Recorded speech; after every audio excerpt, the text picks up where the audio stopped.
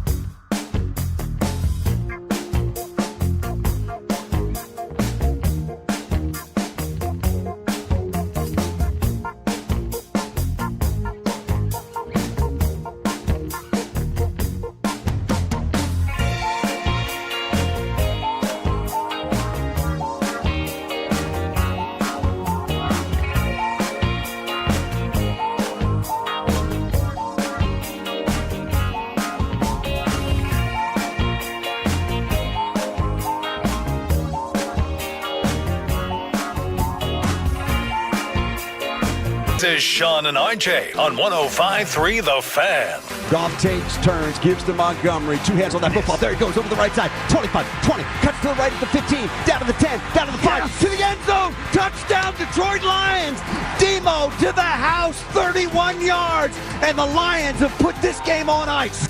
And that is the way we start the Tolo Tuesday edition of Sean and RJ here on DFW Sports Station 105.3 The Fan. Got the entire morning family with you. Sean Sharif, RJ Choppy, Cowboys insider Bobby Belt. We got Peyton and Aiden in the back. Our final Sunday Night Football ticket giveaway to put you in a suite for the return of Micah Parsons at 7:20 this morning. Just don't turn that dial or set the reminder for the commercial-free Expressway. Jerry Jones live at 8:30. But last night lived up to the billing, and it just kind of reminded me of Week 18 of the NFL season when you're sitting out of the playoffs and watching the really good teams. Watching the good teams play? Yeah. That was like, we that was can't a good do game. that. Oh, we can't do that. That was a fun game. I had some added fantasy intrigue myself and Ritma, which I've never seen this before. go from, on 2 plays, I went from a 99% chance to win to a 99% chance to lose on 1 play.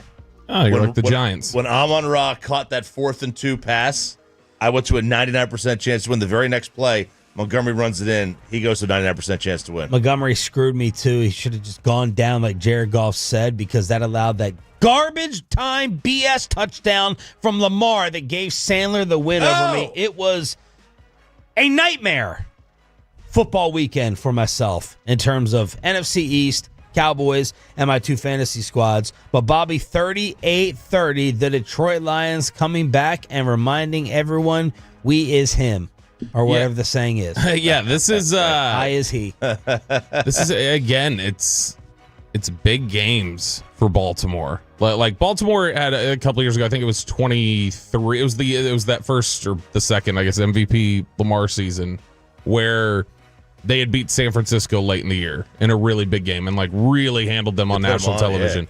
Yeah.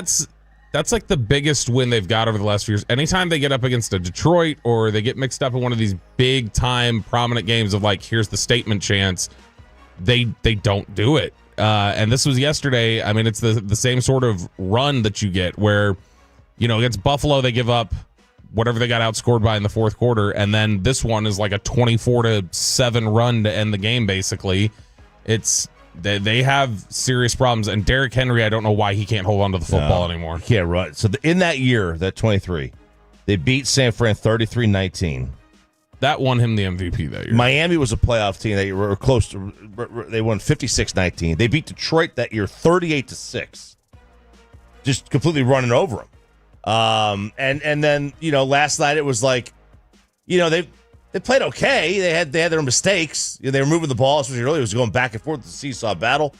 But that game was about like a lot of this was like Dan Campbell just reminding everybody that he's the guy. It wasn't Ben Johnson. Jared Goff say, hey, look, it wasn't Ben Johnson the reason I played well. That's what that was for me. And Troy Aikman highlighting the onions of Dan Campbell on that 4th and 2 play action to Amon-Ra St. Brown.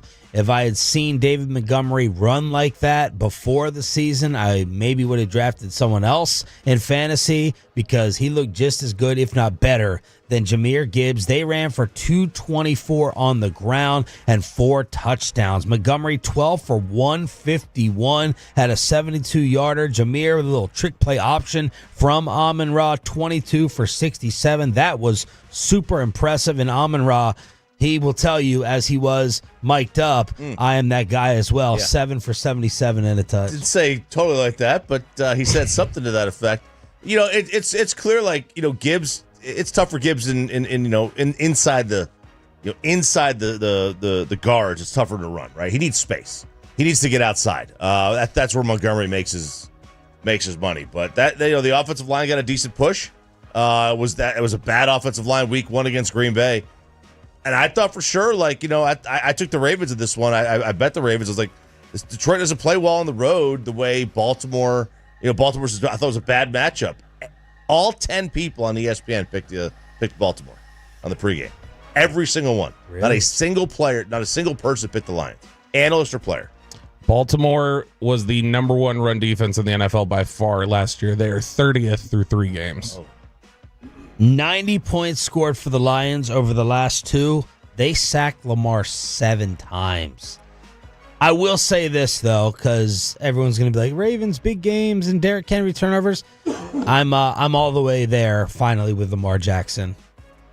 I'm there. Versus predicting the playoff choke.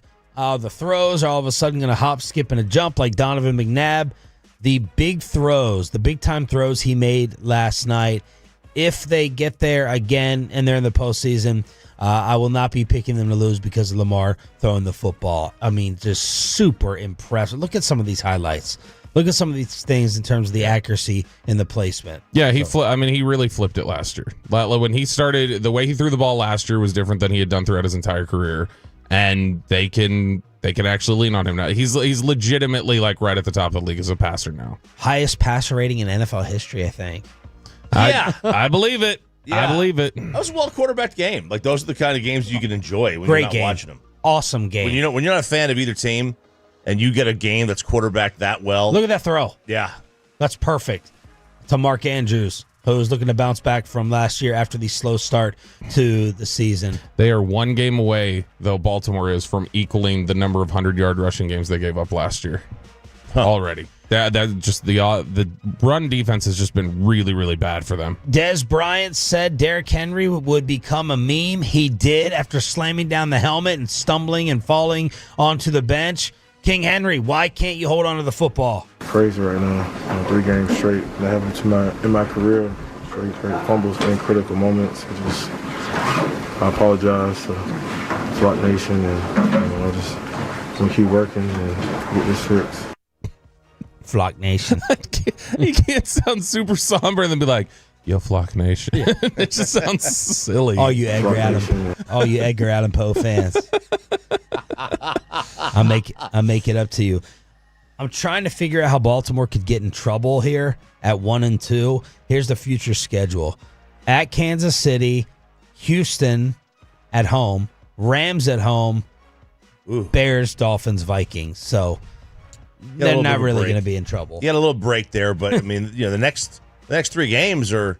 I mean, it wouldn't surprise anybody if they lost, 2 of those 3, right? I mean, I don't think Rams, Texans, and Chiefs. You said, yep. It wouldn't surprise anybody. I don't think. I mean, if they lose to Kansas City, even as good as they are, that's a hole you're putting yourself in pretty significantly. Sure. Oh yeah.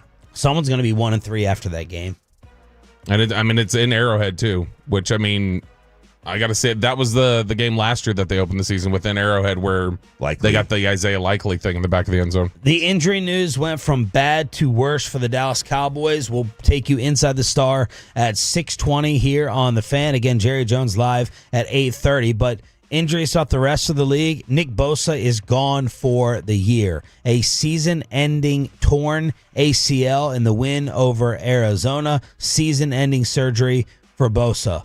Brian Daboll left the door open for a quarterback change. So we took you through that schedule last week, made our prediction as to when Jackson Dart would take over for Russell Wilson, and J.J. McCarthy has already been ruled out for Sunday's game against the Steelers in Dublin. Dublin, yes. And much is being made of Kevin McCarthy being asked, all right, this is J.J.'s job when he comes back, right? And he goes, I don't have to answer that question right now. Kevin O'Connell. What did I say? Kevin McCarthy. Kevin McCarthy.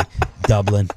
Irish. Yeah, no, I see it. I see it. So JJ will not be playing. It'll be Carson Wentz again. Brian Daboll leaving that door open. Yeah, and that's, I mean, look, he left the door open immediately after week 1, too, and then had to shut it down. So I wonder how quickly he'll just be one of these. Daboll's one of these guys who feels like he's Mr. I will leave everything open. I'm not going to give you anything. I can't say what I'll do tomorrow. I can't say what I'll have for lunch. Like, he just seems very much like one of those guys. But I mean, Russell Wilson's bad. That's what makes week 2 so awful. Like that performance against them. If you watch what he did week 1 against Washington, you watch what he did this past Sunday, you look at that and go, yeah, that's not a guy who you would think should be starting anywhere right now. And then in week 2, when he gets against that Dallas secondary, it looks like, 07 Brady out there. They did it. They had to. It was sitting them right in the face. The New York Post cover was Jackson's start. It's very good. It's very good. That's the only one it could have been. It's the only one it could have been today. Well done. So the games for them coming up, the Giants, when do you pull the trigger? Chargers at the Saints. Before you say there, you got Philly after that, at Denver, at Philly. Yeah. San Francisco. I originally said, hey, you start doing it against maybe the Bears, and then you get Packers, Lions, Patriots, Commanders, Vikings. There's not a break. They're not going to wait that long. No, there's not a break. I mean, the only break is like after the bye week in December. They have a late bye. So just do it now. Like, screw it. Or maybe if you really want to start him in New Orleans. I don't think you want to start him on the road. No, that's what start now. Home against the Chargers, and then give him a week, and then he goes on the road to New Orleans. The Chargers are good. They're not scary, though. They're not had the number 1 defense or a top defense last year. Yeah, I don't care where they're playing that game. If you play him, if you can get him against the Saints, you get him against the Saints. I'm not worried about playing him in front of a bunch of king cake out there. I know, but these NFL teams, they don't like to start guys. The Saints are horrific. They don't like to make first. If the Saints were this week, it would have already been done. That's my take. If the Saints for this week would have already been done, and they may already do it against the Chargers. I don't know. I mean, you got to remember too. Where did he play? Ole Miss, right? Yeah, that's SEC football. You've basically played in the NFL your entire time. We should acknowledge, and every week and month we're going to test Bobby and his maturation. I'm going to admit it myself. Cam Scatterboo is fun. Mike, stop! I already said Lamar. I already said Lamar.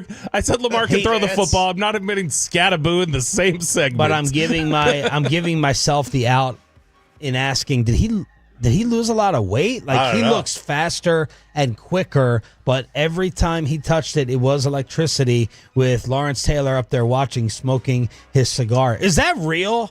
Did anyone else see Lawrence Taylor smoke? Is he allowed to smoke a cigar there in the stadium drinking? And Lawrence always has a little cup of something brown, but I thought I saw him smoking a stogie. I think LT is allowed to do basically what. Like, who's going to be the guy to tell just ask LT? the law. You're not allowed to do this. I don't know who would want that job. When's the last time someone smoked in a stadium? Michael Jordan, I'm sure, did it. They ran a whole video with Spice Adams in Chicago before, that all the things you can't do, and one of them they did was smoking, and Spice Adams is like hotboxing a little cigar there. I told my kids that when I used to go to games as a kid, I'm old enough to remember when they allowed smoking in stadiums, and they were like, "What?" I'm like, "Yeah." It was part of this Taylor Swift prank, I guess, but. Did they give him a fake cigar? They give him a prop off an acting set? You got to sell it. You got to be able to sell it. So I think he had to smoke a real one. Galloway used to chew on there cigars. Was smoke during the show. Coming out. Yeah, there was smoke. There's smoke. Yeah, where there's smoke, there's Lawrence. Where there's smoke, there's Lawrence. 877-881-1053 is the Franklin Franco Injury Attorney text line. Thank you for waking up with us and starting off your Tolo Tuesday with the program. We want to hook you up with that Micah Parsons sweet ticket giveaway for the return on Sunday Night Football. We already thought the Cowboys would not have CD. More devastating news. RJ's going to try to talk me down on why the season is not over for America's team already. The other injury news that may cripple the offense. Inside the Star on Sean and RJ next.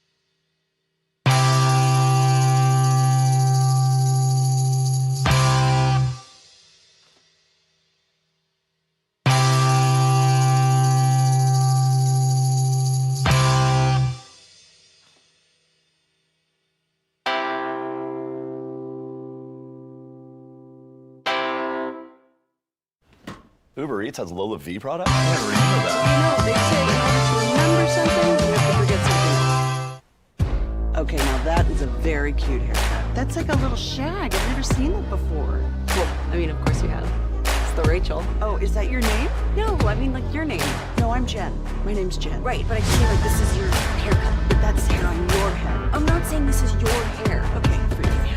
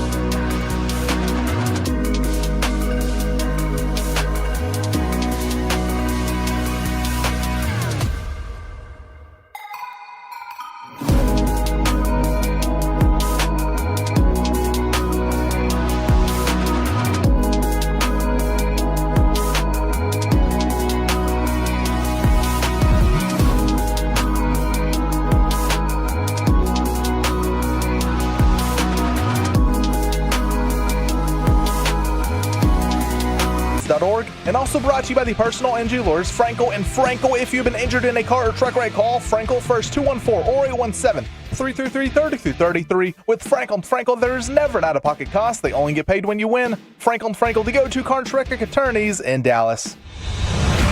From news and notes to the coaches and players for America's team, let us go inside the stars on 105.3 The Fan.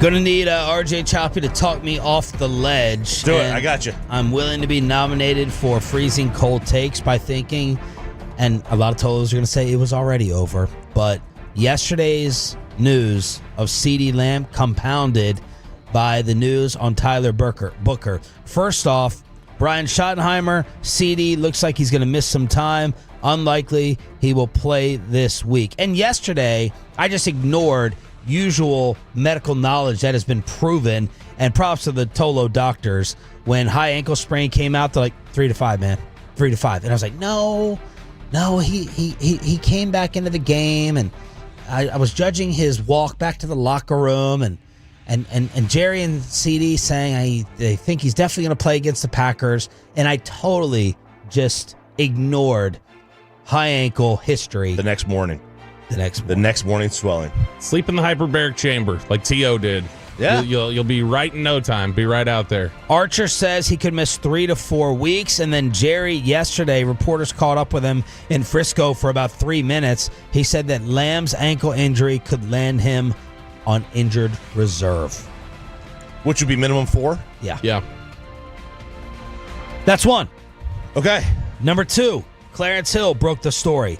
Left guard Tyler Booker, who I think Bobby in the film review said played his best game as a Cowboy. And Clarence has that flipped. He's a right guard, but... Yeah.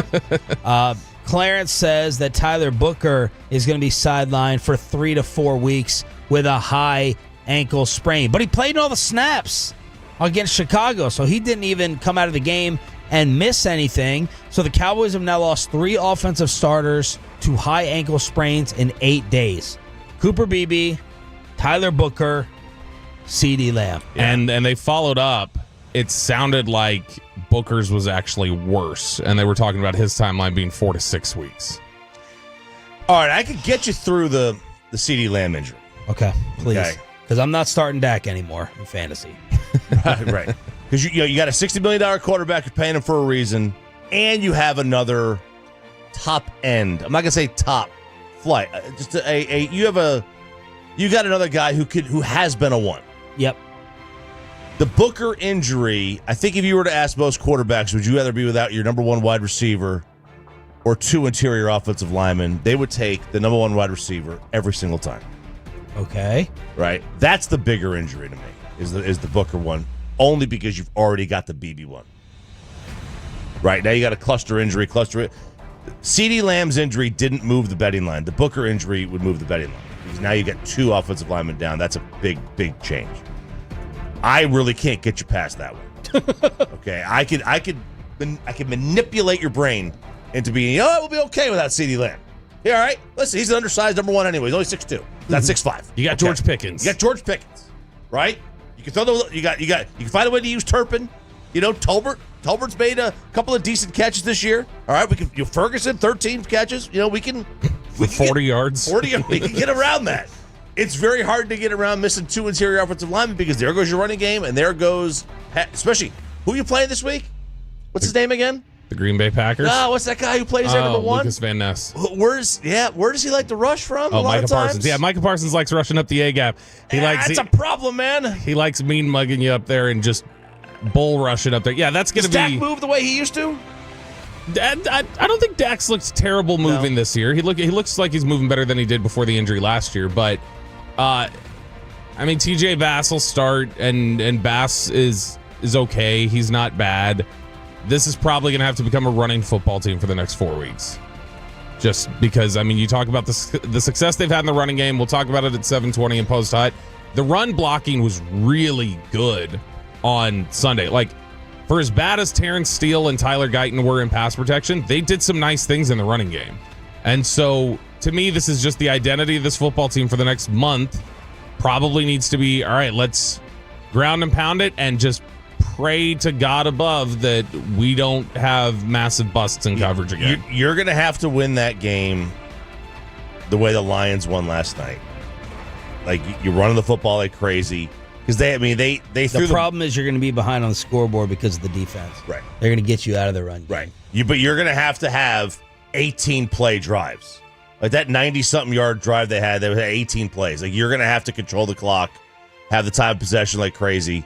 Because that's really your only hope.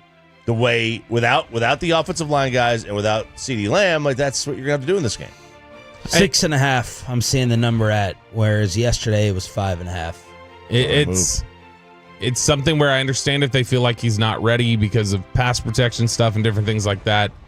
You have to make Jaden Blue active now.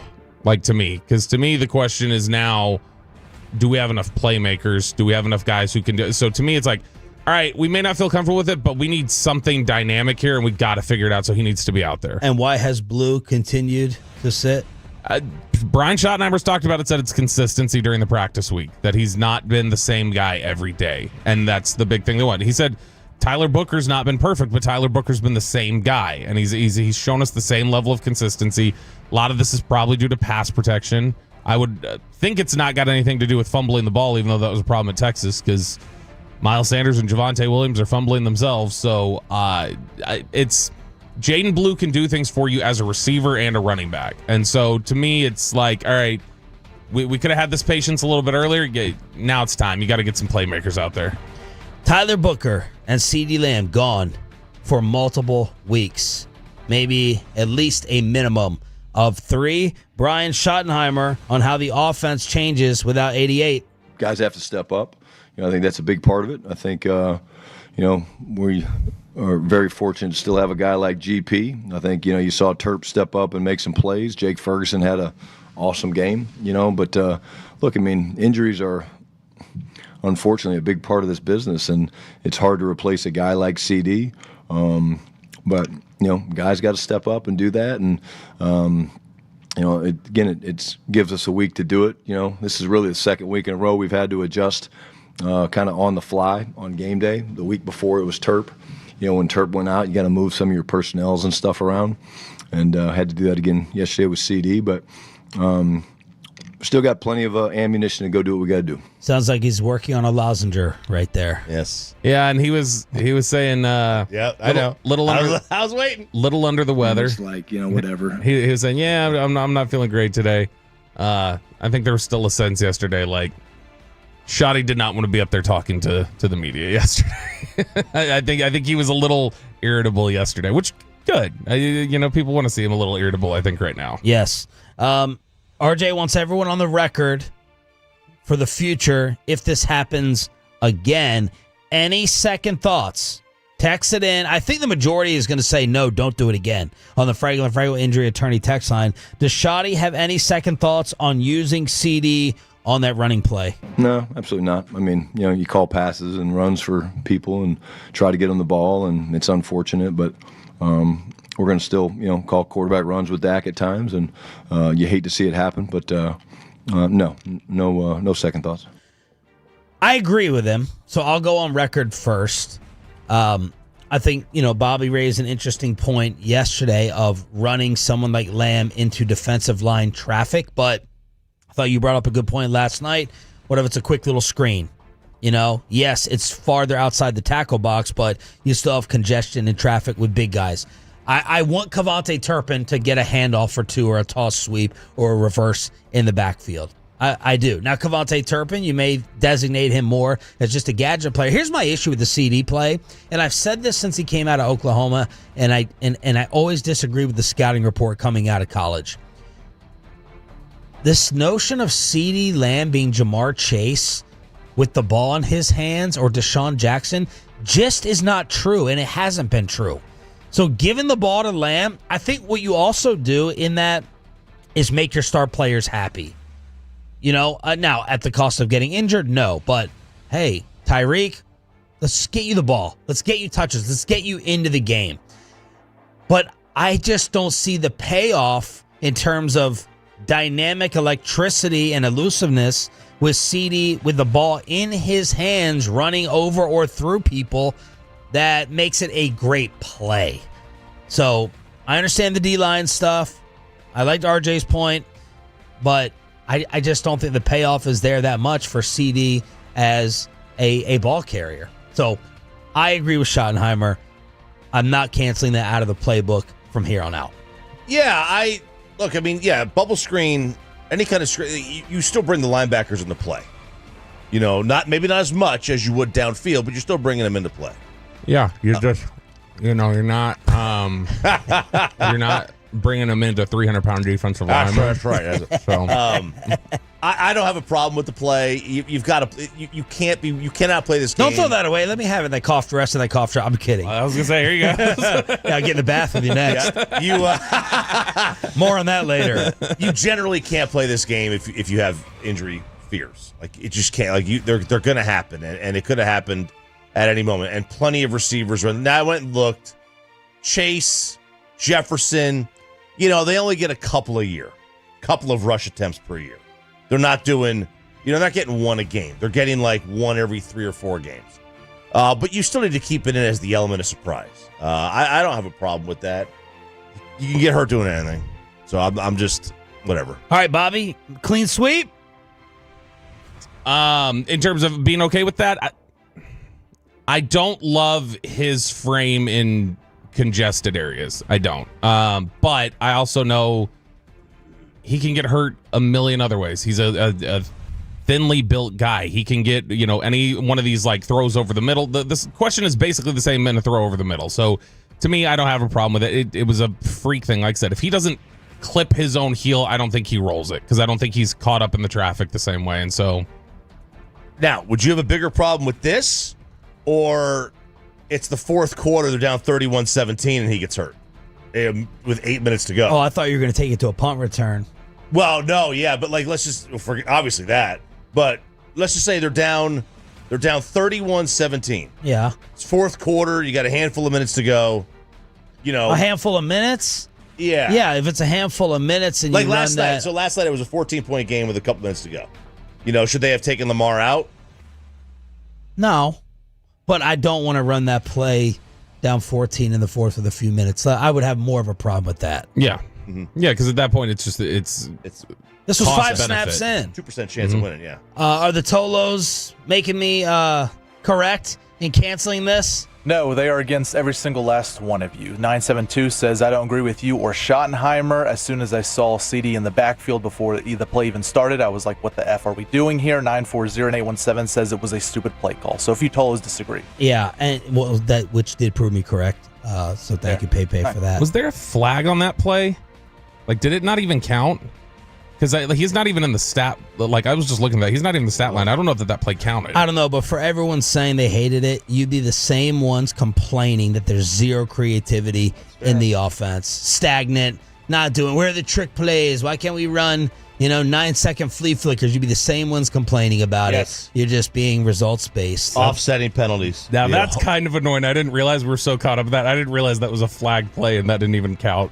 That play he got hurt on. That's tough. Franco LaFranco injury attorney text line is wide open. It'll be the same number at 720 for our Micah Parsons Packer giveaway, sending you to a sweet Sunday night during the commercial-free Expressway, where we ask Reddit as well on DFW Sports Station, your home of the Cowboys and Rangers. But the Cowboys are responsible for free hot dogs for everybody. There's youth football outrage, and Todd Bowles admits to his secret lover in Tampa Bay. It's PP in the Morning, hosted by Peyton Phillip Russell, next. After we get you over to Platinum Forward.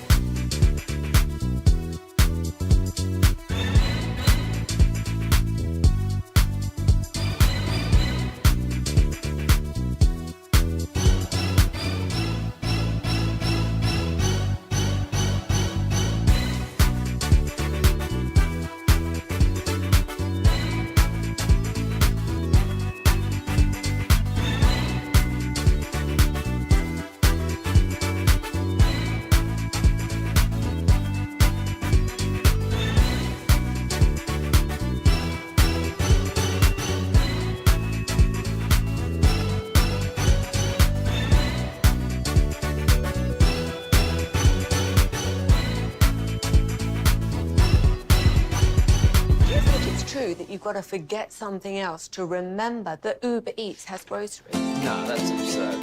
Hey, remember when you used to be a, what was it, Pepper Lady? Pepper Lady? What is it? Cinnamon Sisters?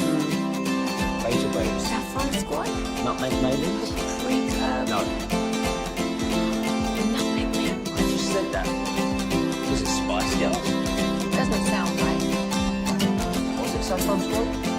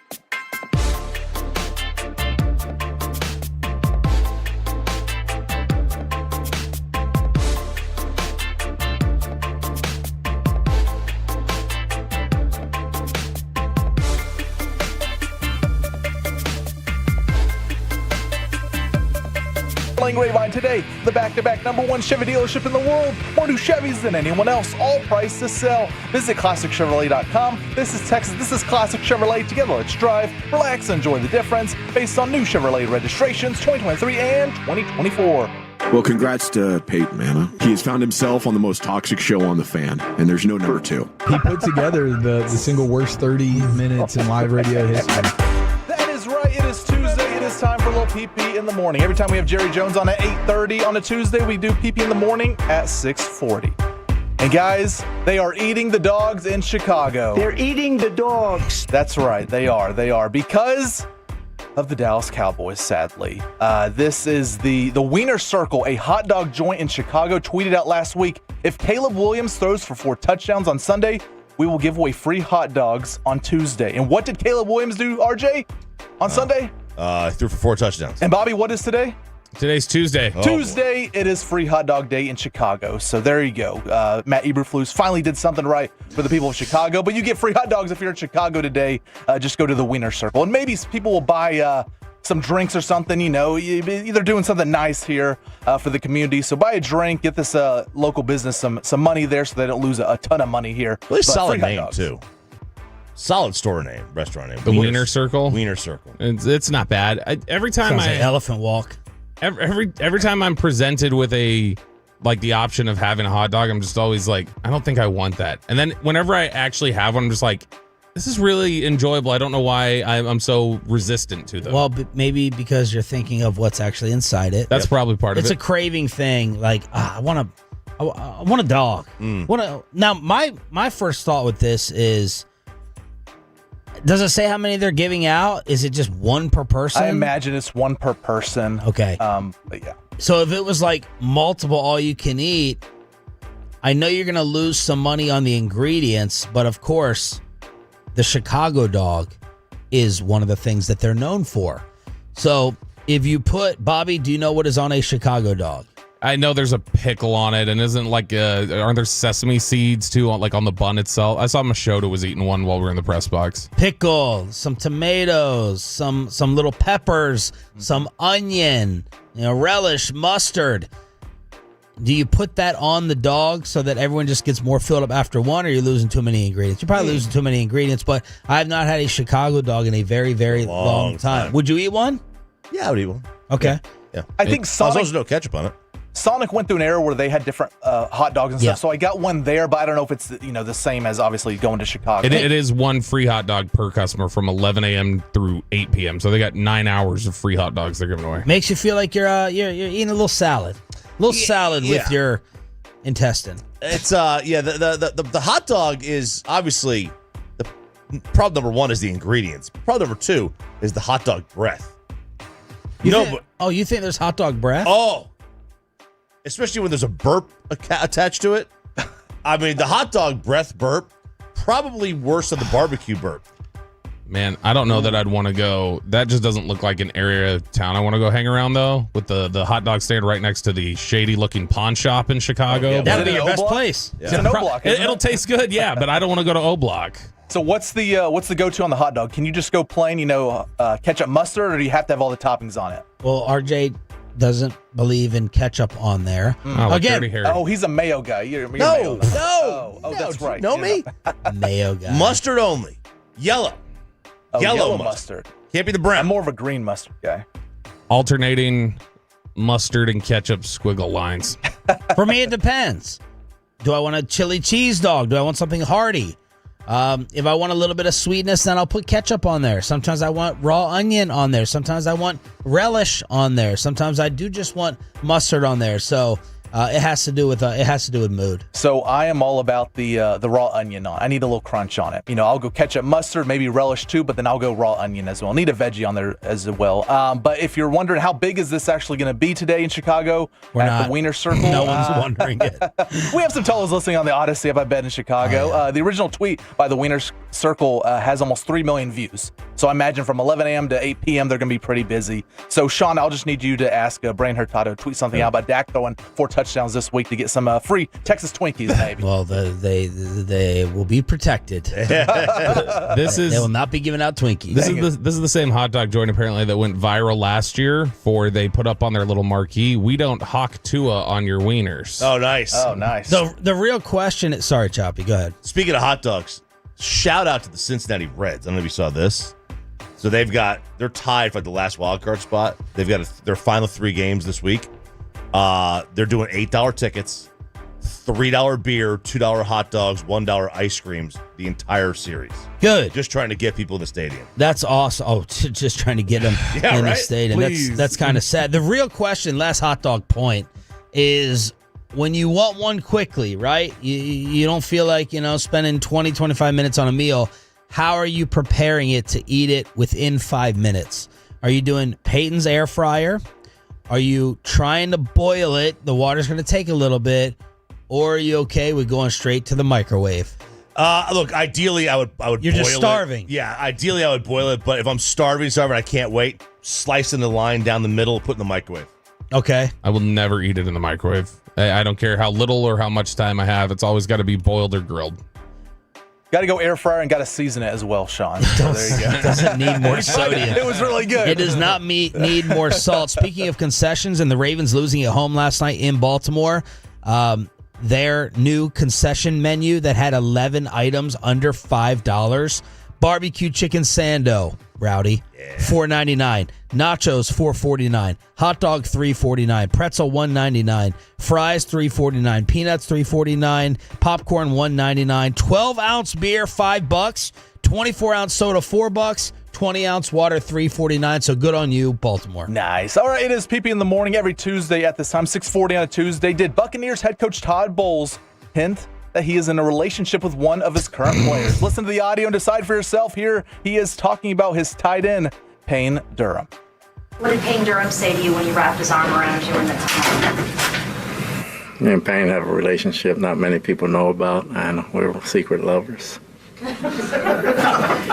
Look, I mean, I've heard of teachers and students relationships, but I never heard of the coaches and players, current players. Man, that's Todd Bowles. He hinted there. He gave it away. That's not hinting. He just told you they're lovers. Yeah, there's no hints I there. don't. Todd Bowles is. He's so. First off, he's got the weirdest voice in the NFL of all the head coaches. I remember the first time I ever heard it. He was talking about Muhammad Wilkerson had gone on Snapchat and was like, "F this game. Where the hose at?" Like, put that up, and people were like, "What's he doing?" Relationship not many people know about. I don't know if he has Snapchat, and I was just like, "That's his voice," but he's funny. People tell the story of their story still at the Star about him, like just some of the stuff he'll say behind the scenes where he's funny, but he generally doesn't put it out there like that on in front of the microphone. Look, the guy who just wins 10 games every year. He can say whatever he wants. So this is Payne Durham is a player? He's a tight end, yeah. He used to play for the Renegades, I believe, here locally, XFL. Of course he is. Wow. Most random weird comment of the NFL season, and that may last for 17 weeks. By the way, you said all he does is win 10 games. He's won 10 games twice in 10 years. All right. That's the playoffs. Oh, we're adding the playoffs. Yeah, I just said. See, to me, if you hit the playoffs, I just assume you won 10 games. That's fair stuff. Well, you've wrong. You incorrectly assumed. All right, I do. Yes. Bobby, who would Schottenheimer's secret lover be? No. Who's he close with? Come on, we got to You go hear him through the all other the day head say, coaches. "Good Christian man." Oh, Who would I'll answer for McCarthy. Who would McCarthy's be? We're not doing that either. Continue. We don't have to worry about that anymore. Sean, come on. You do have to worry about accusing people of being in homosexual relationships. It's not just a point of whether he's here or not, dip ass. all right, Fantex text and He's not here. It doesn't matter. We can slander him. Fantex, put your guesses in on the Fantex. We'll read them. We can defame him. We get libel. Libel, it's in play. Libel's written, not spoken. Yeah, it was part of the point. Guys, we do have a Please sad don't start story me. in Michigan here where a high school football game was taking place at the JV level, and a player got pancaked by someone probably 3 times his size. These are 15-year-old kids, which resulted in a broken spine. Now, I know injuries happen in football all the time, but... Have you seen this? Get on the fan cam. You all this is on the have fan to cam see right this. now. This is crazy. Yeah, judge for yourself here on the Fan Cam Twitch and YouTube. This player, look, he just unnecessarily jumps on him twice and then pancakes him. And if you were wondering, there was no flag on the play. They let the kids play there in Michigan, I guess. But yeah, and so that play resulted in not one but two broken spines. And this is actually the mom that was recording the play, and she was like, well, wait, is that my son on the ground there? And so she put this out to the news and everything. She sent this out to everyone. And then the Michigan High School Association directors there, whoever the top people are, they have not yet done anything, disciplinary actions. They've let the schools decide on what to do here. So these are 15-year-old kids out there. And just after the play's over and everything, just decides to pancake him. And obviously you see there on the Fan Cam Twitch and YouTube, he is about 3 or 4 times the size of that kid. All right, Choppy. Second belly flop. Primetime Julian Choppy is out there playing youth football now. If that's him and that happens to him, what do you want the league to do? Oh, that's not a football play. That's a suspension. That's you're gone. Like, especially at that little for the year. Yeah, especially at that level. Like at the NFL level, I wonder what the NFL would do for that. But like at this is like. But if it was another player, let's just say it was someone else his size, and he did that, I don't think I'm saying gone for the year. I'm just being honest. Mm-hmm. Do I punish this kid because he's so much bigger and does it versus a kid that's Julian's size? You know what I'm saying? Yeah. So like if they're both kind of the same size and you're fighting, you're in the same weight class. You might look at it differently. But if one kid is tiny and the other guy's 350 pounds, I think you probably look at that differently. Yeah, I mean, it's given how much bigger he is, then I mean, clearly that's different implications for how bad that's going to be.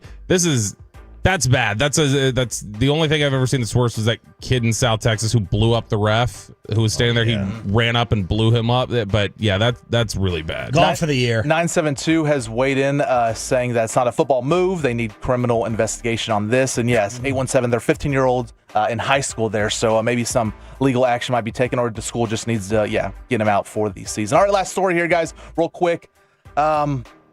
Another angry customer at a restaurant has resulted in a cafe being set on fire. This happened in Spain a few weeks ago. A customer just wanted some mayo with his meal. That's all he wanted. The employees told him they didn't have any. So what does he do? He says, all right, then. He goes to a gas station, gets some gasoline, pours it inside the cafe, lights it on fire, resulting in almost $12,000 worth of damages. But Hellmann's Mayo, the company mayonnaise, they heard about the story and said, you know what? Since it was Mayo and we're a Mayo company, we're going to pay for the $12,000 worth of damages. So shout out to Hellmann's Mayo there. They're going to pay for it. They're going to cover it. They covered it all. I don't know if it was actually Hellmann's Mayo in Spain they were selling, but you know what? They're jumping all over the story. They're like, we'll take it here. This is not a guy that this is a.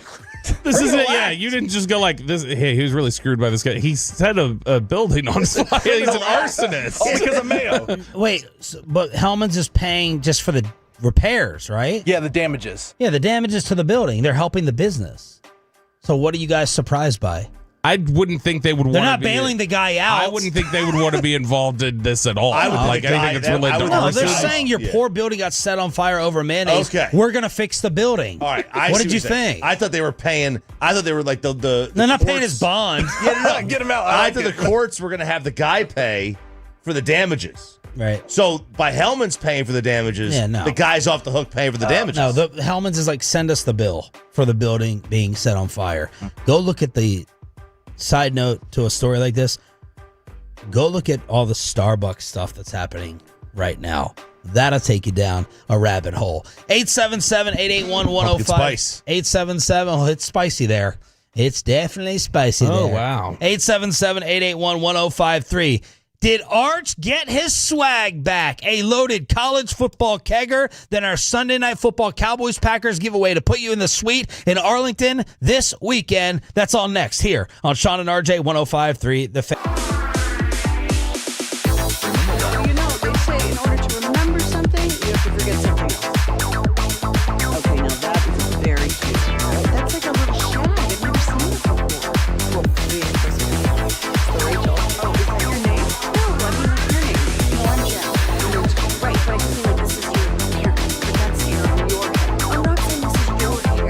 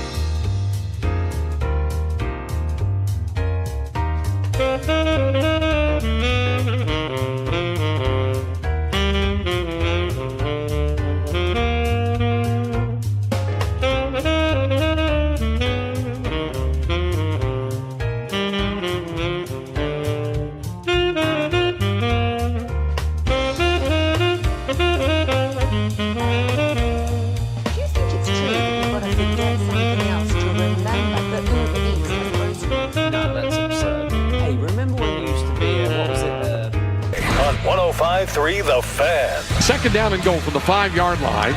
It is Manning turning, keeping himself to the 2 with a long touchdown. Arch Manning gets into the end zone, and a little bit of wordings change between Manning and, I believe, Jace Arnold of the Bearcats. I'd like to know where Lou Holtz is right now. Oh, I win. Google me. We're not hosting an intergalactic kegger down here. That is Craig Way with the call. Longhorns Radio Network 1080 KRLD. Listen, we have a lot of bad to get to in college football this weekend. All right, some of that is the games.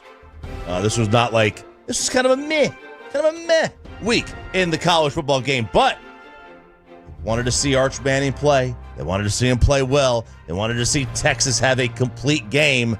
Bobby Belt, Robert Montgomery, Longhorn fan. Did Arch Manning have a complete game?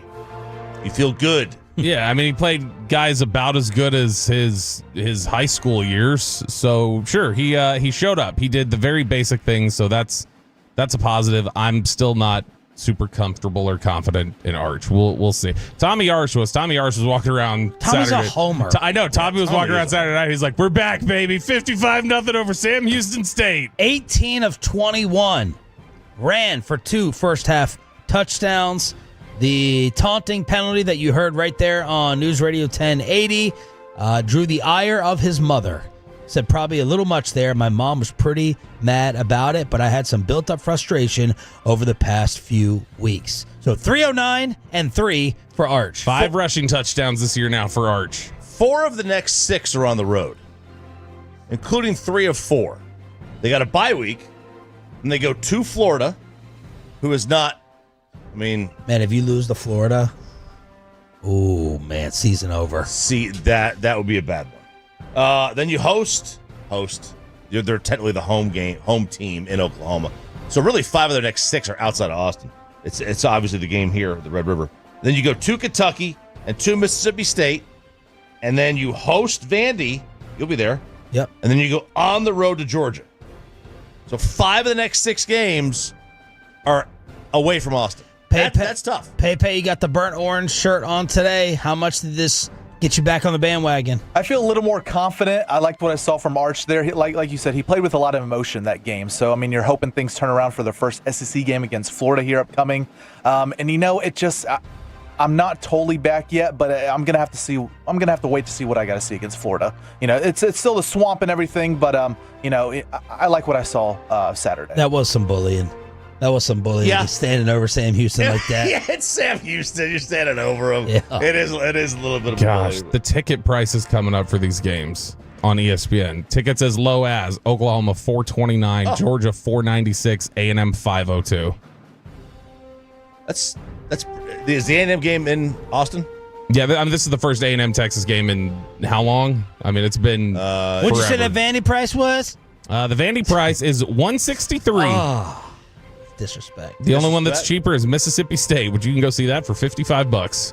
Yeah, but you got to go to Starkville, right? Yeah. Nobody wants to do that. All right, so Texas gets the 55-zip win.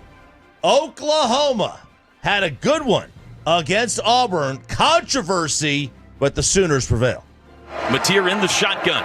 Surveys the defense. Asks for the football. He's got it. They bring pressure. He'll run right side. Has room. To the 10. Mateer to the 5. Cuts it up to the 2. Reaching for the end zone. Touchdown. Touchdown, John Mateer. And the Sooners are back in front in the SEC opener. All right, so that is Sooners Radio with the call. Oklahoma 24-17 over Auburn. I like that guy's voice. He's he took over about 10 years ago or so. He did. I remember my sister, she graduated from OU. He did like the announcements, and I was like, this guy's got like the booming pipes, right? But it does sound a little affected, like John Mateer here he goes. Yeah, he does have a little bit of that. Little Merrill Reese. Now, controversy in this game. Oklahoma tried the fake substitution. This is where you send a receiver kind of off the field. It looks like you're substituting. He just kind of jogs, but he stops right before he leaves the field. So nobody covered him. And it was a second down play, and they throw a pass to him. Touchdown. They win by 7. This is supposed to be a 15-yard penalty. The SEC has come out and said, we screwed up. Ooh. This is a 15-yard penalty. And now people are saying this more needs to happen to this assistant coach because this is not like running a designed pick play. There's some gray area to the pick play. There's no gray area. You're absolutely knowingly cheating. And they're saying something should happen to this assistant coach or, S runs downhill all the way up to Brett Venables. Yeah, I mean, look, that sounds completely in line with Oklahoma behavior to cheat, to try and gain an advantage. That sounds like that school. But look, I mean, it'll be corrected the same way Kenny Pickett was a few years ago when he tried to do that. Oh, look, I'm sliding, I'm going out of bounds. And no, I'm just kidding. I'm going to keep running now that you guys have stopped trying to tackle me. Look, this was it's a tough play to watch. It really is. It was a good play, well designed, but it's tough to watch them just knowingly go out there. So, we don't care about the rules. We're going to do whatever we want. College football kegger here at 105 through the fan. Sean Sharif's former team, Texas Tech. This really probably should have been the lead. This was the breakout for Texas Tech, many people think. I think they should own the kegger today. There was a very difficult trap game ahead of them. Teams don't generally go into Utah and win. Utah's tough. Altitude, obviously the crowd is usually pretty raucous for Utah. But they got a little bit of a break. This is like an 11 o'clock game. This wasn't like a night game, right?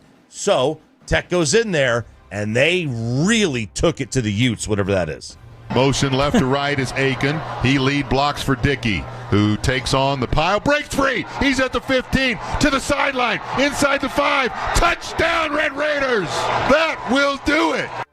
Man, Red Raider Radio with the call. That was a destruction. You talk about everyone on TV picking the Ravens to win last night.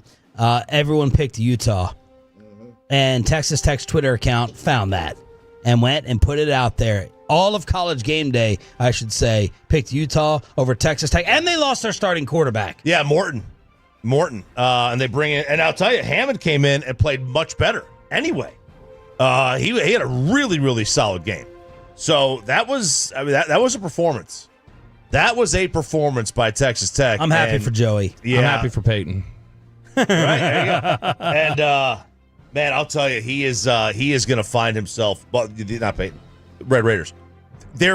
It's now a collision course, right? It's now a collision course. They've done really well in the Big 12 against the ACC this year in general, but obviously this wasn't an ACC game. But that's kind of been their rallying cry as a conference. But now they have a chance. Could get Iowa State and Texas Tech into the playoff. So what's the collision course? Well, with Iowa State. Right. So, obviously both teams would meet in the Big 12 championship game. If that's the case, I don't think the conference wants that.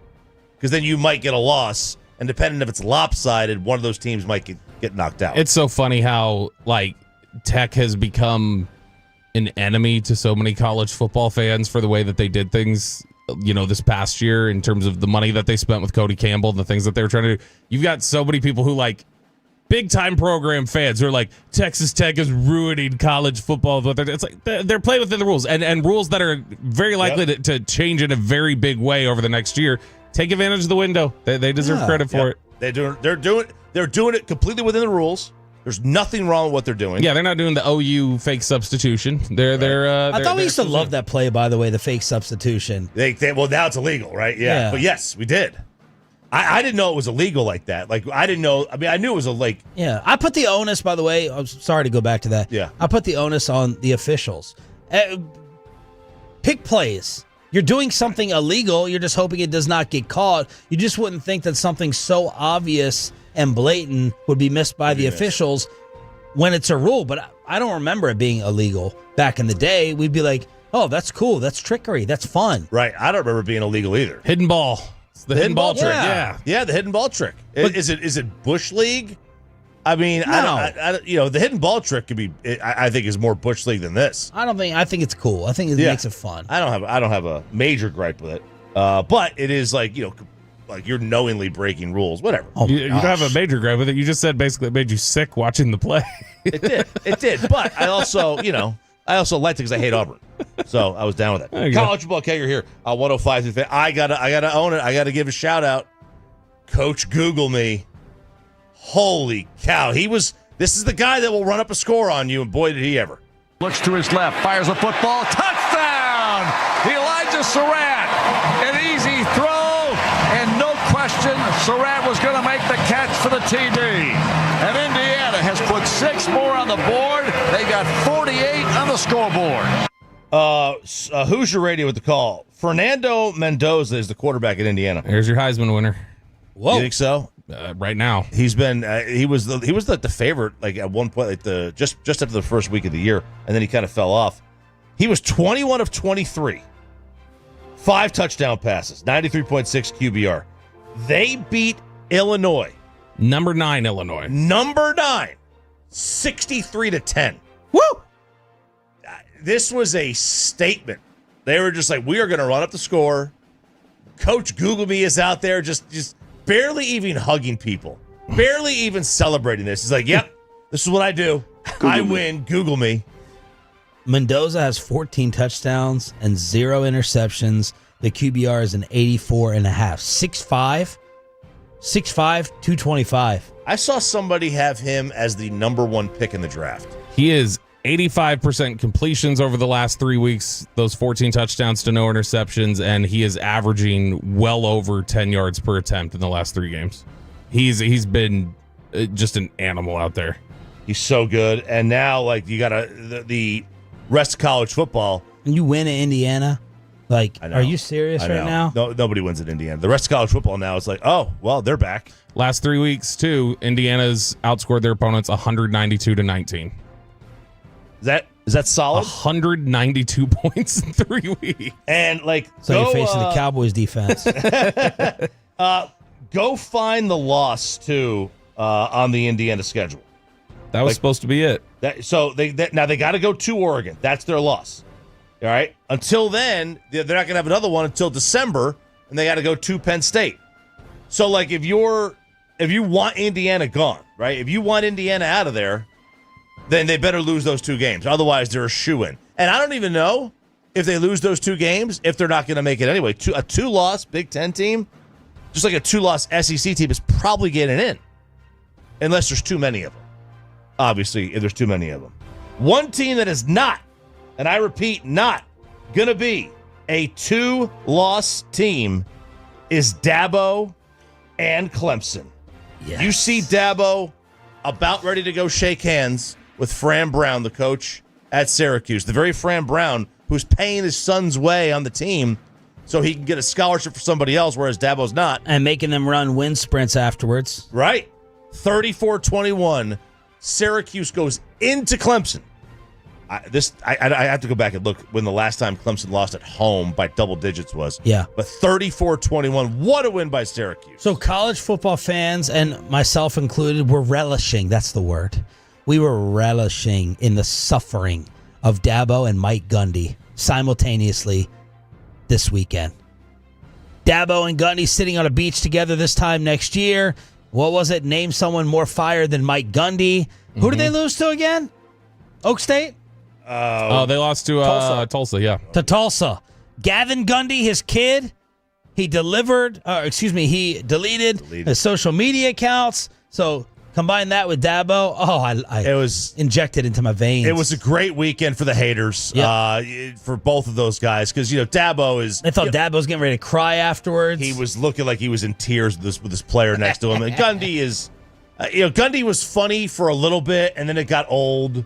When you're winning 11 games, you could be kind of a jerk. The mullet, all that stuff. It was funny. Just put them both on a set. Yeah. Put Dabo on a set. And then Gundy too. Gundy's pretty toxic. Gundy's pretty bad. Like, at least for Dabo, television production. I think Gundy's a risk for any employer. And real quick shout out to TCU. They win the Iron Skill. Maybe the last one. We don't know. We don't know when these 2 teams are going to play again. 35-24. Hoover is having himself a season. TCU is undefeated. They're undefeated right now, so we'll see where that takes them. They're another team to watch out for in the Big 12. College football kegger with RJ Choppy. Tolo Tuesday edition with Sean and RJ. Bobby Belt with his post-Hut clarity. He rewatched the Cowboys game. Is there any positives?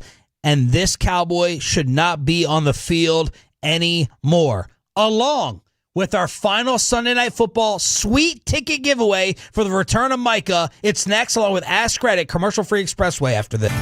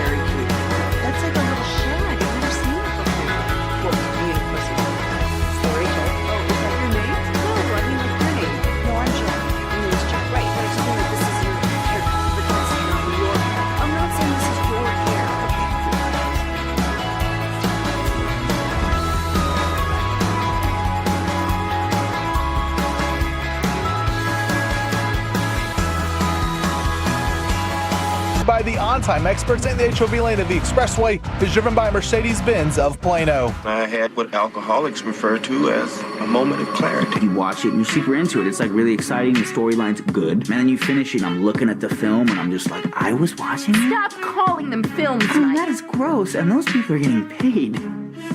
It is Post-Hot Clarity, and we have somebody in the studio here who would like to spike the football just like the Bears did several times on Sunday. What's up, Chicaline? What the hell are you doing? What the hell are you doing here? Armando Chicaline from La Grande went to the game. Die-hard Chicago Bear fan. Go ahead. I mean, it's my heart is kind of in the middle because my daughters were born here in Texas, and obviously I owe a lot to Dallas because it's a great market, and my daughter actually likes the Cowboys too. So it wasn't, I hope that happens against Green Bay. Then I'll be, ecstatic. But it was definitely an awesome experience. I tailgated. There was a ton of Cowboy fans. Was it like 60-40? No, I probably 70-30, about 70-30. But I will tell you that it was pretty chill. It was pretty chill. I partied with some guys I was tailgating. There were some Cowboy fans next door to us that were next lot over. They were from Carrollton. So, I mean, it was cool. I mean, it was an awesome game. Were you surprised at how horrific the Cowboys defense actually was? No. I mean, I'll be honest, not really. I say it on my show. Come on. Dude, I say it on my show all the time that the Bears and the Cowboys, like, if we would like to split both teams and grab the best from each team, we'd have a Super Bowl team. But it wasn't surprising. I was surprised to see Caleb Williams look that comfortable. I think a lot of that has to do with the rush that the Cowboys lack of. First time in his career not sacked. Yeah. I mean, that's big. That's big because usually he's on his butt.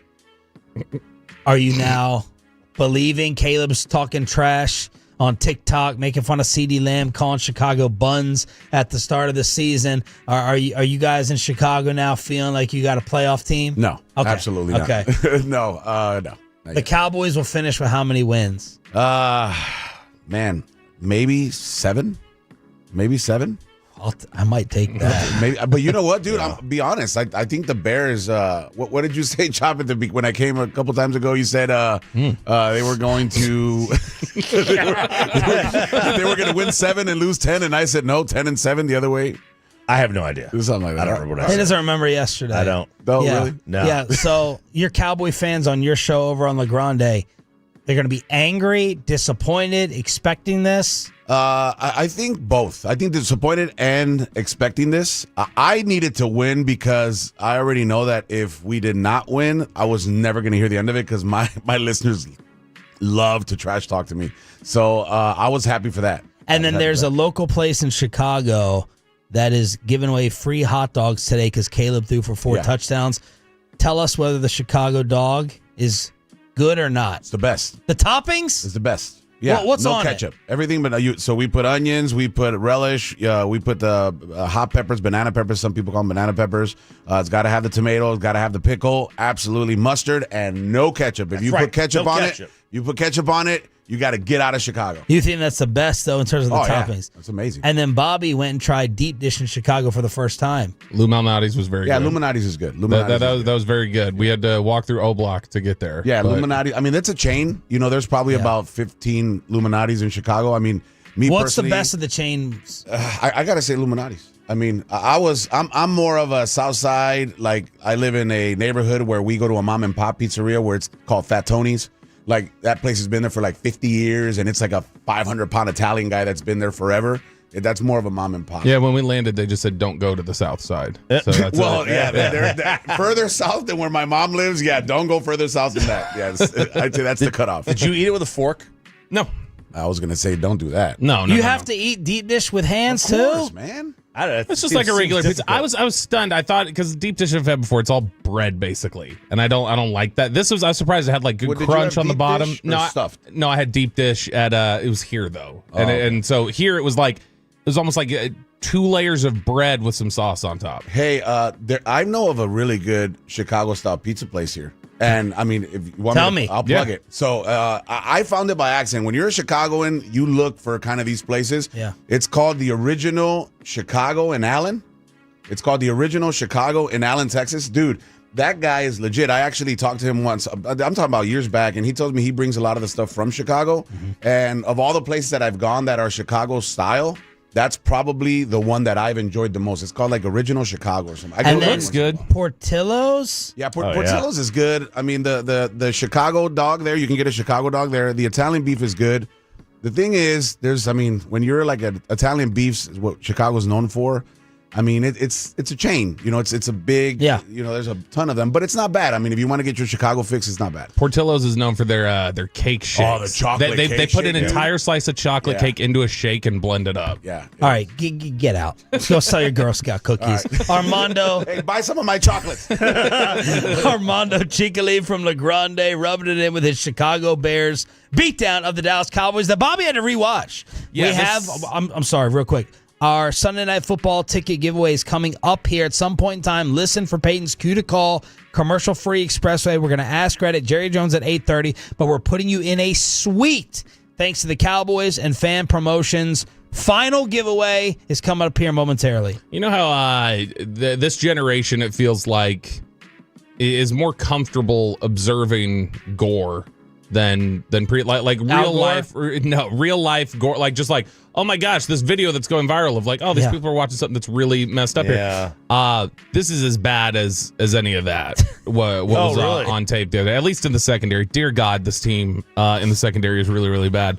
Let's start out number one. Let's go some positives right out of the gate. We'll go 2 positives right to start things off. This is a much better run blocking team than it is a pass blocking team. This is a good run blocking team. The offensive line's good when they're actually like blocking up the run. They are a good unit. It's the pass protection that's so bad. Steele, Guyton, they were awful in pass protection. Really, really, really bad. And the Guyton one is one's starting to get concerned. You bought a lot of stock because week 1. He looked more comfortable than he looks less comfortable now the more he should be ramping up. Yeah. And Philly was supposed to be one of the more difficult challenges he had. These guys seem to have misses where like they're not even making contact with the DN that's rushing it. It's like I can deal with you losing a physical battle. I can deal with, karate chop move in order to get the lineman off of you. But I'm talking about like I saw Guyton whiff. A total complete, like you can't miss a 300-pound man who's lining up a breath mint away from you. The only whiff I saw an offensive lineman have that was on the level of Guyton on that one play you're talking about was the Rams long snapper. Was his really bad with Jalen Carter? It was. I mean, he ran forward 2 feet and had his arms out like he's trying to defend, picking up at half court. And the guy had already gone like way around him because you're not supposed to line up over the long snapper anyway. So Philly's allowed to do whatever they want at the line of scrimmage. Apparently they are. Yeah, this is a. And then Guyton's body language concerns me. Like I can look at Tyler Booker. By the way, CeeDee Lamb and Tyler Booker both out high ankle sprains for weeks. But I'm like, I need to put a little bit of Booker's internal maybe into Guyton. Is that a thing? Part of me wonders if Guyton might eventually be a guard because he's just, when he gets in space, when he's running the arc and he's out there, he does have problems. It feels like just like with his strike point, everything else that he's done. Like, I mean, there was one play against the Giants where I think it was Jake Ferguson, maybe in Schoonmaker, chipped somebody, like gave a really good chip on the edge rusher and completely knocked him off his arc, and that whole time knocks him out, pinballs him out. He comes charging back this way. Guyton is out there ready to catch him and then completely whiffs an open space and Dak gets sacked. It was literally the one thing. He had 5 seconds to get ready and to make the block and couldn't. This is just, it's bad against the pass, or it's bad when they're in pass protection, but Guyton, Steele, they both played well in the run game. Like they were both blocking things up really well there. So I think that while you're without CeeDee Lamb especially, this probably needs to become a running football team. Number 2, he did fumble, but Sean was right to give Javonte Williams a star up. Javonte Williams was really good. And Javonte Williams is the good thing. The thing I really like about Javonte Williams is not just he sees it quickly. He's hitting the hole quickly. That's something that we hadn't seen from him the last couple of years. He's looking more explosive than he had. That physicality that he runs with and the way that he just willing to lower his shoulder and punish people, that's demoralizing for a defense. I remember talking to Philip Tanner, who we had here in studio a couple years back. Tanner he was a special teams coach with the team a few years ago, and I remember I was talking to him about Zeke, and I was just like, I don't see the benefit in it. And he's like, until you're out there and you feel somebody like Zeke just lowering that shoulder and colliding into you over and over, you have no idea the toll it takes on that defense. Like not just physically, but just like, gosh, can they stop? Like, can we get a second to can we just pin our ears back and rush? Can we please get a second here?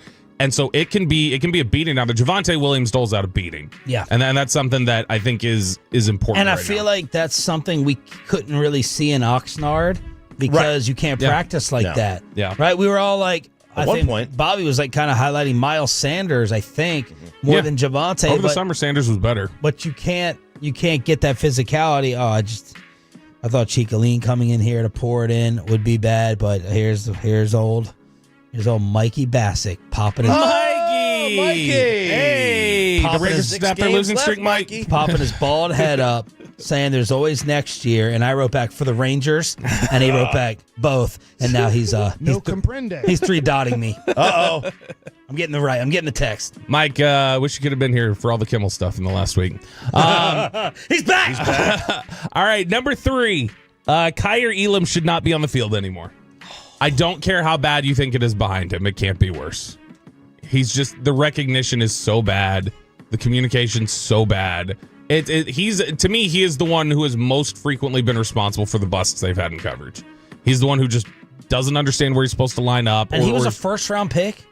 Yeah, so athletically, he's really, really impressive at Florida. He was able to kind of freelance play a little, kind of just basically play a little more free than he is in the NFL, where he's got to, he works really hard. He gets really high marks from everybody. Buffalo and Dallas for the dude works really hard. He's a good guy, and he tries. It doesn't show up.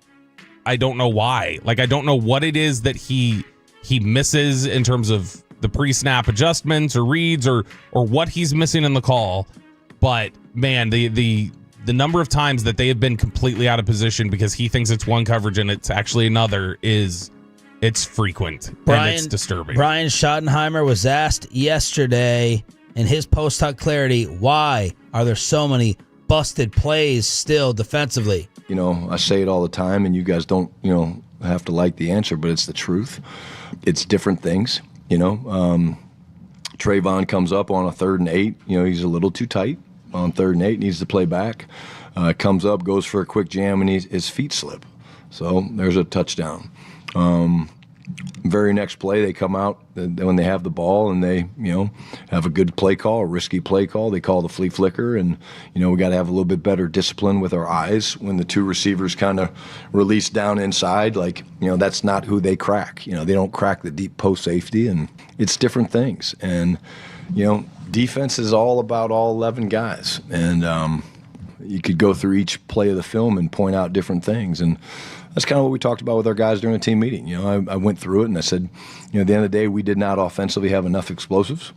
Give them credit. They kept a lid on us. I think we had 6. And then we gave up 6 explosives for 215 yards. And we're not giving up, the league clarifies them as 12-yard runs are explosives and 16-yard passes are explosives. We're not giving up 16, 17, 18-yard explosives.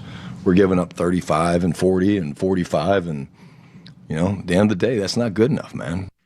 Yeah, I mean, I'm happy to hear that he's frustrated by it and that he's not willing to sugarcoat it right now. And specifically, I'll say this: he deserves credit for. I think whenever there's a bust that happened in the past, and this could have been Jason Garrett, Mike McCarthy, whoever, any coach who's come here, and most coaches in the NFL, when you ask about a certain bust on a play, they'll say, we had communication issues. There was some communication about what we should have done here.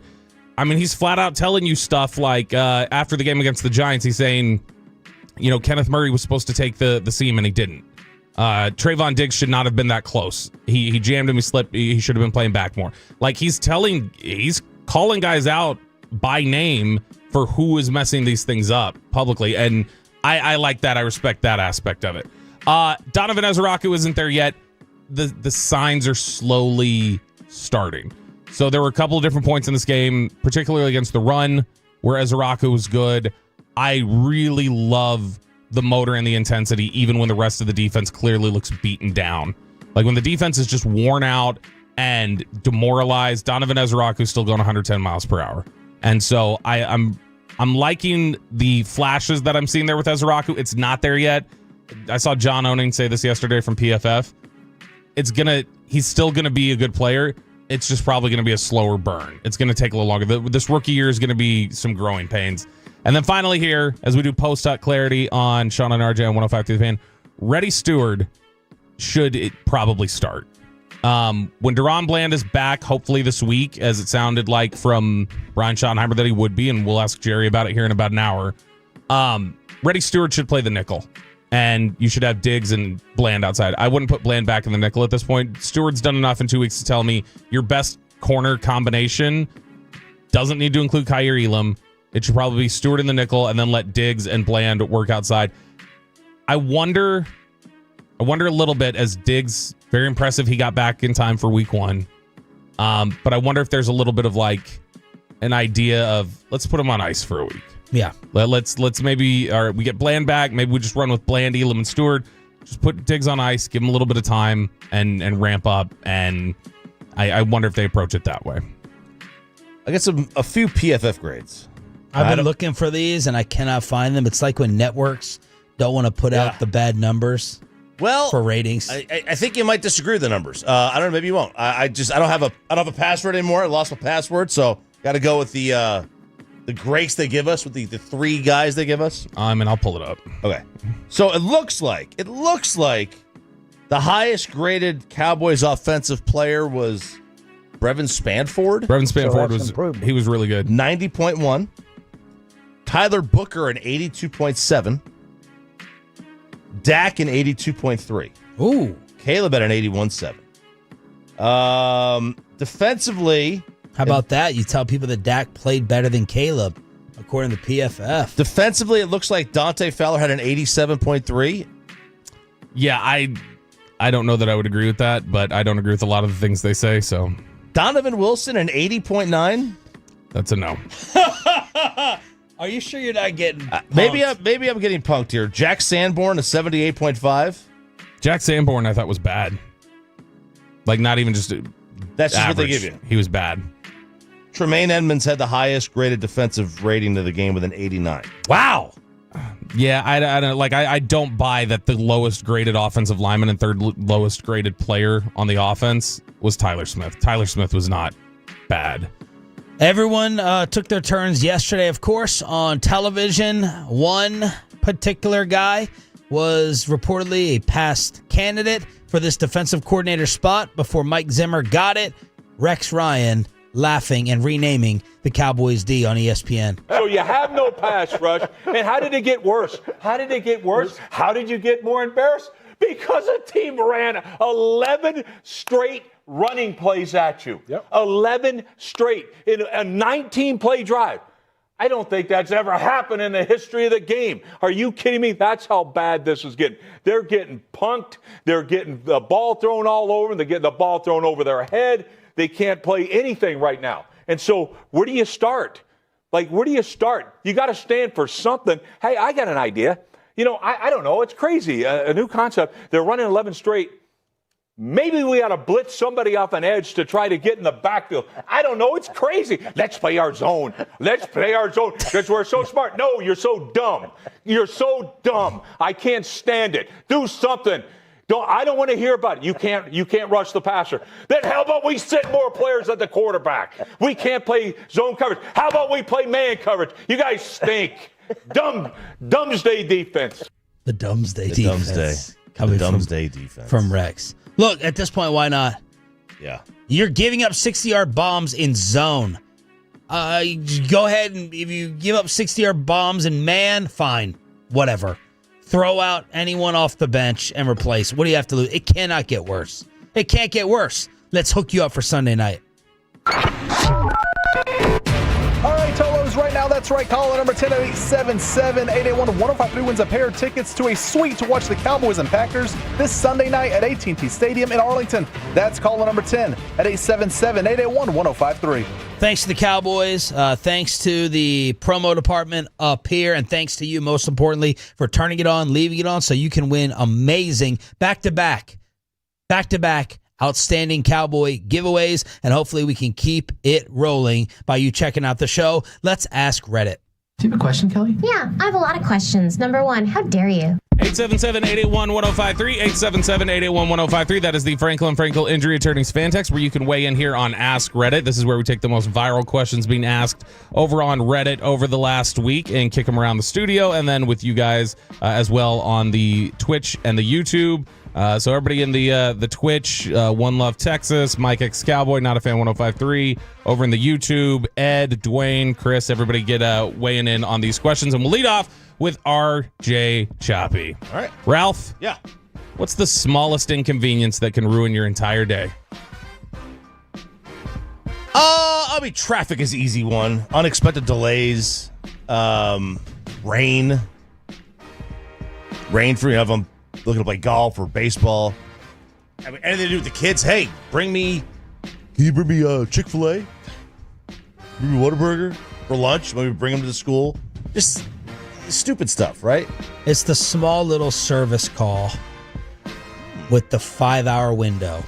Oh, yeah. Oh, yeah. 12 to 5. 12 to 5 will be there. And you know the instant you do something and you gamble, with the time you think it's not going to be, here comes that call. They're knocking on the door, and then you go ahead and miss them. It could be coming over to fix the internet, adjusting the modem, doing something small that you need from a service call, the 4 to 5 hour window. I feel it's way better now. Can't leave your house, you're trapped. Right. I feel it's way better now because they always give you a 30-minute, they call it, well, hey, we're on our way, I'm leaving Rockwall, I'll be there in an hour and a half. Yeah. Perfect. Yes. It's like, for me, it's like when they're leaving North Fort Worth, they'll be there in 10 minutes. Like, yo, I need more time than that. Swaggy Booties on the Twitch says, forgot my wallet. Arcada says, being on time and ready to go, and then I can't find my wallet or keys. For me, it's oversleeping when I take the nap. When I take the nap, when we go home, like when we get off the air, we've been going since 5 a.m., go home, take a nap. If I then oversleep unintentionally and I wake up and it's 3 o'clock, it's like, all right, well, now it's time to start prepping. And it's like, I've lost the whole day. Like I've lost it completely. Now there's other little minor things like, I hate the, whenever I get on the elevator in the morning and then 2 other people jump on and I know they're going to click different floors. And I'm like, can I just please get up to the very top? Because I know we're going to have stops along the whole way. That one will irritate me pretty bad, but nothing worse than the oversleeping for me. Peyton, what's the smallest inconvenience that can ruin your entire day? It's something I'm going through right now because I just got the new iPhone 17 yesterday. All the passwords and everything were off my phone, so I had to get all the apps were logged out. It's when the phone can't connect to the car, so I can't play music. It's like that. It's like when you're like, okay, it's Bluetooth. There's got to be something right there because right now I can't log into my Spotify for whatever reason. I got the email password, everything correct, and it's not connecting, so I went silent on the way to work this morning. 817, the Odyssey app not working. Yeah. 214, low fuel light when starting the car. That'll do it. I hate that. Yep, because it happens, and it only happens in the morning for me, or when I'm leaving here. That's it. And it's like, obviously, you'd rather have it when you're leaving work, but 5 in the morning, it's a pain in the butt. All right, we're doing Ask Reddit here on 105.3 The Fan. Peyton Russell, which quote-unquote feminine behavior instantly melts your brain, even if you pretend not to care? Now, this is basically like what just has you going like a Looney Tunes cartoon, like dropping the jaw and like and like drooling, but you even when you try to pretend not to care, try to pretend not to care, which one does it for you? So I think I answered this right. It's the like the head scratches. Like if Mackenzie rubs her nails through my hair or something like that. Like I'm just like I'll watch TV. I'll act like okay, like it not bothering me or anything. But in my mind, I'm just like, oh my god, this is such a good feeling. The answer for me on this one is, and I don't know if it's because I've seen too many movies or something. The putting up the ponytail, just it gets me. Oh yeah. It does every single time. Yeah, we saw. What happens next? Oh yeah. You know how to do it yourself. Oh, Kristen, yeah, just you wait. No, Kristen, like she stopped wearing ponytails because she's like, you're like a psycho as soon as I put it up.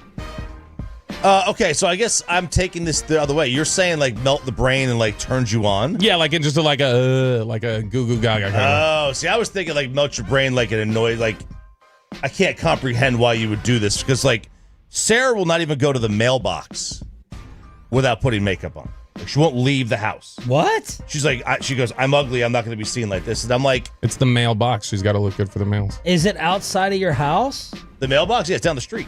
Like not down the street. It's at like the end of the driveway. End of the driveway. She goes, I'm not going outside.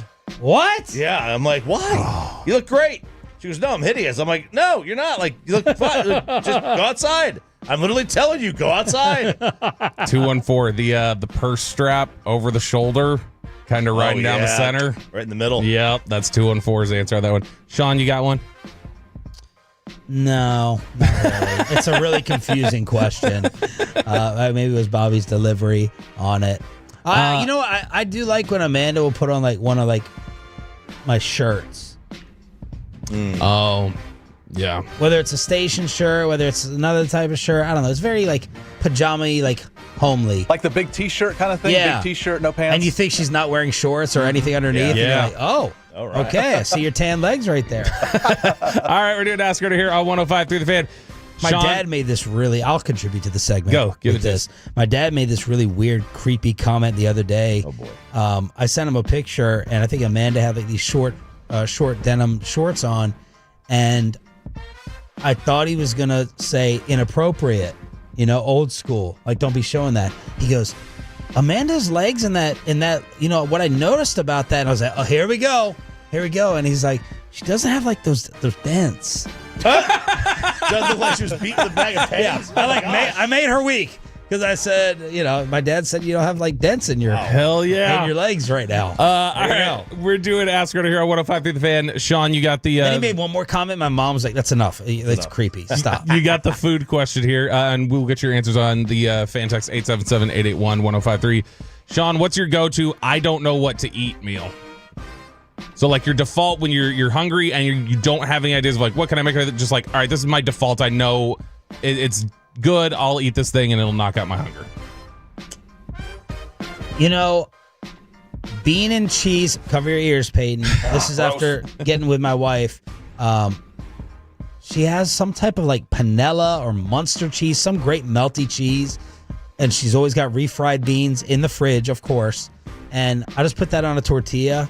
Like bean and cheese, wrap it up, 2 of them, and it's satisfying every time and filling. And these tortillas at this local grocery store that I'm not going to name, they're so good.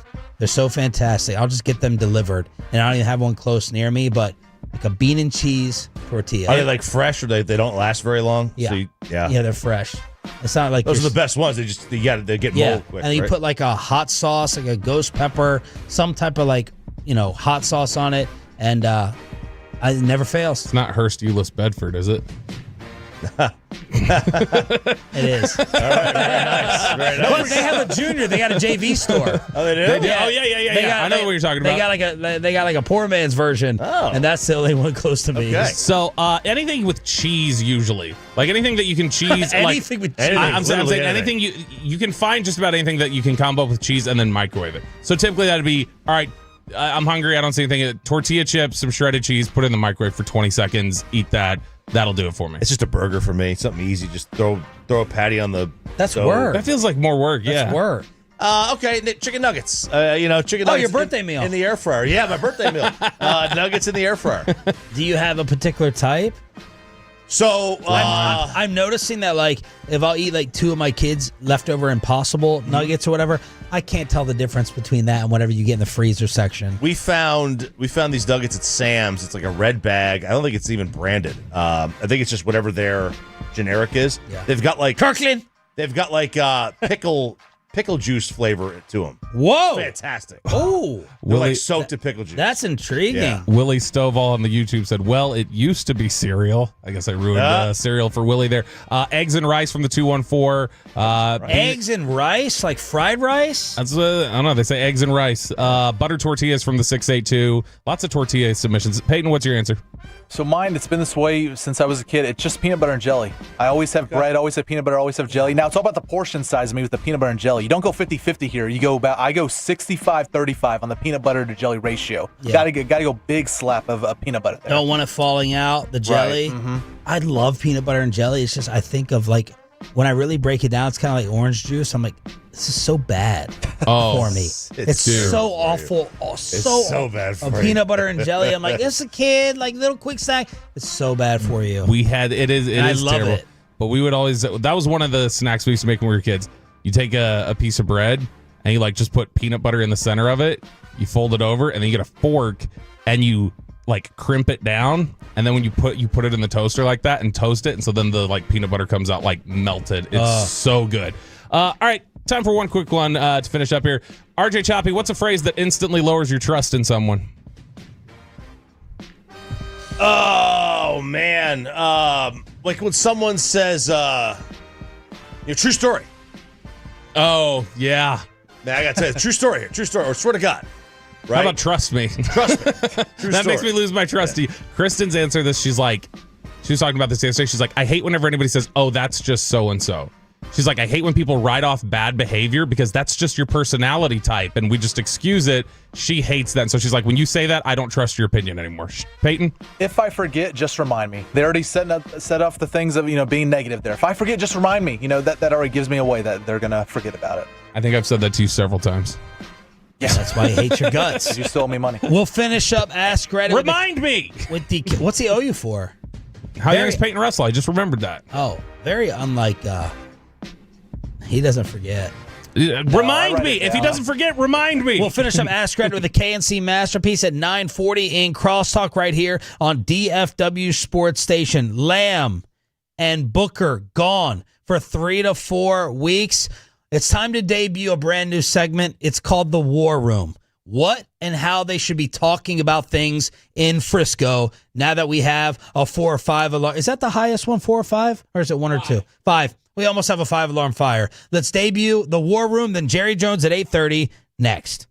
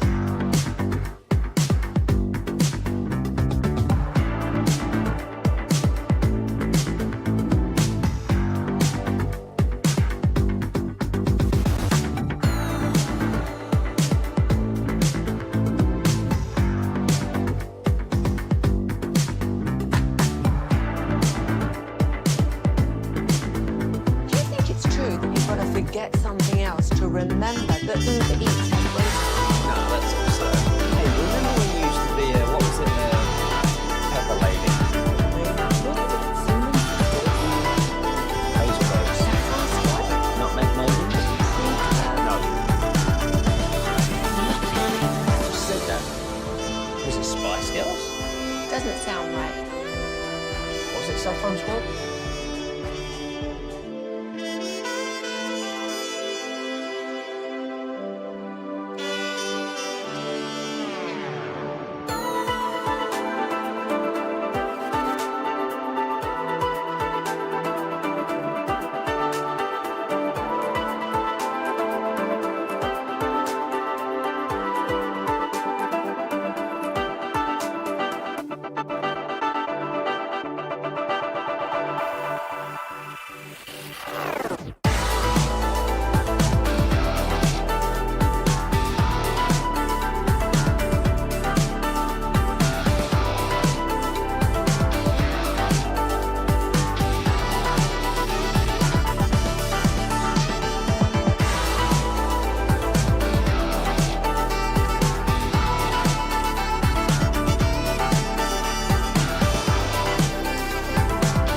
This is Sean and RJ on 105.3 The Fan. Goff up under center, turns, gives, Amon-Ra flips it out to Gibbs. He's in the house, baby. Touchdown, Detroit Lions. Oh, that is beautiful.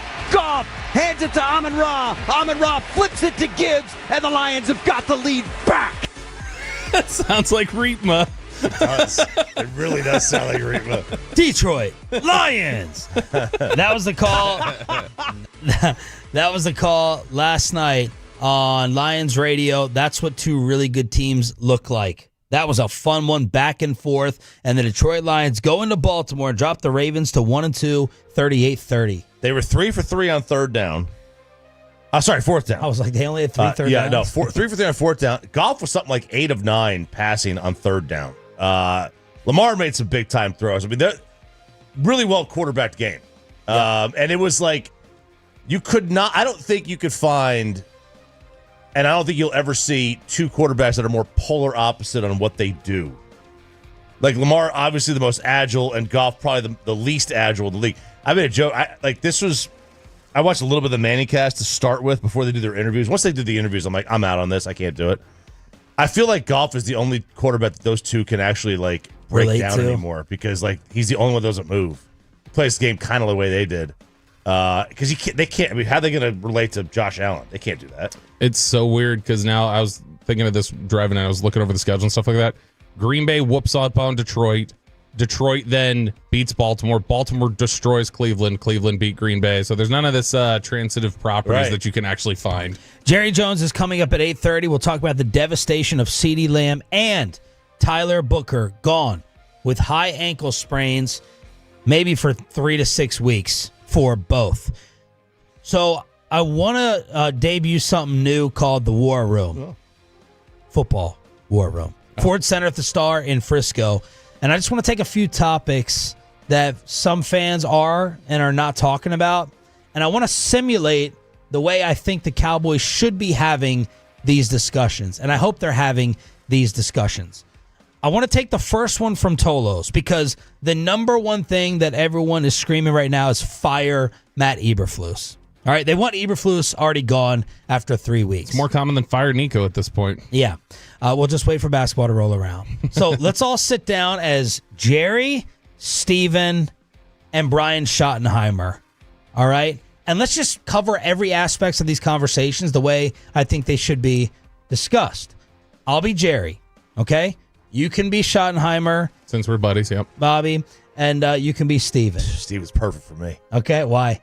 Doesn't really do anything. Oh, just stop. kind of, Okay, let's just talk about it. Eberflus is not here. I'm going to go to you first, Coach. What the hell's wrong with the defense? Players aren't communicating. We're having issues with guys being able to read things pre-snap, and when adjustments are made, they're just not communicating. Their recognition isn't there. And how would I not think of that as like coaching as well? Time on task. Like, we've got guys here. It's new hand signals. It's new verbiage. There are things that it's going to take time to get that. If you look over when Dan Quinn got here, it was one of the worst defenses in the NFL the first 8 weeks, and then the next 2.5 years, it was one of the best. So we just need more time on task. We need more practice time. We need more time just with guys, studying in the classroom. Why not play more man? Look, I mean, I think these guys, you're talking about guys who have limitations. Trayvon Diggs is a 4.5 speed guy. He's coming off of an injury. We don't necessarily have burners out there. We don't have freak athletes. And we don't have guys who can, play that type of physical nature and press to play press man. So, I think zone just gives us the best ability to be stable. We just need communication. If communication's correct, we'll have these things covered. Humor me for a second, okay? We're not going to fire Eberflus today. Mm-hmm. But throw out 2 or 3 extreme changes and differences that we could maybe implement to shake things up. Who else on this staff would have some different ideas or more sound, solid ideas that would be okay with on the staff? You wrote this in your email. Yeah, no, I was just trying to think if we were actually talking about what changes we should make or what. Nick Sorensen is the guy that would be the one that we should probably elevate. He's special teams coordinator, but that's somebody who was a defensive coach for most of his career. He was the defensive coordinator in San Francisco last year. In 23, he was the passing game coordinator. So he is somebody who has experience dealing with pass concepts and would probably bring some different ideas. The only other guy we would have is our defensive passing game coordinator, Andre Curtis. And Andre Curtis comes from Chicago and has spent the last 3 years with Matt Eberflus, so you're probably going to get a lot of the same things. A lot of the same things. Steven, what you think? Been quiet. Well, Dad, you traded our best player. So I'm just going to sit here and keep reminding you about that. Well, I'm glad you brought that up, son. Yeah. Because as we told everyone multiple times, it was a unanimous decision. Mm-hmm. Now we have Mr. Parsons coming into town this week. So how are we feeling about the return right now? Kenny Clark got banged up, says he should be okay moving forward. We still all feel unanimous with our leadership council that trading him was the right move. Let me be honest. None of us were really unanimous. We just didn't want to hurt your feelings. So we kind of agreed with you. And that I believe to be the truth. Yeah. There's no way you're going to convince me Brian Schottenheimer was fine with trading or Eberflus is fine with trading their best player a week before the season starts. Coaches are never fine with trading good players. Coaches always want good players. They don't want... Coach, your eyes twitching over there, Coach. Well, time out from being coach for just a second. I will say, I think Jerry was the last one who needed to be convinced. I don't think Jerry was convincing people. I think Jerry had to be convinced to do it. That's fair. But truthfully, we should be scheming up pressure. Okay. That's what we said we could do. We said in the offseason we could scheme up pressure, and it appears that we are incorrect on that at this point. All right, so, Brian, we're going to start blitzing a lot more. Okay, you're going to hang some guys out to dry here. We already have problems covering in the secondary. If you want to take guys away from that, fine. How can it get worse? How can it get worse, Coach? Sometimes the best way to apply pressure would be just having 7 defenders back. You saw we were able to get pressure on Jalen Hurts. It led to running lanes, but if we're just finishing plays, we're better. Coverage can be a form of helping your pass rush. If things are covered up, if we're playing disciplined zone, those 4 can get home. War Room exercise topic 1, getting rid of Matt Eberflus. The call from the fan base after 3 weeks. Trayvon Diggs said the issues in the secondary were not communication, but execution. And Deron Bland, according to the Shotties, is trending towards returning from the foot injury this week. Said he's doing good in the rehab. Yesterday, the actual Stephen Jones was on the KNC Masterpiece, and they asked if it was fair to call the defense sloppy. Yeah, I don't know if it's sloppy, if it's lack of execution, but we're certainly, I don't think this is something where you look at it and say, hey, it's personnel issues. I just, right now, we're not executing. We're not getting the job done, and we're giving up way too many explosive plays. We are getting them in third downs at times, but then we're not executing on third down. And this is just something that, we've just got to be better all the way around on defense in terms of executing. And I think that's a big part of it right now. Stephen Jones replay brought to you by Window Nation. And I'll ask the question that I don't believe they ask. And Choppy, I know you probably don't believe they ask over there in Frisco nearly enough with the mirror right there on the wall. Brian, you can tell us. Be honest. Okay. Is the talent bad? Is that talent insufficient that we put out there for you? On the defensive side of the ball, yes. It's not good enough. We need to invest in safety. We should have spent more on linebackers, and we need our corners to get healthy. Yes, because this is the problem with how the Cowboys operate. Had they gotten rid of Micah and traded him in March, they could have planned for this. They could have maybe used some of that money to get better secondary guys, better whatever. They could have planned for that. They didn't. They got rid of him at the very end. It's okay. It's okay to have a year where you take a step back. It's okay in the NFL to do that. Like, teams do it all the time. You have to get rid of players. It's a salary cap league. This team just doesn't. They don't ever plan for it, and they don't admit it. They just don't admit it. Like, just it's okay. Just tell us. You can't, because you're the forever salesman. They're constantly selling. 317 said RJ's killing this, almost like he has experience at role play. Jerry Jones at 8:30, but the TV event that a lot of people are going to be paying attention to tonight, he's back. He's not canceled for now. He's back. What is Jimmy Kimmel going to say, and how fast do you want him gone? Followed by Jerry Jones right here on The Fan.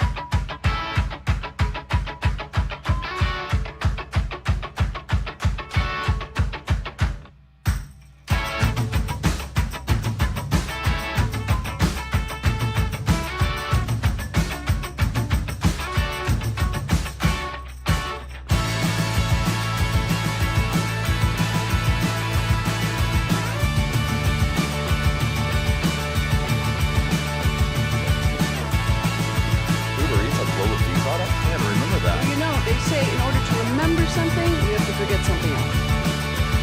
Okay, now that is a very cute haircut. That's like a little shag. I've never seen that before. Well, I mean, of course you have. It's the Rachel. Oh, is that your name? No, I mean like your name. No, I'm Jen. My name's Jen. Right, but I just mean like this is your haircut. But that's hair on your head. I'm not saying this is your hair. Okay, forgive me a little bit.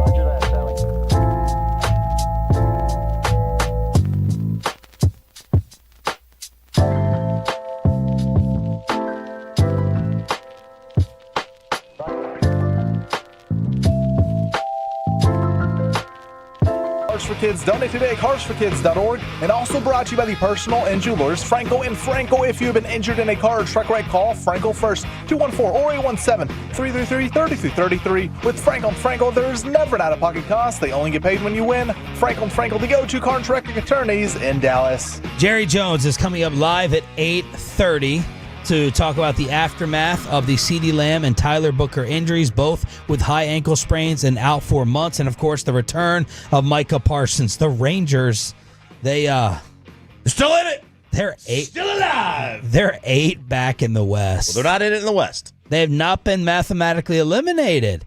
All right, give me the playoff chance. Less than 1%. Less than 0.1. Oh, that's a non-zero chance. I didn't know they started using less than signs. They use the less than sign. Less than 0.1%. Yeah, they're 5 out with 6 to play of the wild card. And I don't know if they had the tiebreaker with any. I don't know if I like that one.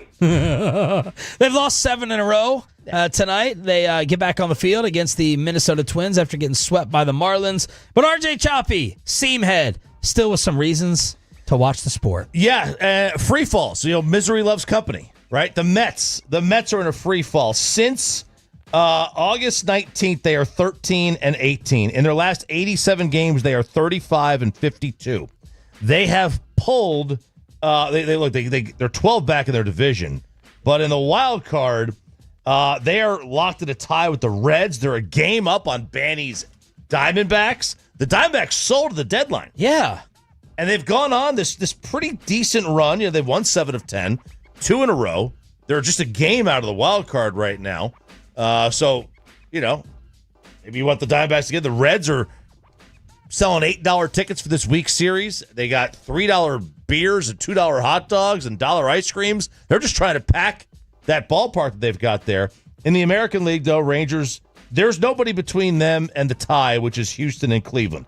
So basically, the only way they can win is they're 5 out with 6 to play. Houston and Cleveland have to lose out. Thankfully, you play Cleveland the final weekend of the season, final week of the final series. So you can sweep them, and then all of a sudden you pick up 3 games. You got this, man. In the bag. 5 out with 6 to play. And what is Bochy's been 3 out with 3 to play, and he won the division. And Cleveland's got Detroit. Yeah. Detroit's going to just sweep those 3. Texas is going to come in. It's going to be Jock Peterson hitting leadoff for some reason, and we're going to have a lot of success. Detroit's lost 9 of 10. They're due.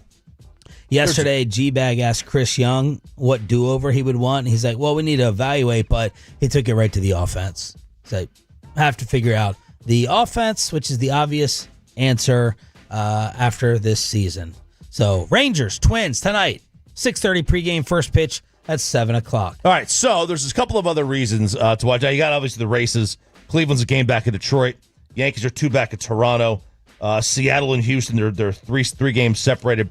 The NL is done, except for the West. Padres just 2.5 back of the LA Dodgers. But you've got the MVP races. Schwarber, Shohei, Raleigh, Judge. I got the odds yesterday. You're going to be very... They pulled even. Raleigh and Judge are tied. Verducci had a column saying you really can't pick Cal Raleigh. He's right, you can't. But they're going to find a way to do it. And they're going to do the same thing for Schwarber. Because there's fatigue. Bet Online sent it to me that Raleigh is the favorite at minus 130 and Judge is plus 100. I saw them both minus 120 yesterday. So, yeah, every place is going to have different odds based on their liabilities.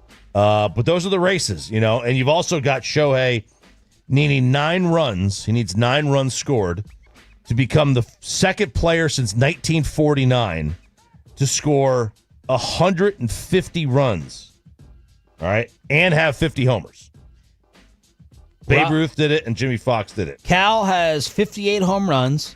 Mariners won 14 out of 15 while playing catcher. 7 home runs in these 15 games, and they're on pace to have the first-round bye. And what are Judge's numbers? He leads everything. He'll be like... There's only a handful of guys that have won the batting title and hit 50 home runs, and he leads. And the Yankees are in first place, too. In the wild card. They lead in the wild card. They're 2 back in the division. Yes. Judge leads by like 100 points at OPS Plus or at OPS. And I mean, he's just destroying Cal in all these stats. The only thing Cal's got him in is home runs. He really is Judge. Like, when you look over his numbers, he's the closest thing we've had since Bonds. Like, that's the closest representation to Bonds since Bonds left. 30-30 club, you got guys like Carroll is in it, Soto's in it, Jose Ramirez, Jazz Chisholm, Julio Rodriguez, and PCA Pete Crow Armstrong and Lindor. I mean, they could join that as well. So there's some storylines that you could follow throughout the rest of the season. I am very surprised that Jimmy Kimmel is back on TV tonight. I don't watch his show. I don't watch any late night television since Leno and Letterman, but I will be all over these comments for the show tomorrow. Here's all I want to know: will Jimmy Kimmel clarify, apologize, or double down? Double down. Because the company ABC, we've had productive discussions. If did Jimmy tell them I'm not backing off, and they're still allowing him back? Or you think he wasn't transparent, clear, and honest? He sounded pretty defiant, and so like when he went off the air, all the reports were that he was pretty defiant of like, absolutely not, I'm not apologizing, and he got a lot of support behind that I don't know why he would pivot now. I think he'll clarify and still be on the attack. I don't like Jimmy. I don't think he's very funny. I don't like most of what he says, but I'd be very disappointed if he backed off. Comedy has to be free. You cannot have comedy censored. Jerry Jones joins us live on Sean and RJ next. After we get you over to Zerez and get that carb.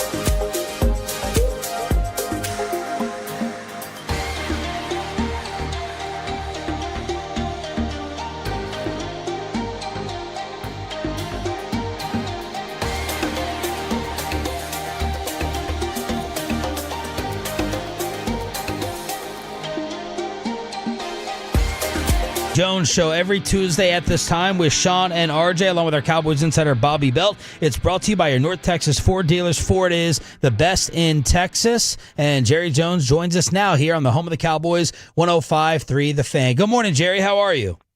Hey, man. Good morning, and good to be on with you. Thank you for joining us, as always. Myself, us, and I think a lot of Cowboy fans need a little pick-me-up, Jerry, with this injury news with CeeDee Lamb and Tyler Booker and these high ankle sprains. Your reaction to how long you think they'll be out and the effect on your football team? Well, first of all, it's quite a challenge, especially in light of the fact in the offensive line. We'll start there. We don't have BB that was is our starting center, although we played pretty well there the other day. If you can play well in that kind of loss. But still, that brings us to a couple of key injuries there in that offensive line. And the good news is that we've got guys like Guyton and guys like Steele that are playing better. And so, and we do have depth there in the offensive line. We had more depth. We lost that in training camp. And so, as usually happens, you have these challenges within a position. I don't know how that manages to work, but when you get one injury, sometimes at, let's say, corners or offensive line, it seems like they come in a rash. But we'll get those guys back pretty quick. As high ankles go, initially here, they aren't on the extreme end, which means returning quicker. But as to when they return, it really depends upon the player and his tolerance for some early initial pain as he's rehabbing from his injury, so that he can get started out there sooner and have more, let's say, some more emphasized or a more active rehab. So those are going to be quite a challenge for us. And obviously the one you didn't mention, Lamb, is quite a challenge, especially playing this Green Bay team, an outstanding Green Bay team. So Lamb's going to present quite a challenge for us, and going to have guys like Pickens and those guys step up for us. Jerry, does CeeDee's absence force you guys to kind of temporarily change the design of the offense? Well, anytime you don't have CD out there for our offense, then you're going to have some adjustments. But the good news is that we have serious flexibility in our offense to move the ball. I couldn't be more pleased with how we're blocking it up and how we're executing our running game. Mm-hmm. And make no mistake about it, Green Bay will be out to make a stop in that running game, and we're going to have to really be on our best game, so to speak, with the Green Bay team and Micah sitting over there, which I'm sure you'll get to later. But the whole point is that this is par for the course relative to today's NFL, relative to dealing with shorthands. In terms of personnel, but good news is we got Clowney teed up and ready to go, and we've got some adjustments we can make. We think can give us a better pass rush out there that you'll see when we line up against Green Bay. Jerry Jones joined us here at 105 to the Fan. All right, looking back on that play where CD got hurt, I know it's hindsight, but was there any regret to running him out of the backfield? Are you okay with using him in that way moving forward?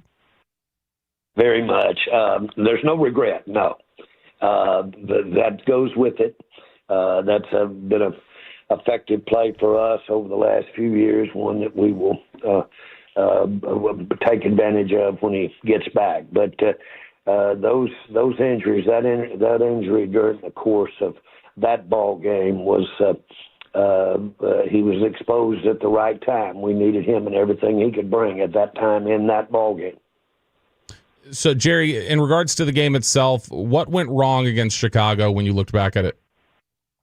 You know, I thought as we went in at the half, and I'm going to not get into parts of the first half, but I thought as we went into half, we'd had the ball so much during that first half, our offense had. And it was a hot day. And I really thought that we had them in a spot to wear them down and really have our will the second half. And that made it even more frustrating because when they came out, we had a short possession, had a big play, big sack against us, and that we had to punt that ball. Well, then when they kept that ball that length of time, I thought that was one of the decisive points in the ball game, and that surprised me. I wouldn't have thought that, and they obviously knew they needed to keep that defense off the field there early in the third quarter, and they got it done. Jerry, we've heard you talk about the Monday meetings that you guys have after games and some of the hard conversations that you guys have. When you sat down yesterday, what was the number one thing that you wanted answers about after the loss? Well, answers, I think that's probably fair to say answers. What you want is what we're going to do about it. And there's not much argument as to what we didn't do well that resulted in the loss. There's not a lot of conversation about that other than how can we, this coming week and 3 days of practice, how can we basically address it personnel-wise, scheme-wise? And that's the nature of the conversation. Jared Jones joins us here at 105 through the Fan. It's three straight coordinators on the defensive side, 3 straight years. How much has that impacted the slow starts this year and last year on the defensive side? Well, when you look at, you can easily point to that and say you've had some differences in your defense for 3 straight years. On the other hand, I haven't added it up, but there's a whole bunch of those defensive players that weren't there last year and the year before. So they're under this new defense, certainly because they've just gotten here, either straight from college or in most cases from other teams. And so, I get it when you make those changes conceptually in the defense. I get it when you say new coaches have to learn the players and develop the players as to they see what they're trying to execute, the coaches. Having said all of that, I think it plays a role, but it's not an excuse because you've got turnover all over this league in coaching and you've got turnover in players all over this league. And so you've got to factor that in. That's the life you've chosen. That's what we do. And by the way, if you're a coach, more so than any other explanation, you're prepared for a setback like this. You should be. You should know that there's a good chance one's coming. And so as coaches or as managers, this is no first time, or either you're very naive. In the NFL, and even as these teams are across the board, those differences that you saw out there Sunday can be corrected. On the other hand, you've got to know that here we're facing Green Bay. They'll look at what we didn't do well. They'll look at what we didn't have in the right spot personnel-wise, and they'll be ready to attack that Sunday. That's what makes this league so special and so great because everybody's playing with good players. Jerry, y'all said right after the Micah deal that you could scheme up pressure, and that just really hasn't happened to this point. Has that been? Have you all not tried to be scheming it up? Have you tried and you just haven't executed? What's been the biggest issue there? Well, we had a perfect storm. We had the play on the front didn't match what we were doing in the back. A zone defense is a safe defense. It should allow, played right, it should allow shorter games, but not big plays. And, of course, if you do a zone defense and you limit your rush by numbers, then that's the perfect storm against you. You've got to be able to stop the explosive plays. And when you don't have it, then you have to make adjustment. And we did that really, frankly, the first drive. We had some adjustment and put a little pressure on in there. But the answer is yes, yes, yes. We've got to have more pressure. Jerry, are you expecting Deron Bland back this week to kind of help things in the secondary? I don't want to get out over our skis here. It's a good possibility we'll have him. Jerry Jones joining us here on 105.3 The Fan. Jerry, could some of the issues with the execution, particularly in the secondary, become so persistent that you guys begin to make changes to the lineup? Well, that's the issue. We have depth, and we certainly have help on the way. You just named one of them, and we've got a couple of others that could really come off of our IR that more than likely would have been playing in these first three ball games. So we have personnel on the way by and through of guys getting off the injury list. And that could be very, very helpful. However, what we were really short on out there, which was just not playing the schemes that we were using in the secondary to its fundamentals, not playing to the fundamentals of the scheme, is what really hurt us with those exceptional long plays that Chicago put on us. Jerry, you told us last season and in previous years that you're never going to make a head coaching change in the middle of the season again. Is that a general rule you apply to the assistant coaches and coordinators as well? Well, I don't. I think it'd be unfair to not to me, but to you to answer that way as though it's a policy. It is. It is not anything. It's just that I really like our coaching staff, and they're really outstanding teachers. They know what they're doing. It doesn't look that way now. Chicago had something to do with that, but I've got the real confidence that this staff that we've got, Flus, we know well. We've coached here for, I think, 7 years before he left to coach elsewhere. Having said that, that's not a discussion point, but other than to answer your question.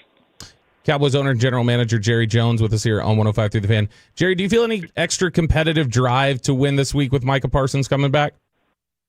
Yes, I do.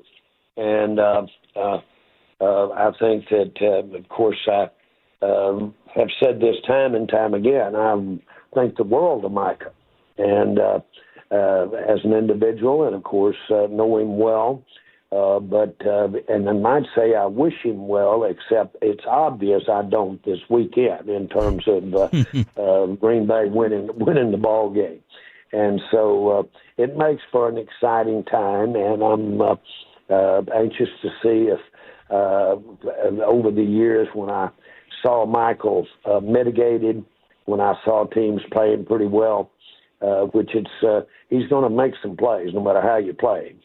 But when I saw people play us well with Micah in the game, and it did happen, then obviously we'll be looking to try to run those kinds of plays.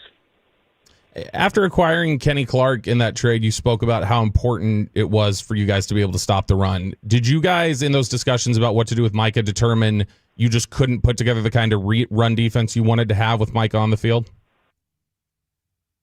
Well, we weren't about to give up in terms of stopping the run, had we not made the changes we made. But you're always looking to get better. And we should have looked to get better because stopping the run has been a consistent, no matter if we've been through the coordinators over the last few years that we have. We should have continually been working on ways because when we got to the playoffs, almost invariably, our vulnerability was being able to stop the run. Now, I really like our personnel that we have in the run game, and that we have inside right now. And again, we have some help on the way with our linebackers. So, again, every team has some help on the way, but we certainly do. And so I look for us to play better because of the personnel. Jerry Jones. And yes, we do have we do have as good a guys in the middle as we've had in a long time. Jerry Jones, brought to you by your North Texas Ford dealers. Ford is the best in Texas. I've been dying and waiting since California to ask you this question. I've waited for today because it has to do with a famous Jerry Jones line and statement and saying that, of course, is attributed to you. Don't let your money get mad. Jerry, do you think with the Micah deal that you let your money get mad and it just became a little bit too personal versus a football decision? Absolutely not. Not at all. It was nothing personal. I told you I like Micah. And there was no issue regarding, as much as people wanted to make that of it, there was no issue regarding feelings relative to the negotiation. Certainly not on my part. It was just par for the course. And the facts are the negotiation was ongoing. Now, people made a lot of that we weren't talking. I had on the table the best I could do, period. And really, I wanted to see if by chumming it up out there that we could see what Micah might be worth in trade value. And that was the plan all the way through, quote, the negotiation. And so there's as a matter of fact, cool as a cucumber as far as feelings or as far as flaring. Jerry, you've said that as great as Micah is, the 5 or 6 players you guys get by moving him was worth more to this team right now. Why did you decide other players in big money contract situations like CD and Dak were more valuable than the potential 5 or 6 players? Well, because at some point you look at where you're trying to go as a team and look with how you can afford to get there, which has to do with the cap. We decided 2 years ago that we wanted to go forward with Dak. Now, that was quite a challenge because the combination of what we'd been paying him plus what we ended up paying him really takes up, if you will, your currency. That's just what it is. Once we decided to do that, then obviously we wanted to maximize what we can do on offense, and there comes Lamb. And both of these guys were very, very indispensable as far as any type of plan that we had going forward. Micah, just as he was extremely attractive in terms of making a trade, Micah is also and was a very attractive player for us to go forward with on defense. We decided, after having done Dak, after having done Lamb, looking ahead at who we were going to want to do, which is very important here, looking around the corner and see if the players we've got, who we're going to put in our top 6 or 7 salary-wise. We did all of that, and it came up the trade. Looking back, doing it over again, would you have traded him earlier in the offseason? No, not at all. Not at all. We needed this timing. We needed to be right here at the beginning of the season, in my mind, to get the highest value. I heard people talking about, well, why didn't you trade him back before the draft? Because draft picks become the most valuable timing-wise you can have them. In the off season before the draft, that's when the pick becomes much more valuable and the player becomes less valuable if you're trading a player for potential picks. So I knew the time to get the picks was while this season was available to whoever got Micah. Having said that, the timing was right when it should have been. Jerry Jones right here on The Fan. A big topic that's developing, Jerry, is what is Jerry going to do with all that capital, all that draft capital? Are you going to go ahead and wait, or maybe try to, not a panic move, but a save the season move with these injuries and try to get win now help, I should say. So how you plan on weighing that, Jerry? Win now help with all the draft capital you have versus just waiting to use them after the year? One thing that you do when you're I'm going to say running something or the ultimate decision maker is You wear that all the time. There's no time of the year when you're not thinking about these things. And that goes that way in many things that I'm involved in. So from a timing standpoint, it would surprise me if I ever have something pop up that hadn't in some manner crossed my mind significantly, taking a shower, meditating at whatever time in my life. You wear it and you think about it all the time. Now, I decided to come and spend my life in sport. So when I bought the team, I didn't make an investment. I bought a job. Because if I were going to wear something around with me all my life, 24 hours a day, in between everything, I wanted it to be sport. And that's why I'm here. So to answer your question, that's constantly with me and with mine, with our organization. That's constantly with me on the hunt for Red October is the best way to use these picks. Jerry, last one for you. Do you expect Clowney to make his debut Sunday night, and do you think his legal issue will cause any holdup with you guys? Well, first of all, I'll answer the last part of the question. Absolutely not. None at all. I'm very familiar with the detail of the matter. It's not serious in any way. And so it's not an influence here at all. And yes, I do expect him to make his debut, and I do expect him to give us the benefit of the things that he does the best, which, guess what? You spell it with a P. It's called pressure. But he also can defend the run. Jerry Jones, before the big one on Sunday night, in a fantastic mood. Thank you so much for addressing all the questions, as you always do, and we'll talk to you next week. Good luck against Green Bay. You bet, guys, and this is a big one for us out here, big for everybody. I'm excited about it. Yes, sir. What you live for. Have a great day. That's the way he looks at these moments. That's the way he looks at these games. The excitement. I'm sitting here.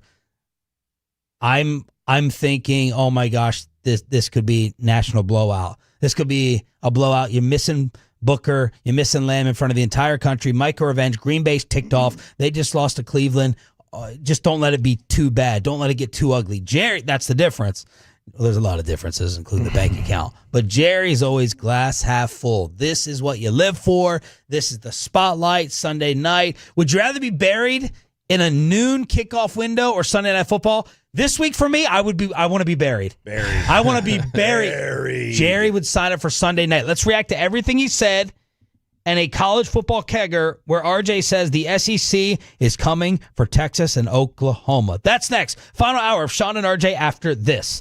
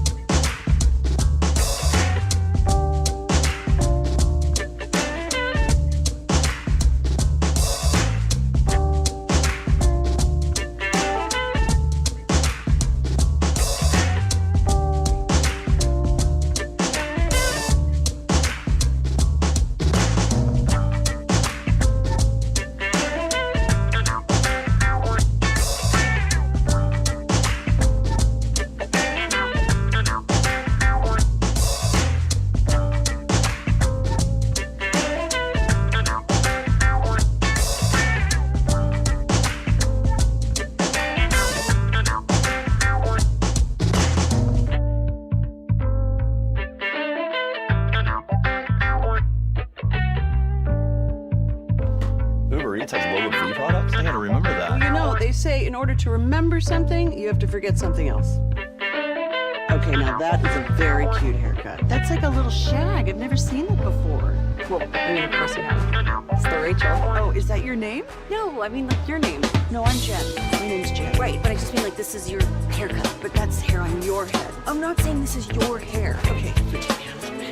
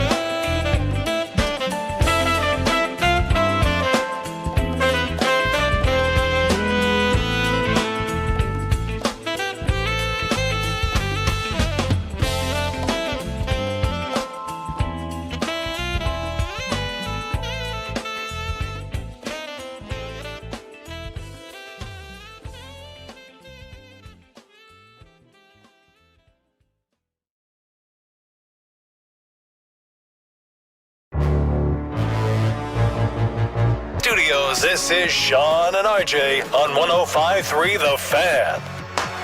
Final hour, fist pump time on the Fan Cam, Twitch, and YouTube. Sean Sharif, RJ Choppy, Cowboys Insider Bobby Butt. We got Peyton and Aiden getting it in the back.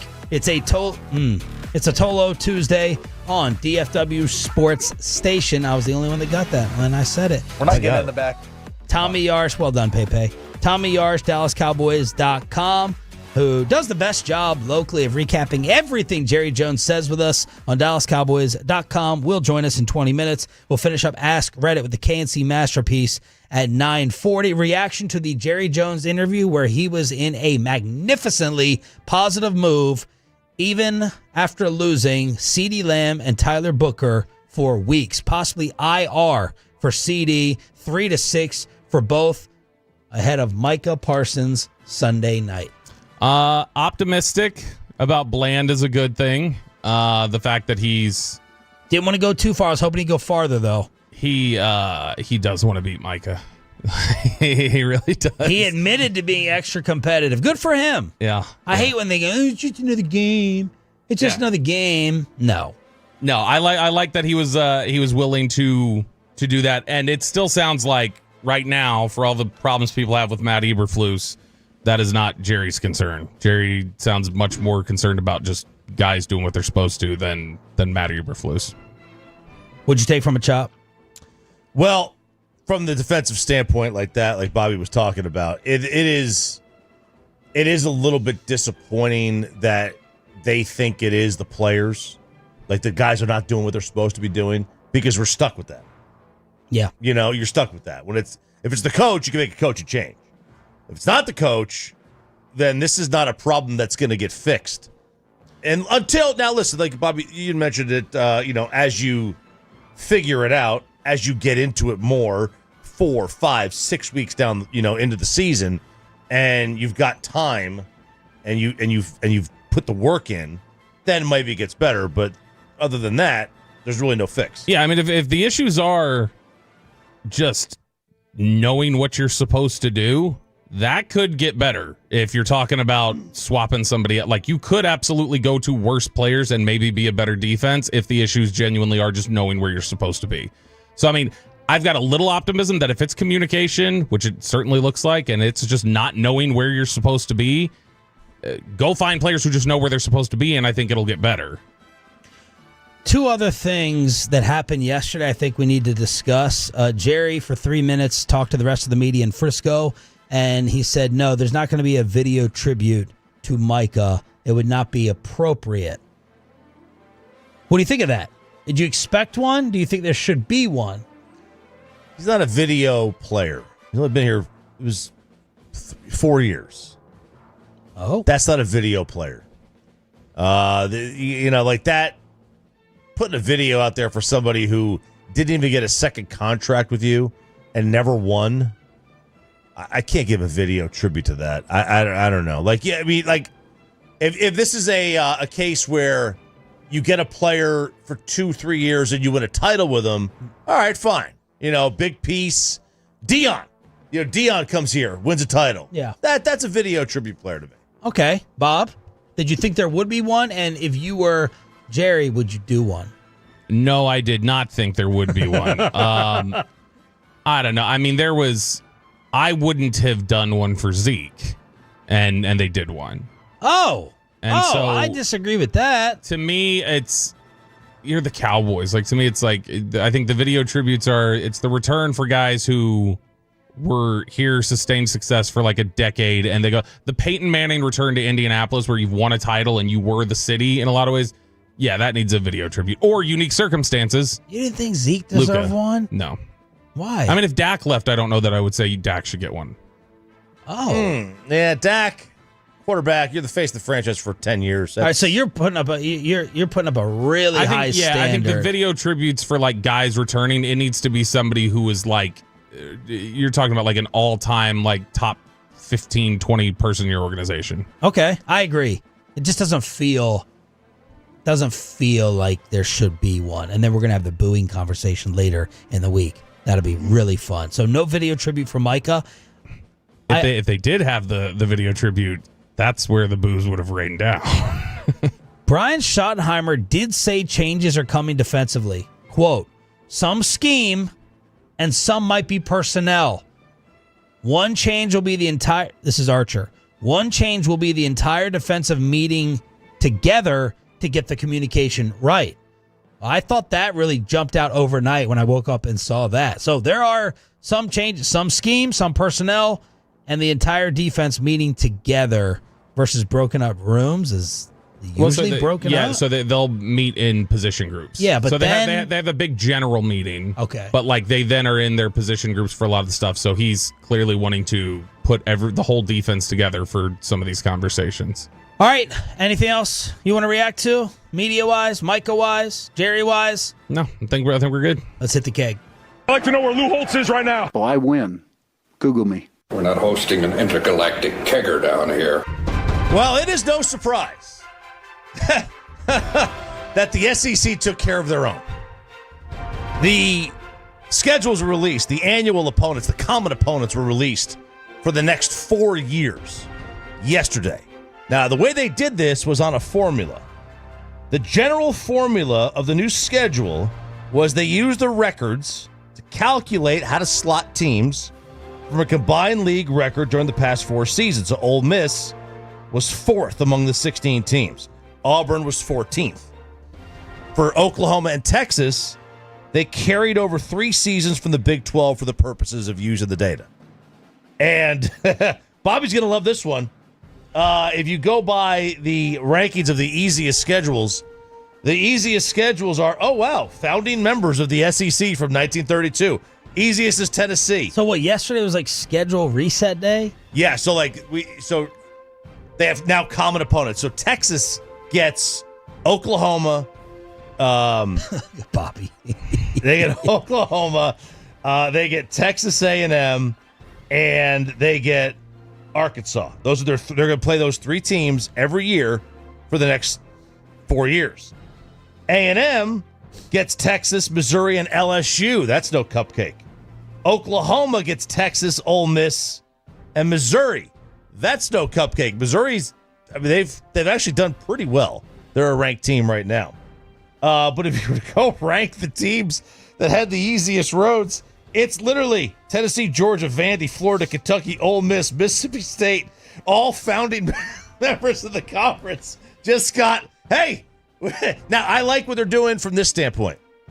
For the most part, they're separating everybody. The Big Ten does a really good job of it. The Big Ten's like, all right, Ohio State, you're not playing Penn State and Michigan and Oregon every year. We're not going to do that. Oregon, we're not doing that to you. Maybe 1 year out of 4, you got to deal with that. But we're not, for the most part, we're not going to do that to you because we don't want to cannibalize ourselves. So at most, you'll get you'll get Ohio State playing Michigan and Oregon, or Michigan and Penn State. But you're never going to see Michigan play all 3 of them the same, or Ohio State play all 3 of them the same year, outside of like the fluke year where it does happen. What's wrong? There was a joke I heard years ago that was like an atheist, a CrossFitter, and a New Yorker all walk into a bar. I only know this because they told me within 1 second of walking in. That needs to change to like an atheist, a CrossFitter, a New Yorker, and a graduate of an SEC school walk into it, because they are the most self-important, like... I cannot stand What's being in this conference. About this? Just the whole like process of like the way they've tried to this whole thing of like trying to add the 9th game and wanting to like. But all the other conferences have the 9th game. I know, so but like with the SEC, they were forced into. They've been so. It's not a forced thing. They wanted it. They've started wanting it in the last year. Ever since the playoff thing happened last year, they're like, well, we should, I guess, just play ourselves. We should just play our conference because that's the best. So that's the best we can get. No, go pull up what Greg Sankey said last year. He 100% said it. No. He said we should just break up. Yes, but what your point you're missing is that the SEC has refused to do 9 games for a decade. All the other conferences like we're already playing 9, and the SEC was like, we don't need to play 9. Our conference is so strong. Why would we want to add that? And in the last year, Greg Sankey has gone, we just need to isolate ourselves and we need to play each other. People are worried about our strength of schedule. And so they are embracing more games against the SEC now because they think that's going to boost them in the playoff. Because, gosh, think about it. 5 losses in the SEC, you should be the national champion, basically. So the way it is now you got, every conference plays 9 games. That's uniform across the board. What does Paul Feinbaum have to say about this? Does he love it or something? I have not seen Feinbaum all week. I don't know where he is. It's Georgia week. Up Arch's rear end. It's Georgia week Penn for State Bama. and Ohio State are ranked too high. So, like I said, Oklahoma, A&M, and Arkansas, at least they're keeping you had to keep Oklahoma and Texas together, and you had to keep A&M and Texas together. Had to do that. Now, the problem is that was not going to do, that's not a great thing for those programs because you're putting yourself in a tough spot. You just are. Like, for example, take Alabama. Alabama gets Auburn, Tennessee, and Mississippi State. That's not as difficult as A&M getting Texas and LSU every year. LSU and Texas every year, that might be the toughest one. To have LSU and Texas every single year? Yeah. All right, and then now I don't like LSU sometimes. I don't. Yeah. I feel like LSU should be better. They're always supremely talented. They just don't always live up to it. Yeah. Yeah. They've got tons. And I mean, What are you damn talking about? Yeah, tons of talent. What are you damn talking about? Never heard that say before or after. But it's just like, and I do think that one of the big downsides of conference expansion is like, so we don't get Bama LSU anymore. Unless it's a rotating base. That was a good game. Yeah. We don't get Tennessee, Georgia anymore. That's good for you. Right. And we don't have Georgia or Florida anymore. Our rotating is Vandy, Kentucky, and Alabama. So, like, those are rivalries that, like, I grew up on. Bama, Ole Miss. We don't get Bama, Ole Miss anymore. We don't get Georgia, Bama every year. Like, that's a problem for the conference, And right? why is this being done? They have to, because, like, now they're going to 9 games, and they've expanded to 16. Yeah. Because the way it is now, if they were to keep it right now, you could go 8 years without playing another team. The conferences are too big. It basically, but the NFL, like, you would go, the Cowboys would go to Buffalo once every 8 years. Well, that's not. Yeah. How's that? Boosting the sport? So there's your conference. Games, realignment, whatever you want to call it. So Texas, Oklahoma, and A&M get their common opponents. You want John Gruden on Bill Belichick, UCF on Bill Belichick. All the Bill Belichick. All right. So Jordan Hudson, or Jordan, however she wants to pronounce the name. Yeah, I don't like the way she spells it. Are you telling me that they're calling it Jordan now? Well, it's got an O. She's an O at the. She's Jordon. That's how she spells her name, which I really hate. So I don't know if it's Jordan or Jordan. It's Jordan. It's got to be Jordan, right? She would have corrected by now. She would have corrected. So she was spotted on the field. It's probably a trademark on Jordon. She pulled Bill aside. Yeah, she pulled Bill aside beforehand, before the game, down there in her mini skirt, and yeah, and it was all there, right? So she pulls him aside, and people were like, "Hey, this is where we got a problem with this here. What are you doing?" I think Manziel said, like, on a podcast, like, "Stay upstairs, cutie." Or, yeah, stay upstairs, sweetie. He said, "Honey." He honey. Stay upstairs, he honey. Said, honey. Yeah. So on a podcast, John Gruden was asked, and this was on the Wake Up Barstool podcast. He was asked if he ever had a girl, his wife, on the sidelines with him before the game. Well, actually, she called the game winner against the Ravens on Monday Night Football a couple of years ago. She came down on the field and helped me through a tough situation. It was an all-out blitz, and she told me to go with 58 Surge. So thank God she saved the day that day. But I've never seen anything like that. Mike Lombardi works for North Carolina. I've heard him criticize me several times. I'm sure he'll produce a TikTok today explaining exactly what was going on there. Yeah! Wow. I was waiting to see if Chucky would go after Bill, but instead he took it to the consigliere. Lombardi. Took it to the assistant, Michael Lombardi, but good for John Gruden's skin is crawling over this. Oh, for sure. He's a football guy. Yeah. Football. Shredded. Bill's a football guy, too, but obviously he was. Now he's a jellyfish. Now he's a jellyfish. Speaking of fish, shout out to UCF Central. Because they recreated the Bill Beach photo. Oh, my God. A robot on the sand, legs in the air with a W. Amazing. Holding up a W. That was amazing. Well done, UCF. That was brilliant. Central. College football kegger here on Sean, RJ, and Roberto. It's DFW's sports station. What did Tommy Yarish take from Jerry with us 1 hour ago? Are the Cowboys more screwed at wideout or offensive line with Booker and Lamb injuries? And did he enjoy Bobby's Pizza Company in Chicago? Tommy Yarish, DallasCowboys.com next. After we get you over to Platinum.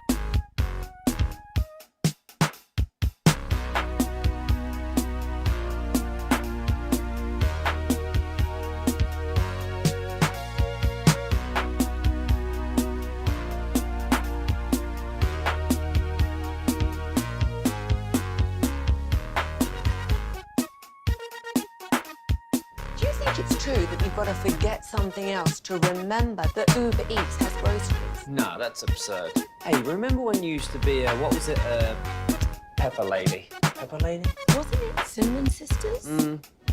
Basil Babes. Saffron Squad? Nutmeg Maidens? Paprika? No. Nutmeg Maidens? I just said that. Was it Spice Girls? Doesn't sound right. Was it Saffron Squad?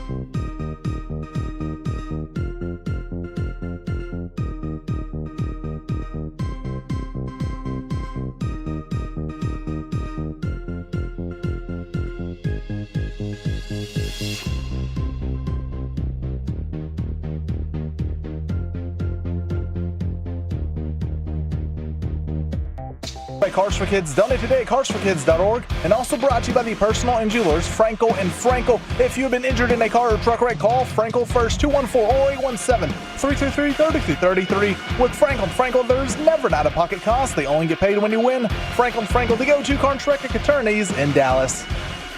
Tommy Yarsh, DallasCowboys.com. Every Tuesday at this time, brought to you by the WinStar World Casino and Resort. Proud to be the casino of the Dallas Cowboys. Please game responsibly. Good morning, Tommy. What did you take from Jerry Jones about an hour ago with us? Good morning, guys. Well, first of all, I can't let you get away with this, Sean. Not only did I take a lot from Jerry Jones, but I also heard what you said coming back from Jerry about what was going on with Peyton and Aiden. So pause is what I would say to that message. But yeah, I'm not going to let you get away with that. Well done. But no, I think the really interesting part of it was when you guys asked him, hey, how much does having 3 defensive coordinators in the last 3 years play a part in some of these slow starts that Dallas has had defensively? And he said, it plays a part. I think it plays a role, but it's not an excuse, was his exact quote. So, what makes me wonder, does maybe some stability and some time, maybe a slow burn with a defensive coordinator maybe help things? I don't have all the answers, but that might be something that we need to consider going forward in terms of how this defense goes. Now, does that excuse how they've played the last 2 weeks? Absolutely not. It's been bad. It's been really bad. The communication's not there in the secondary. Guys are kind of just doing their own thing, it seems like, on some plays, and it's come back to bite them. But, you have to wonder if at some point continuity is going to be part of the solution for this defense. First 2 things you're trying to adjust or fix if you're Eberflus with what you have. Well, one is communication. I think that you saw the telling stat for me was Chicago's wide receivers, I think, averaged around 5 or more yards of separation on all of their routes. And I mean, that's just absurd. And the play that sticks out to me is the DJ Moore touchdown where in the back of the end zone, he's just, it's not even, no one's even close to him. And Malik Hooker was playing in front of him, but he's got to talk to the guy on the outside and know that, hey, there's a guy behind you, because he just never saw him.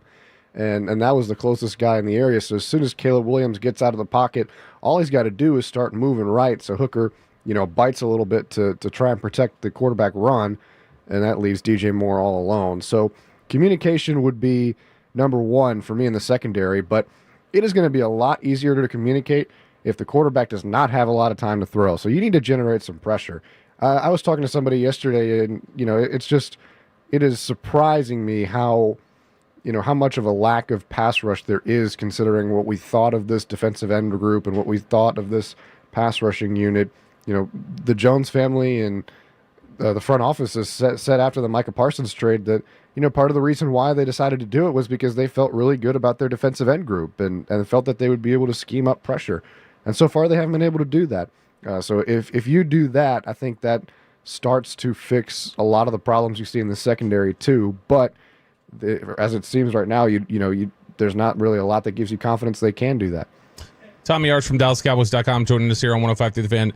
Tommy, when Shoddy says yesterday that they're looking at different things that they need to adjust, and then he says potentially even some personnel changes, who do you think he's talking about on defense? Yeah, that caught my attention too. I honestly, I'm really trying to think who that would be, just because they have depth, and Jerry Jones has talked about help being on the way. They'll get that in Jadeveon Clowney. Then you've got Savone Revel, the 3rd-round pick from this past year's draft, who should be on the way maybe week 5, week 6, week 7, kind of in that time range when he comes off of NFI.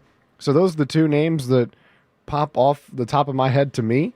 Maybe it's moving some guys around in the secondary. I think that we've seen Donovan Wilson really in a lot of coverage situations lately, and that's just not his game. I mean, this is a guy who is fly up the field and lay the lumber. And he did against Chicago. I think it was on Romo Dinze. He had a big pass breakup where he just kind of came up and hit him as the ball was getting there to break the pass up. And that's exactly what you want him to do. And that's where he's strong at, not necessarily in some of the single high stuff that he's been playing. And that's really come back to hurt Dallas. So maybe it's, moving Donovan Wilson around. Maybe it's, more Maris Leafau. That's something that a lot of people have been clamoring for. And he played a little bit more against Chicago than he did the last 2 weeks. But at some point you got to mix things up and try new things to see if something works out for you. And the other thing too is bring in a little bit more pressure. I thought that Dallas did it at the start of the game. That first drive, really defensively, I think their first 3 plays on defense, they brought 5, and it was a 2-yard gain, a 4-yard loss, and a 3-yard gain. So they went and punted on the opening drive, and I thought Dallas's defense played it really well. Reddy Stewart had a really good tackle for loss, and there was pressure getting in the backfield, but then they kind of went away from it as the game went on. And the play that stood out to me was that 41-yard screen pass to DeAndre Swift when Kenneth Murray kind of comes on it looked like almost a delayed blitz a little bit, and he comes right up the middle, and it's just, I mean, the slip screen to the running back was just the perfect play call in that instance because the middle of the field is wide open. They've got blockers in space, and DeAndre Swift probably scores a touchdown if he follows his block from DJ Moore. But nonetheless, it gets to a point where you've got to try some new things, and I think that's what the Cowboys will do. Tommy, if communication issues have been the issue, when you bring and add new guys to the mix like Revel or even Bland or whatever, doesn't that just continue, or will that continue the same communication issues as it's extended into further into the season?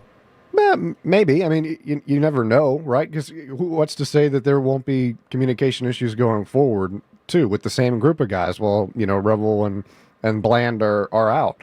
I think that it's a valid question, and it's something that they have to consider, but at the same time, these guys have been in the meetings, they've been on the field, and they've been going through some of the mental reps and things like that. So you would hope in a best case scenario that it's kind of seamless and they know how to do it once they get onto the field. And if we're talking about guys like Revel, who hasn't played a snap in this defense yet, but Bland doesn't worry me as much just because he's been around and he's played this season, and I think he kind of knows what to expect.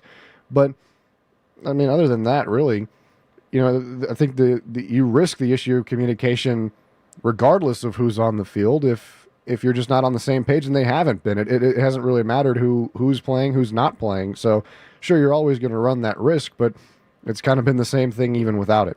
Tommy Yarst, DallasCowboys.com right here on the Fan. Feel free to reject this as being over dramatic, but with the high ankle sprains to Lamb and Booker, does it now feel like while they're out, the Cowboys season is on the brink? Not necessarily. I mean, even if they were healthy and they went 1-2 and played like they did on Sunday, things aren't looking great. I'm not saying the season's on the brink. It's way too early to say that. We're 3 games into this, and I think in the NFL, Brian Schottenheimer's a big momentum guy, and I think I am too. And if they can get hot, especially in this front half of their schedule, they can really stack some wins going into the bye week. It's the back half that has you a little bit worried. So it just kind of depends. I think they have a real opportunity to steal some momentum this week. I don't think they beat the Packers, but if they do, I think that would be the ultimate, confidence booster because of everything that's happened and all the talk that's gone through the offseason about Micah and the trade and things like that.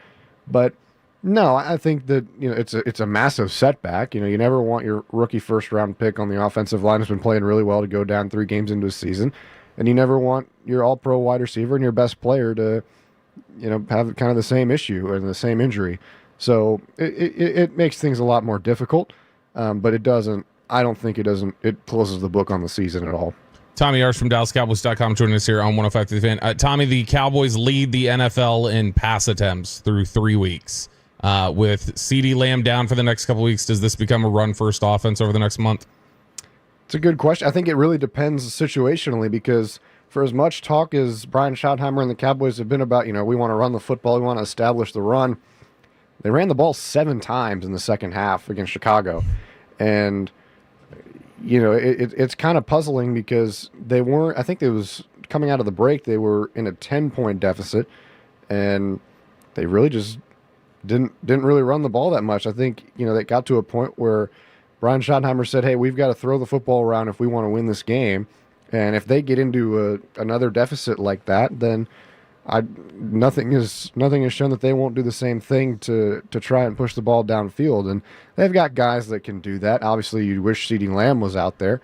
But I think it should be more of a running team because they have had so much success running the football. I think it was north of 7 yards a carry for Javonte Williams last week, and he only got 10 carries. I mean, if he's running that well, I think you give him more than 10 carries, and it's now especially going to be tougher too when you've got two backup offensive linemen in at center and right guard. So not that Brock Hoffman and TJ Bass haven't played or they can't play, but you would certainly much rather have Cooper Beebe and Tyler Booker in there, especially with how good Tyler Booker's been playing in the run game. Did Bobby Belt add or subtract from your deep dish Chicago experience being there evaluating your pizza? Oh, he added to it. Anytime Bobby's around, he adds to it. It was a pleasure. It was a really good time. I'm glad they liked it. You feel like everyone was impressed with it? I think so. That's a better question for them, but I think they enjoyed it. Bobby, I think, gave it a 9. Yeah. So that was good. And then Nick liked it. Alex liked it. We had a great time, and we demolished the pizza too. I was starving. It was a long day, but it was a really nice time. I was glad that. How many did you order for 4 of you? Nick got his own. Like Nick got a personal pizza thing. No, because it was a personal one, and it was kind of small. And then Alex, Tommy, and I split a large, and so it was good though. It was good, and Tommy enjoyed my company. Nick did not. Nick was threatening to hit me at one point because he's like, "This has just turned into McCarthy Bash Fest. Is all you're doing here at dinner." Even after Bobby unveiled that photo, that boy band photo of you, you were fine with him. And how far did that travel down the food chain of like friends or people commenting on it to you? Oh my God, I've still not heard the end of it. I mean, I don't know if there was anybody who loved it more than my mom, because my mom was just cracking up at that, and she listens to some of the stuff that I do and like some of the shows that I do, but that one she was like locked in for, and she texted me after, and she thought it was the funniest thing in the world. But no, I've heard about it from just about everybody.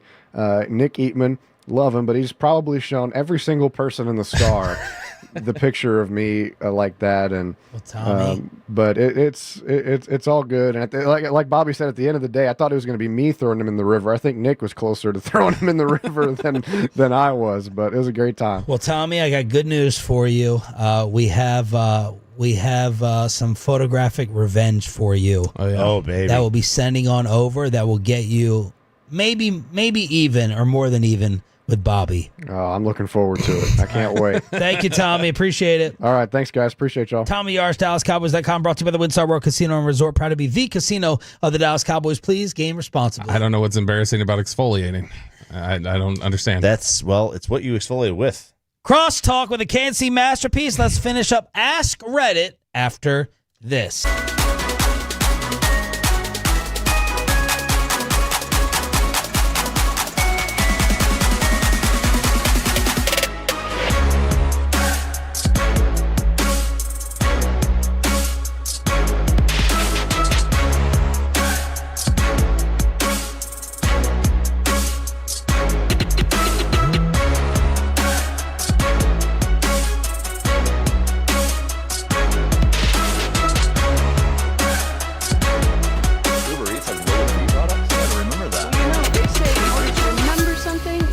Something else. Okay, now that is a very cute haircut. That's like a little shag. I've never seen it before. Well, I mean, of course you have. It's the Rachel. Oh, is that your name? No, I mean, it's your name. No, I'm Jen. My name's Jen. Right, but I just mean like this is your haircut. But that's not your hair. I'm not saying this is your hair.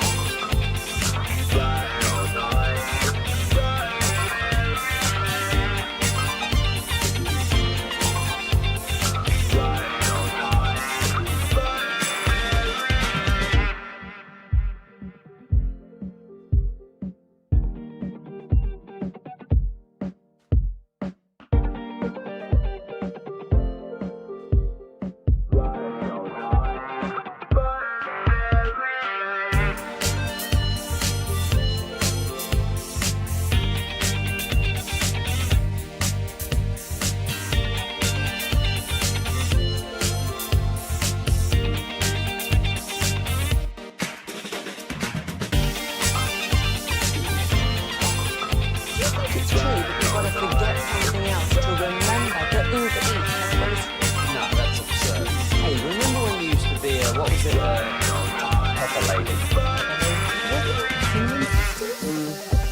Basil Baby. Saffron squat? Nutmeg Maidens? No. She said that. Was it Spice Girls? Doesn't sound right. What was it, Saffron Squad?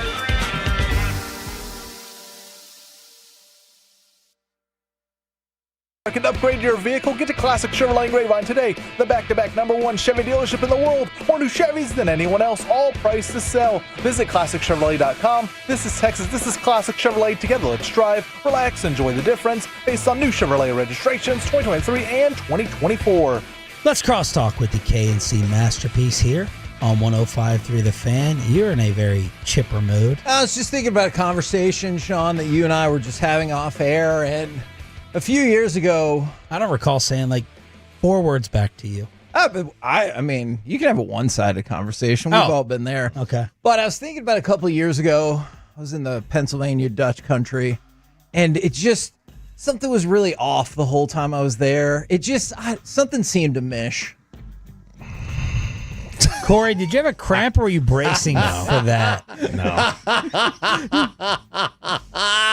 I have to work with this every day. Yeah, that is true. You think he's the king of dad jokes? This guy tries to push these jokes on us. They're great. I love Him them. and the It's Equinox. fantastic. Like he's just always pushing an Equinox agenda. Equinox is a good car, man. Now he's pushing this, and Alec and I just have to suffer through it. But now the Tolos, the Twitch knows what to expect out of Kevin today. What is the Equinox agenda? Every time we do a Platinum Chevy commercial, he starts talking about how many Equinox he has. Equini. It's a good car. Good SUV. He said 4 of them. 4. 4? We've had 4 cars from Platinum Chevrolet. They haven't all been Equini. How many? 2. Okay. What's coming up? Guys, today we'll have Mickey at 11. But also, nobody cares about your fantasy team, but today we do. So you get to tell us your chumbles and triumphs from fantasy football today at 11 o'clock. Your what? What? Did you say Your chumble? chumbles? The hell is a chumble? Because, like, if you got knocked down. Trumble or chumble? I thought he said chumble. It says tumbles. Okay. I was like, maybe I did write I was just chumble. trying to pronounce it like the Amish person. Are you embarrassed? Corey looks like he's been That was the Jays. drinking some of that stash in there today. No, I am a little sleepy because I got up this morning very early. You want to elaborate? Like earlier than normal? About 30 minutes earlier Had to than churn normal. the butter? I just woke up. No, I didn't have to churn any butter, Chop. I just went to the gym. I woke up and forgot my kid didn't have to go to football practice, and he has a game tonight. So I was like, oh yeah. Thanks to Tolo Eric, by the way, for bringing in awesome. an entire store in here. Awesome. Do we have the name of the store or? It is a CBD American Shaman. And, man, it's in Plano, just north, I believe, off Alma. This guy hooked it up. I can't believe there's any left up here after Gbag. Oh, there won't be after we leave today. Yeah. He brings me Batman graphic novels as well sometimes. Really? Yeah. If you were Amish, would he bring you a game called Mine Craftsmanship? Why all the Amish talk? What's going on? Did you watch Amish Mafia at some point? Did you? Is that a show? Yeah. The Theo Vaughn Amish podcast was phenomenal. All right. Came out like a week or two I ago. think Kevin's in the mood for Ask Reddit here, Bobby. Yeah, let's get to Ask Reddit. We've got plenty left over. Kevin Hagelin, we'll start with you. What career does the rudest person you know do for a living? She's a lawyer. Narrowed it down. I as soon as you said that, and like, I think she's just straight to the point, but I know other folks sometimes can think that is very rude. But I also bet it makes her really good at her job, and I know she doesn't listen to this show, so she's a lawyer. Corey? He hosts a show called The Herd. Whoa. Have you heard his story before? No. Why is he rude? Oh, yeah, I know this story. So before I started working here, right when I graduated UNT, the Super Bowl was in town. And I was working for ESPN as a showrunner, doing stuff. And I was a stage manager for his show. And Tony Romo came in. And the director, the producers were like, hey, we need a sound check on Tony Romo. Can you pull his microphone down? And I was like, yeah, Tony, let me do this real quick. And he was like, okay. And Tony pulls it down, and then Colin asks a question, and immediately he pulls his microphone back up. And they were like, hey, we really need you to get in there. And as I went to go do that again. So you're supposed to go to Romo and pull the mic back down? Help just so we can get a sound check. And he's like, we're not going to get an effing sound check on Tony Romo. And just started embarrassing me in front of all these people. Now, fortunately, I knew I was there for a very specific purpose that day. And I was like, screw this guy. So for eternity, I will never, ever like that guy. I like that. She's unemployed. So. Oh. I'm having a hard time coming up with the rudest person I know. I don't know many rude people. By the way, McKinney, Texas, off of Custer Road. I just wanted to go ahead and throw that one out there. My apologies. Thank you, Eric. Radio. They do radio. Oh. So, what about a hint? What show? What? They work in Dallas. They do radio. What show? What about Pepe's answer? What is your answer, Pepe? It'd be a professor or teacher. I mean, I had some really rude ones. I'd go for help in college. I'm just a freshman, need to learn about taxes and all this in math class, and she was unable to help me because she basically called me stupid. All right, leftover ask right here. Sean, here's one for you. What's a food that makes you think, how did humans discover this was edible? Oh, all the time. Like everything. Blue cheese. Cow's milk. I said that's it. I can see That's how I can see how they discovered that. Not. How do you say, let me squeeze this thing that kind of looks like you know what, and let me drink what comes out of it. I know. That sounds a little weird. I don't think it's a big, it may be weird. I don't think it's a big leap to figure out how did somebody figure out that's what was in there. I think you can deduce. But how somebody found that out. imagine trying the first person to try blue cheese. Yeah. This cheese is turning color. Yes. Or meat. Yeah, we talked about Okay, that. so mine was brisket because of how that was considered just useless. How did you figure out how long? Just got to cook it for 20 hours. Someone had to have forgotten. So many great recipes are accidents. Worcestershire sauce. It got left in a basement for years. Oh, really? And then somebody found it and they tried it. They were like, oh my gosh. Yeah. Someone had to have fallen asleep drinking moonshine and they woke back up. It was supposed to be on for 6 hours and they really passed out and it got left on for 13 hours. And they're like, oh my God, this is tender. This is the way you cook it. How about a kiwi? Kristen said a kiwi. Let me eat this thing that's furry on the outside. What about that damn durian that Chris Arnold likes? Oh, yeah. Ooh. What's your answer for this, Kevin? Most food?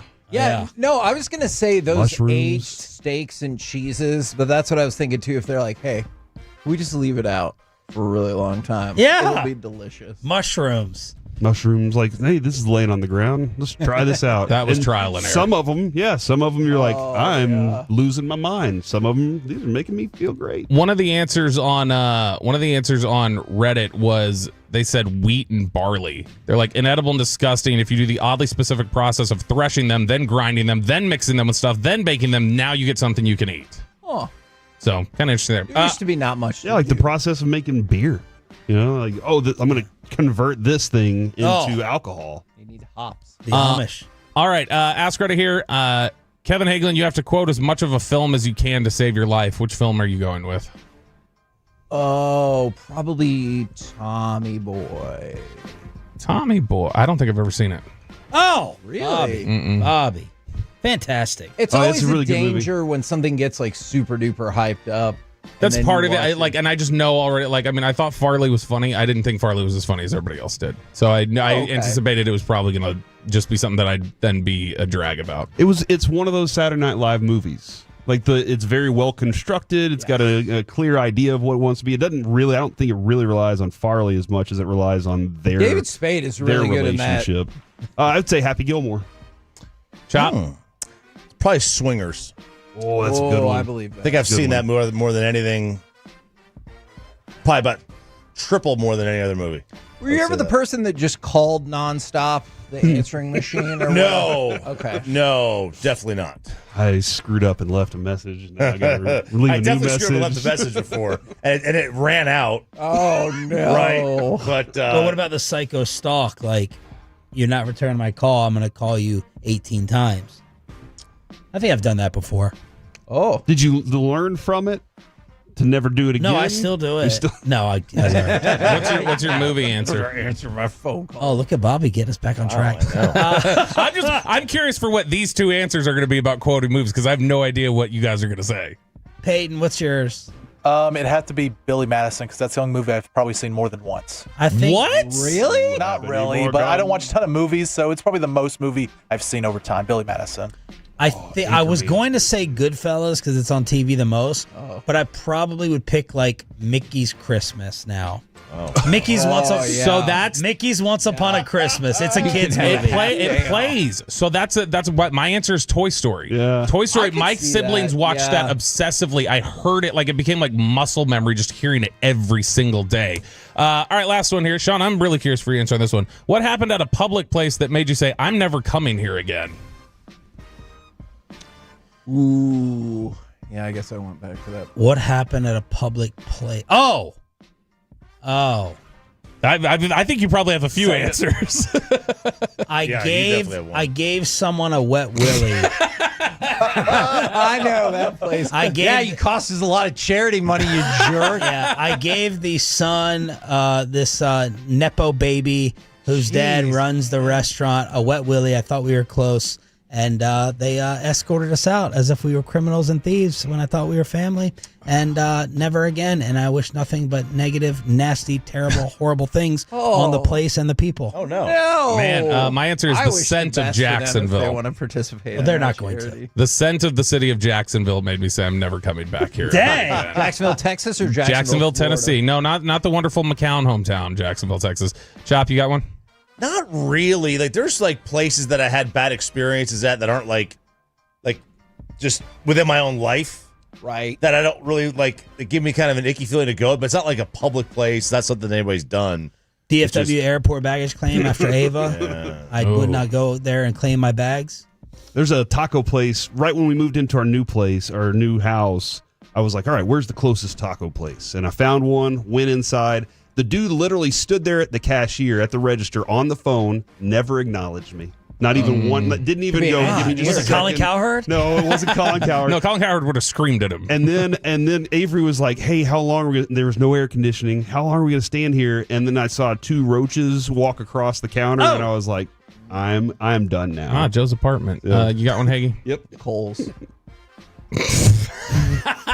What happened? Coles is dead to me because they screwed me over on a Black Friday, and so because of that behavior, I decided I'll never go back. They didn't honor their deal. That's right. The other one I was going to say was IHOP when somebody decided to try to leg out a triple in the booth across from us instead of just settling for a double, and then the cops got called. But I've been back to IHOP, so I can't say that. Yeah, that's a good one. We're back tomorrow with the Hump Day edition. We got the random Wednesday wheel spin. Are we getting a special guest appearance tomorrow from... Sounds like it. I'm going to see if Choppy remembers in the commercial break. It's the KNC Masterpiece. Next on the...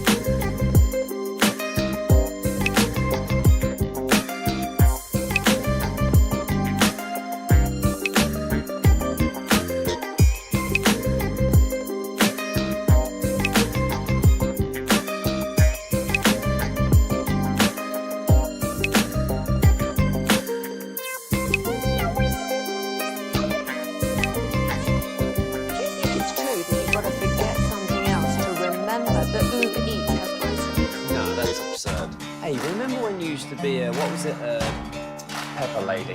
Pepper lady? Wasn't it Cinnamon Sisters? Basil babes. Saffron Squad?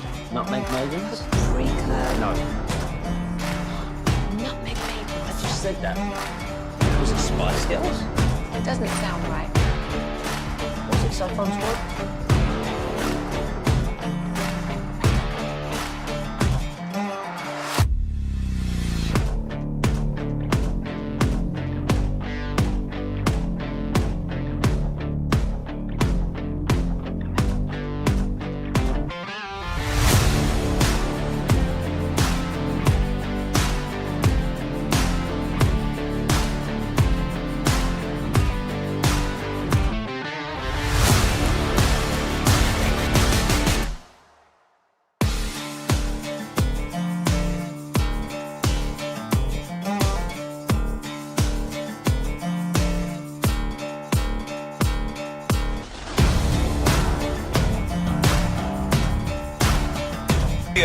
It's the KNC Masterpiece on 105.3 The Fan. KNC Masterpiece right here on 105.3 The Fan. You got me, Kevin Hageland. You got, oh, man, Corey Majors. Man. And the famous Alec Medford. Gentlemen, welcome to the program. How the heck we doing today? I forgot my chicken, Alec. Yeah, I had some barbecue chicken over the weekend that was that I was going to eat today for lunch, and I separated it from the sausage because I didn't want the sausage. I just wanted the chicken, and so I separated it, put it into a different gallon or whatever quart Ziploc bag, threw it back in the fridge because I was like, I don't want to put it in my backpack while I'm cooking my eggs. And then I get, then it has bacteria growth on it, and then I'm sick in the middle of the I didn't want that to happen. Okay. So I threw it back in the fridge, and then I grabbed my nuts and the Kashi cereal, put that in the bag, headed to work, and then halfway here, Jerry starts talking, and I went, son of a gun! I forgot my chicken, so I don't have lunch for today. And at 11:20, every single day, I have a sandwich. If I'd have made a sandwich, I wouldn't have forgotten it, but I forgot the chicken, so... Joe, if you are in the general Metroplex area and want to bring Corey chicken, is that for lunch? What I take from that? Yeah, I'm kind of really just kind of looking for lunch at this point. I have nuts, and I have the Kashi cereal, but I don't have the chicken, and that's really the strength protein that I need to make it through the rest of the day. Otherwise, I'm going to be hungry late in the show or on the way home. Okay, well, we have a mission statement for the day now, I feel like. All right. Thank you. To your Dallas Cowboys, 877-881-1053. No CD, no Booker, so what now? They don't feel like my Cowboys right now. Ooh, just because they're not good or because of the injuries or? Just all the things. There's just so much disarray with this team right now. Sure. And that's not saying that there hasn't been disarray over the last 30 years. Right. Like that's a reality that we all understand. It feels like this team is not representative of what I want my football. Last night's game, Kevin, the Detroit Lions. Right. And honestly, the Baltimore Ravens didn't represent it very well. That game, though, for most of the game, was a hard-nosed football game. And that's what I want my football team to be represented as. Okay. Right now, I don't feel like I have a hard-nosed anything on this team. Maybe a defensive tackle and an offensive guard. And my quarterback, I was feeling decent about him. And I don't know if it's because the offensive line is a struggle for him and having to navigate that's tough. He has a running back that they can run the ball with. Sure. But man, whenever you have to, now I got to go out and score 40-something points just to keep up. I can't run the ball enough because I got to go score points all the time. The only other option is going to be to let's run, kind of like the Lions did last night. All we can do is run the ball and hope that we've made the game short and that our defense is just absolutely protected. But it feels like every time the defense steps onto the field, it's going to end up in 6. Yeah. Or it's going to end up in 3, and it's not going to end up in a place where I can keep a game to a 21-17 type vibe. Okay, so like the news of the last 24 hours it doesn't really Makes it even feel. worse. Yeah, it doesn't really feel like it's gonna help that. And because we talked with Stephen Jones earlier yesterday, as we do every Monday at noon, and he confirmed that CeeDee Lamb had a high ankle sprain. And we talked about, hey, CeeDee said he thinks he'll be good to go for Green Bay. And I'm paraphrasing, Because that's how CD is. yeah, and essentially Steven was like, hey, we appreciate that, but we have to also deal with the realities of the situation and what usually comes along with that.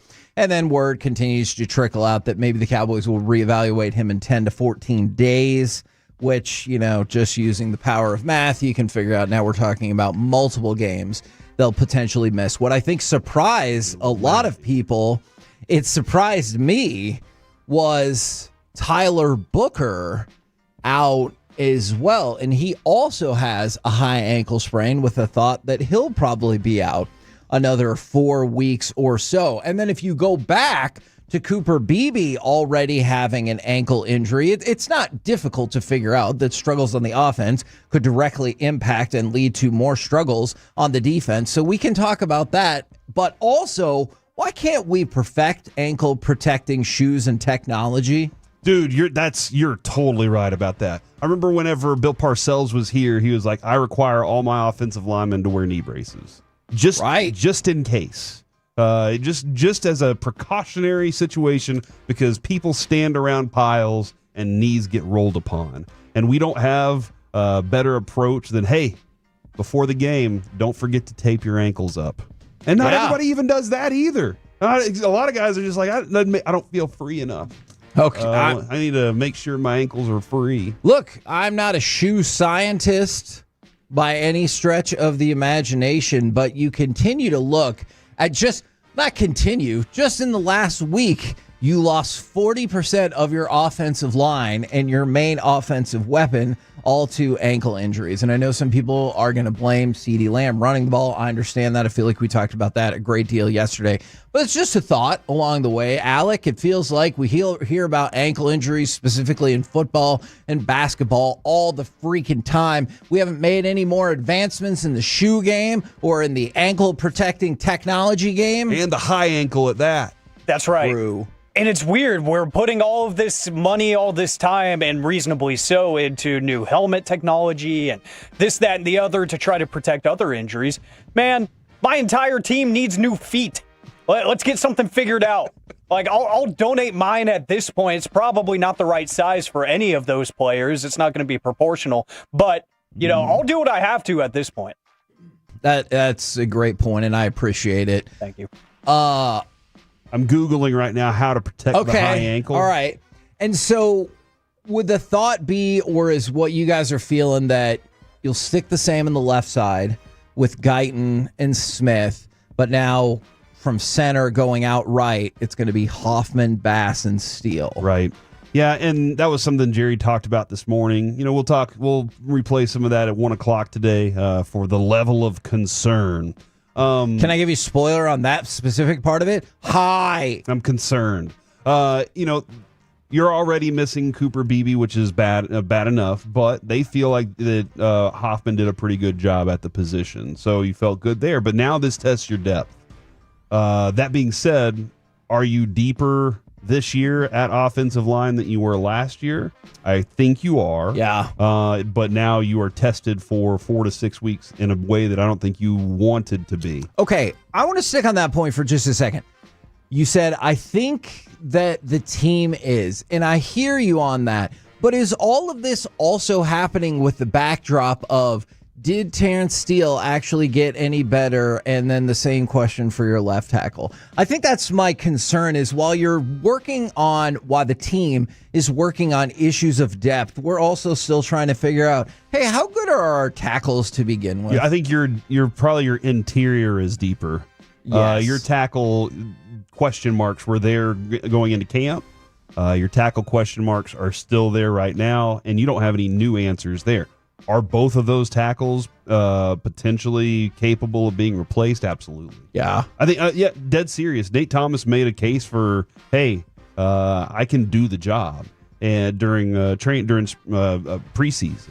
And so that's an option there for you. You're giving Tyler Guyton every opportunity because you picked him in the first round and he has this high upside. You have all these things that you imagine and dream for him, so you're going to give him the chance to prove that he can't do it.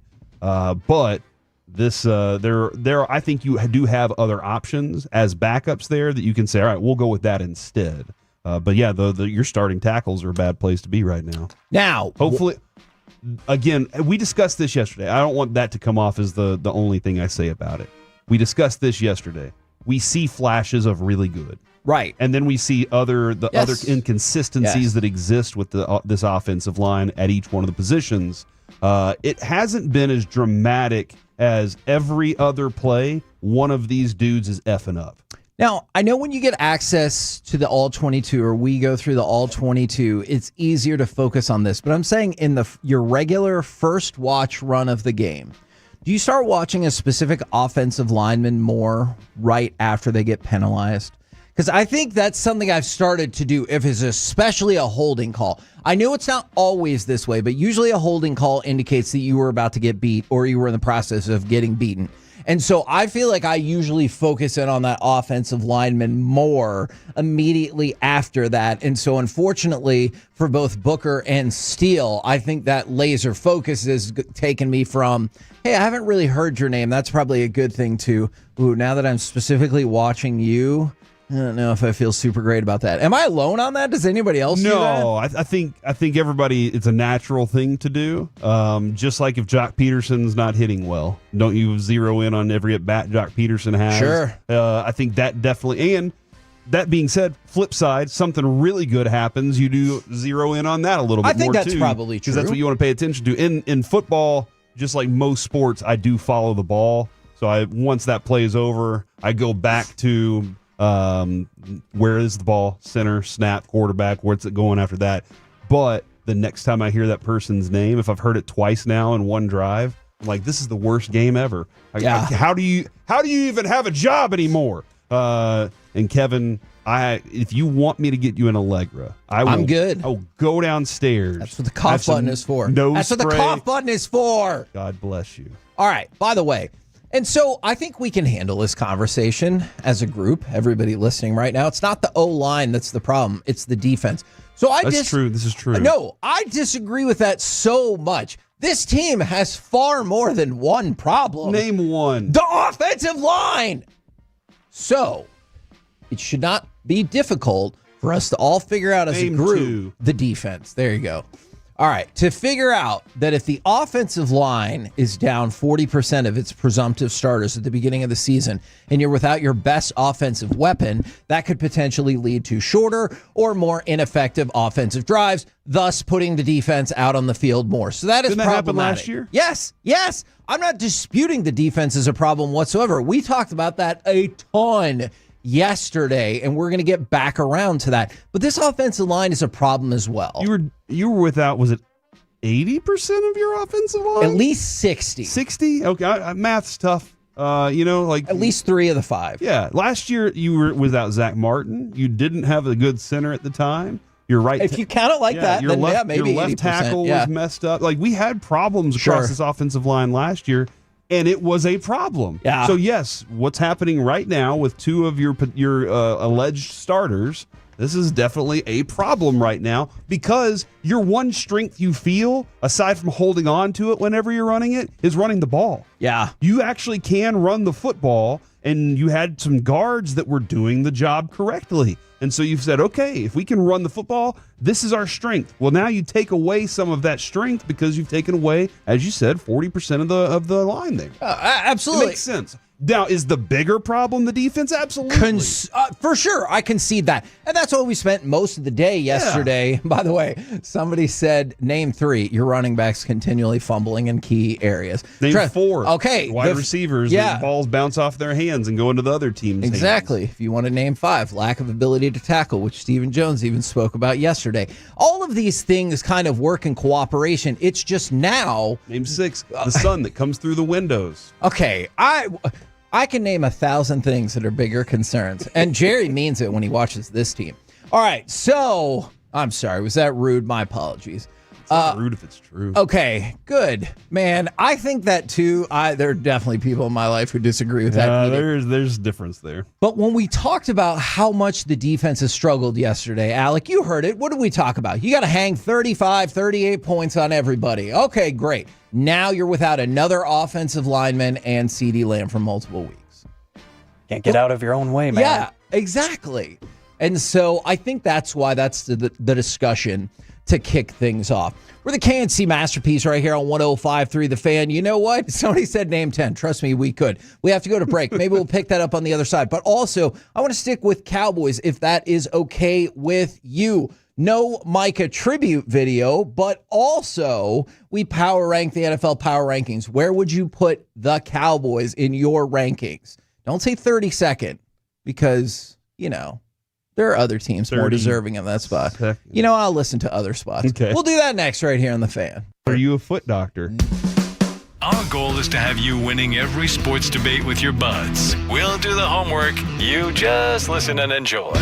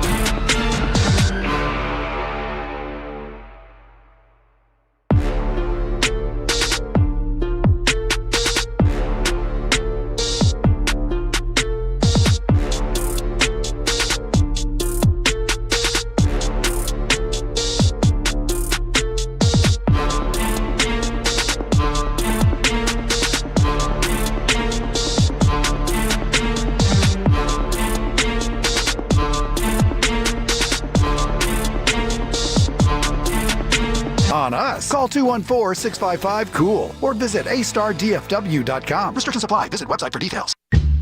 This segment of the KNC Masterpiece is brought to you by Cars for Kids. Donate today at carsforkids.org and by the personal injury lawyers Frankel and Frankel. If you've been injured in a car or truck wreck, call Frankel first, 214 or 817-333-3333. With Frankel and Frankel, there's never an out-of-pocket cost. They only get paid when you win. Frankel and Frankel, the go-to car and truck wreck attorneys in Dallas. Ferguson in motion to the left and back to the right. Prescott in the gun. Back to throw. Good protection. Rolls right, throws on the run, in and out of the hands of Pickens, and intercepted on a deflection by Tyreek Stevenson. His second takeaway of the day.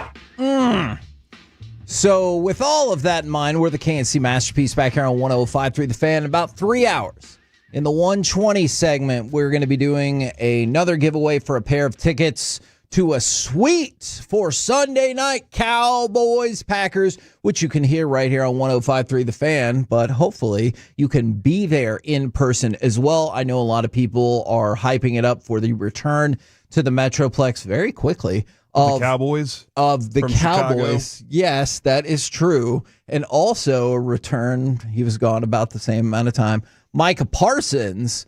And of course you had to bring that up. I know Jerry has said that they're not necessarily planning like a return video. And he added, I don't think it's appropriate this way. Emmett was a whole different story, not to diminish Micah, but I think Micah's got enough welcome out there. And so no tribute video to Micah Parsons or anything, which I think eventually there might be, but I can see how in this scenario, like a month after, the feelings are probably a little too raw there.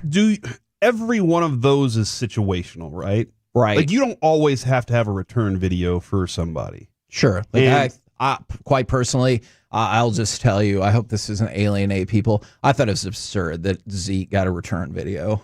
Did you think Zeke's not that status? What about Luka? Luka is that status, yes. But you traded the dude away. No. That's a circumstance that I'm like, you shouldn't do a video. I get it. Last year when they were like, hey, we traded him 2 weeks ago and he's back and let's do it. And you're like, what are you doing? That was odd, but no video. And I have seen some people who then believe that now that will lead to Micah wreaking even more havoc. And to be fair, he's been awesome this year. He's averaging half a sack a game. Let's go. So that's pretty bad. How many sacks in this game will be too many? I think if he gets one, you're like, okay. Yeah, I think if he gets to 3, I'll be like, man, we really should have seen this coming. And put in Joe Milton. No, not. I mean, depending on the game, it's not like your defense is going to stop people. So get hurt, probably, yeah.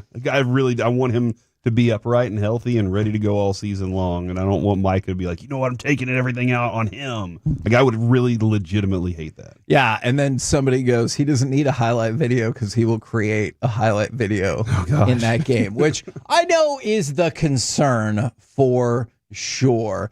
All right, power ranking, the NFL power rankings. I'm going to change it up this time. Would you like option A, B, or C?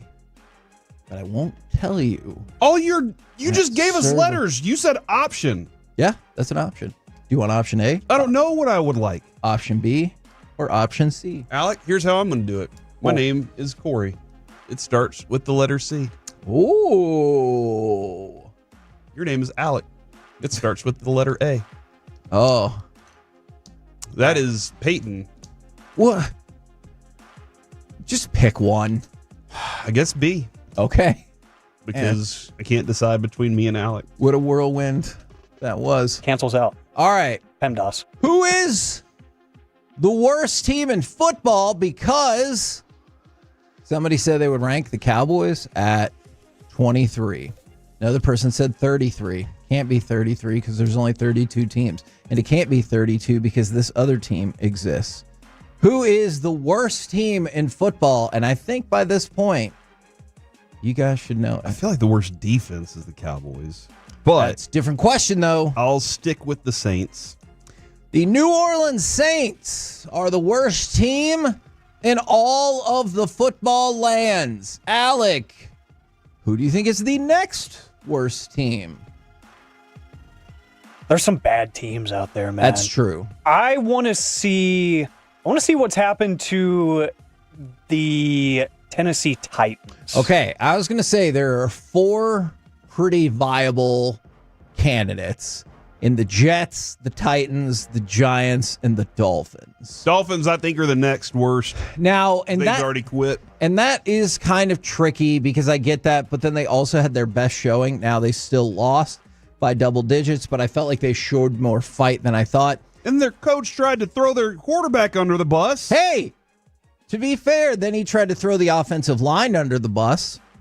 I don't actually know if that helps at all, but it is the Miami Dolphins that are 31st, followed by the Giants, followed by the Titans, and the New York Jets. So those are your worst 5 teams in all of football. Now, to the fun stuff. Where would you put the Dallas Cowboys? They belong in... I'm trying to count here because Cleveland exists. 20. Hey, Cleveland just won. 25, 23. Okay. Alec, do you think that sounds right? I'm gonna go 25. Ooh, okay. So, had you picked the Athletic, which was C, the Cowboys are 22nd. But you did not.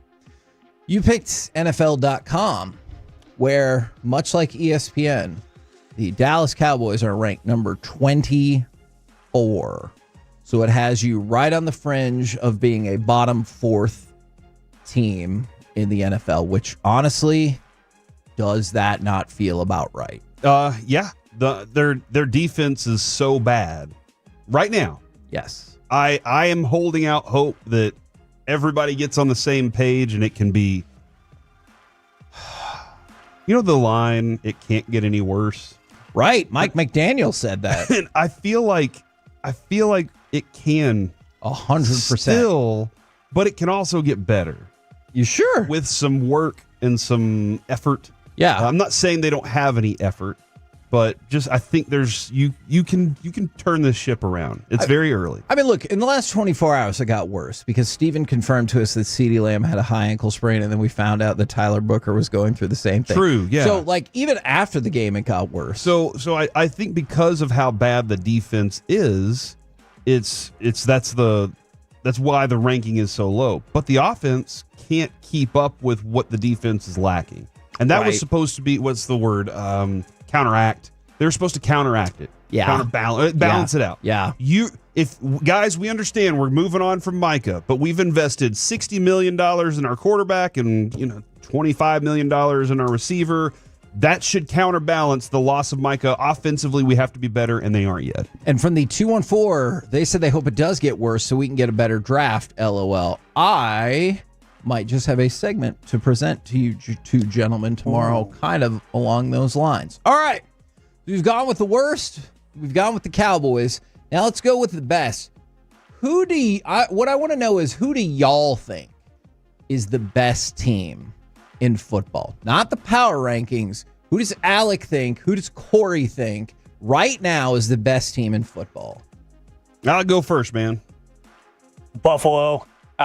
I don't see enough from Philly yet. I think they're the most talented, but I think Buffalo's playing the best football right now. Detroit changed my mind last night. Ooh, even with a loss already? That was first one of the season. Trying to figure out what they were doing. Their coordinators proved to me in the last 2 games that they're not going to take any S. And then on top of that, they played a hard-nosed game last night. Dan Campbell, he was like, we came in and did exactly what we said we were going to do. So all week long, they were talking about going in there and busting them in the mouth. And then they did. Right. And then not only did they do that, they ran the ball. I'm pretty sure they ran the ball 67 times on that one drive for 98 yards. 98 and a half, mind you. And on top of that, add to that, perfect execution on a 4th and 2 play to send it over the top. They looked like a team last night that is prepared for this season. Now, can their defense stay healthy? That was their only problem last year. because their defense couldn't stay healthy. But right now, they look to me like they are the team primed to be the one to beat. Interesting. And I know Philly exists. Well, look, and that's why I wanted y'all's opinion, because I don't agree with this either. Philadelphia is number one in all three of the power rankings. Buffalo is second, and I think that's just off base. But ESPN and NFL.com have the exact same top four. It goes like this: Philly, Buffalo, Detroit, third to your point, and then the Chargers. So let me ask you one more question before we wrap up the power rankings portion of this segment. If the top four are the same on both Philly, Buffalo, Detroit, and the Chargers, who would you put fifth? Because that's where you start to see a divergence. I think Tampa. Okay.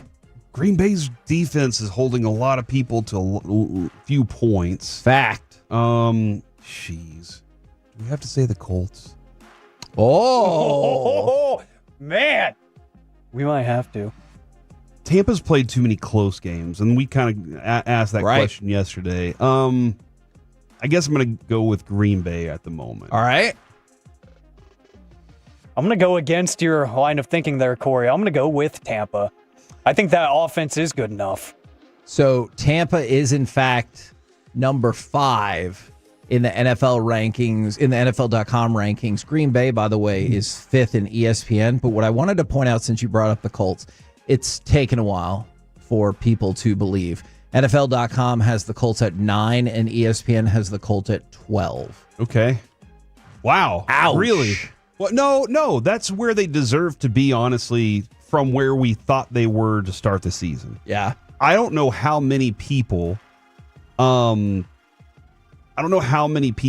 there are expecting that Daniel Jones will keep this up all season.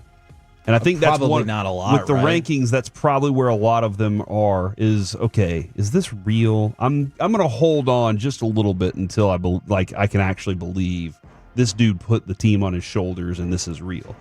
So, can I ask you one more just kind of like basic philosophical rankings question? This could be for college. This could be for the NFL, because sometimes this is confusing to me. From the 7-2-0, the Rams should be top 5 for sure.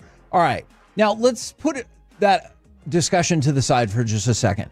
The Rams fell from 2 to 8 in the ESPN power rankings and from 7 to 10 in the NFL.com power rankings. Sometimes I am fascinated and a tiny bit confused by this in both college and the NFL.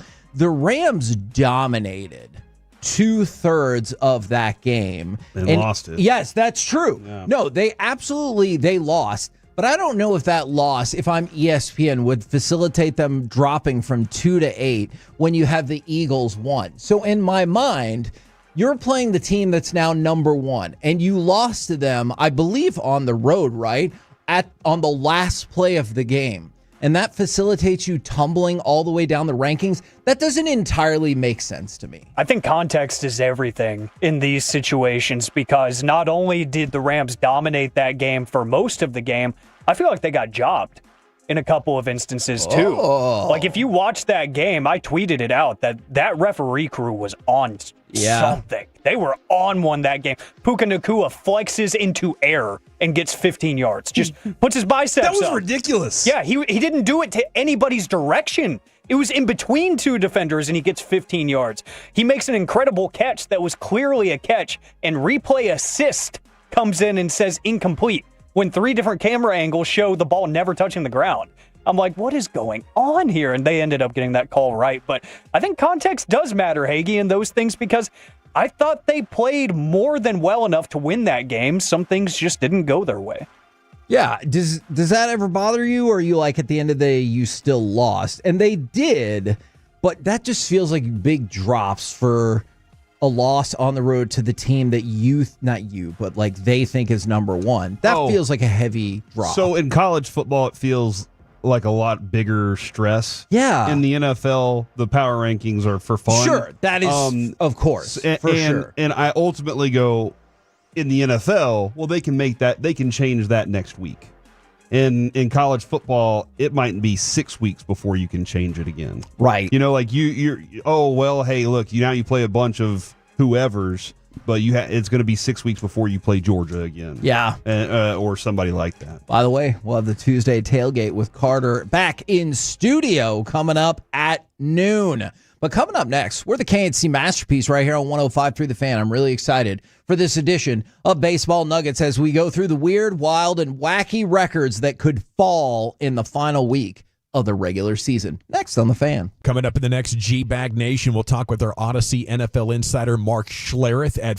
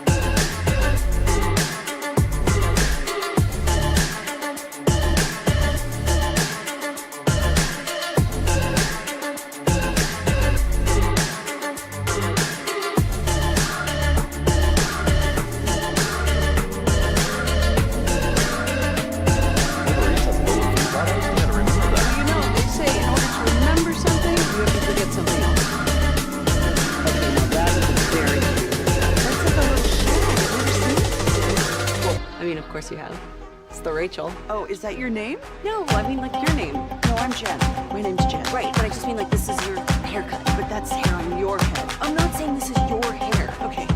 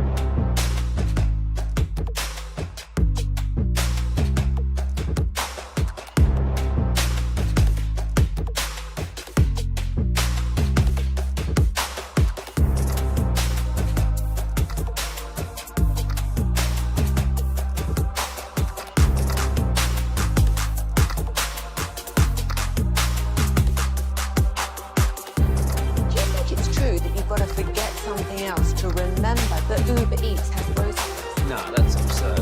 Hey, remember when you used to be what was it, Pepper Lady? Pepper Lady? Wasn't it Cinnamon Sisters? Razor Babes. Saffron Squad? Nutmeg Maidens? Paprika? No. Nutmeg Maidens. I just said that. Was it Spice Girls? Doesn't sound right. Was it Saffron Squad?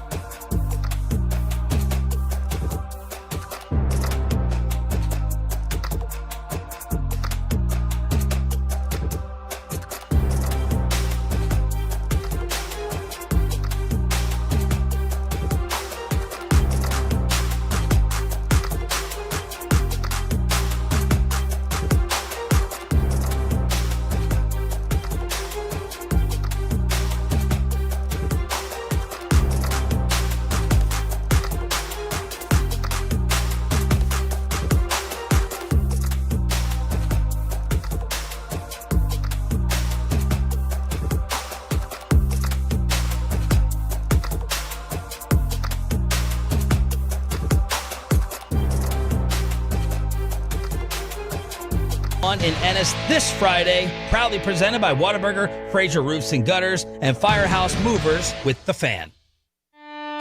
This segment is brought to you by Classic Chevrolet. If you're in the market to upgrade your vehicle, get to Classic Chevrolet in Grapevine. Back-to-back #1 Chevy dealership in the world. They've got more new Chevys than anyone, all priced to sell. Visit ClassicChevrolet.com. This is Texas. This is Classic Chevrolet. Together, let's drive. Based on new Chevy registrations 2023 and 2024. This be the pitch to get him to 200 for the year. There it is. 200 strikeouts for Paul Skeens. We'll get back around to why that number is so important in just 1 second. But right now, brought to you by Reliant Air Conditioning, gimmick-free AC repair and replacement. It's time for some baseball nuggets. By the way, baseball nuggets announcement for tomorrow in this spot. We're going to have Ferguson Jenkins on the show. In your face. Hall of Famer, all-time great Rangers pitcher. So that's pretty cool. Yeah. Now, nickname Fergie. Yeah. It will help us hopefully be less sad that the Rangers are eliminated from the playoffs. Do you think he knows how to spell tasty? What did you just say? I just said, do you think he knows how to spell tasty? Because she didn't spell it right in that song. Yeah, I was going to say it will help us feel better when the Rangers are eliminated from the playoffs. You think tonight is the night? Yes.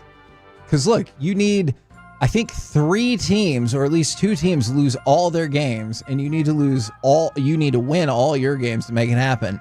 It feels like the combination of some of those things will happen this evening. Oh, so now you're going on feelings. All this time, Kevin's been, I go on facts and hard figures. Okay. We do math here on this show. You like this then? I think it's either ESPN or Fanatics that has the Rangers as 0.0% to make the playoffs. I think ESPN has them at less than 0.1%. That's right, because there is still a chance. Kevin, how many teams do you need to lose all their games? At least 2. Okay. You do play one of those teams. Yeah, which teams are those? Houston and Cleveland. Houston could definitely do that. I mean, Cleveland's been on a roll, but you do get those last 3 games against them. Yeah. So it could happen. So maybe tomorrow we won't be. Maybe the Red Sox. I think the Red Sox. Maybe tomorrow we won't be out of the playoffs just yet, Kevin. All right. Well, great. But then again, maybe today we're all going to get raptured, if you're to believe the internet. So what time is that supposed to happen? If we have it down to the date, shouldn't we have the time? Man, if we're going to get raptured today, I really feel like we all should have been able to go off and just do whatever we wanted. All right. Weird, wild. So many thoughts. I bet. Records that could be ready to fall in the final week of the regular season. Now, of course, we are going to start with the Colorado Rockies because I feel like we've tracked the Colorado Rockies all season, including that guy from Apple TV who did not like when I asked if they were tracking their run for the worst record of all time. They have avoided that record. However, what they have not avoided is having one of the worst run differentials in baseball history. No. Yes. Right now, they're at minus 404 runs. Okay? That would be the... Holy cow. Yes. That would be the worst of the 21st century. But here is where the story takes a dramatic turn. It would also be worse than any team in the 20th century. And you have to go all the way back to the 1899 Cleveland Spiders. That's when baseball began. Man, and the Cleveland Spiders are the worst team of all time. They went 20-134, and they had a run differential of minus 723. Don't you think it's ridiculous for a city to claim spiders? Like, spiders are everywhere. That's true. They claimed nothing after that, I'm sure. But yeah, this would be the worst run differential in 126 years. These are the other teams that have ever had a run differential worse than minus 400. The Cleveland Spiders, the Pittsburgh Alleghenies, the St. Louis... I know. The St. Louis Browns, the Louisville Colonels, the Philadelphia Phillies. Okay, that one stays. And the Buffalo Bisons. That's the class. It is the Buffalo Bills. No, we would evolve to that. It was like I almost said it was like a Pikachu. It was like a Pokemon. You ever see a buffalo and you're like, oh, a bill out in the middle of a field right now? Yeah, and then you roll the window down to see if you can hear anyone saying a discouraging word. I always where the follow. buffalo run. Yeah, exactly. All right. Dang, dude, Colorado's awful. They are. This is bad. You might think. When are they moving that team? I mean, the stadium is too nice. It is an awesome stadium. Now, Alec, I know what you're thinking. You're thinking, Kevin, that is the most amazing statistic I'm going to hear all day. Is it? Because I take you to the National League. Most strikeouts in the National League this year. Paul Skeens is third with 209. Logan Webb is second with 211. And James Wood is first with 215. You might be thinking, hold on a second. He's a hitter. Yeah, that last person you told me is a hitter. So, The Athletic looked up in the live ball era. Has there ever been a season in which a league had a player with more strikeouts than any pitcher threw strikeouts? The answer is no. And yet James Wood is on pace to shatter that baseball template. Okay. Do you remember what the most strikeouts for a hitter in a single season is? Because I don't have that. Give me a second. Because that record has been broken a couple of times, it feels like. Yeah. Give me 1 second. I'm going to get it. Because I want to know something real quick. It's a lot. 223 in 2009 by Mark Reynolds. Chris Davis did it in 2016. He had 219. Ellie De La Cruz last year had 218. And Adam Dunn in 2012 had 222. So I was just trying to figure out. We are now at a point where pitchers pitch so much less. True. So that is one thing. That is a big number, though, because he could break the all-time single-season record before the end of this season. By the way, his OPS is still 806.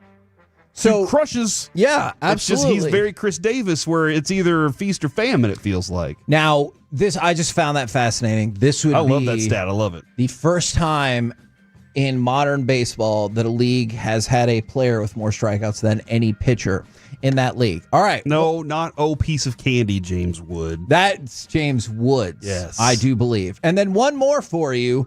Jose Altuve is leading the Astros in home runs. The weird thing about that is he is 5'6". So he would be tied for the shortest human to lead any team in home runs since the 1930s. When baseball was invented. Henny Mueller did it with the 1939 Phillies, and then Hack Wilson who has all of the RBIs as well. He did it 7 times, and he was a shorter person as well. So Jose Altuve striving for that record as well. You're welcome. Altuve irritates me. That is fair. Because he was on a cheater team. And they act like nothing ever, it didn't exist. Do you think, I'm not saying it wouldn't irritate you. Do you think it would irritate you just a tiny bit less if he would have just been an adult and been like, yeah, I didn't want them to rip my jersey off because that's where I had the things attached to me to tell me the sign. Yeah, because he wanted to act like it wasn't real. Yeah. And that's what irritates me more than the fact that he did it. Yeah, freaking get serious, man. All right, in other baseball news, the San Diego Padres clinched at least a wild card berth with their extra inning victory last night, and then the MLB owners unanimously approved the sale of the Tampa Bay Rays for approximately $1.7 billion. And something to keep an eye on. This is something to really watch in the last 6 days of the regular season. The Detroit Tigers, they're 1 game up on Cleveland. At one point this season, they led their division by 15.5 games. Wow. And they are on the precipice of losing that lead. So what's worse, that or the Rockies? No, well, it's definitely the Rockies. But what's worse, that or the fact that the New York Mets might not make the playoffs at all, despite having a $340 million payroll? Interesting that you bring up the Mets, Kevin. I do believe there was a time when I said that team was a wreck. You did. And a mess, and that they were falling apart. At the time, I felt as though that characterization was inaccurate. At that time, I do believe that they had won 11 of 19 or something like that. However, it looks like the chickens have come back, and I'm ready to eat the chickens now. You knew it was the chickens, but couldn't get come home to roost? Boost. Oh, yeah, roost. That's it. All right. So which team would be more embarrassing? $340 million payroll, no playoffs, or we led our division. I go with the payroll because the 15-game lead, it's been over time that's happened. Remember when the Rangers had that massiff collapse and it just felt like it was within 2 weeks Yes, it happened? I do. So that's where... That's 2012, right? Yeah, if it was a very small window for Detroit, but it feels like this has kind of been working its way for over time. But the big-time roster, they just... Cohen just keeps piling money into this thing, and it keeps not giving him the love he hopes in return. Yeah. We're the KNC Masterpiece right here on 105.3 The Fan. Coming up next, we will talk with our Dallas Cowboys insider, Mickey Spagnola, but also nobody cares about your fantasy football team, but today we do. So send us your tumbles and triumphs. We'll do it all next right here on The Fan. When your friends say, hey, did you hear? You can proudly say, I heard it on The Fan, keeping you sports informed.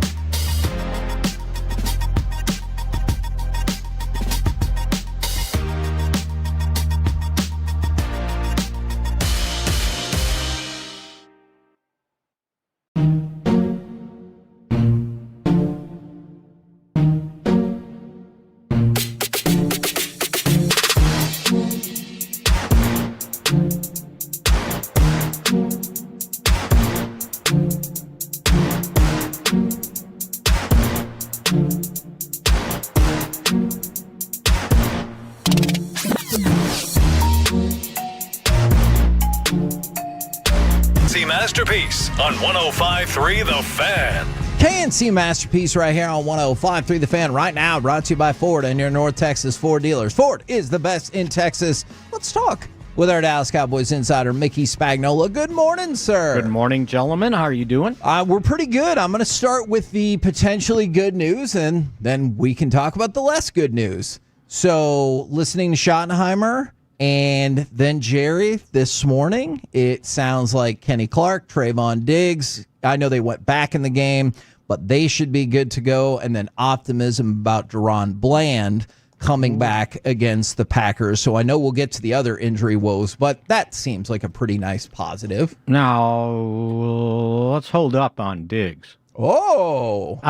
Diggs. I thought you said Lamb. I'm sorry. Oh, man, no. So what were the three? Say them again. That one hit me, and I'm going, no, wait a minute. Yeah, optimism Bland. on Bland, and then Clark and Diggs. I know they went back in the game, but it still looks like they are, should be good to go for the next game. Diggs, I'm pretty sure. I talked to Clark afterwards, and he thought it wasn't as bad as, it looked when he walked off. As a matter of fact, if you go look at that play, he got hit, he went down on like all fours, and the play was still going. Yes, that play was ridiculous. And he got back up, and he was trying to chase it down, and then when it was over, he went down again. Yeah. And I said, what are you doing? He goes, well, I can't give up. And I said, oh, okay, good for you. I like the guy even better now. So that play was confusing, though, because on the one hand, Kenny Clark got hurt. That's bad. But also, the play went for -8 yards, which is good. But then also you missed like 4 tackles before we got to that point. Which is bad. Yeah, which is also bad. That play was madness. Yes, it was. And then Bland, at least he played a game, right? So his ramp up shouldn't be as long as everyone else's. Right. I haven't seen him do any rehab, though, like on the resistant cords, but he may be working out indoors or whatever. So I think that's a let's see what happens this week. But boy, that sure would help.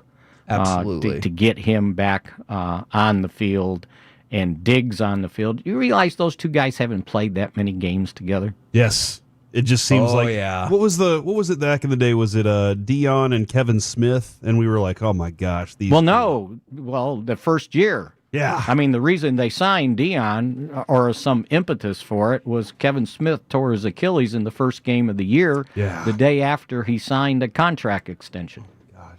Like getting hit by a car. I don't think he made it through the first quarter. Yeah, I believe you're right about that. And he tore his Achilles, right? Yeah. So thanks a lot. So that first year they didn't play together. Yeah. Hopefully if you get Bland back there, because if you go back and look at these guys, just have bad eyes. Like I don't know what they're looking at. When they're trying to play zone. And it's like, I see when you're in this area that's your area, you got to be there. But when you see the guy that was in your area cutting in the middle and there's no one else there around you, why don't you go to the middle?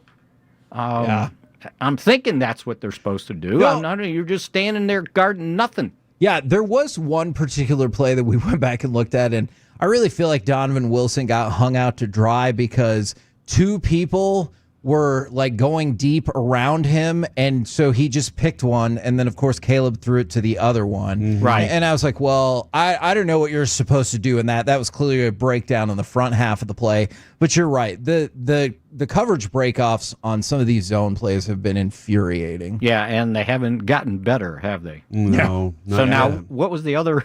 Other injury you were. So that was the good, but then the bad. We had Steven on, and unfortunately he confirmed what we were all afraid of is CeeDee Lamb high ankle sprain. And then I have to admit, I was surprised when we heard the news about Tyler Booker with a similar injury, and all of a sudden, I know we spent a lot of time yesterday, Mickey, talking about the defense, but like, if your offense is even further shorthanded, that feels like that's not going to do the defense any favors. No, because as you guys heard me, this team's lifeline is the offense. You got to score points, right?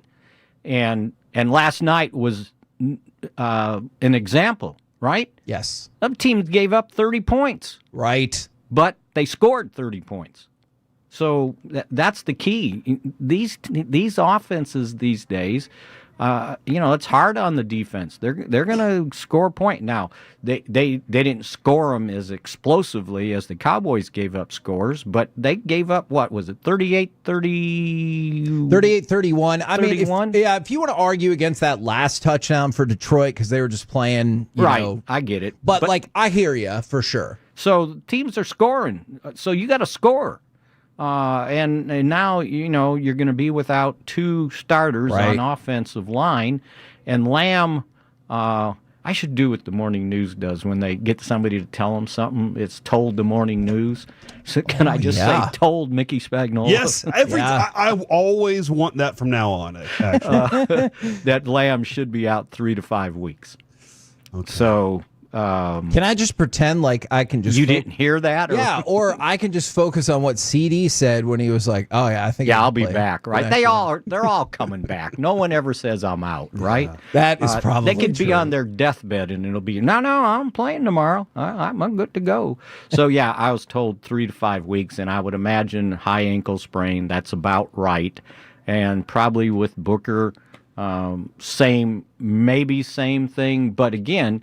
he doesn't have to run 5 yards, right? Yeah. He's got to be able to push off. So we'll see where that one goes. But again, you know what I always tell you guys is when you lose somebody, okay, the next man up, right? Well, who's behind the next man up? Good. Yeah. Right. Now TJ Bass is going to go in, but he can only play one guard spot. So who's the other backup guard? Yeah. And you know what? I didn't even think that far. All I was thinking is, while your left side is still intact, now you've got Hoffman running next to Bass, and that is not how you drew this thing up at all. And if Hoffman wasn't taken over at center, then he could have been the backup guard like he was last year, right? Well, now he can't be the backup guard, so it's TJ Bass, and I'm looking, and it's like, well, who's left? I don't know if Nate Thomas can play guard. Because he's active as the backup tackle, which you have to have. Would it be crazy to maybe move one of those tackles? Yeah, it might have to inside? be a Denergy maybe to be the backup guard because he was inactive. So maybe it's him. And I was looking. I go, well, let me see what's on the injury or IR, and there's really nobody because I believe they put Rob Jones on there before the 53, so he's out. I believe I'm right on that. So, yeah, it's like, where's Awesome Richards when you need him? Right. Not available. Mickey, I was kind of curious. Do you think the better option, I know you got to score, but do you think the option could be to try to make the game shorter by we're just going to have to run the ball? We can't go out there and throw it all over the field and have we can't risk a 3 and out. Right. I think you're right. In running, and that's one of the things they've been able to do. But think about it this way: if me and you think that way, don't you think the everybody Packers else probably just got to start that run just a little bit? Okay, then let's run it at Micah. Yeah, right. Well, for sure. And make sure you're double teaming and when he's coming off the edge. But I would imagine when you're weakened in the middle, he's going to probe in the middle where the guard and the center are for sure. And they figured that out immediately when he got there. They saw, oh, look what the Cowboys did with him. We can move him inside and stand him up and, we'll create problems. So, yeah, they're not going to have a lot of time in the pocket. They got to get the ball out and maybe short stuff, things like that. But running the ball, it's so they've had. I finally asked this question. They've had all 3 games, right? 100 yards rushing. Yeah. And I was wondering when's the last time they had 4 in a row, and it was 2023. Okay. So not any time last year more than 3. So yeah, if you can keep running it. Now the key thing though is that when you're running the ball, your running backs also have to threaten the goal line. Like they got to worry about them getting, 30, 20-yard gains. Yeah. And that's always important, because if a defense doesn't think the running back is going to threaten them, the goal line, then they can kind of play back a little bit and say, okay, we'll give you 10, we'll give you 15, I just don't want to give you 30. So that creates a problem too, and if they're doing that, then maybe you can throw the ball if you have time, but then again, you have to have time. You know, I know we spent a lot of time talking about the defense yesterday, and I think it's more than just the defense, but these kind of work both sides of the ball. The Bears had no takeaways and no sacks the week before the Cowboys game. And then you look at that game, and the Cowboys have 4 times they give the ball away and give up 2 sacks. And then this is the first time in Caleb Williams' career that he doesn't get sacked. That's astonishing to me on both sides of the ball, like with the reckless nature of which we take care of the ball. Even if you want to take out the last one from Joe Milton, I get that. It's still like reckless nature of taking care of the ball, and then just complete lack of pressure against a team that has shown they're very vulnerable to pressure. Well, if you look at the first 2 takeaways, they were weird, right? The tip, yeah. The tip pass, because that's got to be caught, right? He knows I agree. it, right? And then yanking the ball out of the guy's arms when he's right by the sideline, all you had to do is step out of bounds. No, I agree. I thought that was an incredible defensive play, though. Yeah, so that's kind of weird. The only one, I'm sure Dak wants back is the one in the end zone. Yeah. Where, he had to fit that in so perfectly because there was 2 guys there, and there was 2 receivers there, too, so I don't know if that pattern broke down or what. That one you didn't like. But what would that got it to 31-21? Yeah, I think I've started to focus more but on... But it's no takeaways. Yes. But yes. But again, first things first, right? Let's cover. Let's make tackles. Sure. Then, okay, now takeaways, They got to stop the explosive plays that just can't keep happening. It's too easy for teams to just kind of methodically move downfield, and all of a sudden they hit big plays like they did, at least 2 of them to Luther Burden. Yes. It's like, hey, understand who that guy is. Right. He's in the game. He's not a starter, but if he's coming in some capacity, maybe they got something going, right? Keep an eye on him. And boy, they sure didn't. No, I could have told them what to do. Yes, right? I really wish that you would, for future scouting purposes. Anybody from the University of Missouri, go ahead and cover them. Yeah, exactly. If you honestly, at this point, if you have any tips for the defense that you want to pass along, just go right ahead. Yeah, right? I think they should be willing to listen on that. I'm surprised Eberflus hasn't been like, "What are y'all's thoughts, guys? Got anything for me here?" You know what? I do think that would be an amazing way to start a press conference. Like, I don't think 1 and 2 is early enough to do it, but like, let's say you got to 1 and 5. Wouldn't you be amused, Mickey, if Shoddy went up there and he's like, "All right, you guys are so smart. I've read your columns. What would you like me to do?" Yeah, that would be good. So how many? I should have looked this up before I ask you. How many 1 and 2 teams are there? Like, did that make Baltimore last night 1 and 2? Yes, it did. Kansas City? Kansas City is 1 and 2 as well. There are 10, I believe. Baltimore, Cleveland, almost in the entire AFC West, except for the Chargers. Yeah, so the Broncos, and I know people had high hopes for them. You're Bears, right. Panthers, Falcons. The Patriots. There are a bunch of 0-3 teams, too. It's just kind of how the Cowboys got to 1 and 2, right? Yes. Exactly. Yes. And see, and now, as this goes along, at some point you're going to look back, revisionist history, right? And you're going to go, oh, they should have beat the Eagles.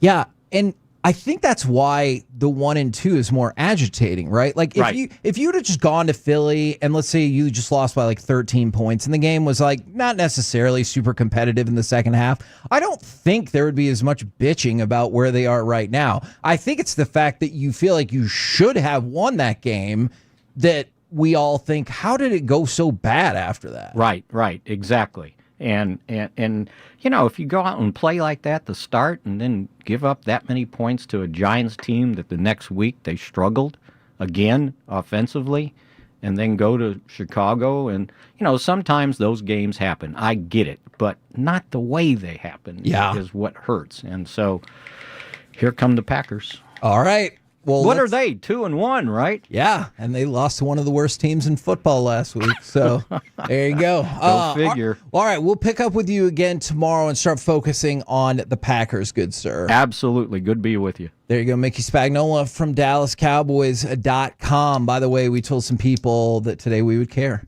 about their fantasy team from the 214. I was up 30 points on my opponent, but then Lamar Jackson played. He said became good at passing. Lamar Jackson was awesome at passing last year. Yeah, he was fantastic thrower last year. From the 469, I would have won this week in fantasy if Derrick Henry scored that second touchdown and didn't fumble the ball. I feel like those are just the most agitating. They hurt. I am 0-3 in my fantasy football league, even though I've scored the fourth most points. And that right there is the crux of the head-to-head just infuriation. Yes, because Kevin, at the moment, I'm 3-0.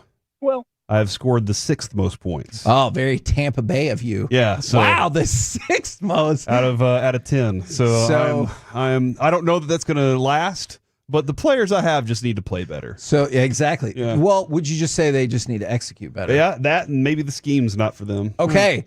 From the 817, got my butt kicked this week by my 12-year-old son, and it's his first year playing, and he had no idea who any of the players were. He had no idea who Gibbs was. Oh my gosh, Jahmyr Gibbs. That's the part that I think, Alec, would bother me the most. Like, if you lost to your kid's like a football savant, but he's like, who? And that's the guy that defeated you. And then I needed 3.6 points from Zay Flowers last night. He got me 3.3 points. So I'm in a really, let's say, bad mood today. We're the KNC Masterpiece right here on 105.3 The Fan. The one thing that can always cheer people up. It's time for AM on the FM. We got the question of the day, plus a smelly prank gone wrong. Next on The Fan. Sean and RJ, the KNC Masterpiece, Gbag Nation, and...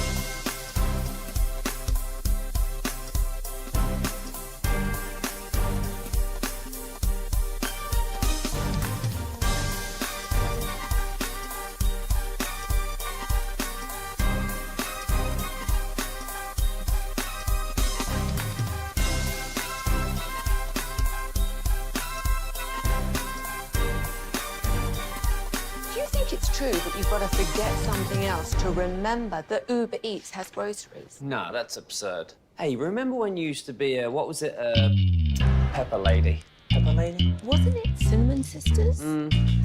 Basil Ladies. Saffron Squad? Nutmeg Maidens? Pre-curb? No. Nutmeg Maidens. I just said that. Was it Spice Girls? Doesn't sound right. Was it Saffron Squad?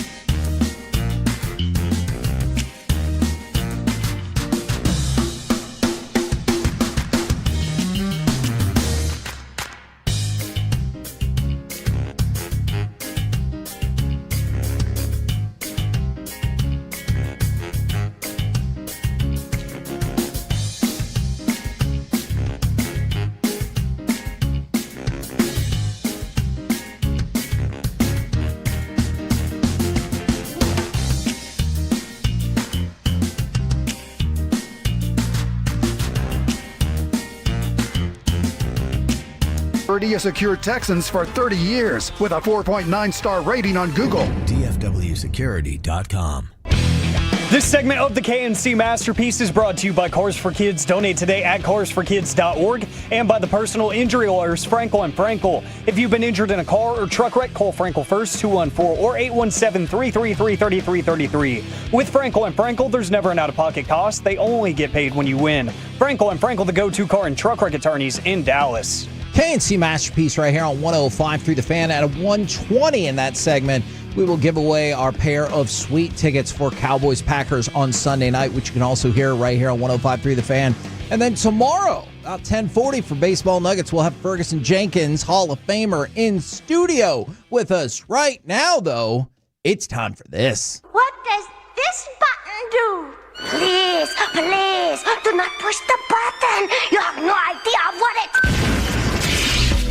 Alec, you be quiet. Alec, that was awful.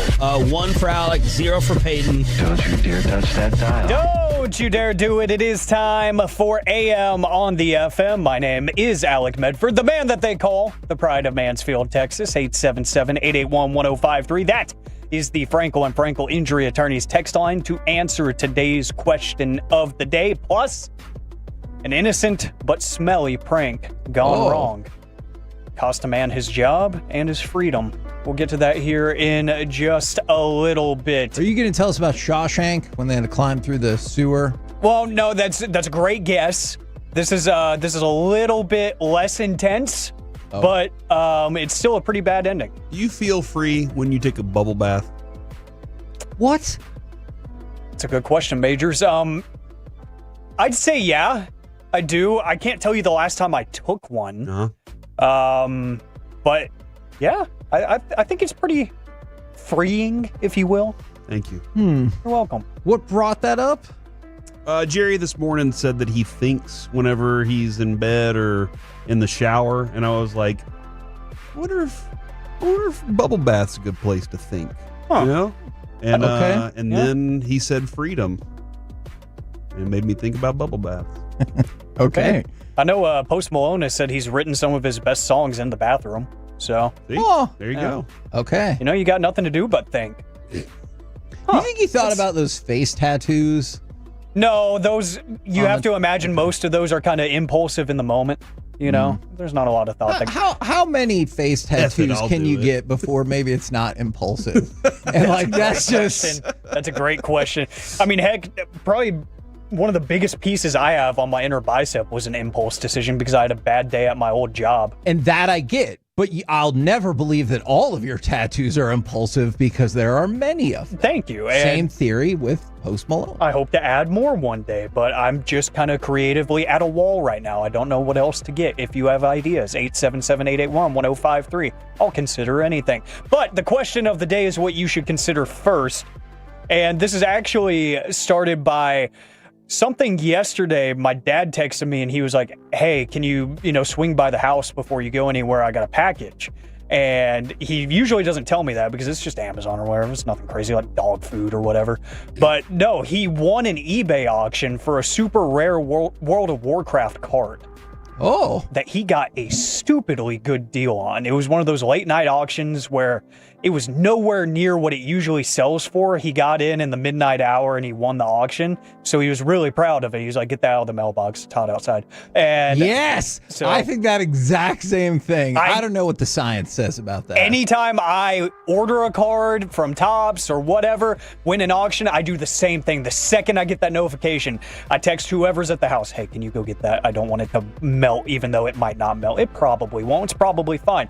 But that is something that he's been interested in a long time. That game specifically, he's been playing it since launch, but also the card aspect of it.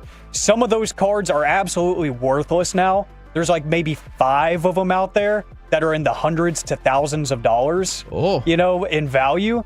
So what is something you collected that you thought you would make a fortune on that ended up being worthless? 877-881-1053. Pop Tops on cans. Because I was told that if you collected those and threw them in the milk jug, that it was like worth $100. Right. And then I thought about it for a second, and I was like, how much did I spend on Coke cans in order to get this $100? Plus, I had to buy a milk jug. Mm-hmm. And so I really did think at one point, I was like, this is going to be it, man. And encyclopedias. I thought encyclopedias were going to go up in value? I was like, these are old encyclopedias. My grandparents had, I don't know why my grandparents had like 6 sets of encyclopedias. And I was like, this is ridiculous. And I was like, if I could turn these around, these are from like the 1940s. And then I realized nobody cares about books anymore. Well, you know what I would like to withdraw?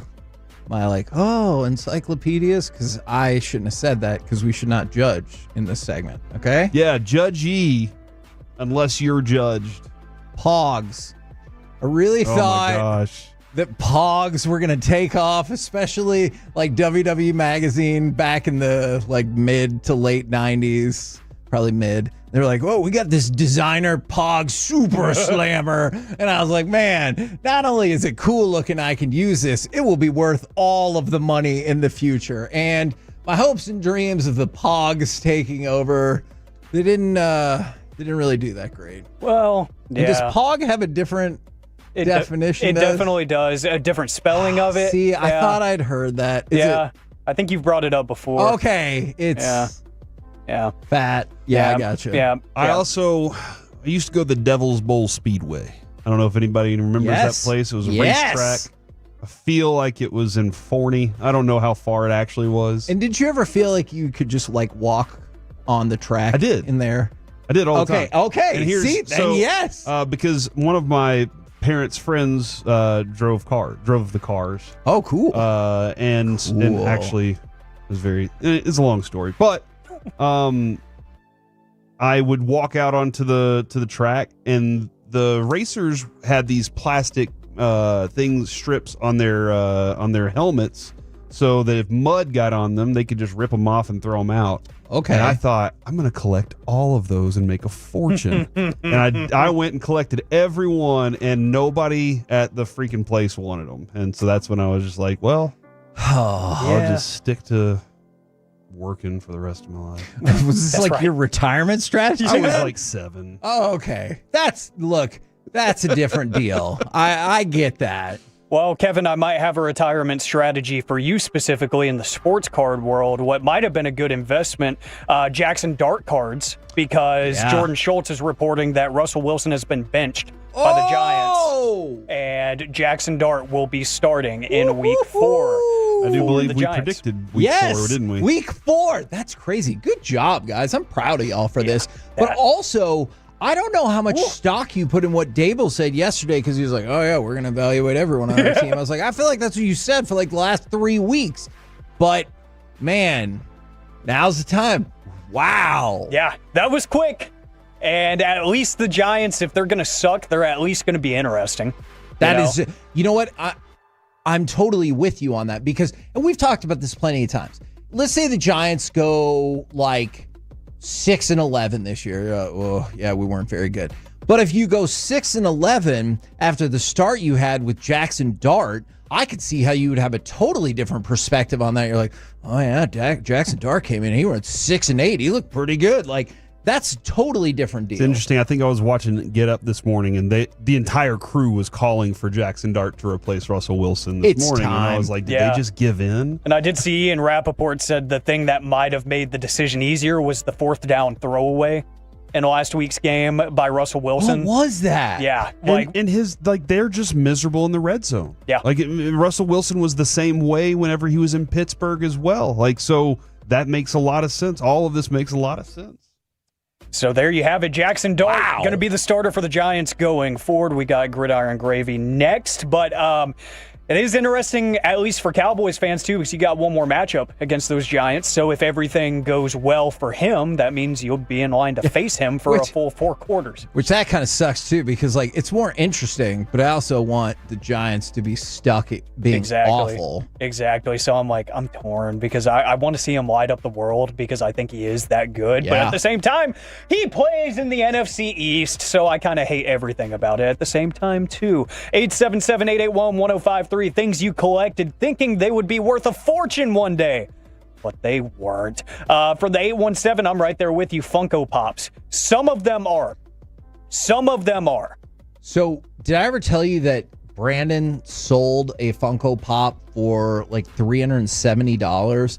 It was a Boo Berry that you had to send in like box tops or UPC off of cereal boxes to get it. And look, that's a lot of effort. Not a lot of people did it, so it was rare. And so we looked it up on eBay. We're like, holy crap, we need to sell that. I have like those standard cardboard moving boxes. I have like 8 of them full of Funko Pops. Wow. All of them combined worth maybe like $100 or so, except for a few. Like I have the AJ Lee limited run, because Funko is unlike trading cards and whatever, like action figures. Whenever somebody is not on a team or they leave a company, they stop making products associated with them. So that AJ Lee one, there was maybe a couple thousand in existence because she quit right after they made it. She retired. Going rate on eBay looks like about $400. So I have that one. I have a CM Punk one that's really rare too, I think from San Diego Comic-Con or something like that. So some other stuff like that, but Funko Pops, absolutely. From the 972 different crypto coins, I'm sure a lot of people have gotten burned on stuff like that and just investments in general. Yeah. Because you can't predict the future as much as you want to. I wish I could. From the 325 Beanie Babies. Yeah.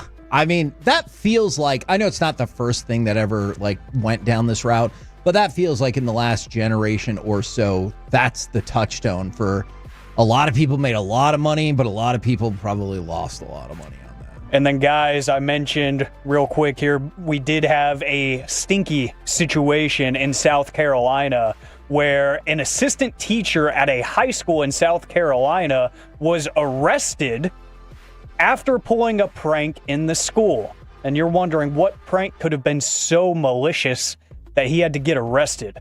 Well, he got a sort of fart spray online and sprayed it so much that it got stuck in the school's ventilation system and started causing injuries and headaches and all kinds of other side effects to people in the school, to the point where they had to get $55,000 in renovations done to their HVAC systems to get the smell out of the building. After a multi-week investigation, they determined that 32-year-old teaching aide, not even a full-time teacher yet, a student aide named Alexander Lewis, was the culprit. He was charged with disturbing schools and malicious injury to property with the help of his fart spray that he found online. So, if you're going to pull off a prank, make sure it doesn't cause property damage and damage to humans. Wow. We're the KNC Masterpiece. Good advice right here on 105.3 The Fan. Coming up next, it's time for Gridiron Gravy, where, hey, let's talk more about that big old quarterback change next right here on The Fan. Coming up in the next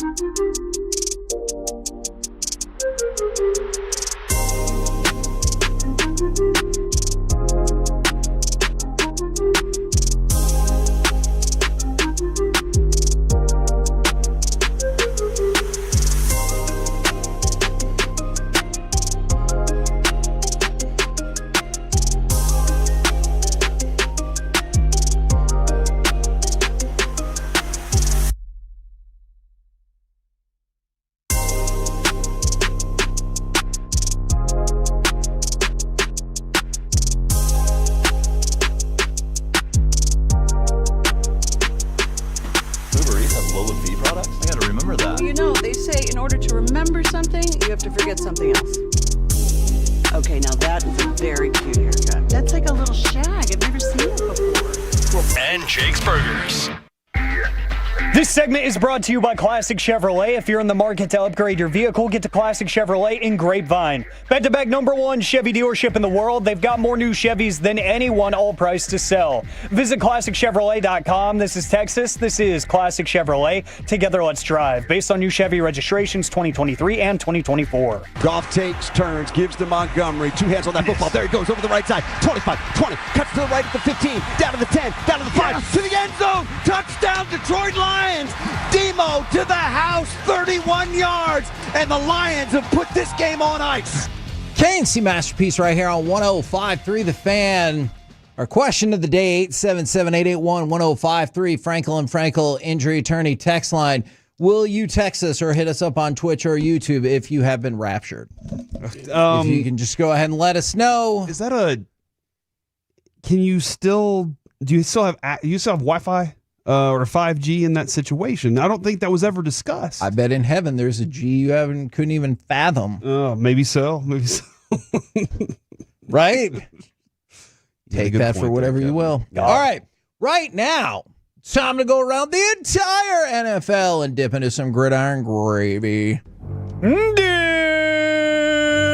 Dip and rip it. So let's go back to the news that Alec broke like 15 or 20 minutes ago.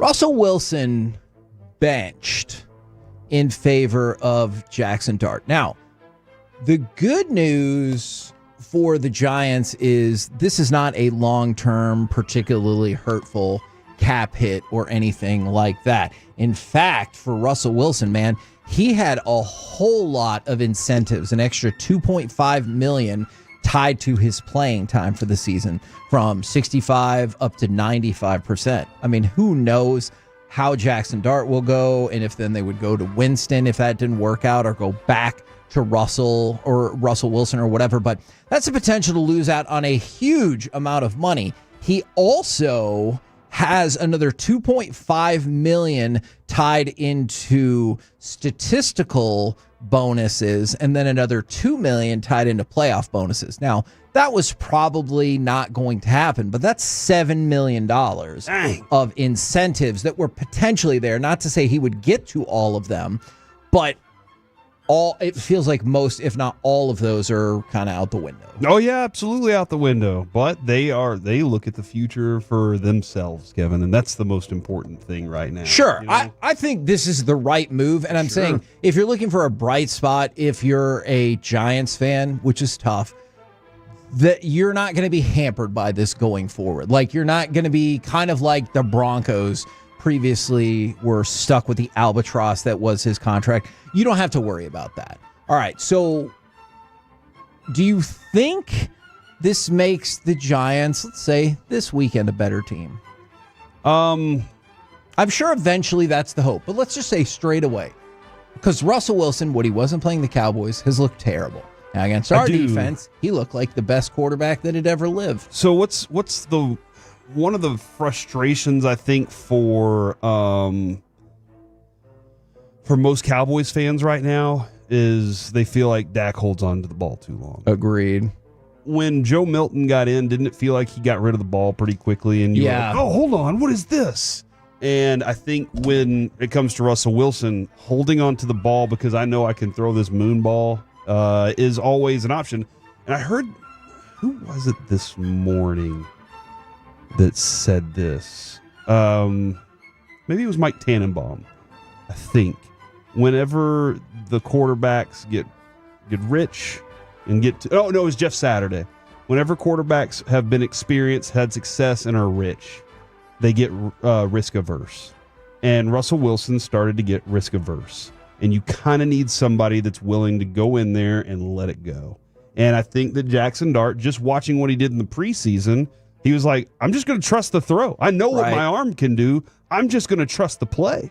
So I think that's the thing that Dable's wanting, is somebody that just go in there and do what I expect you to do. Not try and come up with something else that you think is going to be better. Just make the play. Now, I'm going to go ahead and play another highlight. This play in particular was really impressive. Go ahead and give me cut number 9, and let's go back and in depth on the Monday Night Football game. This drive starts at the 21, down by 4. Hand off to Henry, and he gets it punched out. It's recovered by DJ Reed. Knocked out on the play by Aiden Hutchinson. Now, there was another punch out that the Lions had that Lamar Jackson kind of miraculously recovered, although he shouldn't have lost it to begin with. But let's start with Derrick Henry. That's 3 fumbles in 3 games. But maybe more importantly, that's 2 lost fumbles in the fourth quarter or overtime of these first 3 games. Think about this. In Derrick Henry's first 7 years, he had 2 fourth quarter lost fumbles, fourth quarter overtime. In these last 3 games, he has 2. And I'm not saying that they would have won the game last night by any stretch of the imagination, but you would have left yourself in position. And I definitely think you can go to that Buffalo game and be like, you're going to win if you don't fumble it. So not only has he had fumbles, they have been costly fumbles. Oh, yeah, man. Those are... Doesn't it feel like most fumbles are super costly too, though?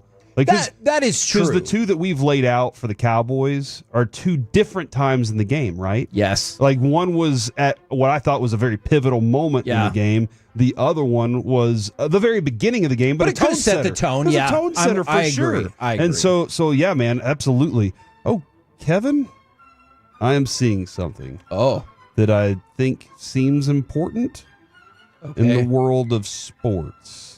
Did they bench Russell Wilson again? This is college football gridiron gravy. I mean, tell me, and we can dive into it even more in depth in a minute. It looks as if, and I'm trying to make sure of my confirmation here, is Mike Gundy is being relieved of his coaching duties at Oklahoma State.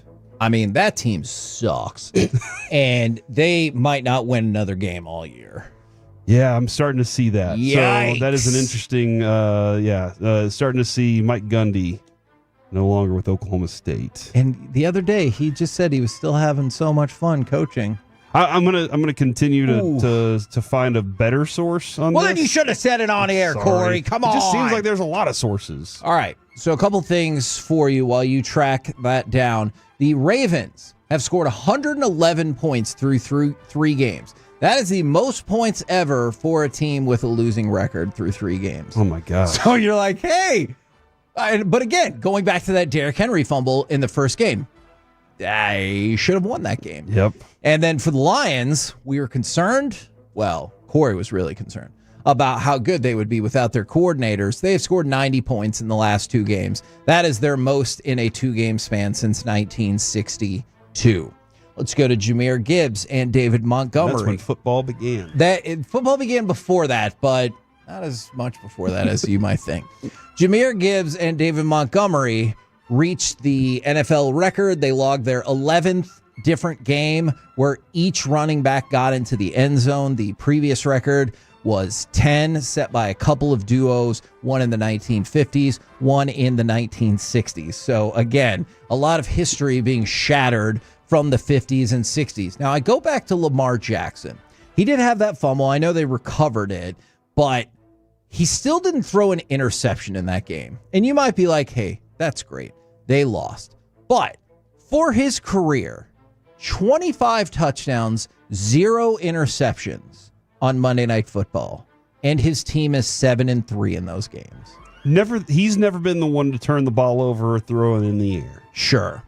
He has gotten significantly, I think he's gotten better with the fumbles as well, because that used to be a big issue. 7-3. Good record. Yeah, but like you think 25 touchdown passes, 0 interceptions, you'd be like 9-1. But you also gave up 38 points last night, so that's probably never going to be good. By a team that they came to beat you. That wasn't just a fluky, hey, we gave up that many points. And you've done it multiple times now. You've given up a lot of points. Sure. That defense isn't playing very well for Baltimore. But you're right, man. This was a huge win for Detroit. Think about this. They go on the road. They beat the Ravens on Monday Night Football. This drops Lamar Jackson. Again, his career record against NFC teams is 24-3 now. Wow. It was 24-2, so he can put up all the numbers he wants, but the Lions went in there, was able to punch the Ravens defense in the face, and they get the win. Pete Thamel, insider for College Game Day, says sources have told him that Mike Gundy is fired. Okay, well, obviously that is a very significant reputable right there, man. source. And then our friend Carter Freeman is on alert. Now, the Falcons also fired their wide receiver coach, Ike Hilliard, after they have gotten off to an abysmal start. Couple more things for you. Chargers, 3-0 for the first time since 2002. And in case you missed it, Aaron Rodgers completed what he really wanted in his comeback tour. He passed Brett Favre on the all-time touchdown passing list. So congratulations to him for that. Yeah, exactly. We're the KNC Masterpiece right here on 105.3 The Fan. We'll talk about the breaking college football news in the Tuesday tailgate, but also a tease too good to let go of. When you hear the mean green glass, that's your ass. Next on The Fan. Tolo.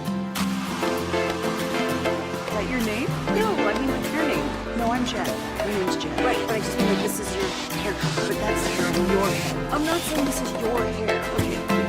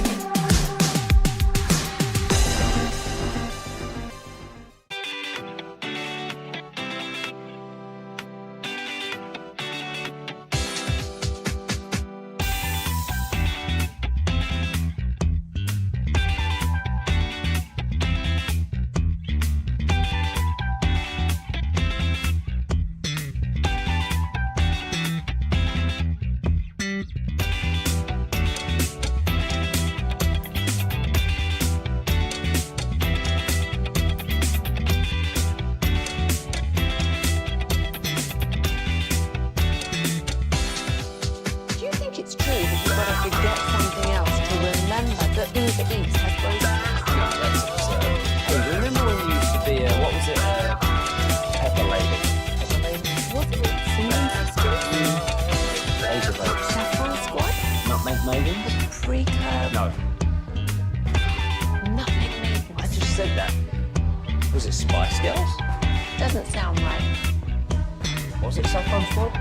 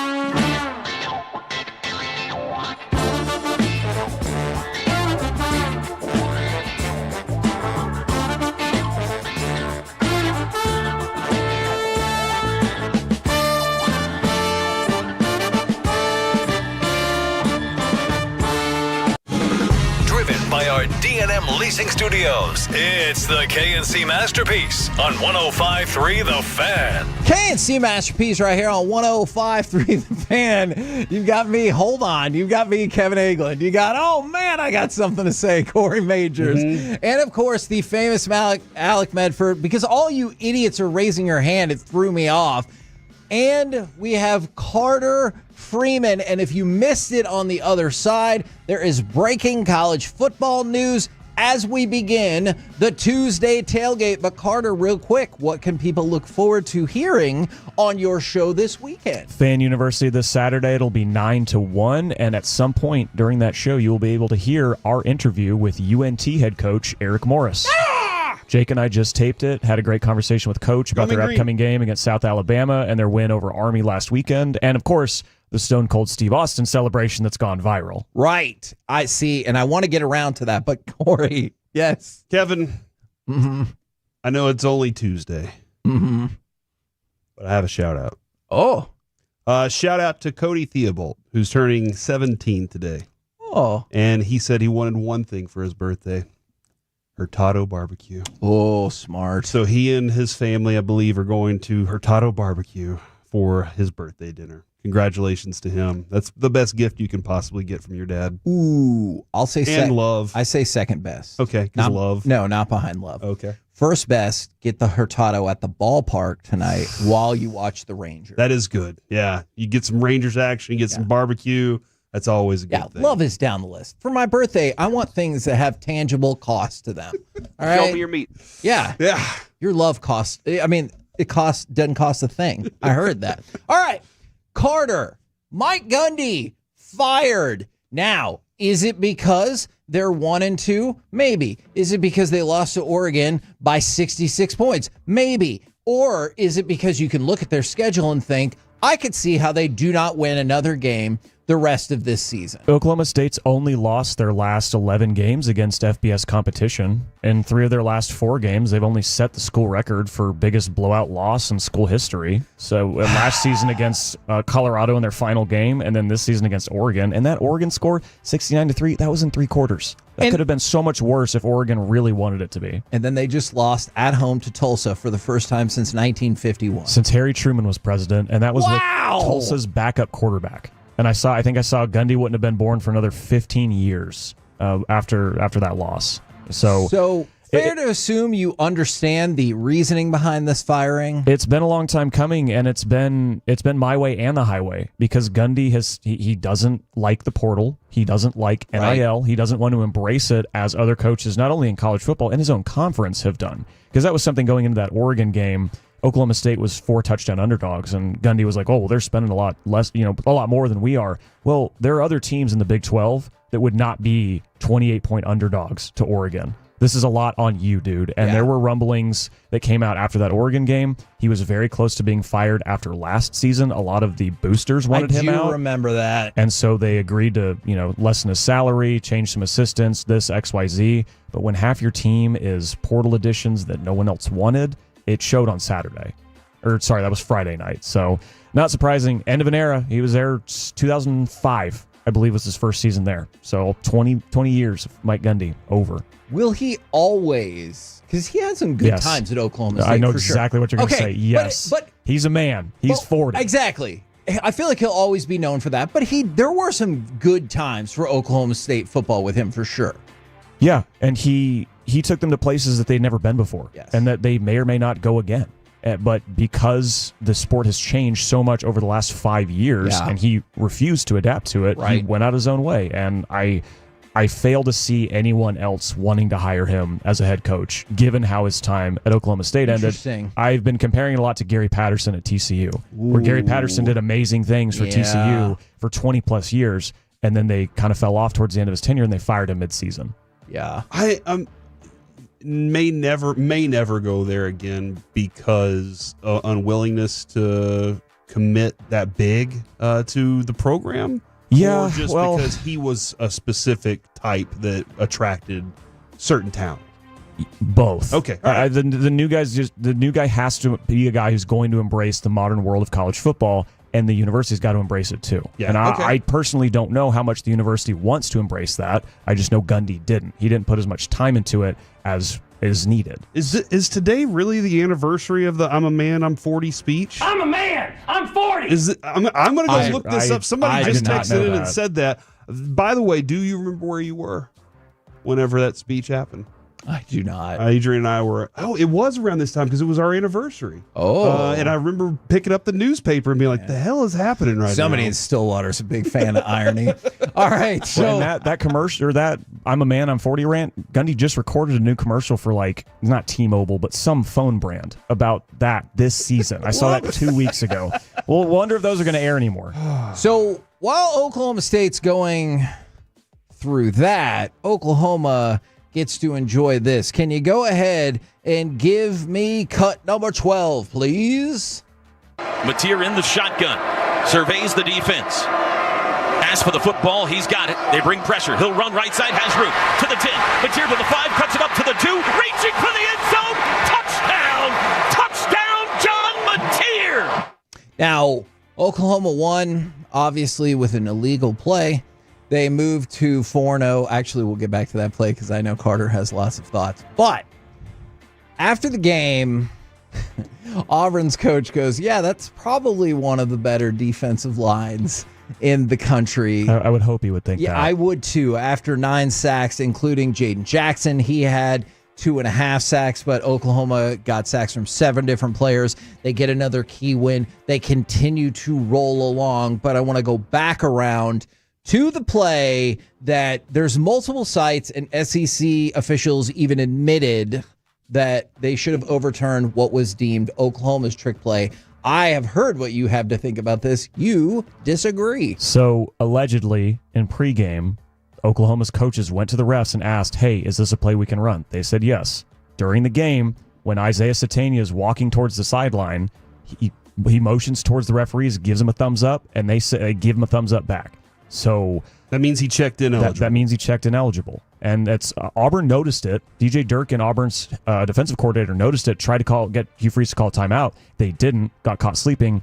OU gets a touchdown. Ole Miss did the exact same thing 2 years ago against A&M, because I saw this highlight on Twitter yesterday, and I said, oh, yes, I remember that. And there was no statement from the SEC after that game. Yeah. So I maybe that was a blowout. I don't know. But the fact that they came out with the statement, and then I saw last night Hugh Freeze on his local radio show said that Greg Sankey, the SEC commissioner, called him and apologized for the officiating. What's more insulting? Having that happen to your team, or having everybody be like, sorry, man, that kind of sucks, but also don't give up 10 sacks. Also learn how to protect. Also, Jackson Arnold, don't overthrow who I'm quickly thinking is a top 3 receiver in college football, and Cam Coleman, multiple times. Auburn left a lot of stuff on the table, and you can whine about the trick play. You can whine about the fumble that was ruled an incomplete pass, which I thought it was a complete pass and he was down.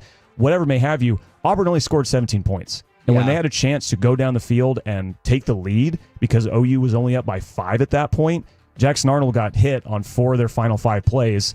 Safety, OU wins. Now, that was a big win, but it feels probably tough to argue that the statement win of the weekend was Indiana just absolutely annihilating Illinois. And what I thought was really funny was Curt Cignetti said, well, we should obviously be in the top 10. And then I'm pretty sure they were ranked 11, which I just thought was hilarious. I'm not saying all the voters got together to do it like that, but I just think that's really funny. Was this a case of people still thinking that Indiana couldn't bounce back to where they were, Illinois being overrated, somewhere in between? I think it's people just don't think of Indiana as a power, no matter what they do. I mean, they opened the season this year ranked, but much lower than they ended up last year. And can we just compare that real quick? I'm sorry, Carter. To Mike Gundy, you talked about like inability to evolve with college football, where there's Indiana, who they feel like they have gone all the way in immediately on the new world of college football. Yeah, Curt Cignetti has been a revelation there. I mean, and even I love what he said about their upcoming game. I can't remember who they're playing next. It's Iowa. And he said, this will be a tougher matchup than our last one. So after beating Illinois by 50 million points, is already just dunking on him. And that's just the kind of guy he is. And like, I love that because Indiana. You know what? The next line there, I just want to follow up because that line's hilarious. But the next line is, and the sooner our guys realize that, the better. That's telling his guys, like, we've done this, but we got, you know what I'm saying? Yeah, like that's coaching mind games to the next degree. And it's worked. And I picked Illinois to win that game. I was a big buyer on Illinois after everything they did last year, what they brought back. And then Indiana's like, no, we're still here. Like, do not forget about us. What we did last season was not a fluke. Every team that we're anywhere close to being better than, we're just going to blow out by as much as humanly possible. And that was something going into the season. We didn't know who the second tier of the Big Ten was going to contain. Well, Indiana's clearly at the top of that rung. They're right beneath Oregon, Ohio State, and Penn State. And I don't know if they play Oregon, and I think they play Penn State this year as well. Indiana does. So you get a good test to see they're really good against some of the teams they might be close to in talent. They're going to play more talented teams. You're going to see if they're close to them at all later this season. Since you just mentioned Penn State, it feels like we have really been waiting to see Penn State play in a game of consequence. You get it this weekend against Oregon. How much of a believer in Penn State specifically are you? Or maybe the head coach. Maybe those two things are inseparable. I keep falling. There are a few teams in college football that when it comes to preseason picks, I always fall for. Texas Tech is one, North Carolina State is one, and Penn State is the other one. So guess who picked Penn State to win the national championship this year? This guy. Yeah. And I get it. Penn State is awful, or I should say James Franklin, Penn State's head coach, is awful in these big games. But I still think Penn State is as talented of a team in the country as you get. They're following the path that Michigan followed in 2023 and Ohio State followed last year, where they bring back so much of the talented team. They got really close to a national championship before, brought them back, and are trying to win it in all these guys last year. So I'm still a big buyer in Penn State. This game is in Happy Valley. It's a whiteout game. I'll never forget the game that Penn State played against Michigan years ago, where Michigan had a delay of game on the first play of the game because they couldn't hear because of how loud it was. And I love Oregon. Oregon's been awesome. I'm going to go with Penn State in this one. I do think they're the more talented team. Them being at home, I think they'll win. You talked about it coming up on Saturday. You guys are going to have the UNT head coach. A lot of people got caught up in Kavion Huddleston's celebration. Had that WWE-style belt, had 2 cans, which we've been assured did not have beer in them. And he had the Stone Cold celebration. They beat Army in overtime. How cool was that celebration? And how many people, like, I bet people in the Metroplex know, but how many people, like, nationally do you think knew that Steve Austin went to North Texas? I'll say 3. Because I that is one of those things that people still around here, when they find out, they're like, hold on, what? Yeah. But it is definitely a really cool feature that we get to claim. For sure. You know, I've always appreciated that. And he claims the school. Like, sometimes you're like, don't worry about that. He's very upfront about his relationship with UNT. I mean, UNT has a couple, Meatloaf went to UNT for a little bit, Roy Orbison. There's some. I don't think I knew about There's a wall when you walk into one of the music halls, I know LSA Burger in downtown Denton and Denton Square, they have a big mural of all like those kind of people that went there. Don Henley from the Eagles as well. Yeah. In the music hall, they have one of those, what is it, the word cloud? They have the word cloud, and I saw Meatloaf, and I was like, holy cow. I don't think he graduated, but I know he went there. I went to school where Meatloaf went? You hallowed grounds that you walked on. Would you do anything for love? I'll do that. Because Meatloaf won't, so we Corey still will. don't know what that is. We just assume. Oh, yes, we do.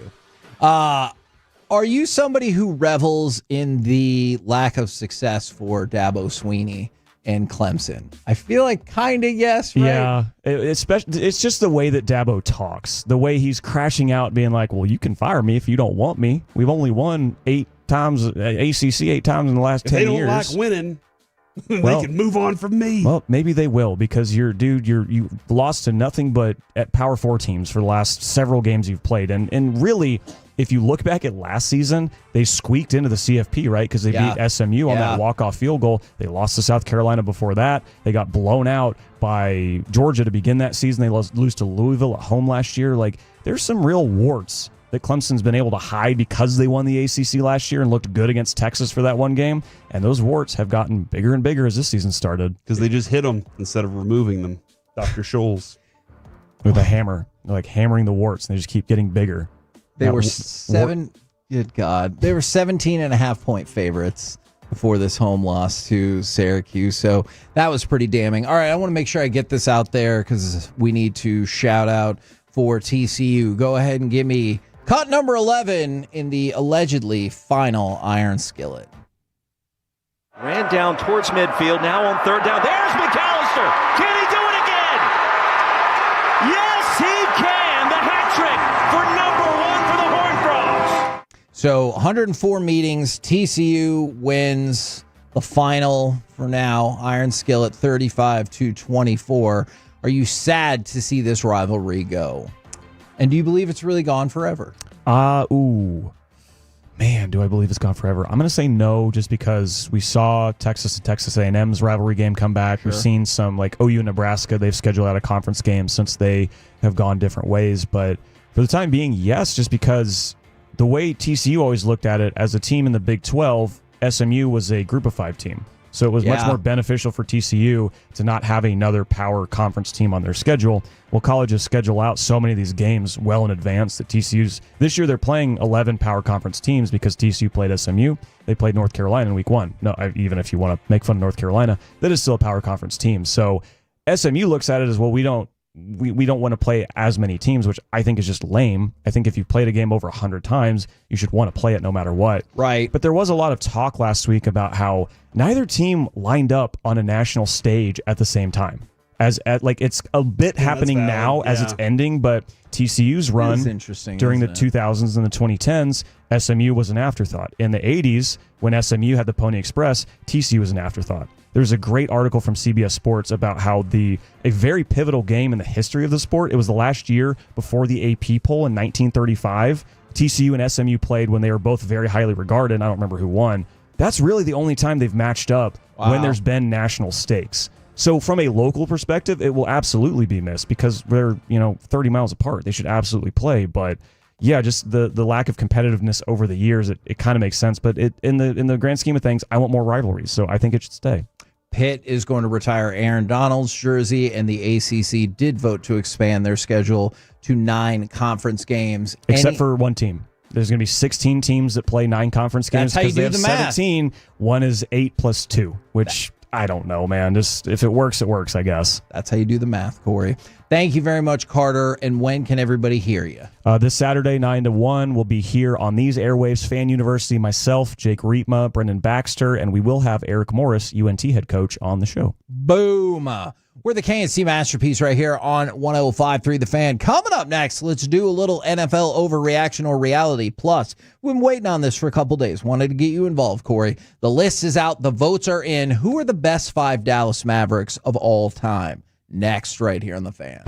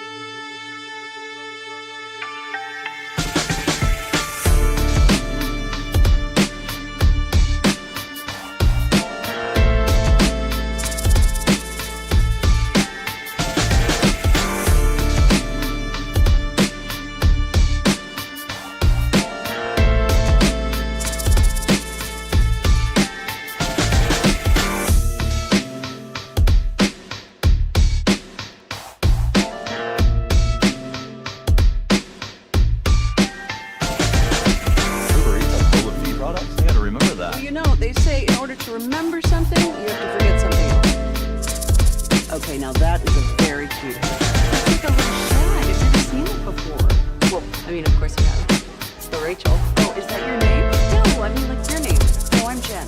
My name's Jen. Right, but I just mean this is your haircut. But that's the hair on your head. I'm not saying this is your hair. Okay,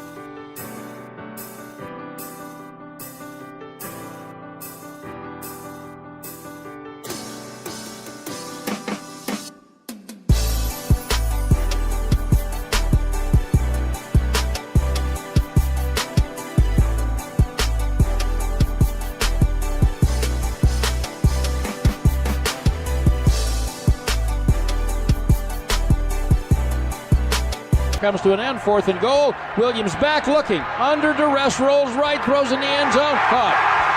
DJ Moore left all alone under the goalpost. Touchdown Bears with 9 seconds left in the third. KNC Masterpiece back here on 105.3 The Fan. Got a couple of injury updates for you. Looks like Mike Evans, per reports, is going to be out multiple weeks. We told you how he left the game with that hamstring injury. Now let's focus on the quad. Terry McLaurin is reportedly uncertain for this upcoming game against the Falcons.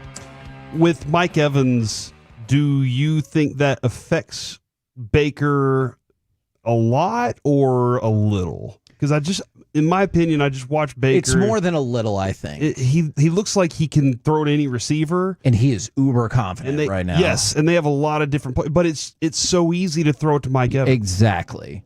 Look, obviously, and I really like Mike Evans. It's more than a little, but yeah. I will give credit to Baker Mayfield for the way he's started off this season. Absolutely incredible. Evans has had a lot of these hamstring injuries lately in his career, and I don't know that didn't date back to college. I wonder what. No, maybe probably just getting older. Age? Yeah. I think that's probably fair. All right. Let's kick off some NFL overreaction or reality. And you know what? Since we were just talking about it, I'm going to scan down my list. I've got a whole crap ton of these questions. Overreaction or reality? I'm going to zig and then I'm going to zag with a bonus question. My zig. The Bucs will win the NFC South by at least 4 games this year. That division still stinks, with the exception possibly of the Bucs, who through 3 games are already 2 games up on every team.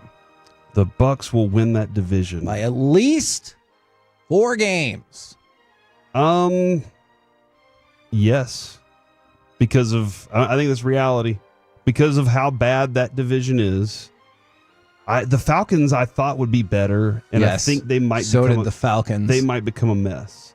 Now, can you turn back to Kirk Cousins after all this? And say we're focusing on this season and we'll let Michael develop down the road. Right. But Kirk gives us the best chance to win now, and that's what we're going for. I don't know where they go with this, but they're telling us we're fine. Kirk just came in because it was mop-up duty. It was the end of the game. But I'm very curious about that. New Orleans will not win enough. So it's really up to Carolina. And right now it feels like it's the Bryce and Tet show. Yeah. That's pretty much all they got. All right, Alec, overreaction reality. The Bucs will win the NFC South by at least 4 games.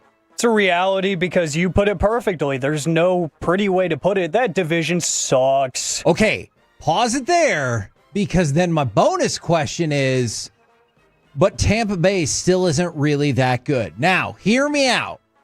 The Tampa Bay Buccaneers are the first team in the Super Bowl era to record a game-winning score in the final minute of the fourth quarter in each of its first 3 games. Never happened ever. Their point differential is 6, and the teams they've beaten are a combined 1-8. So overreaction to reality. All of that being said, Tampa's still not really that good.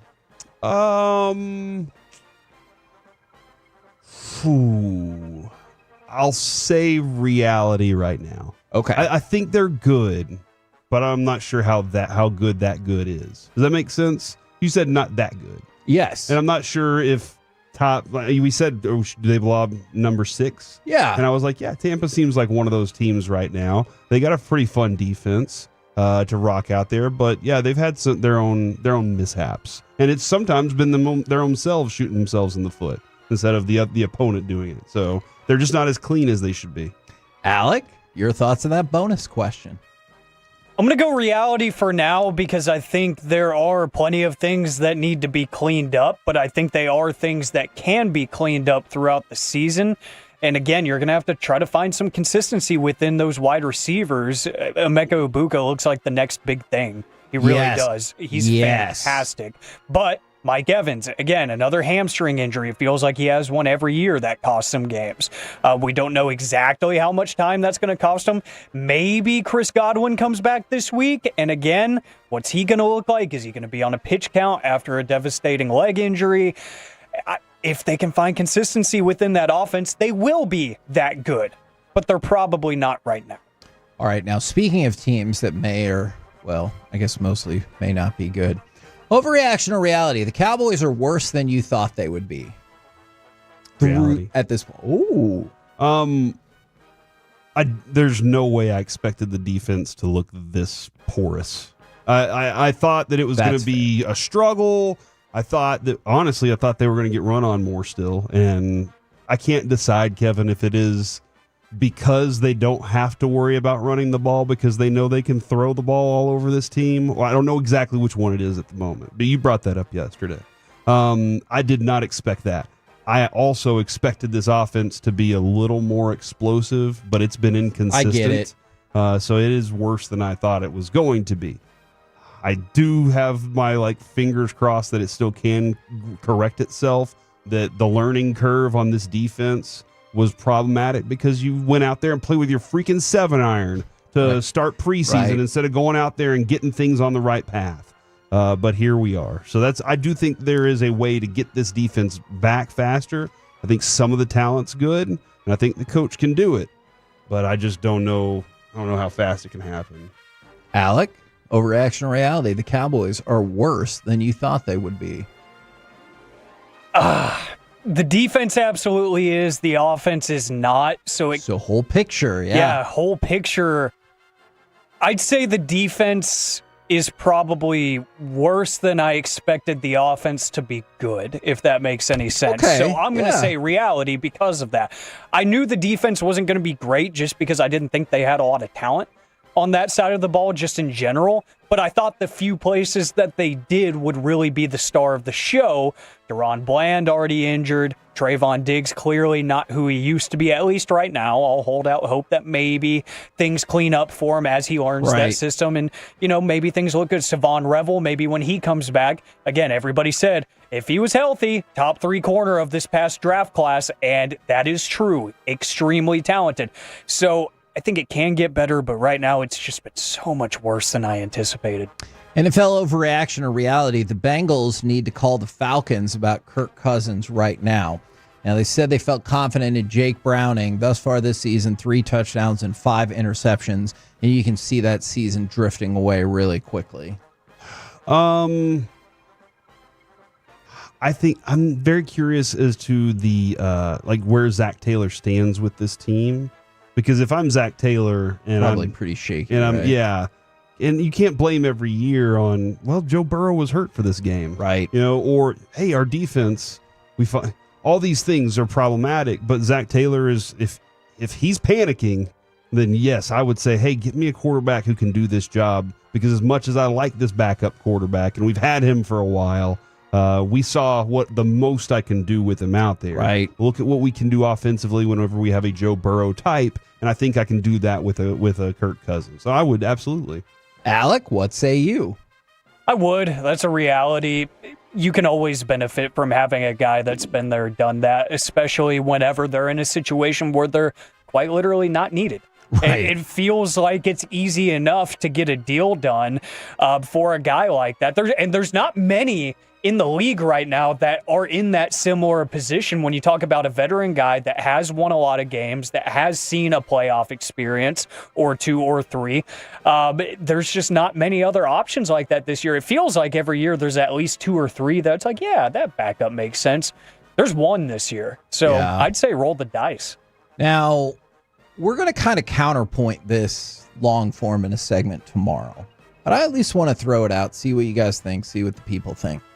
Overreaction or reality, the Cowboys need to trade for a defensive star to salvage the season. Okay, we will also touch on this at 1 a little bit because Jerry was asked a version of this question this morning. Well, what do y'all think? I think there's still so much time left in this season to turn the season around. Sure. And also, Kevin, one of the things whenever you are making a trade like this is, can I also make a trade for somebody that I might have control over? And so it might not be a trade for just this year. It might be a trade for this year and next year. Right. Maybe even 3 years.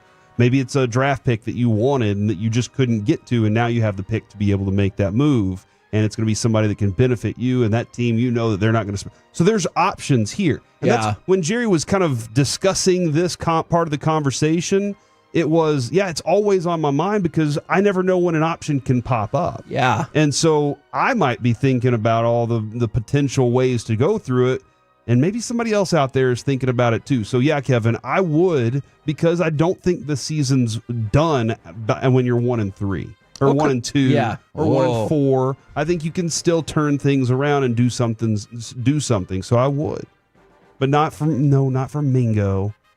Oh, Mingo's coming back. Your blocking game is going to be devastating on the outside. Alec, what say you?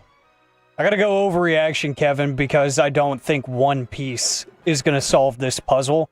Very fair. I think that personnel is an issue, as much as Jerry and Steven will continue to tell us it's not. I do think that your depth is an issue outside of the guys who have to start right now, which I think the guys, some of them at least, that are starting right now aren't good enough for their jobs. So I think you have more than one issue. I don't think an amazing pass rusher. I don't think one of the best interior linebackers in the game.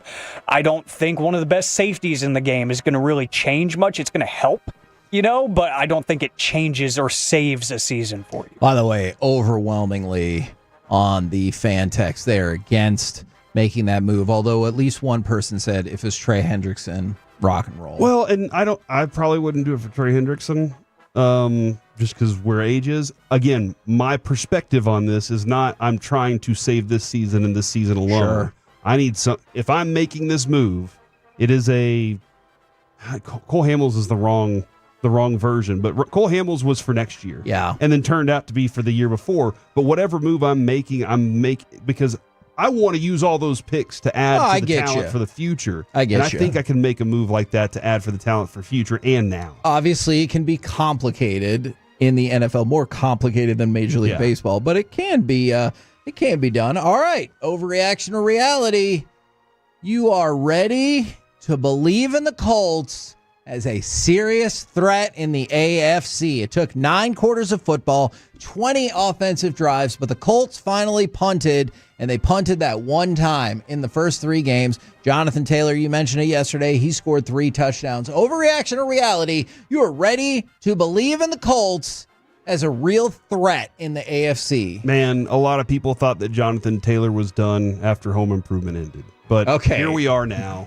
And he is just rocking along. Kevin, who else am I supposed to believe in the AFC South? Tennessee? No, I'm saying the whole AFC. Oh, the whole AFC? Whole AFC. Dude, I don't know. The Chargers and the Bills exist. I think he could be top 3 and be a threat for sure. Okay. All right. Yeah, I think that they are definitely a threat because they're going to win that division. Okay. I don't know that Jacksonville can do it. All right, don't worry. I got a bonus question. Alec, overreaction or reality? You are ready to believe in the Colts as a serious threat in the AFC. Overreaction. Oh, I'm not hater. No. Listen to how I phrase this, though. Okay. Because phrasing is everything, as you say. I'm not ready to believe in them, but I'm going to. Oh! Because I've been wrong about the AFC almost entirely through 3 weeks. So, yeah, I said, look, the Chargers, I knew they were going to be good, but I didn't think they were going to be among the elite because they're just the Chargers. I thought the Ravens were going to be my Super Bowl contender through the first 10 weeks at least. Nope. But I've been wrong on the Broncos so far. Right. I've been wrong about everything for the AFC. So, using a little science here and saying, I'm not ready to believe in them, but I'm going to force myself to. So, hold on. So now, not only are we the show of math, but we're also the show of science based on what Alec just did. Ooh. Look out, English. We're coming for you. All right, bonus question. And art class. Overreaction or reality? I told you the Colts have punted. I almost combined those two words. That would have been problematic. Only once in their first 3 games. That is the fewest by any team in the NFL in their first 3 games since at least 1940. Wow. Or before when that, football began. Yeah, we didn't have reliable records. So, bonus question. Daniel Jones will be in the MVP conversation even in the later stages of the season. I think that's a good answer, actually. Overreaction. Listen, I keep throwing out Daniel Jones as clearly the MVP, is a part of the conversation. I think Jonathan Taylor is the straw that stirs the drink on that team. And I think that, they are doing a very good job of playing within themselves. Like, that team is not doing anything special, but they're making the right plays. And I think Jonathan Taylor's the key at the moment. But Daniel Jones, obviously, because he hasn't gotten the love in the past, and now he's starting off 3-0, he's getting the national headline. But I think the big key there is what they're doing in the running game. All right, Alec, to that bonus question. Overreaction or reality? In the latter stages of the season, Daniel Jones will be in the MVP mix. And that's where I draw the line of forcing myself to believe in things, overreaction, because Corey painted that picture beautifully. He's playing very well, but he's playing very well within what he's being asked to do, which, outside of some of the off-script plays that I think he's done amazing at this year, through 3 games, I don't think he's doing anything mind-blowing. I think that's his running back. I think that's everybody around him. So I think it's more of a team effort that's helping him right now. If some of those numbers start, trending towards like Michael Pittman having 150-yard games every other week and stuff, then DJ's numbers are going to look good enough. I'm sorry, Alec. I'm looking right now, though. He's 3rd in yards. Oh, he's ready to catch the fever, Alec. He's got the highest average. His rating is 111, which is worse than Lamar Jackson, and that's about and Jared Goff. That's about it. Like this, there are a lot of the things that go into how do the voters vote? Yeah. A lot of those categories. I mean, he has 3 touchdowns. That's not a ton, but it's very early. Dang it, Alec. This is the one thing I didn't want to happen. Actually, you know what? I'm going to counterpoint the last thing that you said about the 3 touchdowns. I forgot I had this fact in my head. Jackson has 9. But check this out. Daniel Jones has 3 passing touchdowns and 3 rushing touchdowns. Did you know no quarterback in the history of the NFL has started off the first 3 games with at least 3 passing touchdowns, at least 3 rushing touchdowns, and no turnovers? Never happened, ever. Go ahead and crown him now. Why not? Crown him now. But a lot of people are saying, what about Sam Darnold? Wasn't he in that conversation last year? Hey, I didn't say they're going to win the Super Bowl. I said be in the MVP Good job on Shane Steichen, though, for a dude who's only thrown 88 times this year, which is pretty low. He has gotten the max yards out of it. And then quick bonus based on the news of the day, overreaction or reality. you believe the Giants will now finish the season with a better record by switching to Jackson Dart than what they have right now? Than what they would have had with Russell Wilson. Yes. I think that's a reality. I think so. He's a rookie. There are going to be moments. Yep. But I think that team needs something that they can believe in, and I don't think they believed in Russ. That I is fair. think Malik Neighbors was saying all the right words, but in reality, he was like, I need somebody that brings a jolt of electricity in this locker room. Alec, is that fair for you as well? Yeah, that's very fair. I think he just brings new life, which, if you're having fun playing the game, maybe you'll score a few more points. Yeah. We're the KNC Masterpiece right here on 105.3 The Fan. Don't forget, in the 120 segment, we will be giving away our pair of tickets in a suite for Cowboys Packers on Sunday night. But right now, I wanted to switch to something else. We talked about doing this on Friday, but Corey, I thought you'd be sad if you could not participate. Go ahead and give me cut number 14, will you please? Anthony on Nowitzki. Nowitzki one-on-one with Anthony. Holds the ball, puts up a tough shot. Bounces around. A heartbreaking defeat as Dirk Nowitzki wins the game. Now, that's Dirk, baby. Heck yeah. It's the Dallas Morning News did their top 45 players for 45 years of Mavericks basketball, and we talked about it. I love Mike Curtis. I thought his ranking of Dwight Powell was an outrage. Dirk wasn't number one? Hold on. But you're kidding me. I didn't even say the thing yet. Okay. But I think he's got the top 5 dead to rights. So I wanted to get y'all's thoughts about who the top 5 Mavericks are of all time. Because obviously this could change kind of like depending on when you were born. If you were like super in on the Mavs in the 80s, maybe you weren't even born until 2000 and you're like, I'm going to lean towards some of these other folks. So I wanted to get y'all's vibe for who you think the top 5 Mavericks are. Can you do me a favor and tell me where Steve Nash is on the list? Steve Nash is not in the top 5. Okay. Steve Nash is 9. 9? Okay, that's fair. So here, I'll tell you what. Let me tell you 10 through 6. Kyrie is 10, which to me that was really interesting given how short of a time he's been here. But he made it to a championship. He did. Kyrie is 10. Steve Nash is 9. Jason Terry 8, Michael Finley 7, Jason Kidd 6. That helps out a lot. I probably would have Kidd higher, but that's also just a little bit of bias. I would say that Luka's got to be in the top 5. How high? 2, behind Dirk. I'll put him there. Never mind. Your favorite player, Rolando Blackman, I feel has to be there. That was Mike's out at the Exotic Club. If you've never heard that story, it truly is one of the spectacular. Mark Aguirre, I don't know if he gets like the same love that he deserves, but that dude was amazing. Him leaving, the way he left, that whole situation, he's still upset about, and I think a lot of Mavs fans kind of feel the same way. And then I would say Derek Harper. Okay. I have not seen the top 45 list. Are those 5 a correct group of people? Dwight Powell's in the top 5. I'm just kidding. I obviously already told you where Dwight Powell is. I will reveal that answer in a second. Alec, who are your top 5 Mavericks of all time? In order from 1 through 5, Dirk is number 1, no question. I agree with Corey. I think Luka has to be 2. But there's not much conversation there for me. At 3, I think I'd go Rolando Blackman.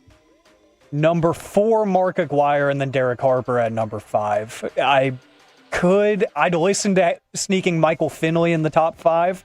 But you already know he's in 6. Exactly. Like, I'd listen, if we're just debating this, True. I'd listen to that. But, like, me personally, I'd probably have Harper at 5 over Finley. So, yeah, I think that's my top 5. By the way, if you wanted to know 11 through 15, this will start to crystallize it even more. Brad Davis at 11, Sam Perkins, Sean Marion, J.J. Barea, and Josh Howard is number 15. Does this list include future potential Mavericks? No. Like a trade that could happen or Cooper Flag? Obviously, Cooper Flag would be at least 2. But no, it does not. Number 5 on the list, Mark Aguirre. Number 4, Derek Harper. So flip-flop, but I could see people being very conflicted on those. If you can, go ahead and give me cut number 13, frequent guest of the show. This was ranked as the 3rd best Dallas Mavericks player of all time. Blackman with the ball, head of the key, pressured by Jordan. Blackman fakes on Jordan, right of the lane, fadeaway shot, good from 18 feet. Rolando Blackman has 6. And that's Rolando Blackman shooting it over Michael Jordan and just dropping. Michael Jordan he didn't know what to do with him. You know, he was like, how do I defend this guy? Nobody did. That being real quick, Kevin, his personality to this day is one of the reasons I love him as much as I do. Like, he still has that competitive personality. He comes on the show and just is alive, and I just love it about him. Yeah, no, look, and I think it's really cool. The Mavericks kind of followed the trajectory of the Cowboys, whereas like the Cowboys started in 1960. Obviously, it takes just a second to get going, but by the middle of the decade, they were ready to compete, and they were in then NFL championship games, but they didn't break all the way through. If you look at the Dallas Mavericks, same thing. You start off rough like most expansion teams do. But by the 86-87 season, you won 55 games, and by the next season, you went to the Western Conference Finals. And in that Western Conference Finals, you took the Showtime Lakers to Game 7, and then that Lakers team ended up, I believe that was the Lakers team that won the championship over the Pistons, and then the Pistons would go on. But my point is, they were there, and just like the Cowboys, they didn't totally break through. But if you look at that, 3, 4, and 5, that's the staples of those teams. Like, with all due respect to Sam Perkins and Brad Davis, and they're very deserving as well. But Mark Aguirre, Derek Harper, and Rolando Blackman, they were huge parts of that team. I would put Dirk Nowitzki number 1. I think that is very fair. Let me ask you a follow-up question, because Dirk is 1. I don't think there's any question about that. Oh, wow. And Luka is 2. No trade? How long until Luka is number 1? He wins a championship. That is a good answer. And listen, Luka may have been, and Dirk will probably, I think I've heard him say this, a much more skilled player. Like, in the respect of what he did on the court. His court vision, he can shoot threes, he can do all these different things. Dirk was a uniquely different player who changed the game for sure. Yeah. But Dirk's often said, he's already better than me at the game. But we did different things too. Yep. But I think that would have been he would have been your all-time assist leader, all-time points leader, all-time rebounds. All of the stats would have been Luka's, and if he added a championship to it, that would have just put him right there. So as much as we love Dirk, and I think we can all feel that way, that's why. That's the thing that Nico never understood in this trade. While he's trying to do this and he's trying to trade for a high value, that he couldn't replace what we were thinking was going to be the next one at the front of our Mount Rushmore. Yeah. And that's something that just cuts too deep. Alec, how long do you think it would have taken Luka to become number 1? Because I really do like Corey's answer. By the way, I've seen a couple of people asking about this. I believe Roy Tarpley was 17 behind Tyson Chandler. Let me go double check that. But I think that's where it is. And again, Roy Tarpley is another big part of those teams. Fascinating story. Oh my gosh. He was all rookie team in 86-87, and then he won 6th man of the year the next year. And then he got 2 different, obviously at different times, lifetime suspensions from the NBA, which is really weird. I do think that a championship would have expedited it. Yeah. Pretty quick, but I think even another, 4 years or so of him racking up first-team All-NBAs, and still, maybe if he did sneak an MVP in there finally, if that happened, then I think people would have been very open to the conversation of, hey, all of these accolades versus the championship and lesser accolades that Dirk had. People would have listened more, but I do think a championship, people would have been like, all right, I'm sold, he's done. Yeah. GOAT. Easy. Well, I appreciate you guys participating with me in that. Like I said, I really wanted to get you involved, Corey, because I know you got some love for them Mavericks. Well, if we hadn't, then there would have been a lot of dead air. Hey, the report on Kyrie, that he's ahead of schedule. How are you feeling about that with this? I mean, I like it, but I go back to something that, Mickey said a little bit ago about CeeDee Lamb kind of saying, like, after the game on Sunday, he's like, oh, yeah, I think I should be able to play. It's like players are confident and they believe in themselves and they believe in their ability to control their body as they should. And so it would just be weird to me if Kyrie is like, oh, not so great. Yeah. But I thought it was really nice, too. And he was like, thank you for asking about that. Awesome. And so I hope he is ahead of schedule because I would love to see this Mavericks team be awesome straight away. We're the KNC Masterpiece right here on 105.3 The Fan. Coming up next, it's time for the C Block starring Corey Majors. Oh, my gosh. It's time for the level of concern. Next on The Fan. The more time you give, the more our crush grows. Together we can...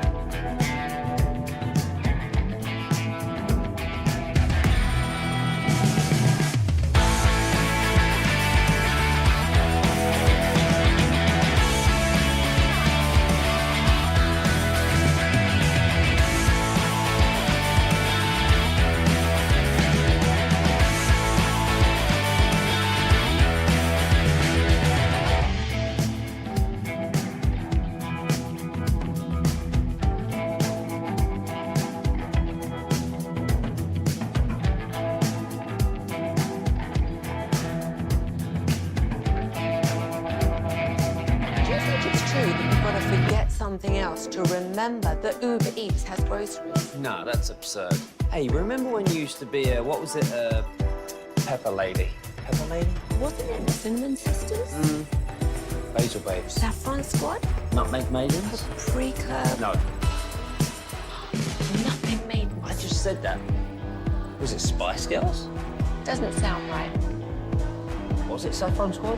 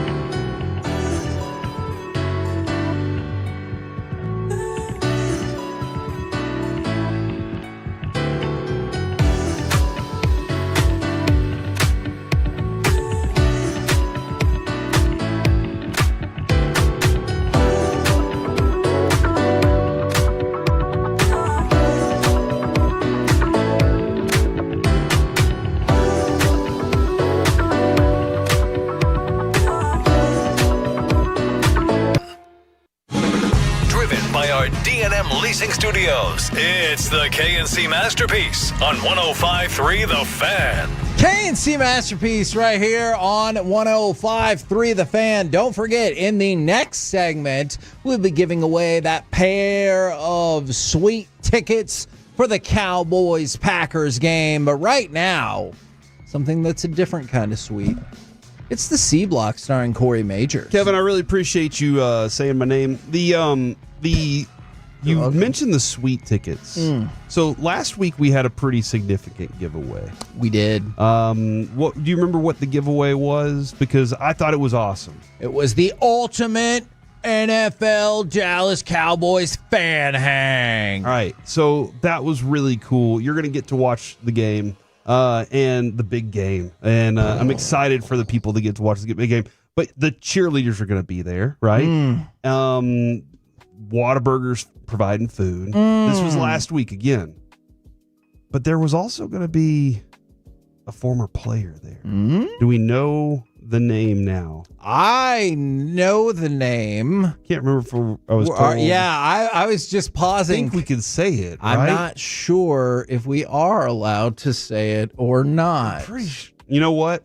I started making jokes to the boss, and I don't remember if he said we could say it or not. So. I feel like you're daring me to say it. Oh, man. You actually, I don't want to get lost in the woods, son. So I'm just going to chill out on this for right now.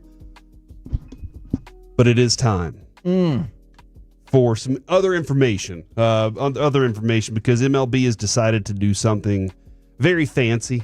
And that is allowing ABS into a review system into Major League Baseball. Now, this has been under scrutiny, discussion, all the things for quite some time now. Yeah. Does it feel about 3 years this has really become a discussion? I think that's right. And they've started to obviously phase it in more and more in the minor leagues. And then we saw it at play in spring training. Yeah. How do you feel about this specifically? I love it. And this is one of the things I was really glad that we got the opportunity to see how this would play out in spring training, because it is shockingly quick. Like, I really thought less than 11 seconds. Yes, it felt like. I really thought it was going to be like an NBA or NFL replay drag when you know in the first 30 seconds what the answer is, but they're like, no, we got to give an extra commercial break. Then we got to do all this and that. And you're like, okay, well, we all saw what it was.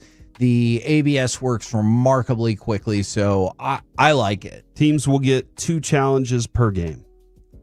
Do you feel like they're going to run out of challenges too soon because a player is going to be like, challenge! And they're going to be like, hey, we didn't want a challenge. And the umpire's going to be like, he said challenge. See, and we have to do it. And now that means every player in Major League Baseball is going to have to sit through some kind of meeting that's like, hey, I know you want to use your challenges, but there are challenges, okay? So, like, don't get greedy. And then there's going to be a stat out there that's going to be like, oh, did you know that Wyatt Langford has used 31% of the Rangers' challenges? And, like, those numbers are going to be out there, and that could be fascinating. And of those 31%, he's only been successful 17 times. I mean, you're like, those numbers are going to be out there. Yeah. I think this is a good idea.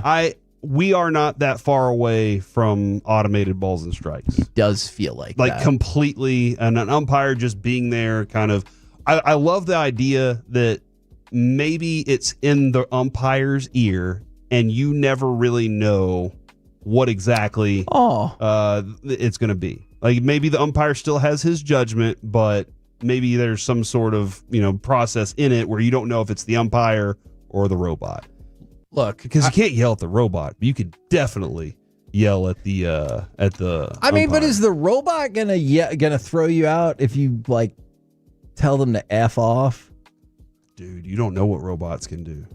Okay, but like that's the one. Maybe thing. they They're have a wild cards. different like language system. Like if you called them a clunker or something, would they be like, "That's it, you're out of here"? Because that's like a really offensive term to them. Yeah, maybe. I don't know. I kind of wish I hadn't said it. Maybe now they get programmed with like 4 words that can't be said to them. Oh, but that's the thing is, Kevin. What if the robot just decides it's going to take matters into its own robot hands, and now it chokes you out on the field? Who's going to stop the robot? I mean, I feel like power switch. I feel like Major League Baseball would put an end to this program if that happened even one time. Robot umpire, I'll show you, and just start. Ah! But like, if you If you said to a regular umpire, you're a hunk of junk, I don't think that would get you in a lot of trouble. But if you said it to the robot, problems. From the 214, Corey, you hurt my feelings. You might find a more credible source, but not a better source. They were the source whenever it came to Mike Gundy's firing earlier today. They were the first one, and then that made me go find a more credible one. However, they are the best source, and I appreciate that from them. And the most incredible. Look at you. Look at you. You're welcome. We're going to go to the level of concern. And what is your level of concern when it comes to a wide receiver running the ball out of the backfield? Jerry Jones was asked this morning, let's go cut 3 on this one. Is there any regret on having CD run like he did before he got hurt? There's no regret, no. That goes with it. That's been an effective play for us over the last few years, one that we will take advantage of when he gets back. But those injuries, that injury during the course of that ball game was he was exposed at the right time. We needed him and everything he could bring at that time in that ball game. So I actually frequently, even when I'm in the interview, I don't agree with Jerry Jones. I actually do agree with that. I had a conversation with somebody on the fan text yesterday, and they said, when was CD ever effective running the ball? And I was like, well, his career average is like 7 yards a carry. That's effective. That's pretty effective. It would be different to me if this was the first time they trotted it out. But you've seen this for years and years. It always felt like just another way to get him ball and maybe get him the ball early in the game. And so create some, because one of the things in college that he was very good at was he was a really good kick returner. And he was, whenever you ran bubble screens, him in space was fantastic. And he could kind of wiggle his way through a lot of tackles. That was kind of something he was really good at in college. And it hasn't quite turned out that way in the NFL because they don't run the same plays. It's a different, formula. But he still is good at picking up extra yards after contact. So that was one of the reasons they said, let's just find ways to get him the ball in his hands. You're right about that. And when Jerry says that just comes with it, that's part of the NFL. Injuries happen in the NFL. They're going to happen whether he's doing this or whether he's doing that. You can't say we're going to coach scared. And that's one thing that I hope they never do. And I'll run them out there and say, let's run the ball again. And I think CeeDee Lamb would happily say, put that ball in my hands. I definitely agree with that part. Kevin? So my level of concern for that is low. Like, it really is. I understand what happened, but I'm not going to change my opinion because of the result we saw and be like, I was always against it. I wasn't. I didn't have a problem with this before. Kevin, I just saw this. The Giants have signed Younghoe Koo to their practice squad. Oh, so good luck with that. Graham Gano was kicking in pain on Sunday night, dealing with a hip injury. Okay, and so they said we have to have some form of potential backup just in case something goes down. So good luck to him and them. We discussed this yesterday, and we asked Steven a little bit about it. What's your level of concern of having 4 different defensive coordinators in the last 6 years? And this was Jerry this morning having that discussion. Well, when you look at, you can easily point to that and say you've had some differences in your defense for 3 straight years. On the other hand, I haven't added it up, but there's a whole bunch of those defensive players that weren't there last year and the year before. So they're under this new defense, certainly because they've just gotten here, either straight from college or, in most cases, from other teams. And so, I get it when you make those changes conceptually in the defense. I get it when you say new coaches have to learn the players and develop the players as to they see what they're trying to execute, the coaches. That, Kevin, basically he's saying it's combination. Yeah. This coach has to be able to teach this quickly. These players have to be able to learn this quickly. And he's saying this is part of the NFL. You're going to get new coaches and you're going to get new players. and everybody has to be prepared to do this. Your level of concern for that? I think it's low to moderate because they didn't all leave like the exact same way. Like if you just done the exact same thing every single year, then I'd have been like, what the hell are we even doing? But like at least one of them left because he was desirable on the open market and was able to pick up another job. So yeah, I'm low to moderate. I have significantly more concerns along the way. What is your level of concern with the ability to apply pressure? Let's go to cut 7 here. As high as conceivably possible, Why haven't Jerry. you guys been able to apply pressure while rushing the quarterback? Well, we had a perfect storm. We had the play on the front didn't match what we were doing in the back. A zone defense yes, it did. Is a safe defense. It should allow, played right, it should allow shorter gains, but not big plays. And, of course, if you do a zone defense and you limit your rush by numbers, then that's the perfect storm against you. You've got to be able to stop the explosive plays. And when you don't have it, then you have to make adjustment. And that is, he's basically saying their zone isn't being played correctly. That's true. And that's being affected by the lack of pass rush and also affecting the pass rush. Okay, but it's not being played correctly. First of all, two things. I disagree with the idea that all of these problems stem from not getting a pass rush. There have been multiple plays where you got decent pressure, maybe not this last week, but previous plays where you got decent pressure and your people were just crossed up. Yep. Like they legitimately didn't know who to peel off on or where their coverage started and ended, especially in center field. And Sean Merriman said there was no communication either before the snap. And then the other thing is, yes, that is the idea of the zone defense, but you go into that knowing that you'll be able to get pressure. And I think that level of concern is off the charts because whether it is Sam Williams, did you still know Dante Fowler came back to this team? For all I know, he's still on the Commanders. And the and the slow start of Donovan Ezeraku, you have gotten jackass from your pass rush, especially in the last two games, and I still question some of those statistics from the first game. So I could not conceivably be higher on my level of concern for their pass rush. And Kevin, this is, I feel like we've always wanted some unique, different answers out of this question.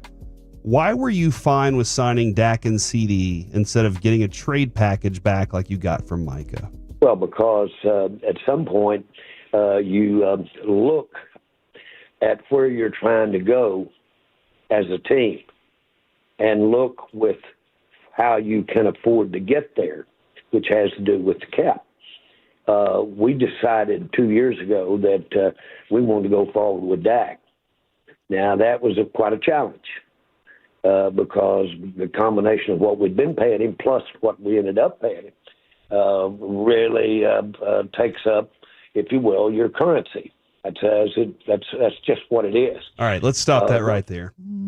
Ultimately, Kevin, in that answer, he just started there saying, we signed him 2 years ago. Yeah. And that has nothing to do with this right now. It does. Absolutely, it does. It certainly does.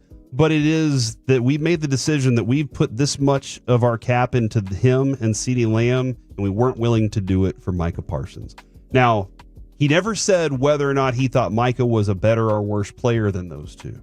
And I think a lot of people have wanted that answer of, you don't think that Micah's on the same level as those two guys. Right. And I don't think you're ever going to get an answer like that out of him. But I do think that ultimately, in the grand scheme of things, if they don't get a championship in a Dak era, they're going to look back at that contract and say, we do regret that one. We do. You know, he kind of hit the answer that I've been wanting to hear when he said the combination of what they had been paying him and what they're paying him now. Because I know everyone talks about 4 years, $240 million, as obviously all of these replays brought to you by Window Nation. Love helping them helping us out with this. But consider this. All right, it's really simple. Dak gets paid $60 million a year, all right? But remember, and Steven even conceded this point to us, it was the fact that they still had so much money left on the last deal that they hadn't paid off, that they've rolled over into this deal. For his 4 years, here are his cap hits.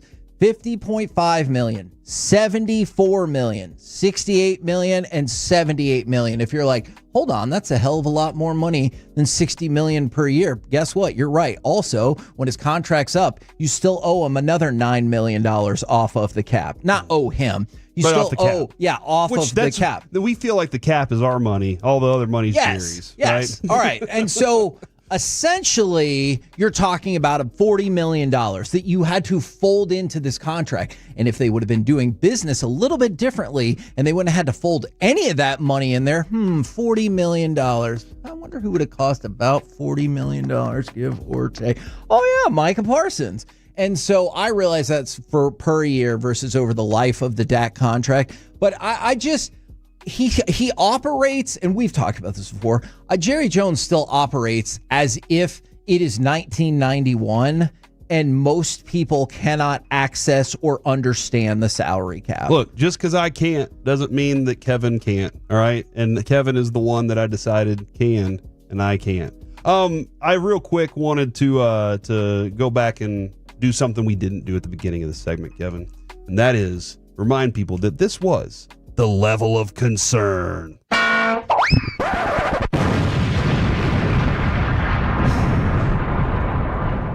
Okay. Thank you, Alex. You know what? I think those sound effects went in the level of my concern.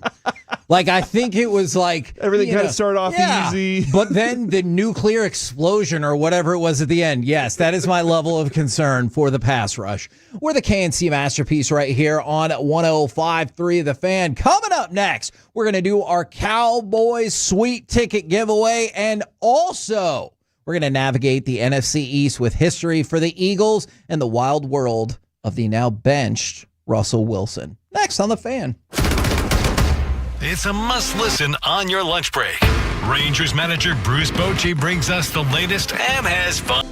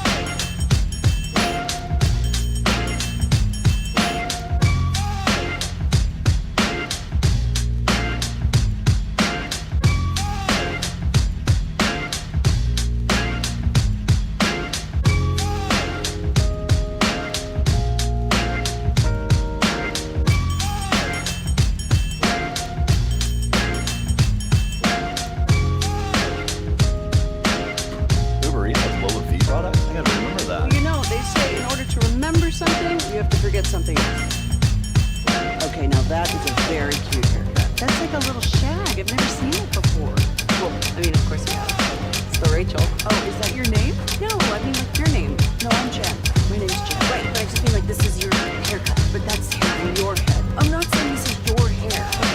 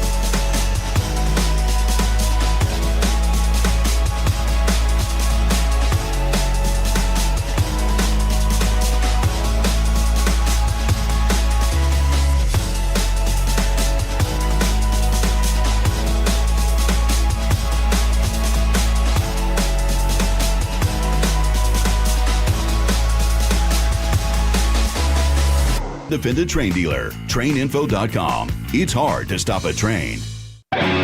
This segment of the KNC Masterpiece is brought to you by Cars for Kids. Donate today at carsforkids.org and by the personal injury lawyers Frankel and Frankel. If you've been injured in a car or truck wreck, call Frankel first, 214 or 817-333-3333. With Frankel and Frankel, there's never an out-of-pocket cost. They only get paid when you win. Frankel and Frankel, the go-to car and truck wreck attorneys in Dallas. Out of the gun. Hurts has got it. Touchdown, Philadelphia. They attack downfield. Voila! 33-yard touchdown for the tight end. KNC Masterpiece back here on 105.3 The Fan. In this segment, we will give away a pair of tickets in a suite for Cowboys-Packers Sunday night. That will happen in this segment. In the meantime... Oh, my gosh. Hey, Kevin, have we decided which caller it will be? Yes, it is going to be caller number 7. Caller number 7 today. Caller number 7. So be that many nanoseconds faster. All right, here we go. Here we go. Maybe. If you've ever been caller number 7 before and be like, dadgummit, today is the day for you. Man, that is a good point. Now, in the meantime, we are going to navigate the NFC East. Always choose your own adventure. Would you guys like to start with the Eagles, the Commanders, the Cowboys, or the Giants? I think we stick with how we do things, Kevin. We go with the team that is currently leading the division. I believe that is Philadelphia. It is. Now, according to the league, Eagles head of security, Dom DeSandro, was fined $75,000 this past week for texting from the bench area during the Jets preseason game. This dude is always in trouble. He is. The team filed an appeal, but it was denied. I wonder how important it was. Is it his kid asking, like RJ would say, to DoorDash something to wherever he was? Hey, Dad. And now he's like, you're never going to be able to DoorDash again. Was it some gal or fella? I don't know. That he was trying to hook up with, and he's like, I paid $75,000 for Do you think that football players ever look up into the stands and they're like, hey, yes, send a football up to her? Yes. Okay. 1,000,000%. So then Dom shouldn't get in trouble for that. That's what I would say. Okay. Also, he shouldn't be on the sideline. See, but like that's the difference. You just can't be on your phone because apparently that's way worse. I guess so, yeah. Nobody. Yeah, you can use a headset to talk to people around there, but you can't use your phone. Now, let's go from that to Jordan Davis. Jordan Davis made a lot of significant plays on Sunday. He stuffed Kyron Williams on a 4th and 1, and with the game on the line, as you probably know, just 3 seconds left, he blocked a field goal. Him and Jalen Carter both had blocked field goals in the fourth quarter in their win over the Rams. Philadelphia is the first team since at least 1978 to block 2 field goals in the fourth quarter of the same game. Wow. Bananas. That's when football began. It was a little bit earlier than that, but you're getting closer. Right. Now, the Eagles. One of these days I'm going to get it right, and you're going to be like, Corey, guess what? I think that's probably true. All right. The Eagles had a comeback from a 19-point deficit. That was their largest comeback win in 15 years. Wow, that is impressive. Absolutely, it is I impressive. don't love it so much, though, because I wanted a loss on their ledger. Agreed. But we have to stick to they're still one of the best teams in football because they won the Super Bowl and now they're undefeated. That is correct. Now, here's one of the reasons. The Eagles played with significantly more urgency in the second half. They utilized no huddle on 54% of their plays in the final 2 quarters. They did it one time in the first half. So they went no huddle one time, one play in the first half. And then in the second half, more than 50% of their snaps. So that's basically that's a way to get your team, like you just said, sense of urgency. True. Or you could replace the goalie and see if they do that or not. Yeah. Sometimes you get fired after that. But yeah, just maybe don't talk about it too much afterwards. It is a tactic, and it seemed to work for them for sure. So you know how Eberflus is like, you can scheme up pressure? I almost think it's not exactly the same because you can stack and bunch and different things like that. But this is almost a way to scheme offensive pressure, essentially. Because you're like, hey, I'm not going to give you the opportunity to rotate. Maybe you're a little winded. And so this is another way to do that. It was very effective for the Eagles in the second half. All right. Do you want to go to the Cowboys next or the Commanders? Kevin, I'm looking at the NFL standings as we speak. Currently, the Cowboys aren't doing so hot. So we're going to go with the Washington Commanders. Well, you chose this. His 5th punt this game. And Lane is going to go back inside the 10. Here comes a flag drop right away. And Jalen Lane gets past Cole, the punter. He's going to go all the way for a touchdown. And just think about that. I think that was Chris Fowler. Not Chris Fowler. Dang it. You'll help me out on fan text. He said that was the 5th punt of the game for the Raiders punters. And then think about that with the Colts. And they've punted one time in 3 games. Yeah. So Jalen Lane, he gets into the end zone for the first time in his career. It wasn't as a receiver. On special teams, that gave him the 27-10 lead, and they were able to cruise to victory. Let's take a look, though, at some of their other skill position players. I told you that Terry McLaurin with his quad could be an issue for this weekend, but he also had 74 yards receiving a couple days ago, past Hall of Famer Bobby Mitchell for 5th in Washington franchise history. Then you have Jeremy McNichols. He had a top speed of 20.03 miles per hour on his 60-yard touchdown run, and that was 57 yards over expected on the play. Oh, wow. So that play was like, you're expected to get 3 yards. He ran for 60. It was part of an overwhelming Washington rushing attack against the Raiders. 32 carries, 201 yards, 3 touchdowns. Yeah, I think that was always going to be part of their plan, was to run the ball for sure. You know, with their quarterback situation, they felt comfortable with that. That was going to be part of it. Kevin, I went back and looked. Aside from Indianapolis, who has punted once, right? Who has the lowest amount of punts this year? Did you already do this? No, I'm thinking. Oh, okay. Buffalo or Baltimore? They've scored a lot of points. Miami and Carolina. What? Both have 7 punts this year. That doesn't seem right. That does not feel right at all. I wonder all. if it's because they turn the ball over a lot. But yeah, it just doesn't seem right that like one of the best teams only punted once. Yeah. 2 of the worst teams have punted almost as few times. That is super confusing. Back to you, Kevin. All right. Cowboys have punted like 8 times. Okay. Let's go with the Cowboys. With his 53-yard field goal, Brandon Aubrey now has 28 career makes for field goals of 50-plus yards, passing Dan Bailey for the most in franchise history. Where is he going to land on the all-time Cowboys list? Ahead of Troy? I mean, tomorrow we're going to trade him, so probably not. Kevin, you would never trade Brandon Aubrey. Well, I almost guarantee. What time are we going to trade him? That is a good question. Tomorrow we will have a discussion about what actual draft capital you could get for Brandon Aubrey. Okay. And what you are willing to make that move for. Because while everyone's like, are you going to use those draft picks to pick up players? No. We need more draft capital. We're going to go the other way. How do we get more picks? Exactly. And don't tell me to trade all the crappy players. Trade Dak. Okay, well, actually, that is a longer and complex conversation. Cap.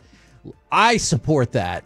And I think you could figure out a way to make it work. Can you be like, no, we don't want a player. We don't want picks. We just want salary cap space. You have to match salary in the NFL? Now, it would be really complicated from the Cowboys' point of view, but you could probably figure it out. Right. I mean, hell, you've seen teams trade a player away and like give up draft compensation because they're like, hey, I really need to get this freaking player out of here and off my cap.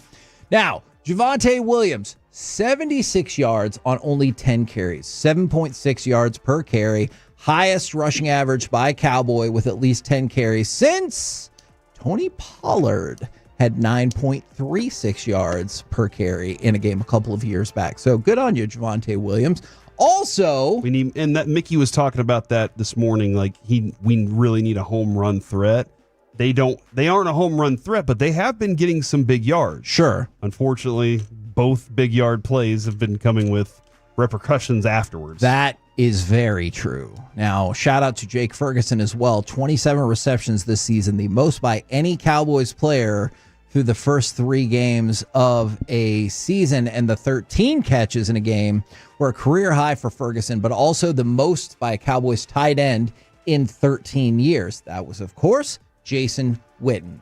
Now on the downside, Caleb Williams had 65-yard touchdown pass he had to Luther Burden. That ball traveled 62.1 yards in the air. That was the longest completion air yard wise in the NFL this season and the longest of Caleb Williams' career. And I know you're already sad, but let me throw out one more thing. Caleb Williams is the first player in the NFL this season with 225 plus passing yards and 3 or more passing touchdowns in any half. It was a heck of a throw. That was a heck of a throw. All right, the beginning of that play was ugly as all get out, but that throw or the Jared Goff throw to St. Brown late in the game last night, because that was a perfect throw. I'm going to go with that throw just because I thought the technical skill to get that right where it needed to be. I mean, look, Caleb Williams in the moment in the game too. He could have underthrown that ball by 8 yards and it would have been fine. It's true. All right, for the Giants, I'm just giving you one piece of news and we'll move on. Russell Wilson, we talked about it. He's been benched in favor of Jackson Dart. He had a 19.9 passer rating over the weekend. Okay. He completed 18 of 32 passes for 160 yards. No touchdowns, 2 interceptions. Of course, the week before, he threw for 450 yards and 3 touchdowns. It really does say a lot about what the Cowboys are. It really, really does. And then, which do you think if they had waited one more week to play the Cowboys after seeing how the Cowboys have been, they would have been like, no, we're starting Jackson Dart against the Cowboys. Yes. If they had that one more opportunity to see what the Cowboys have been going through, they've been like, dude, he's going to look amazing in this game. And I know a lot of people wonder if Brian Daboll is next. This is his first time in his career. He started out 0-3. We're the KNC Masterpiece right here on 105.3 The Fan, and let's give something away! 877-881-1053. Caller number 7 will win a pair of tickets in the suite Sunday night, Cowboys-Packers. So you're welcome for that, and courtesy of the Dallas Cowboys. So we should probably thank them for this awesome giveaway as well. Caller number 7, 877-881-1053. And coming up next, we'll chit-chat with those fellas from the Gbag Nation right here on 105.3 The Fan. Coming up Wednesday morning.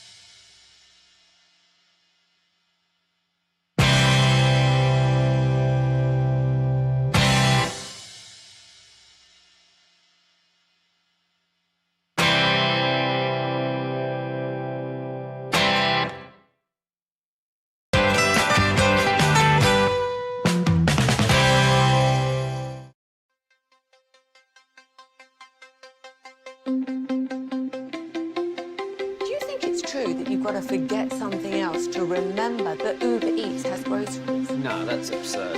Hey, remember when you used to be a, what was it, pepper lady?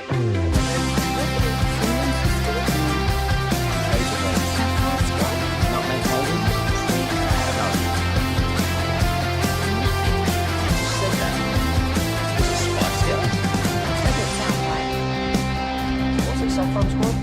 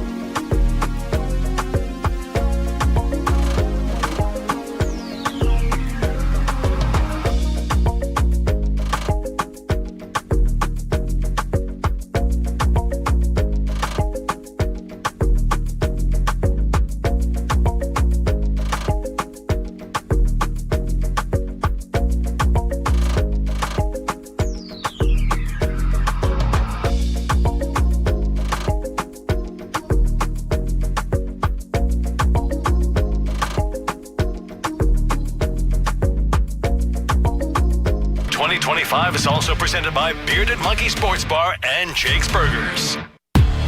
This segment is brought to you by Classic Chevrolet. If you're in the market to upgrade your vehicle, get to Classic Chevrolet in Grapevine. Back-to-back #1 Chevy dealership in the world. They've got more new Chevys than anyone, all priced to sell. Visit ClassicChevrolet.com. This is Texas. This is Classic Chevrolet. Together, let's drive. Based on new Chevy registrations 2023 and 2024. K&C Masterpiece back here on 105.3 The Fan right now. Let's chit-chat with those fellas from the Gbag Nation. Gentlemen, how is you today? Amazing, Hagee. How are you? Man, I'm doing really well. There's a lot of different things happening in the world today, seeing as how this might be the last day for playoff-eligible baseball. Because of the rapture?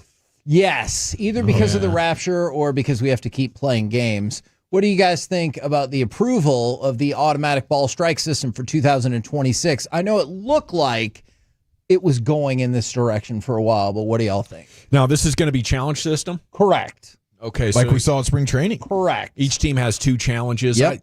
I mean, I think it's a step in the right direction. Yeah.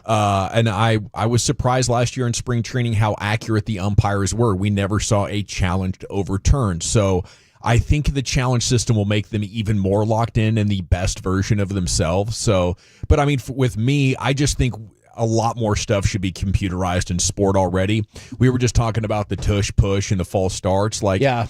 How is a computer not watching the ball and the players and saying, "Oh, hey, buzz you, Mr. Official. I know the naked eye couldn't tell, but that guard left a quarter second early." Man, I like that because the one I instantly think of is the tennis challenge system and how ruthlessly efficient that is. And the thing I was amazed in spring training is how well Major League Baseball was able to turn this around time-wise. And so I would actually be fine with them expanding out the challenge system, but I realize you probably don't want to like come out of the blocks and say you can have 10 challenges. Right, every single play, every hitter in the box, we've got something going on. I'm with you. I think 2 is going to need to be expanded, but I do think the accountability now that was the best thing about it because now the umps don't want to be shown up, right? So it's like now, okay, you didn't win your challenge. I was right. Go stick it to yourself, man. I know you're not going to eject an ump. But I would love it if, like, once a year, Evan Carter, if he walked up and it's like, "Good call, Jip ass," and Evan Carter would be like, "That's it. Get this guy out of here." Like, just one time. Do you think when you were talking about the computerization of sports for all of y'all, do you think this will eventually lead to all of it?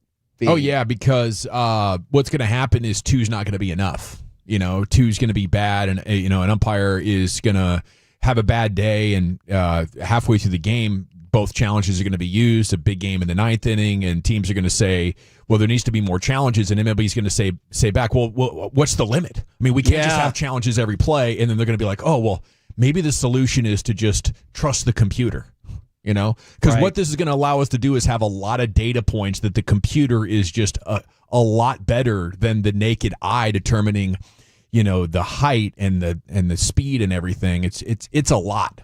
And I don't know how they do it. I'm blown away as accurate as they are. Yeah, no, I actually think that's fair. Yeah, and I'm excited just for the random batter that's not a Ranger that really throws a hissy fit and gets fired up, and then they proofs in the pudding. No, that was a strike, bro. Sorry. If you knew like you'd already gone too far and you were definitely going to get ejected, or you'd already got ejected, are you going to be like, hey, I might as well go all out? Or are you going to be start denying, like, no, the computer's ball sacking. I don't care what the computer says. You got to lean into it.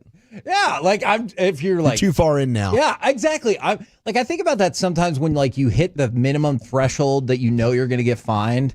Like I wonder how much they're familiar with the entirety of the fine system where you're like, all right, I'm going to go do these other things because I'm still going to get fined the same amount of it's money. like when there's offsetting penalties in the game. If you know your team has a flag and they have a flag, you might as well just go crazy on somebody. Man, I never really thought about it like that. You're like, oh, those are going to offset. I'm just going to just level somebody. A guy. I think the technology will make for a much more peaceful environment because I do think a lot of the times the players lost it when they felt like the umpire was biased against them or maybe intentionally. Yeah. I think all-time heady plays in sports are going to be Nick Saban getting out of college football when he did with the changing of the landscape, and Angel Hernandez getting out of baseball when he did with this changing of the landscape, because he would have gotten blasted. Now, somebody else got out of their sport today, but it was not by choice. I know he took Oklahoma State to really incredible heights. But we asked the question, will you always, until the end of time, think about Mike Gundy and think about I'm a man, I'm 40? Oh, yes. Unequivocally. And I want Don't go after a kid who does everything right because he's fat. Come after me. I'm a man. I'm 40. I think yesterday was the anniversary of that particular press conference, too, of like however many years it's been. Yes. And then, boom, he gets the hammer. And the editor who let it come out is garbage. Man, can we get a dramatic Wolchuk redo of that press conference? That'd be fun. Yes. That actually sounds pretty Clearly never had a amazing. daughter come home crying. Somebody called her fat. That's the musical theater in Wolchuk coming out again. That's putting in I years found and out years. Corey, A thespian. fellow thespian, like I was as a kid. We were theater kids, A man. couple of thespians cutting it up. What do you think about the fact that his wife didn't support his dream? Oh yeah, this is interesting. I remember this is before we were married. I told my wife, I was like, I'm moving to LA. I'm gonna go be an actor. And she said, man, I don't know if you're gonna make it. She didn't think you had the chops. Oh, I don't know. And she says she doesn't remember saying this, and that's where I think is. I think he would have been great, Corey, but she's a liar too. I think she was trying to keep you home. Yeah, Oh, I do too. Oh, that's I do love. too. That's what that is. Or love or manipulation. A little bit of both. No, It's a thin line. Yeah, dude, it's right there. I think you would have crushed it. By the way, Thank you. like I'm thinking about like Les Mis type. Les Mis type of stuff. I think, can you I think, sing? I think Corey would tear that up. I could sing a little bit too. Yeah, I think I could do that. I'm thinking like the big soldier. You know, in every platoon, there's like the big guy who runs out there and grabs you. And next to those little Hollywood twerps, you'd carry two of them. Dude, back. just You throwing know, those it's a good little guys point. around. They're Yeah, like all 5'7". Hollywood would try and pigeonhole you into the Les Mis thing, and then you would bust out with some badass. I trooper am movie. Medellin. So you mean Yeah. like John Candy and Stripes, that kind of guy? Oh, Well, is that what we kind of think about? I was yeah, thinking 'cause I got more jokes, like too. Who was the guy in Full Metal Jacket? Was it Animal Lover? What would they call that guy? Oh yeah, I dang it, I know who you're talking about too. I don't know if I want that role. Animal lover. Not a You love furry? animals. Yeah, though. I guess I never thought about the name like that. Man, there's so many things that you go back and you're like, that's not what they meant at all. Like if you look at movies from the 40s and 50s, they're like, how are you? I'm so gay today. And Yeah. they're like, that's not even close to what they meant. And I Yeah. wonder what the year was where we're like, nope, that's Was not it what it means. Was it Sergeant It was Animal, Mother, Adam Baldwin's character. Animal Mother? The Animal Mother. Animal Mother. By the way, Crazy son of a Broadus gun. was very quick to let Alec know, Carried the to M6. Mark, what Oh, you just dang said. it. He, Wait, what Broadus did you was a say? victim to this many times when I on talked our about show. how gay used to mean happy, I made a very declarative statement now that I think back on it. That's right. And She that's did. going to cost me. Well, it was because you didn't have a nagging wife. That's why they called him gay. Those gay boys over there, they don't have Oh to. my God. They're not getting nagged They were right and happy. left. Yeah. That's why that got there. Yeah. Have you ever heard that Abraham Lincoln was really happy? Gabriel heard Lincoln. that. Oh my God, dude. What the hell are you doing? I'm just that was talking good. sports, man, That with was my good. guys. Good Lord. So yeah, I never made it out to LA. Is basically Oh, my ultimately gosh. how that went. How gay you would have been out there, man. Oh my gosh. Holy crap. I can't believe that your wife took that gayness from you. Could have been a happy wife, happy life together. You That's know? right. She could have gone. Said she, You know how women are. she said, "Stay here and figure out I was something going to else." ask you about Russell Wilson, but I don't really think any of that matters I don't think he's anymore. very gay right now. What do you guys got coming up on the program today? Pure gold as always. Thanks for asking, Hagee. I think Jackson Dart's definitively gayer than. You know, if anybody Russell missed Wilson. the very Good beginning place of to this begin right conversation. now. You know, this entire time I've been thinking of that Miss Rachel song, I'm So Happy. And what I'm so happy. I'm so gay. I'm so gay today. Boop, ba, boop, boop, boop, boop, ba. It is a really good song. It is. I'm Yeah. sorry, I forgot what That'll you said. get stuck in your head. What's on Well, your I was show? trying to think if we knew the Rangers guest yet. Rangers Player Show 320 and Mark Schlereth 440. All right. I look forward to that in a fascinating plethora of questions. We'll ask him how gay they are, Hagee. Oh, my dear God. This has been the end of the KNC Masterpiece. Thanks for listening. Are you fat? It was a The good past run. 13 years. Good run. We'll catch you on YouTube or whatever. Unless somehow by miracle we'll be back tomorrow, 10 to 2, right here on Big The Fan. feelings are okay. I'm a man. I'm 40. Take us with you wherever you go.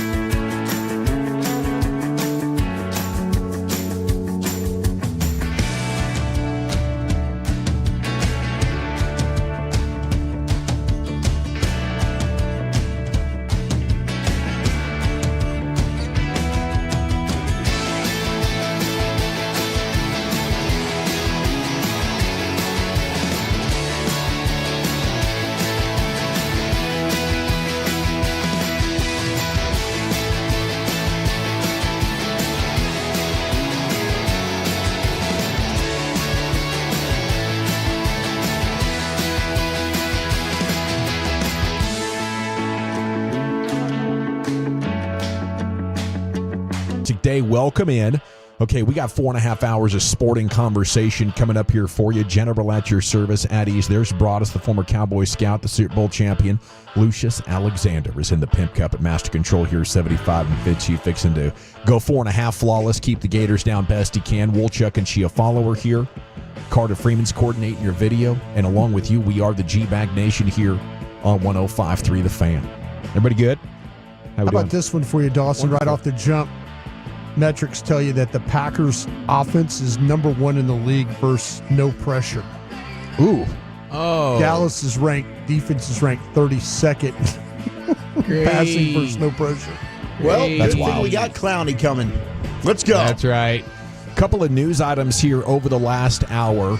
And yeah, we got to talk about Clowney and what impact he can have. If he's just as good as he was last year, he will be the Cowboys' best pass rusher, and that's not saying a lot because if you turn it on from last year, it's not like he was a menace. He was just a guy that could get it done. But the Texans are releasing C.J. Gardner-Johnson.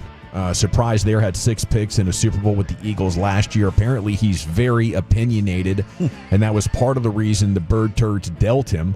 He told the Pivot podcast Ryan Clark over the offseason, the Eagles didn't move on from me for financial reasons. They traded me out of fear. Apparently, there was a miscommunication on a play that led to the Jaguars' game-winning drive on Sunday. Reports are now saying out of Houston there's been friction in meetings, criticism of teammates, and complaints about his role. So he is available. I don't think the Cowboys will have any interest in that. Maybe if they were one player away, but I don't want to put up with a headache to just be a little bit better at safety. And then Jordan Schultz was first to report the Giants are benching Russell Wilson, and rookie Jackson Dart's going to start in Week 4 against the Chargers. Call your shot here, guys. Is Jackson Dart going to be a good NFC East QB that we got to worry about? I think so. Say Daniel Jones is the over-under. Better? Over. What makes you so confident? I think this guy right here is a winner. I think he's accurate. I think he's got an element of toughness to him. I think he's got some Baker Mayfield ability to draw his teammates into the way he handles himself. I think that he gets along with everybody. He's a guy that the teammates like playing with. And I think he's got a lot of ability to move around in a pocket. He can make some tough throws. He's the deep ball accuracy. I mean, they've got receivers. Obviously, we saw that firsthand in that game against the Giants, that if you get a guy that can put the ball out there and make those tough throws, they got guys that can go get it. So I think I'm surprised he didn't play in Week 2 myself. But here we are. They're 0-3. They got to do something. General manager's about to lose his job. So is the head coach. It's time to find out. I think for a lot of Cowboys fans, you might be getting him ready for somebody else, which is really kind of strange to say, but here you are. It might save your gig, though. Sure, absolutely. It'll be interesting. When he came in against the Cowboys, it was just option stuff. Yeah. You didn't see him throw. So I do wonder what they consider him ready for. But in terms of wins and losses, I don't think they're losing anything by benching Russell Wilson and seeing what Jackson Dart might be capable of doing. Cowboys are not going to do a video tribute to Micah Parsons. Are they making the right decision here, Wolchuk? Yeah, I mean, sure. I think that the crowd's probably going to give him a nice ovation. It's funny, they did one for Zeke when he came back as a Patriot. So I think everybody's just getting video tributes. But it was interesting hearing Jerry this morning, and he's like, yeah, it wasn't feelings or anything like that. I think clearly the reason you're not giving him a video tribute is because of that. Yeah. Or else you would. Yeah, absolutely. This became personal. This one, he the fact that he was interested in going to a doctor, a second opinion, and all that to try and find ways to get paid and not have to play. I don't think I do a tribute for him, though, and it's because of what he said in the trade request. I don't want to be a Cowboy anymore. I think tributes are for guys that spent longer, won more than one playoff game, and it was just a cap casualty. We had to let you go. We love you. We were in two different places as a player in an organization. I understand it. It was only 4 seasons, Chief. Where do you come in? Well, I'm totally with you on this. I'm curious if the Seahawks were coming to AT&T Stadium, would we do it for Tank? Yeah, I think they would. Has he met the threshold? I think perhaps they would do one for Tank. I mean, he had 2 contracts here, and I don't think that he left. Although he did make the comment, "I wouldn't win in a Super Bowl in Dallas." Now, I don't think he's winning one in Seattle, but I think they absolutely would be doing one. Watch out, old Sammy D. It's just a video. It's not like you have to sacrifice anything. The timeouts are 4 minutes long. We got plenty of time and space to, at least put something together coming out of a timeout. It doesn't have to be like a preseason type of situation, but I think it's fitting, how adversarial it became, how Micah Parsons was dancing as fans were chanting Jerry Jones. I kind of want my organization to say, no, if you really didn't want to be here and you're celebrating being somewhere else, that's where we're going to draw the line. And, I'm here for the toxicity. Yeah. Screw the Packers. One, I hate them. They're coming into AT&T Stadium. I don't think they've ever lost here. Let's just make this as hostile as possible. He's the enemy. Yeah. Screw this. We're not giving you a tribute. You're playing for a team that we hate. I still hate the fact that he's on that team. They shouldn't have traded him there. But, yeah, we don't need to make this a lovey-dovey affair. There's animosity involved, and I think there's very little animosity from the fans because Micah never did anything. But I think you could have a video tribute if the players, were insisting on it, or if the coaching staff loved him, or if somebody inside that organization. But I think part of the reason he's gone is the same reason we're not getting a video tribute. It's just that he is kind of a lone wolf, and I don't know. I think, for the most part, Micah Parsons is a good enough guy. He's just not super social and, doesn't make it a point to be friendly get-along guy with everybody, and maybe that's what's coming to roost here. Jerry with Sean and RJ this morning, I've had this thought several times over the years, but this morning it hit me really hard as just they're not bothered enough by losing. He's talking about how exciting this is to have the Packers, and it's only week 3, and we're still capable of making the playoffs. And, I'm just like, you have to hate losing. And he is much more interested in engagement farming and getting anybody listening interested, even on sports radio, where very few people out there are optimistic. He's talking to people that aren't paying attention at all and looking for a sucker that still wants to come out to AT&T because he knows the ticket prices for this thing are plummeting. Cowboys fans have en masse flooded the market. The price might go under $200 to get in. You don't even need to be a Party Pass fan. If you want to go out to AT&T and watch a team that might end up in the Super Bowl this year, you can do that at a very affordable price for one of the game's greatest rivalries. Yeah. So, to me, it's just about the bar is so low for this team to feel like this is good enough. And when he's out there trying to sell interest instead of what I feel like CY would be doing, or, even Nico for his level of urgency. Did he make the right decision? Hell no, he didn't by trading Luka Doncic.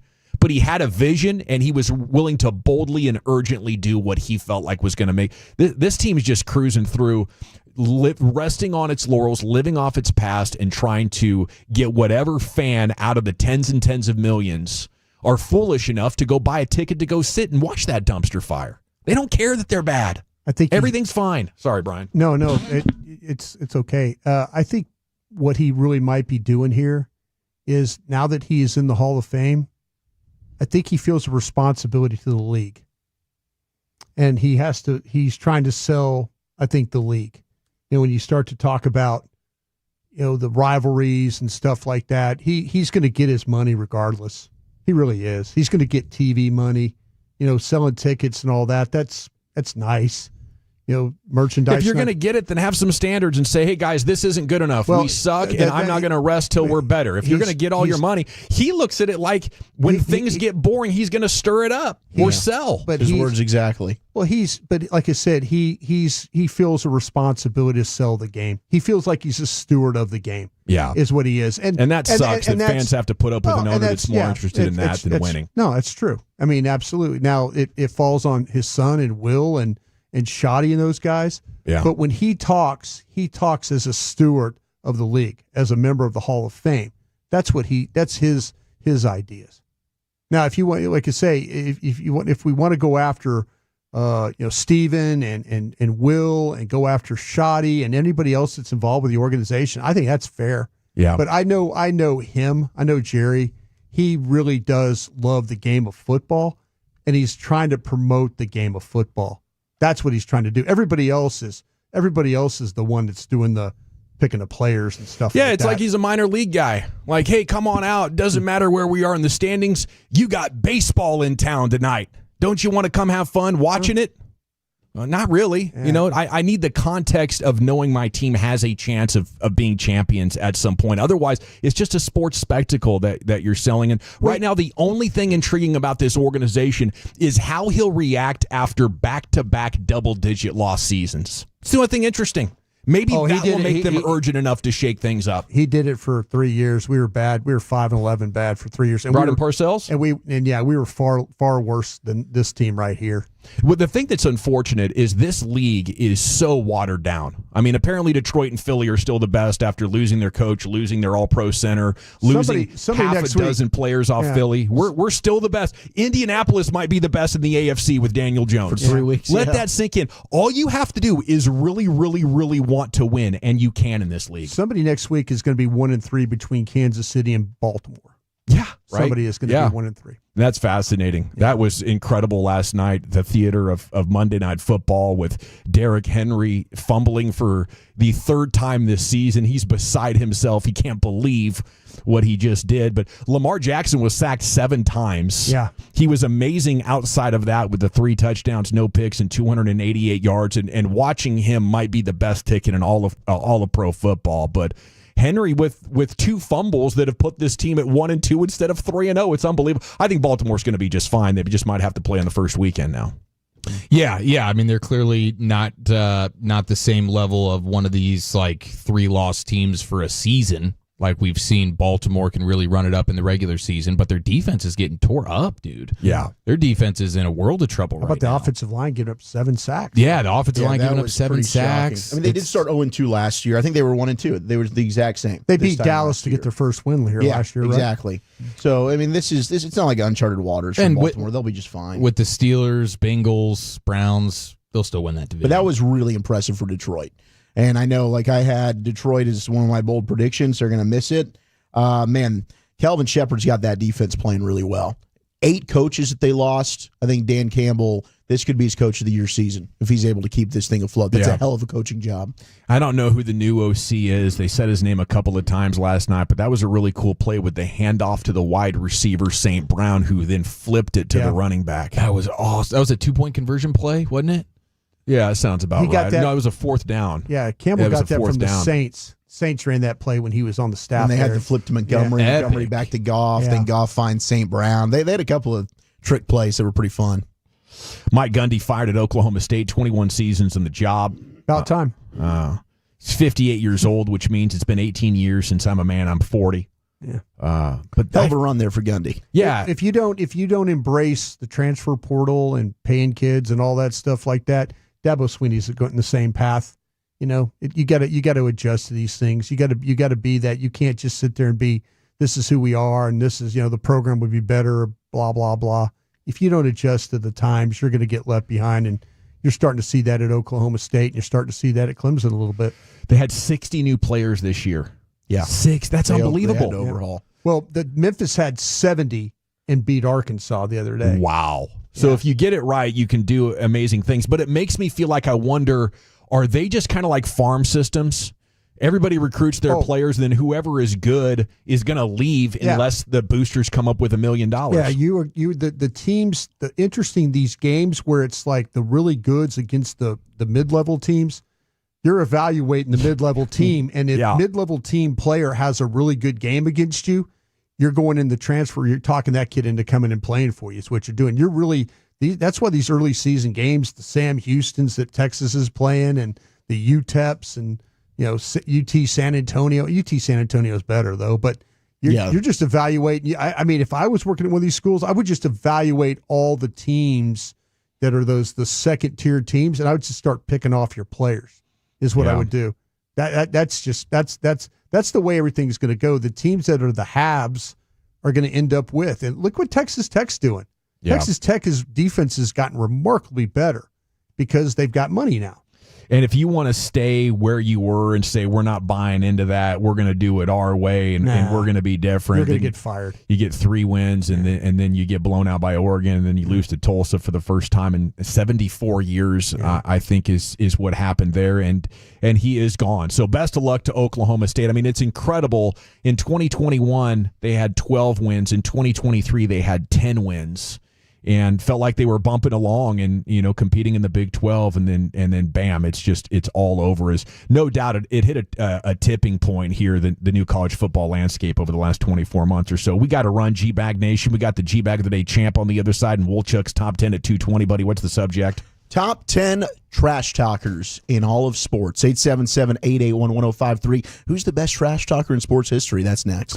Chiafalo here, though, on behalf of Greystone Roofing and Construction. You can check them out at greystone-roofing.com. That's great with an E.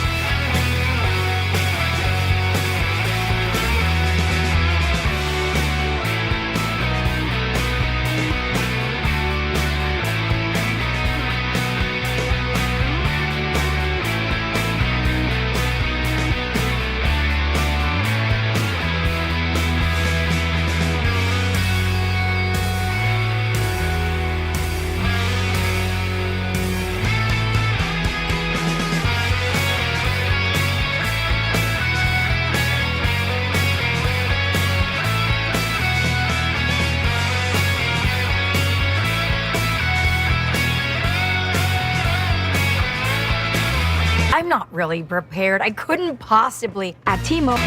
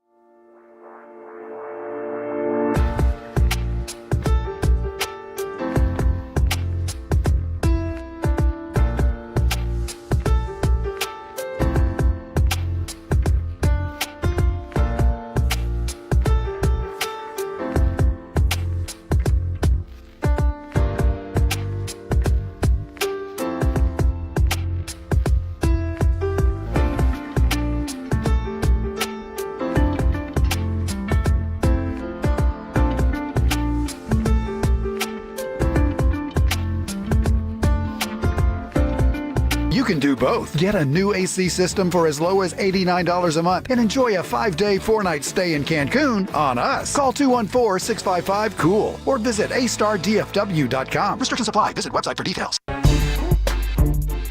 All right, welcome back. It's the Gbag Nation on the Fan. Wolchuk's Top 10 here in just a second. Got the Gbag of the day here for you.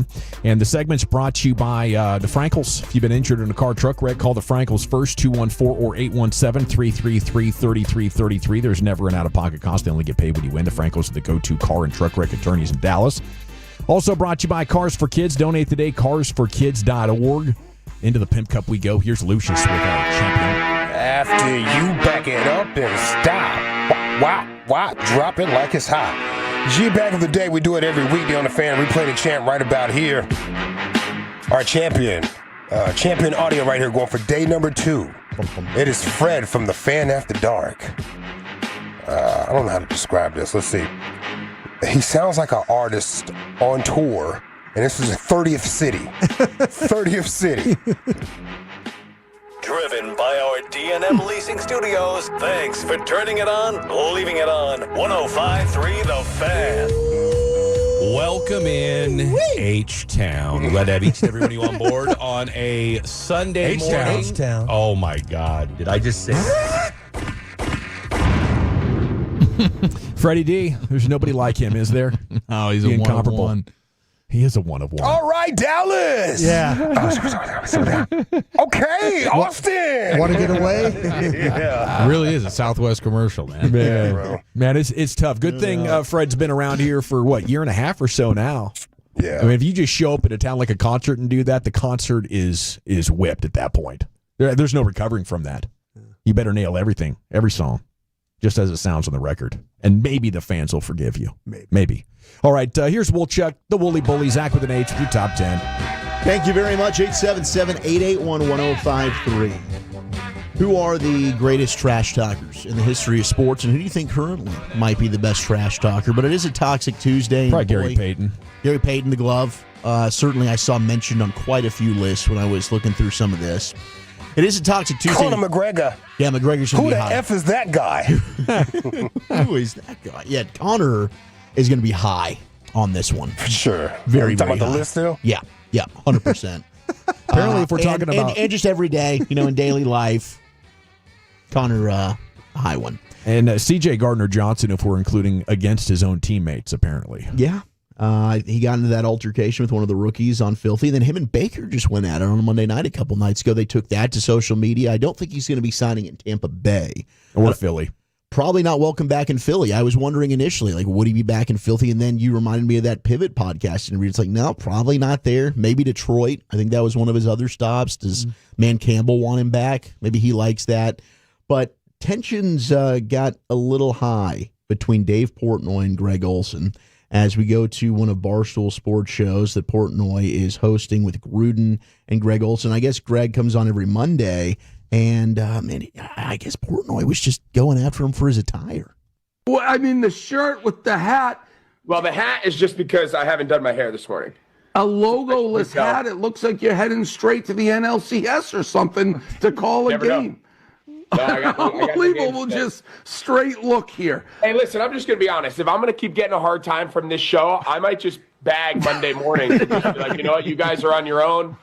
Deal with it. Good luck. Well, I mean, this look, it was preposterous. So I will try not to. You did bag it last week, by the way, but I'll try. I might bag it again next week. I'll try not to get in on you, but at least don't look like you're going to be an AL ump or something. Okay. You guys had a great segment, first of all. At what point are you like Mr. Fashion? You've got some bad outfits. You're real critical of everybody else's look for a guy who's not the best looking guy in the world. Let's just be clear. There's a difference between best looking, not great looking, and fashion. I can't control how I look. This is how God made me, Greg. But I can wear nice clothes and not look like no effort over here. Can we move past it? I don't know. It's your show. You tell me. Yeah, we're going to move past it. Awkward. Sounds like they might be next week. It sounds like they might be moving on from that permanently. That is, and Greg is awesome. I mean, we've gotten to have him on the pregame show plenty. I've got an interview. I know, Eric, you've got an interview with Portnoy is a terrible dresser. He is a terrible dresser. And it's weird that Dave's going after Greg here because Greg's in a polo and it is a hat that just doesn't have a logo. Sure. Whereas Dave's just wearing a Michigan hoodie and a hat. Yeah. It's like, what are you doing here, Dave? Stop. I think he was just trying to bust balls and make it fun, and then he messed up. And maybe Barstool isn't the place for Olsen, you know? It's not a fit. He's too nice. He's very serious, nice football guy. Yeah. You know, Barstool is just sort of irreverent. Hey, we're edgy, you know? I don't think Olsen is edgy at all. Yeah. He's good looking, though. I mean, give that to him. He's way better looking than Portnoy. Although the lettuce getting a little Olsen thin is. up top. It is. You know, I think at that point he probably owes himself a shaved head. Yeah, I mean, the hat's definitely a good look for him. Yeah.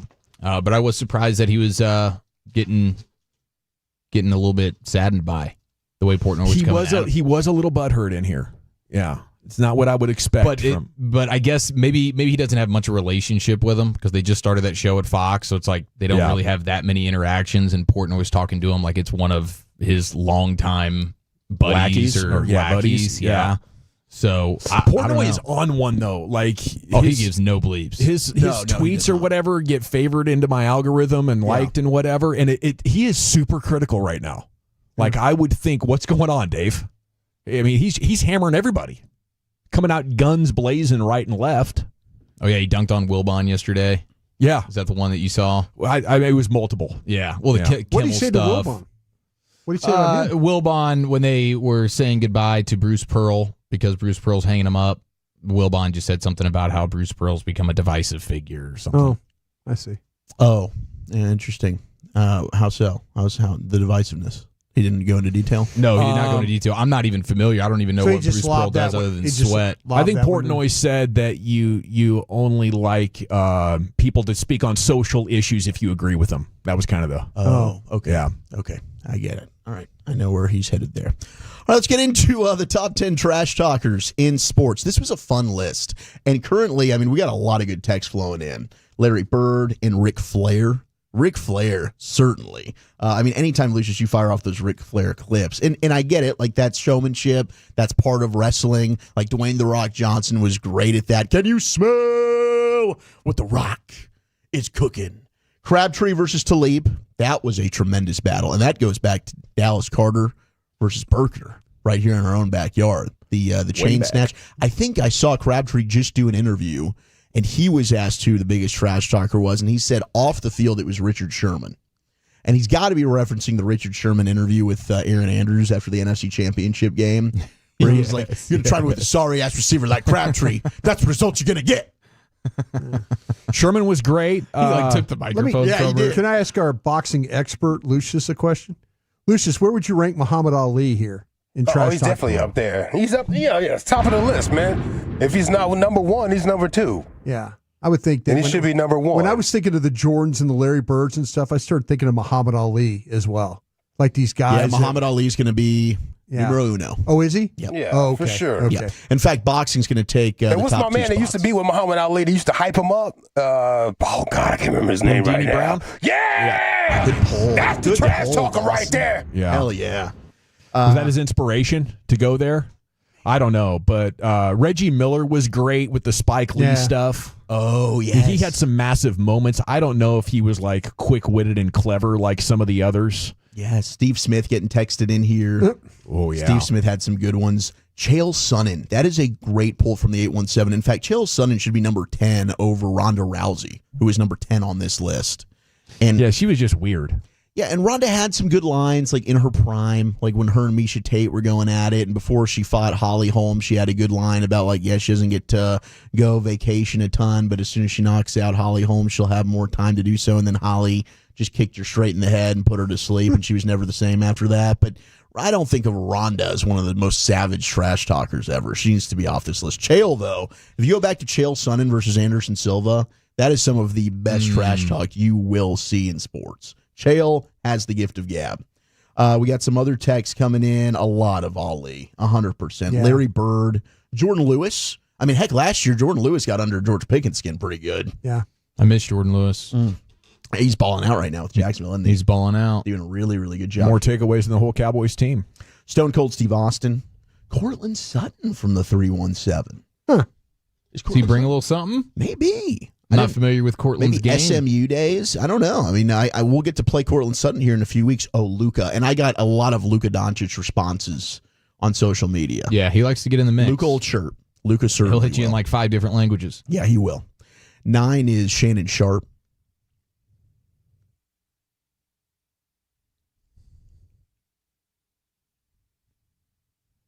Nothing. So glad you broke. I was getting close. Yeah, that was pretty sure we too got the off-air alarm. That was long. I felt like we needed to say something, but yeah, Shannon's got some good NFL Films moments. Somebody call the Coast Guard because we are beating the hell out of the Patriots right now. Number 8, John McEnroe. Yeah.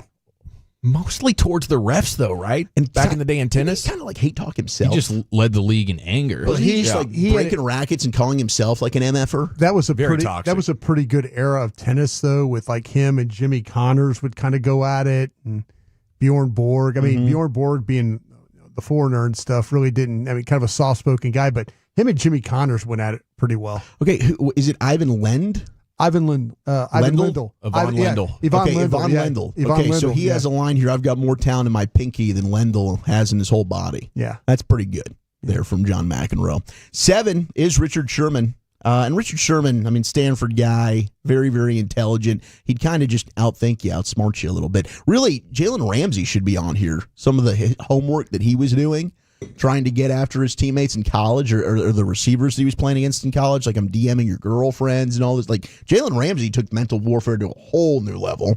Chad Ochocinco will be on this list. He's getting texted. Oh, Lance Stevenson just blowing in LeBron James's ear. Iconic. Oh, yeah. My goodness.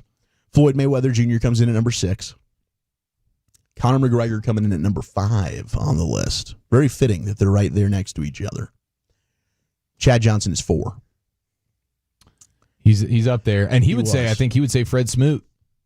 Oh, Fred Smoot was good too. How about some interesting back and forth? I mean, Cortland Finnegan, that guy was an agitator. Definitely an agitator. I mean, Right Andre up until Johnson was Andre a Johnson. very soft-spoken individual, stoic. He must have just said the right stuff, and they did play twice a year, so maybe this was a buildup of frustration. But yeah, he was able to trigger Andre Johnson, and then oh my gosh, the Carolina Panthers cornerback, Josh Norman. Josh Norman. Josh Norman went at it with Dez and OBJ. Mm-hmm. Josh Norman was definitely up there when it comes to trash talkers. Nate Diaz. I think that was the night Des said, "Round here we unload the clip." at him. Yeah. Oh, yeah. Yeah, it was a big story the following day. The Packers tight end, Tucker Kraft. Yeah. He alleges that he says literally this, that he sometimes tells opponents that he's going to burn their childhood homes down. Oh, wow. Tucker Kraft says that? Yes. I bet George Kittle gets after it. I mean, the guy's channeling That's got to be an Joker. AI thing, huh? No, I'm dead balls serious. Nobody would say that, right? I have the sound of it. I'll pull it for you. I hope so. It's AI sound. That is wild. Tucker Kraft, you're a wild Eric man. imitating the tight end. I think this is why 3-2, players Tucker Kraft. The players usually get burn your quiet. childhood house down. You just want that audio? I think that's just scratching the surface of what those guys are saying back and forth out there. Oh, it's probably vile, vulgar, for not sure. safe for work. Yeah. Disgusting. I mean, Ray we get the safe for TV stuff, and Yeah. that's a small percentage of it. I'm thinking Dylan Brooks. You know, some of the stuff that he's done. Good pull. How about you basketball guys? Wasn't Kevin Garnett a famous KG? fast talker? 100%, dude. 100. Yep. He was a bully. He got wild. I do have an NBA specific trash talking list. Maybe when we get closer to the start of the NBA season, we can break that one out. Can't wait. We also have Anthony Edwards. I mean, if you just watch the movie on Netflix with Adam Sandler, he was basically acting as himself, and he was fantastic. It's just different if the guy's talking like that, and then he jumps 45 inches into the air and throws down the greatest highlight dunk since Jordan. It's just different. Top three, though, best trash talkers in sports. Michael Jordan at 3. Mike Tyson at 2. Got the great Mike Tyson. Yeah, it was unhinged, and but the farther he got away from his last dose of medicine, the better it got. But number 1 Number is Muhammad Ali. Oh, there we go. Yeah, he was a best poet. Trash talker in the history of Maybe sports. the inventor of it. or at least the inventor of it in the mainstream media. Thank you, Wolchuk. Thank you. Top 10 is in the books. Chief, what's next? College Football Tuesday, Darty featuring the goodbye to Gundy. UNC has some serious problems, and them Red Raiders at Texas Tech getting it done. That's next in the nation. All right, but it is a Tolo Truck Tuesday here with East Dallas Diesel. I want you to go to East Dallas Diesel. Make sure you're following them on Instagram and on Facebook.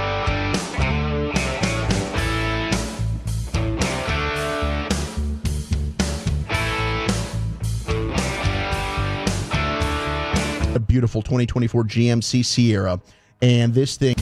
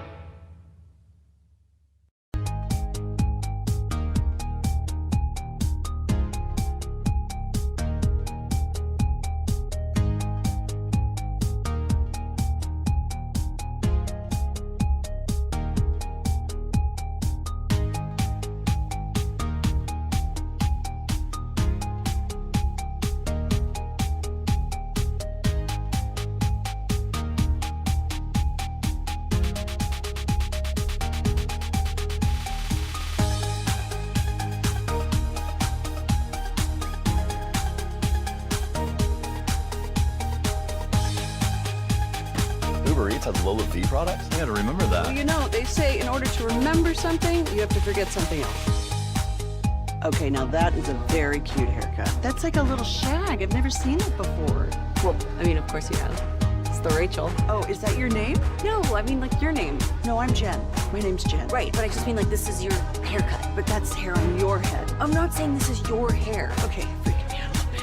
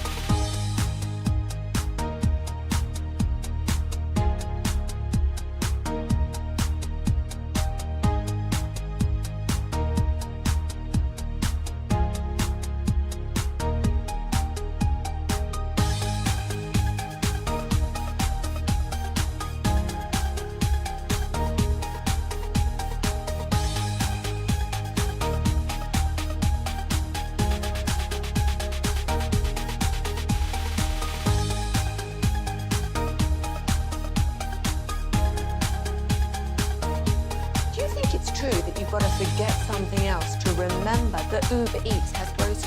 No, that's absurd. Hey, remember when you used to be Pepper Lady? Pepper Lady? Wasn't it Cinnamon Sisters? Basil Babes. Saffron Squad? Nutmeg Maidens? Paprika? No. Nutmeg Maidens. I just said that. Was it Spice Girls?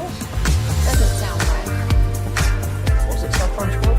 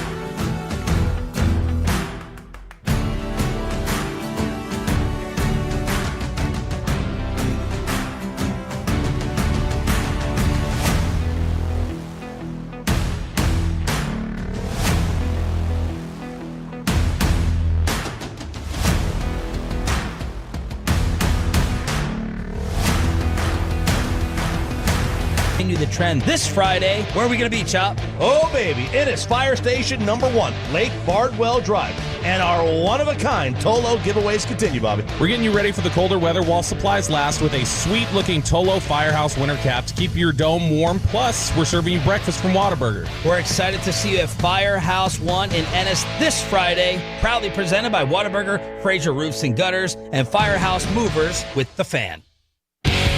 If you're in the market to upgrade your vehicle, get to Classic Chevrolet in Grapevine. Back-to-back #1 Chevy dealership in the world. They've got more new Chevys than anyone in their all-price of sale. Silverados, Tahoes, Blazers, Malibus, Equinox, and more. Visit ClassicChevrolet.com. This is Texas. This is Classic Chevrolet. Together, let's drive. Relax and enjoy the difference. Based on new Chevrolet registrations 2023 and 2024. All right, welcome back. It's the Gbag Nation here on 105.3 The Fan. We have Alejandro Osuna coming up at 3:20 in the Rangers Players Show. Looking forward to chatting with him. Here's the Chief. All right. Okay, we get to double dip on Alejandro. We do. He was fantastic when he got the call up earlier in the season with us. Yeah. Fun guy. Mm-hmm. Baseball is life. Who was the Heisman front runner this time last week? Do you guys remember? Jeremiah Smith. Was it our guy at Miami? Yeah, it was old Carson Beck. Oh yeah, gross. Well, how 1 week can make a difference. There's a new leader in the clubhouse. Our guy at Oklahoma. Mr. John Mateer, +7 hundo. Little Elm Zone, stand up. As the Heisman favorite. But the biggest jumper is that Fernando Mendoza, gentlemen. And he should be. With IU, absolutely. You get a big win like that in prime time. He's quarterbacking his tail off. Yeah, Indiana with a huge win. So it's Mateer at OU and then Mendoza at Indiana. Those are your top 2 Heisman favorites right now. Then it's Oregon's Dante Moore tied with Carson Beck. Then you get to Gunnar Stockton at Georgia, and then Marcel Reed +1,500 with the Aggies. It's be a big one against Auburn. I think Auburn's they've had some success against A&M in the past. Yeah, and Hugh Freeze was saying that the Aggies are a more complete team, more difficult task than what Oklahoma was. Wow. And Oklahoma sacked them 10 times? Yeah. 10 sacks, dude. They had a safety seal the deal. Yeah, the safety sealed the deal. I will say, them doing the tomfoolery with the player that's coming off the field. Well, then Hugh Freeze lying about it afterwards, saying he called the timeout. I mean, we can see the video, Coach. He did not call a timeout.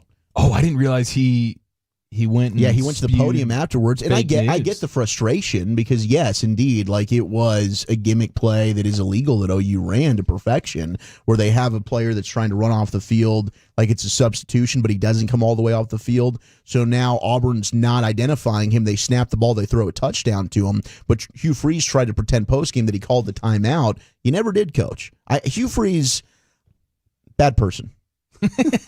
Not a good guy. Yeah, he's had should some get issues. fired, and I don't think should get another shot. Yeah, like, can you say you called the timeout if you only said it with your mouth? If you're calling a timeout, you're throwing the T with the hands. Well, we got you're always doing the T with the hands. A camera still shot on the coach. There's nothing said by the mouth. There's no hand. Like, he clearly does not do any timeout gesture. And I would verbal argue or physical. Every timeout that's ever been called involved a coach doing the Both. T with the hands. Yes. You're saying it and you're doing the sign language. It's just natural. You don't stop until you're acknowledged. Yeah. And then you demand that they look back and check the camera and add 2 seconds to the clock because, dang it, you were on it. Yeah, every single time, dude. Okay, so goodbye, Mike Gundy, huh? Yeah. Pete Nakos is saying that it was shock around the program. As of about an hour ago now, the staff had not even been told that Gundy was going to be out. And he held his press conference yesterday where he's like, I'm under contract here for, I think, 3.5 years. Turned out it was congratulations. You're the under hit on that one, boys. $15 million to go away at 58 years old. He won today, to get out of this environment. He won. Get this man on television somewhere, right? I think so. I think that's his only fallback. I don't know where else he goes. Yeah. I think he coached at Baylor and one other school for like 4 years. And then he catches on there at his alma mater and everything had been great. But I don't know if he has like the interest in coaching elsewhere, but what would you be ready to do? You're not going to take a step back and go be a coordinator. You know what I think might really work for him is go be a big time high school football coach up there if he really wants to keep coaching. Okay. Yeah. Why keep coaching? Just go ahead and go into media he got similar hair to like Mel Kiper. It works, I mean, his personality, the voice, it's all there. But if you really love coaching, I think one of the issues is he's so dang old school, and That's now what I'm saying. you're trying to coach with professionals. Essentially, your players are professionals, and I think the dynamics tipped in a way that are not advantageous for us. I mean, some guys just love coaching; they don't know what to do if they're not. I kind of feel like that he would be a much better broadcaster than a coach because I think he'll be pretty outspoken. Like he'll say things that like, listen, this NIL thing is, and he'll say something crazy off the wall, or somebody will, like all these other coaches are kind of buttoned down. We're starting to see Saban be a little bit more open about things. I think Gundy right off the rip will be just like Gundy will be college football's Rex Ryan. Yeah, he's calling people out left and right. Wacky as hell. Yeah. Well, I mean, I've driven drunk plenty of times. I just never been caught. Are you kidding me? That was when I thought it started kind of I forgot really about going that off the one. rails. The Ollie Gordon DUI. Yeah. Just don't get caught, kids. Yeah, I mean, he Like, spent what? 35 of his 58 living years as either a Oklahoma State player, assistant, or head coach. So, and he had a dang good run, but man, the game is passing by guys at a rapid rate right now. And he's just the latest. So elsewhere around college football, one of the things that I saw, the top 7 transfer portal classes in college football are all undefeated, 27-0. So the teams that crushed in the transfer portal and got the best players out of it, according to the ESPN ranking system. Top 10? It was like LSU was number 1. They had the best transfer portal class in the country coming into the season. They're obviously undefeated. We'll see how that goes this weekend. Texas Tech, second best transfer portal class. And they just had the statement win of the year. That was a great win. I mean, what do they do at quarterback now? Well, I think they go back to Morton if he's healthy, but I'm not rushing him back. I'd kind of like to see what Will Hammond could do starting a whole week. I know. I mean, because Morton, it's not really an indictment on him, because especially last year he was awesome, but he has not been able to stay healthy, and that's not even just him. That's just Texas Tech in general. They haven't been able to keep quarterbacks healthy. That's a bummer. So maybe the situation will just kind of fix itself. Yeah, they had the number 2 transfer portal class. They're obviously undefeated. Miami, Ole Miss, Oregon, Florida State, Missouri. Those are your top 7 transfer portal classes, and they're all undefeated. So that just kind of gives you a window into the landscape of where we're at right now. And it's fun and frustrating all at the same time, I would say, because you can go from being bad to being really good in the blink of an eye, or vice versa. Come up with $15-20 million. That's the name of the game right there. I think Oklahoma State spent under 3. That's about a quarter of what the real contenders are doing. He got in a big argument or discussion with the guy at Oregon, right, before the game about this. Dan Lanning. Him and Dan Lanning. He kind of called out Oregon for spending a lot of money. I mean, that's a classic don't hate the player, hate the game. Yeah. You know, it's not Dan Lanning's fault that he happens to coach for a university that's got deep pockets. Yeah. But it's exciting, I think, because, the players get to get paid now, and any team that really wants to go for it, it's there. You can buy a playoff appearance. Yeah. Yeah, you can, for sure. If you got somebody ready to foot the bill, it can happen for you, really overnight. How about this? So Clemson has a road game at UNC, and because both those teams have been so bad, this is going to be an 11 a.m. kickoff at Chapel Bill. This is UNC. I'm sorry. I think you said State. My bad. No, UNC. you're good. Yeah, my bad. Sorry about that. So UNC is having Ludacris perform before the game. Supposed to have and they were expecting this to be at least a late afternoon game, if not a night game. He's going full Deion Sanders, Colorado style with this. Yeah, a little bit. I guess I don't know how many programs are doing this on a regular basis, but now because of the early kick, we're going to be getting a live Ludacris show on campus at 9:45 in the morning. Wow. This was something they were expecting to be probably a nighttime atmosphere, but this is going to be Ludacris for breakfast, which is just fantastic. Have the Bloody Marys flowing. And you breakfast beers for all. And then you had John Gruden calling out your guy, old Michael Lombardi. Yeah, what did he say? Because they were asking, he was being asked on Barstool about having the way Bill Belichick has his girlfriend on the sideline and stuff. And he blamed Mike for allowing it to happen. Yeah. Well, he's like, he goes, I've never seen anything like that. And then he decided to name drop Mike Lombardi. He says, Mike Lombardi works for North Carolina. I've heard him criticize me several times. I'm sure he'll produce a TikTok today explaining exactly what was going on there. So I don't know if they have any type of. Oh, it gets a little beefy there. Yeah, well, it's not Lombardi was no holds bar when it comes to his criticisms. Once he got into the media, he didn't seem to care. So John Gruden's like, never seen anything like the way Bill Belichick has his girlfriend there on the sidelines and just all around the team during the game. And then he had a little shot there for old Mike Lombardi. Mike needs to lay low. And then, by the way, we saw yesterday that Lane Kiffin's daughter hard launched her boyfriend, which is the linebacker Whit Weeks for LSU. That's such a badass and it's name. Ole Miss and LSU week. And Lane Kiffin saw the photo and just wrote the words, "Take the over." So he's going to be playing with a little extra emotion, I would say. Well, it's having a great week. This is just crazy. I mean, it's a great week right up until your daughter sort of dunks on you. That's what this feels like. I don't know how, as a dad, you're able to sort of try and bounce back from this other than totally embarrass Whit Weeks and find a way to get him on your best receivers and make him go in coverage. I don't know. I don't know how this goes. I think with a daughter like that, I think since she's about 15 or 16, you're just in for like, oh, geez, what do we? I think eventually you get like desensitized to it. Yeah, it sucks. She's got a boyfriend. He's felt this for years. Yeah, welcome to my world now. Is this the daughter that he always does TikToks with? Yeah, I believe so. They sophomore. They do the fit. They always do the fit. Game day fits and stuff. Yeah, Landry, I believe is her name. And then Sidney Thomas confirmed on like Cold as Balls or whatever that he was the coach that slid into her DMs after that Jake Paul fight where she went viral. Yeah, she had the big jugs. The McGuffies. Yeah. What she said, it was Lane Kiffin who was the one. And you know what he said? He slid into the DMs and he just said, "Roll Tide." Oh, wow.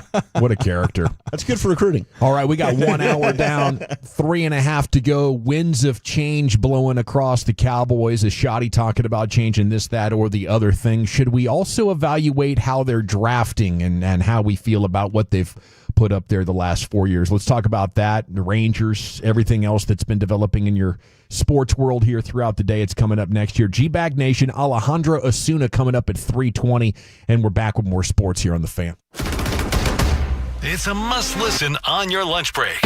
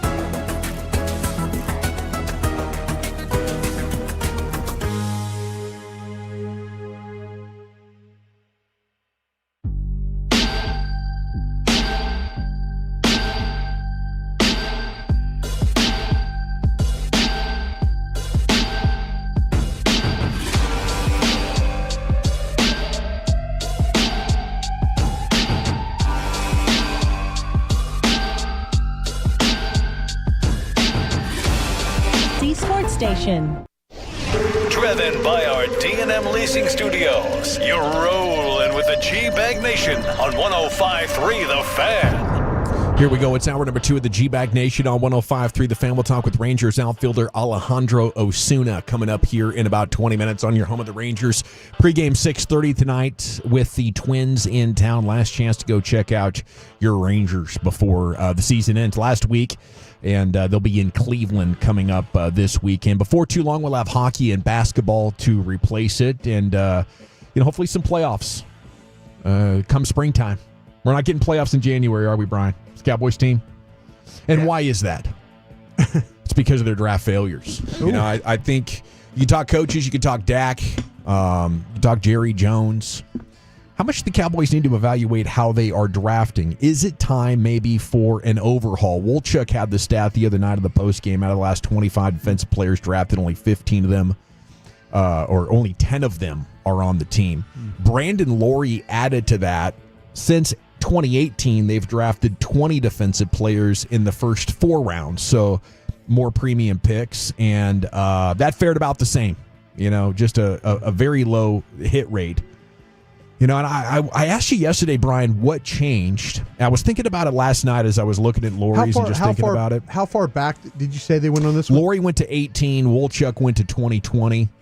So 2020 would have been McCarthy's first year, right? Yeah. Yeah, there you go. Okay, so to me, beforehand, I think that Jason Garrett, I was very critical of Jason Garrett as a coach.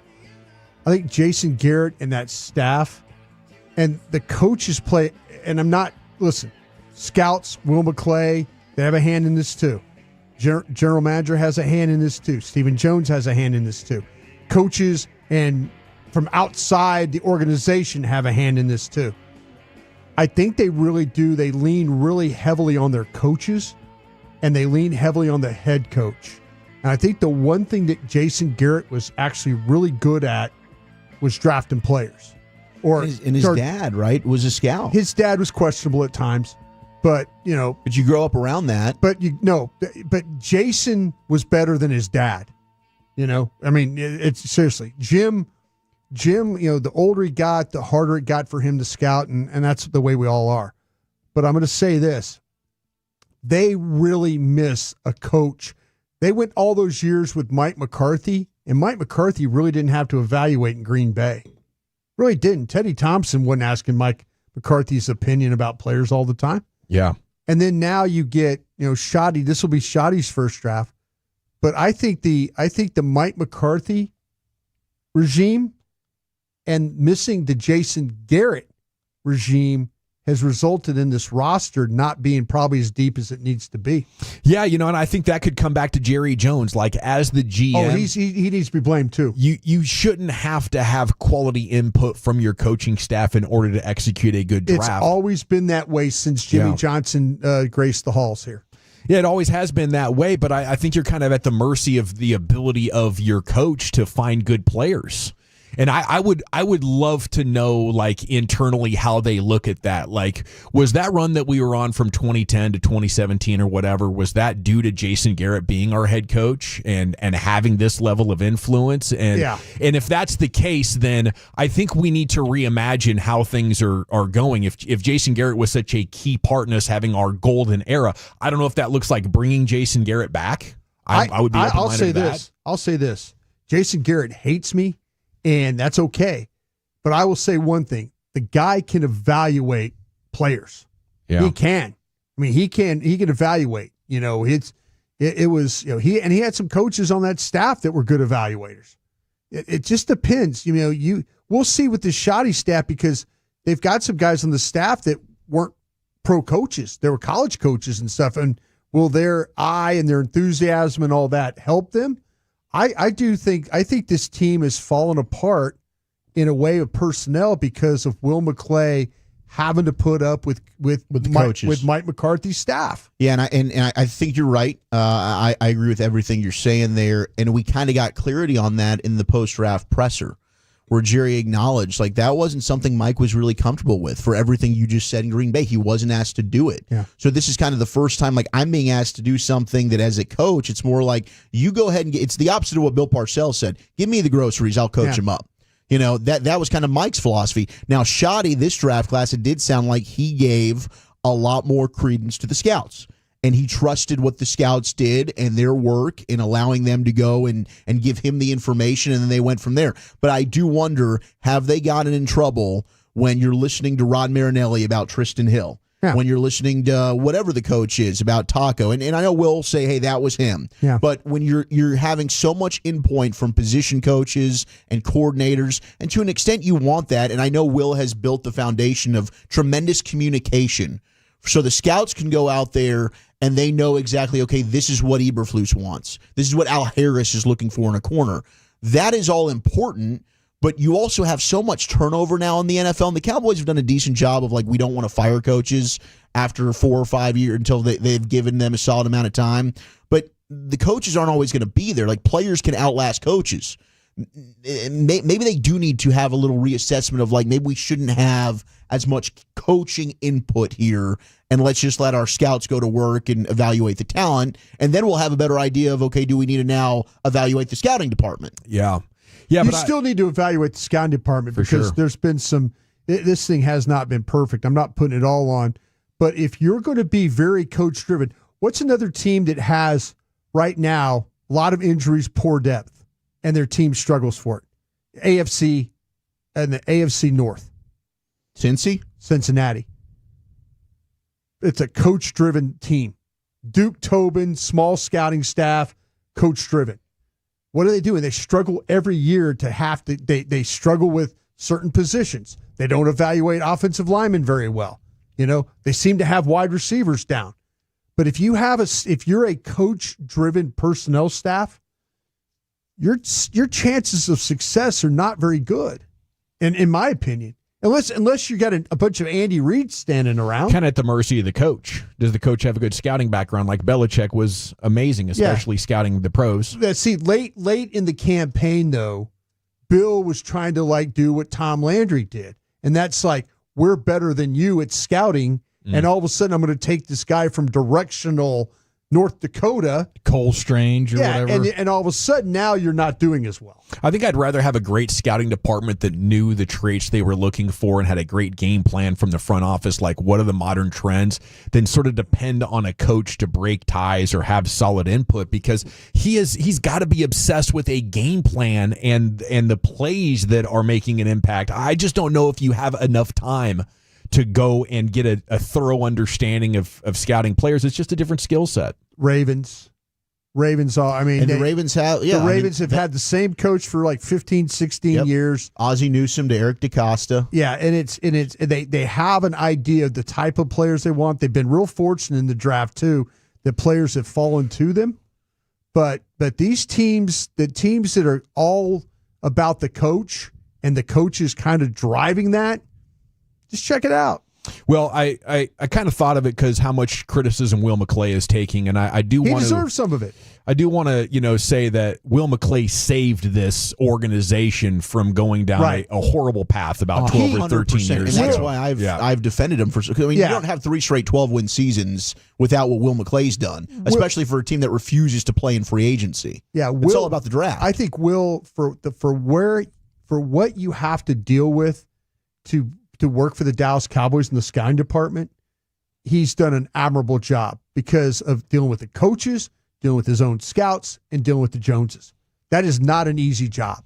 But looking at these last 4 or 5 years, I mean, now I think you got to include Nealon, you got to include Sam Williams, like Ezra Raku's on the watch list of just like, we can't find good defensive players consistently. I think outside of the first round, that's on Dan Quinn though too. That's Tank and Osa are your last 2 hits along your defensive line. Yeah. Other than Micah, who you thought you were taking as a linebacker, and he turned out to be an amazing edge rusher. Yeah. Now you give Dan Quinn credit in for your that. Secondary. You have Anthony Brown 10 years ago. You have Xavier Woods. Just hits that have been sprinkled. I think it's big enough. Maybe a couple of years ago, you're like, okay, we just kind of got cold, but we're coming off a major heater. Now we're sitting at a half decade. It's time to reevaluate everything. Think about the defensive coaches, the defensive coordinators here that have had. We mentioned Rod Marinelli. The one thing Dan Quinn did, Dan Quinn would roll up his sleeves and go out there and scout.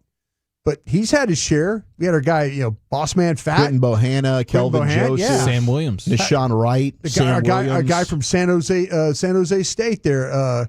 Junior Fajoko. Yeah. Bradley and I. These are guys. Eric Scott. I guarantee you, Will McClay, and Will, if you're listening, call on in and prove me wrong.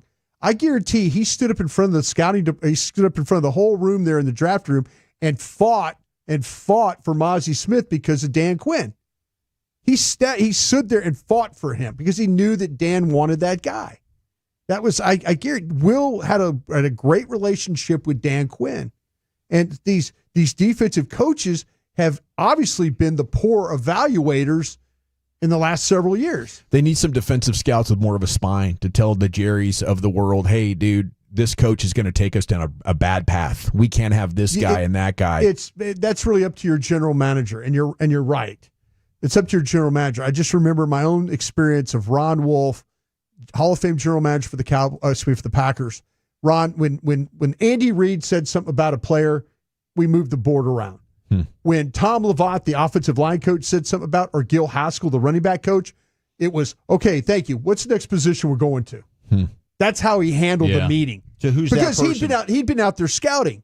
Yeah. See, who's that person for the Cowboys? See, if Will had that power, right? Exactly. If Will had that power, he would be able to say, "Oh, okay, thank you very much, Rod. Appreciate that. Okay, what's our next position?" But his job is more about the process of finding consensus and letting everybody cook. Yeah, he's a referee. I'm going to try and gather all the communication for you. I'm going to lay it out, and then we'll have a discussion. They brag about this pod system thing they have. When they have a disagreement, Stephen will say, well, we get a couple of coaches together, we get a couple of scouts together, and we talk it out. Okay. How about the general manager say, we're taking this guy and we're putting him on the board here? Yeah. That's where it needs to be. Because I'm the smartest football son of a gun in this building. Yeah, that's what you need. It still always goes back to winning their way, right? Winning the way that they... That's the only way they know. But you're At one time, they had a board of 400-something guys on that board. I walked in there and said, Green Bay, we had 100 and maybe 140 names on that board. They looked at me like, how do you draft with 140 names? I go, I guarantee you'll have 6-7 names left over on that board. Mm-hmm. You'll have 6 or 7 names. I mean, there are things that they have adjusted through the years, just haven't done enough of them. Will is asked to do an impossible job. Okay, you hit the nail on the head, because this is also something that looks at just the team building aspect. So yes, they have drafted well in years. The last 5, they've drafted poor on defense. And now you've asked them to do the impossible assignment of, you've got to be perfect every single year to replenish the talent that we inevitably are going to lose. They got to be better at it. They don't do it, and it's impossible. There's no way that they can hit every single year in the draft. It's just not. It's not feasible. It's the same thing asking Dak Prescott to go out there every single week and be an MVP. It's not feasible. We know Dak's not that guy every single week that's going to be able to put up that consistent performance we saw in the first 2 weeks. Yeah. So you've got to do a better job of being willing to not just bargain shop bottom of the barrel free agents to replace the Chauncey Golstons and the Dorrance Armstrongs and all the players you lose. Well, Jack Sanborn, okay, cool. But then you've got your Ha-Ha Clinton Dixes, you've got your Nolan Carrolls, you've got Cedric Thorntons, and all these other guys that don't play a damn down for you that suck when you go down the list of what they've done in free agency. So it's an overall team building philosophy. Now they're just being cooked because they haven't drafted well, which is unfortunate. But they put themselves in that position because of their other elements of team building. Yeah, so it's like, what's going to change? What's going to be different? They're not going to go out and spend money. I mean, they got all the money. They all, Yeah, when Will McClay leaves, it has a chance to get significantly worse. Yeah, that's what I'm saying, though. To me, he's the one guy that's able to walk in the room and has the respect of everybody in there. He's like the majority whip, at the Senate. Like, he's the guy standing up there, getting everybody lined up and stuff.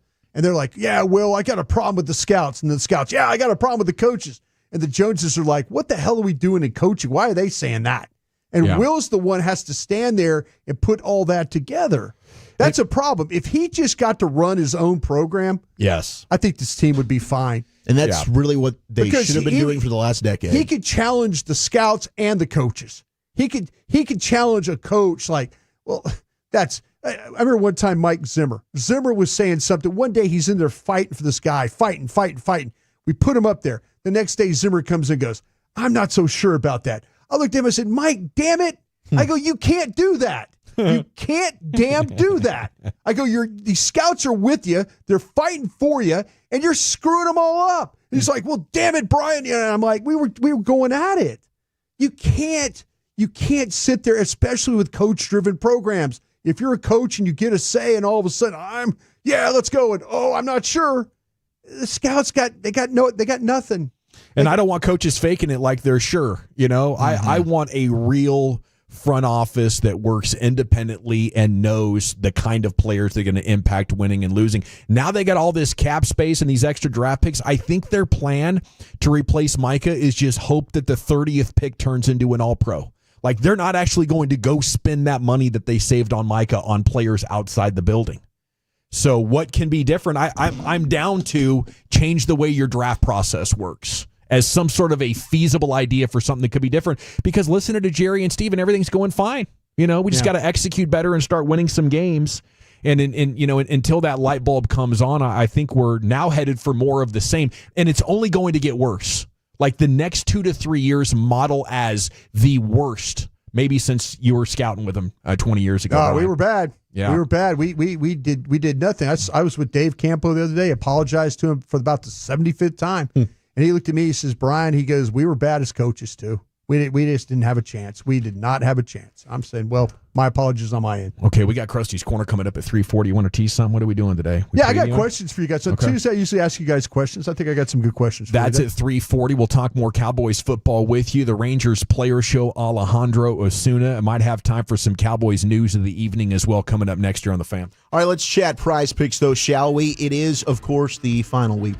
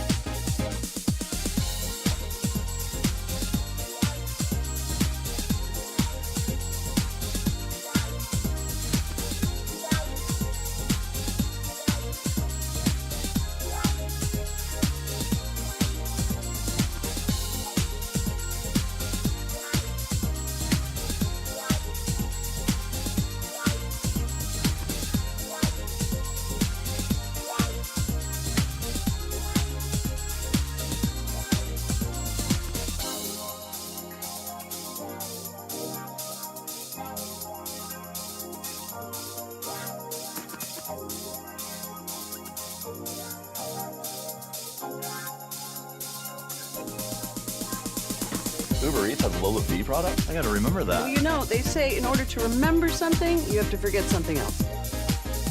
Okay, now that is a very cute haircut. That's like a little shag. I've never seen it before. Well, of course you have. It's the Rachel. Oh, is that your name? No, like your name. No, I'm Jen. My name's Jen. Right, but I just mean like this is your haircut. But that's hair on your head. I'm not saying this is your hair. Okay, please.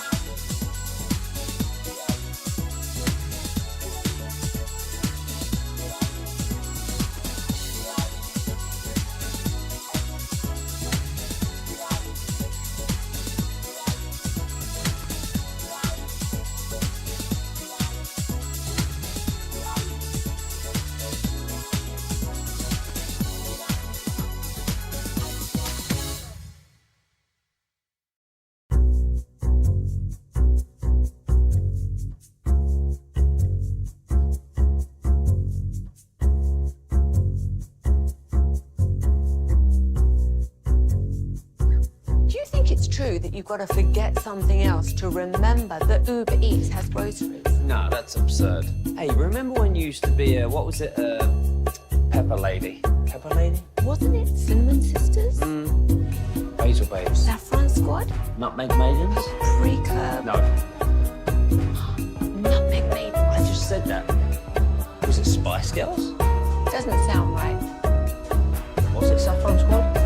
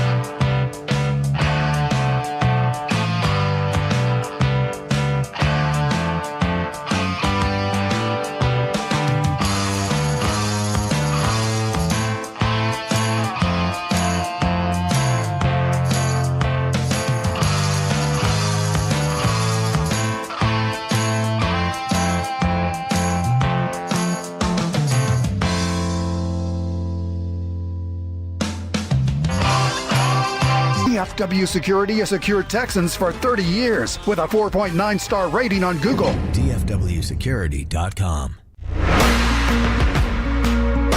Yeah, buddy, welcome back. It's the Gbag Nation on 105.3 The Fan. Time now for the Rangers Player Show here on The Fan. Pre-game coming up tonight, 6:30. Segments brought to you by the Frankels.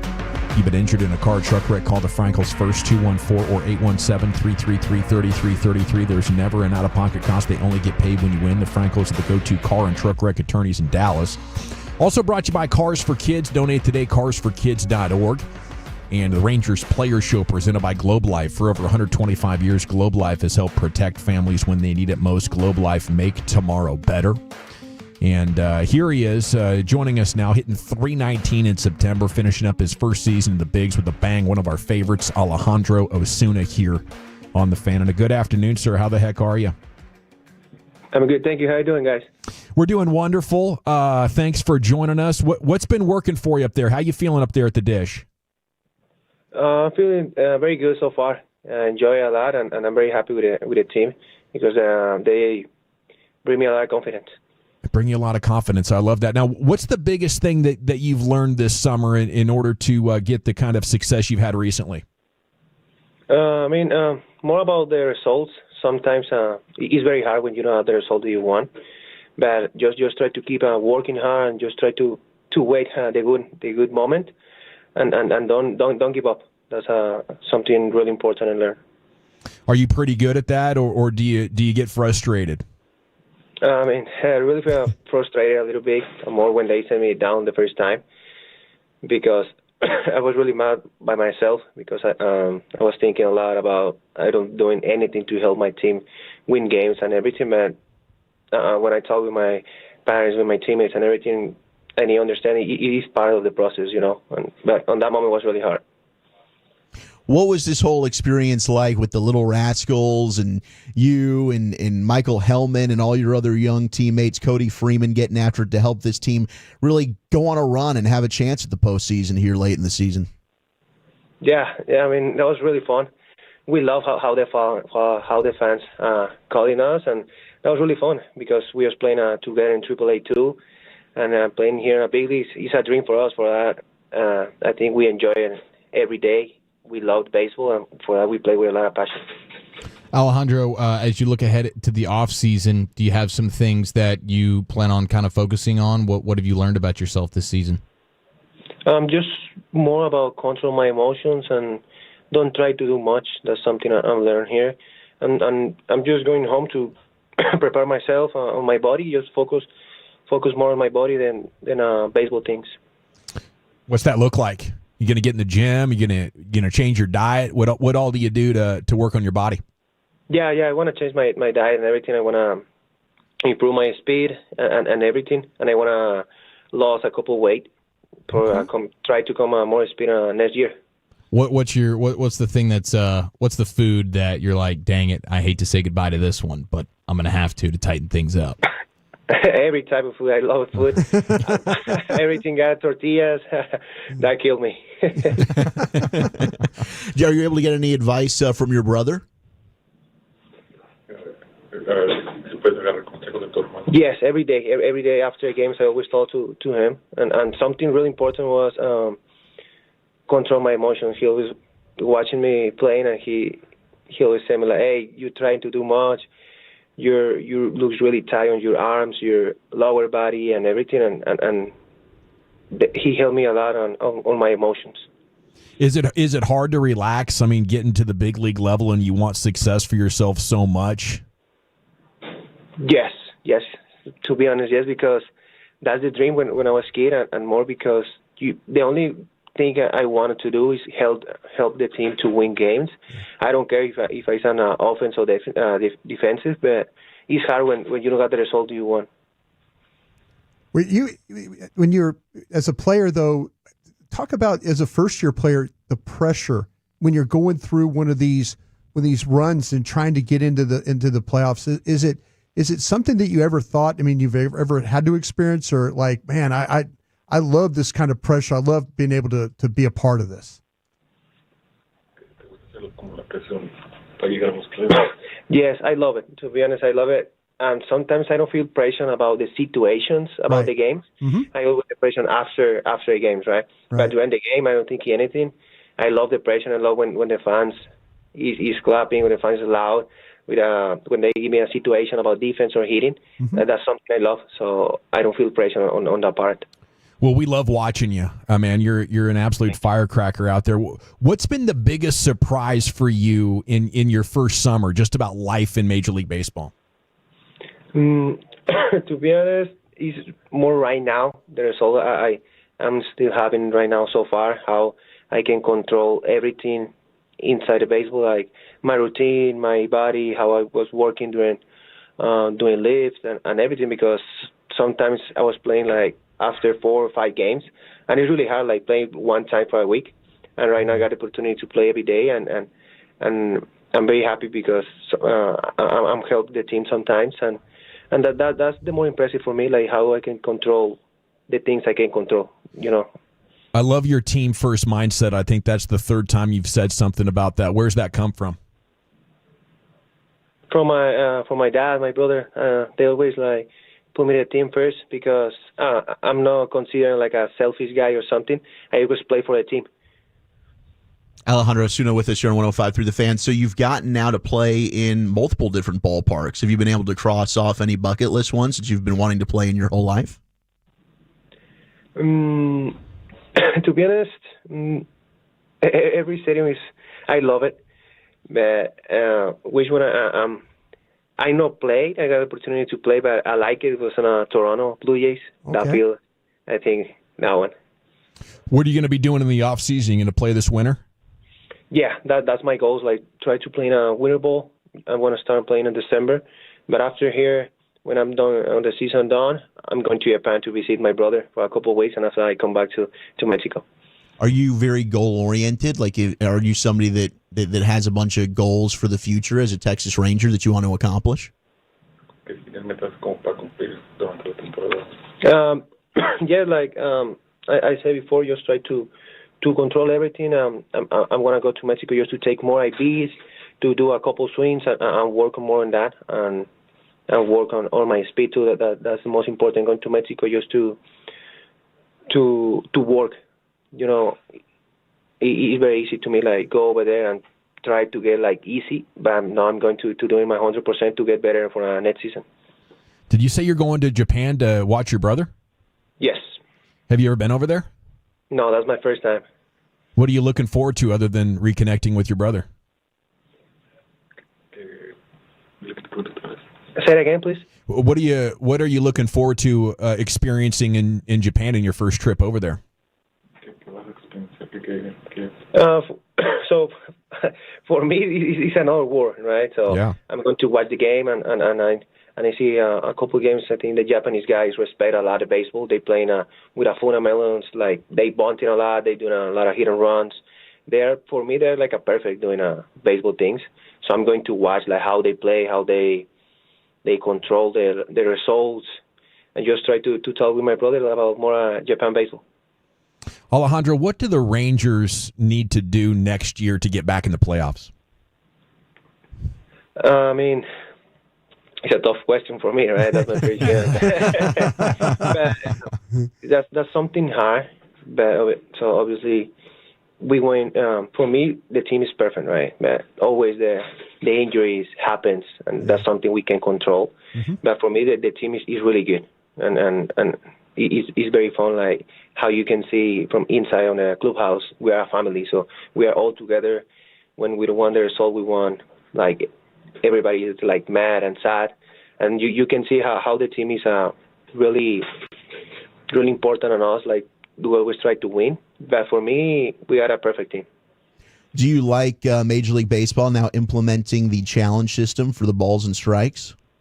Yes, I mean, I'm playing with ABS on a fall league last year, and it's very easy to us. Like sometimes I understand, the umpires are humans too, and they got mistakes too. But so if we get opportunity to challenge a couple pitches, so we can do it, and that's something I like because sometimes on a count like 3-2 or something, we take a close pitch or something, and the umpires call strike or ball. So the hitter and the pitcher got opportunity to call down. So it's a good challenge for us. Well, Alejandro, again, congrats on your success. We're having a blast watching you, and we look forward to catching up with you in Surprise here coming up next March. Yes, thank you, guys. Thank you. I really appreciate your time. Cheers. Have a great winter and a great final week of this season. And gracias to your translator. Yeah, that was a fantastic salute to the translator. Yeah, okay, while we were on there, the news comes down that John Mateer is going to miss time, is going to require surgery with the hand injury. He did finish that game 24-36 for 271, ran for a touchdown, threw for a touchdown, but after consulting with medical experts, it became clear surgery is the best option, says Coach Venables. Extremely disappointed he'll miss some game action, but is eager to correct the issue and move forward. He is with everything. We know he'll be aggressive in his rehab and work to return to field as soon as possible. And an early Heisman favorite without any other details. It's hard to say how much time he's going to miss, but probably at least a couple weeks. Yeah, I saw 3 or more. Okay. And if that's the case, then they got Kent State next, so Michael Hawkins will slide in and start, but that means he's missing Texas. Yeah. Oh, that's a tough. big one. That really sucks because not only is OU pretty awesome right now, but he's one of the funnest players in all of college football to watch. Yeah, and the local product. And, I mean, that Texas OU game is looking like a top 10 matchup right now for both of them. All righty. That was the Rangers Player Show here in the Gbag Nation, brought to you by our friends at Globe Life. For over 125 years, Globe Life has protected those that protect us. Globe Life, who's your beneficiary? And salute once again to Alejandro Osuna for joining us. We'll come back with Krusty's Corner, buddy. Where are you taking it? Yeah, I've got some questions for my guys about these Dallas Cowboys. We'll do that next. Okay, I want to chat about D&M leasing before we get there, though, because if you want or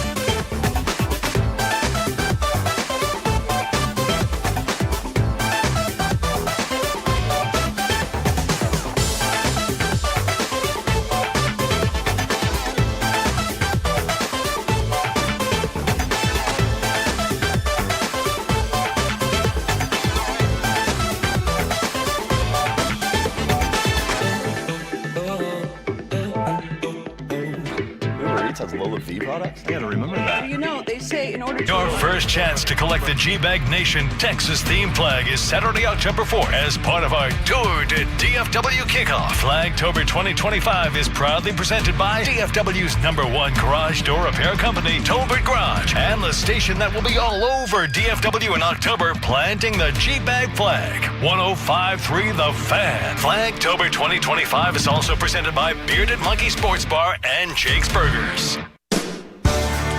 If you're in the market to upgrade your vehicle, get to Classic Chevrolet in Grapevine. Back-to-back #1 Chevy dealership in the world. They've got more new Chevys than anyone in their own price of sale. Silverados, Tahoes, Blazers, Malibus, Equinox, and more. Visit ClassicChevrolet.com. This is Texas. This is Classic Chevrolet. Together, let's drive. Relax and enjoy the difference. Based on new Chevrolet registrations 2023 and 2024.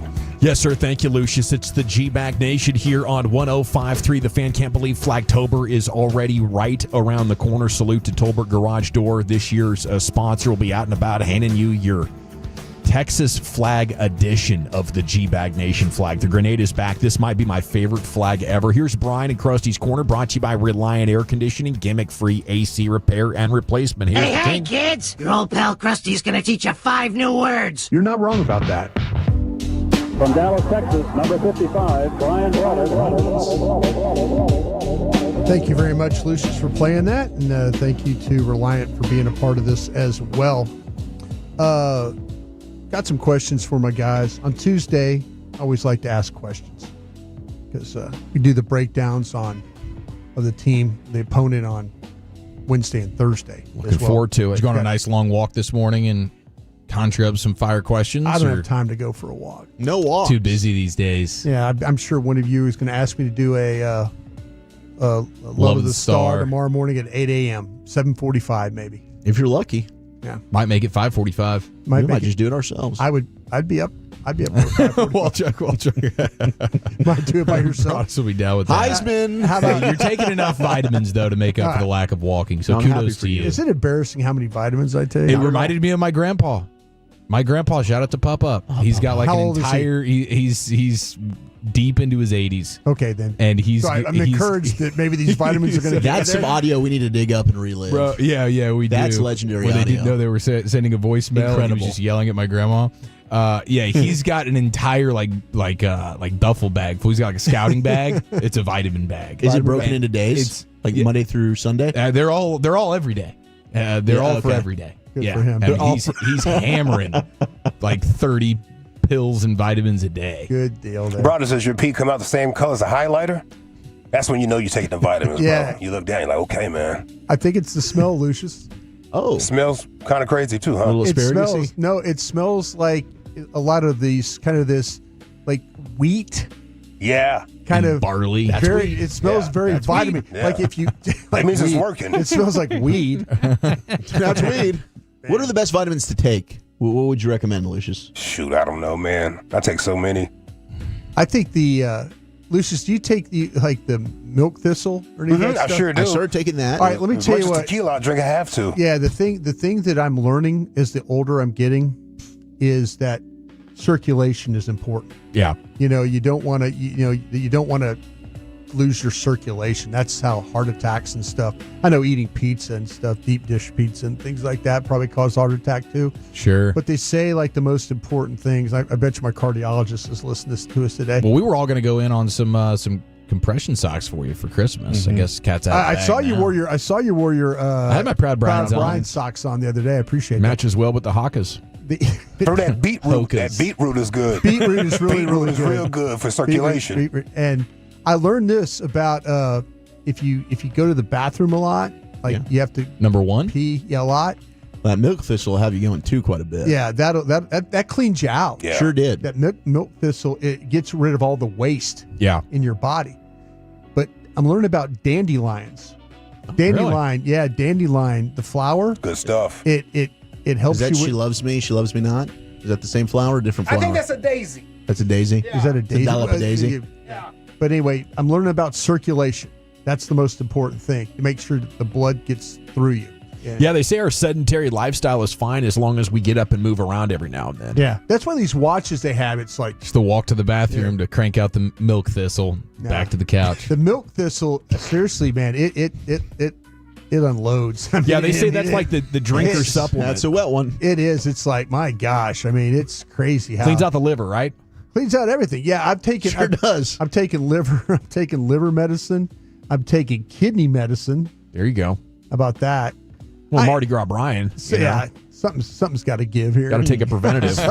You guys, this feels like a late in life Hail Mary to make up for a lot of bad Lucius decisions. is going to go, he had a good run, and Dawson's going to say, yeah, he didn't take enough the damn liver medicine. That got him, Maybe switch to vodka cran. That cranberry will take care of you, too. I'm just telling you, though, Make sure it's straight juice, too. Don't get any sugar stuff. Get that real juice out of cranberry. It's awful. We've learned that in those transfusions, though, right? The grape juice that we were drinking those cranberries. Does go down well. Dawson. Yeah. Here we go. Are you worried about the Cowboys not being able to run the ball this weekend? The Packers had a great run defense last year. They're fourth overall right now. They're fourth overall right now, so losing Kenny Clark, they're just a great physical defense. I'll say yes, because without CeeDee Lamb and George Pickens, I think you might be looking at heavier boxes here while Lamb's out. Yeah, I think to me that the problems they're going to probably run into are the blockers a little bit. Yeah. I think your back is really good. I think your blockers are going to be a problem in this one. How about you, Chief? Can you run the ball this weekend against this Green Bay Packer? Not to the same level that you've been able to do it, and without Tyler Booker now too, that's going to be huge. So no, I think it'll be okay, but it won't be anywhere close to the type of success rates that they've been cranking out here. Wooly? Yeah, you got to be nervous. You're down 2 starting offensive linemen. I thought Brock Hoffman played well, specifically in the running game. Sure. But what are they going to do? Is it TJ Bass that slides in at right guard? I don't think he's playing with the same amount of power as you've had there with Booker. I thought Booker was really good against Chicago. So I'm concerned anytime I see these damn green jerseys. I just have nightmares. Yeah, I'm a little bit worried about him. I think with Williams, though, man, that's a tough dude. Yeah, he is. That's a tough dude right there. And by the way, do you run at Micah Parsons? Yeah, absolutely. For sure. You better try and exploit all the reasons that you were kicking him out the door and saying he sucks against the run, and this is what we're doing to try and get better against the run. You better exploit all of those weaknesses other teams tried to exploit against you when you played him. Man, that's crazy. I'm watching that Muhammad just got another play up there for Detroit. Guy used to be here. Yeah, they brought him in last year in training camp. But I think so much is on the left side now. I don't know exactly where Micah's going to play, but it's got to be Tyler Smith and Tyler Guyton getting loose in the run game that gives you a chance over there. I know Vach and I did a breakdown of some stuff, and with the Pack, they're moving him around. Yeah. They're moving him around like Dallas did. That's what I thought watching what I had. Yeah, absolutely. But Guyton, I don't know if you guys broke down those. Guyton had a couple of plays in the run game this week where I'm just like, holy crap, between him and Steele, it should just be run, play action. Prove me wrong. Yeah. I don't know why they would try anything else but establishing the hell out of that run with these tackles, because they're an absolute liability in pass pro. Sorry, go ahead. Back to your questions. No problem. No problem at all. Wooly. Yeah. Do you still have flashbacks from that playoff loss to Green Bay, and are you worried that it might happen again? Yeah, absolutely. Yeah. I got flashbacks to 2016, Rodgers to Cook. I hate these people. And I thought 2023 we got rid of this when Rodgers left. It didn't happen. Jordan Love turned back the clock. Aaron Jones isn't on the team. I'm expecting Josh Jacobs to find a way to go have a field day out there. You name the player, they're probably going to have the best day of their damn career. Yeah. Emmanuel Wilson. Get to know the name. Backup running back for Josh Jacobs. He might find his way to it. That helps no one. Fantasy touchdown. I'm terrified. I hate playing the Packers, Brian. How about you there, Chieftain? Yeah, I think about it plenty. It is the worst loss that I've ever experienced, and one of the most embarrassing performances in football history when you consider you were the home team. That was the youngest team in the sport, and you didn't give yourself a chance on either side of the ball. It was bad. And every time I see the Packers, and the fact that Mike is in that uniform now, insult to injury. Sure.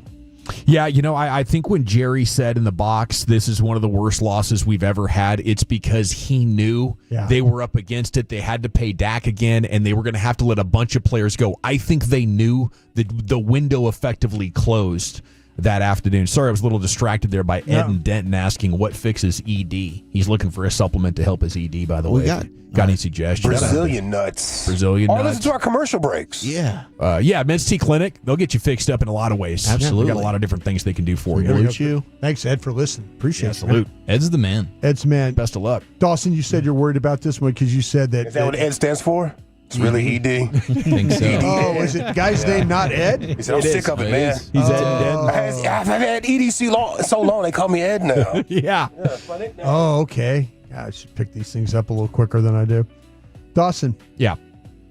How interested are you in seeing Wanye Thomas and Marquise Bell playing at safety this week? Very interested. I think if you want to do the two deep, I like what Donovan Wilson does. I think there's a role for him as a down safety or an extra linebacker. There's all sorts of things you could do well with Donovan Wilson, but the way Flus is using him, I think it's not doing him or the team any favors. Wooly? Yeah, I think you got to change some stuff out, and even if it's just to try and add some fuel to whatever these players, if they're not playing well enough, so they deserve to be benched right now. So give me Thomas, give me Bell. They deserve to be playing more. I thought Marquise Bell, they were going to have a plan for coming into the season. Sure. It sounded like they liked him a lot, and he was playing well, and I guess it doesn't matter at all if they were playing well in training camp because so were a lot of players, and they've looked like poochies to start this season. But you need to make some household changes here, and maybe Shamar James should be active, the rookie linebacker. Maybe we should see if he's any good. Well, Sanborn's not. I think everything's on the table. Everything's on the table. Nobody should be comfortable right now at any position for the most part, other than defensive tackle. And then, of course, you get Bland back. Maybe Reddy Stewart's done a good enough job to just stay in the nickel and have Bland on the boundary. Yeah. But by and large, everybody should be uncomfortable about their own playing time. If Bland comes back, what are you doing? Is it Bland and Diggs? I'm taking Diggs off the field. They won't do that, but I'm taking him off the field. You think Elam's better? I think right now Diggs looks injured. Yeah, he just doesn't look fully healthy to me. And does he want to be out there? You should have just seen the look Dawson gave me when you said they're all awful. They're all awful. It's a bunch of bad options. Yeah, look, Dawson just looked at me and shook his head. He gives up a play. Just shuffle earn his money. Shuffle. Yeah. Sure. Safety should be a complementary type of position, and if you're depending on one a lot, your entire defense is bad, or your safety is freaking awesome, and he's just flying into the screen. If you're depending upon him this much, your corners and your linebackers and your edges are just bad. So I don't think it matters. I don't think it's any one person's fault. It's just a collection of crap on that side of the ball. Yeah, it's struggling. The DTs. All right. Thank you, boys. Appreciate you. Thank you, Brian. Krusty's Corner brought to you by Reliant Air Conditioning, gimmick-free AC repair and replacement. We're going to have a college football discussion coming up at 4:20. Baseball is next with Jared Sandler. He'll help us preview Rangers Twins. Talk about a big looming offseason and what is left of this season next year on the Fan. Patolos, if you're ready to transform your bathroom into a dream space, I bring you good news because Zentex Remodeling Group has you covered. Since 2001, their family-owned team has been turning outdated bathrooms into modern masterpieces all across Texas, Oklahoma, and Kansas. Right now, Tolos, you can save $1,000 on it.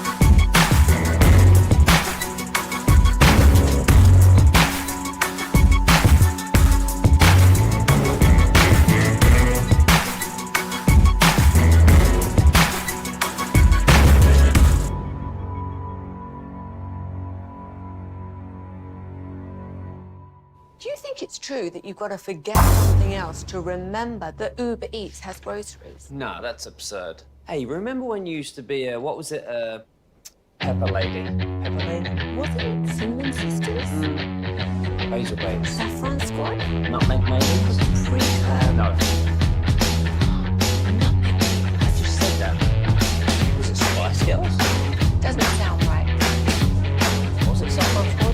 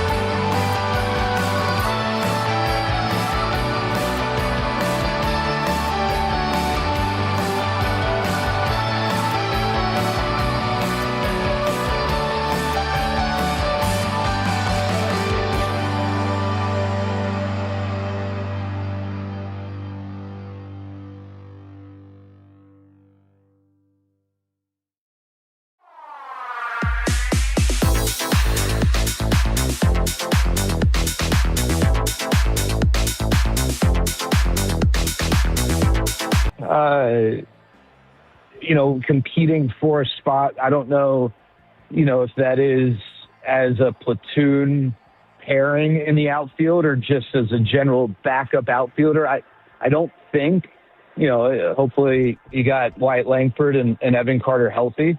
I don't think that he would go to camp where we're like, hey, like this guy is likely going to be the everyday, left fielder or right fielder.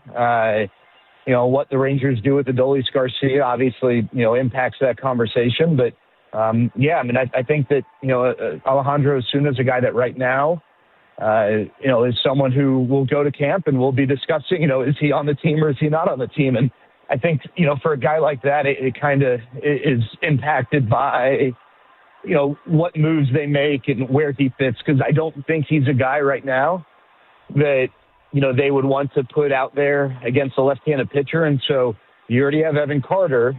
And, even though Jock Peterson's not an outfielder, you have Jock Peterson under contract for next year. So, if you have three guys, two of whom are outfielders who you don't want in there against lefties, you just got to make sure that you've got the right pieces to accommodate that. So, what they do this offseason, what moves they make, I think will impact the outlook for Alejandro. But, Alejandro jogging out in Philadelphia on opening day, for the Rangers is not something that I think is far-fetched at all.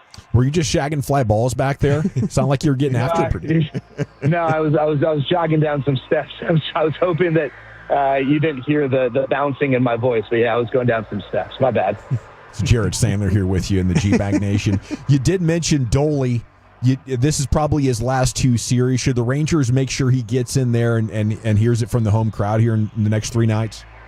It's interesting. And you say that, Gavin, and, I understand exactly where you're coming from. And I think the reality is that, you could be, if a Ranger fan is so inclined to come out here because, Adolis is his or her favorite player, and he is the favorite player of so many.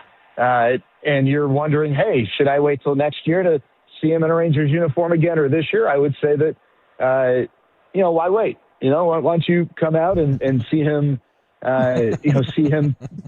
I don't know. And guys, you guys are laughing and I get it. The Rangers have a decision to make with him, and he's not the only one.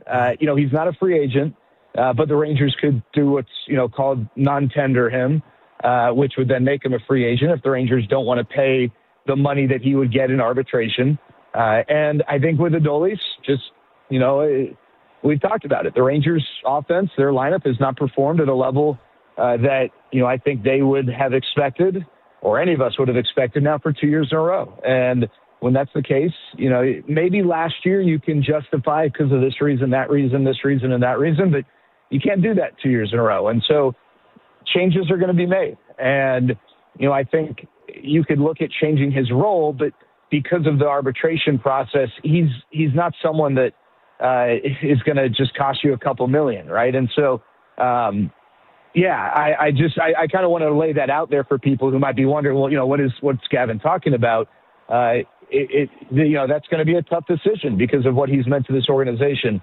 So, I hope he gets out there, and I hope fans show him the love and appreciation that a guy who, frankly, he might not have been he was game one of the World Series hero, but, he didn't really get to play the World Series after the injury, but they don't get there without him, right? What he did in the ALCS is not just legendary to this organization. Yeah, I mean, he broke a major league record, with RBIs in a postseason and RBIs in a single series. So, I guess I would say to Rangers fans, if you're here tonight, tomorrow, or Thursday, you want to give a little extra oomph and cheering on Adolis, might not be an awful idea.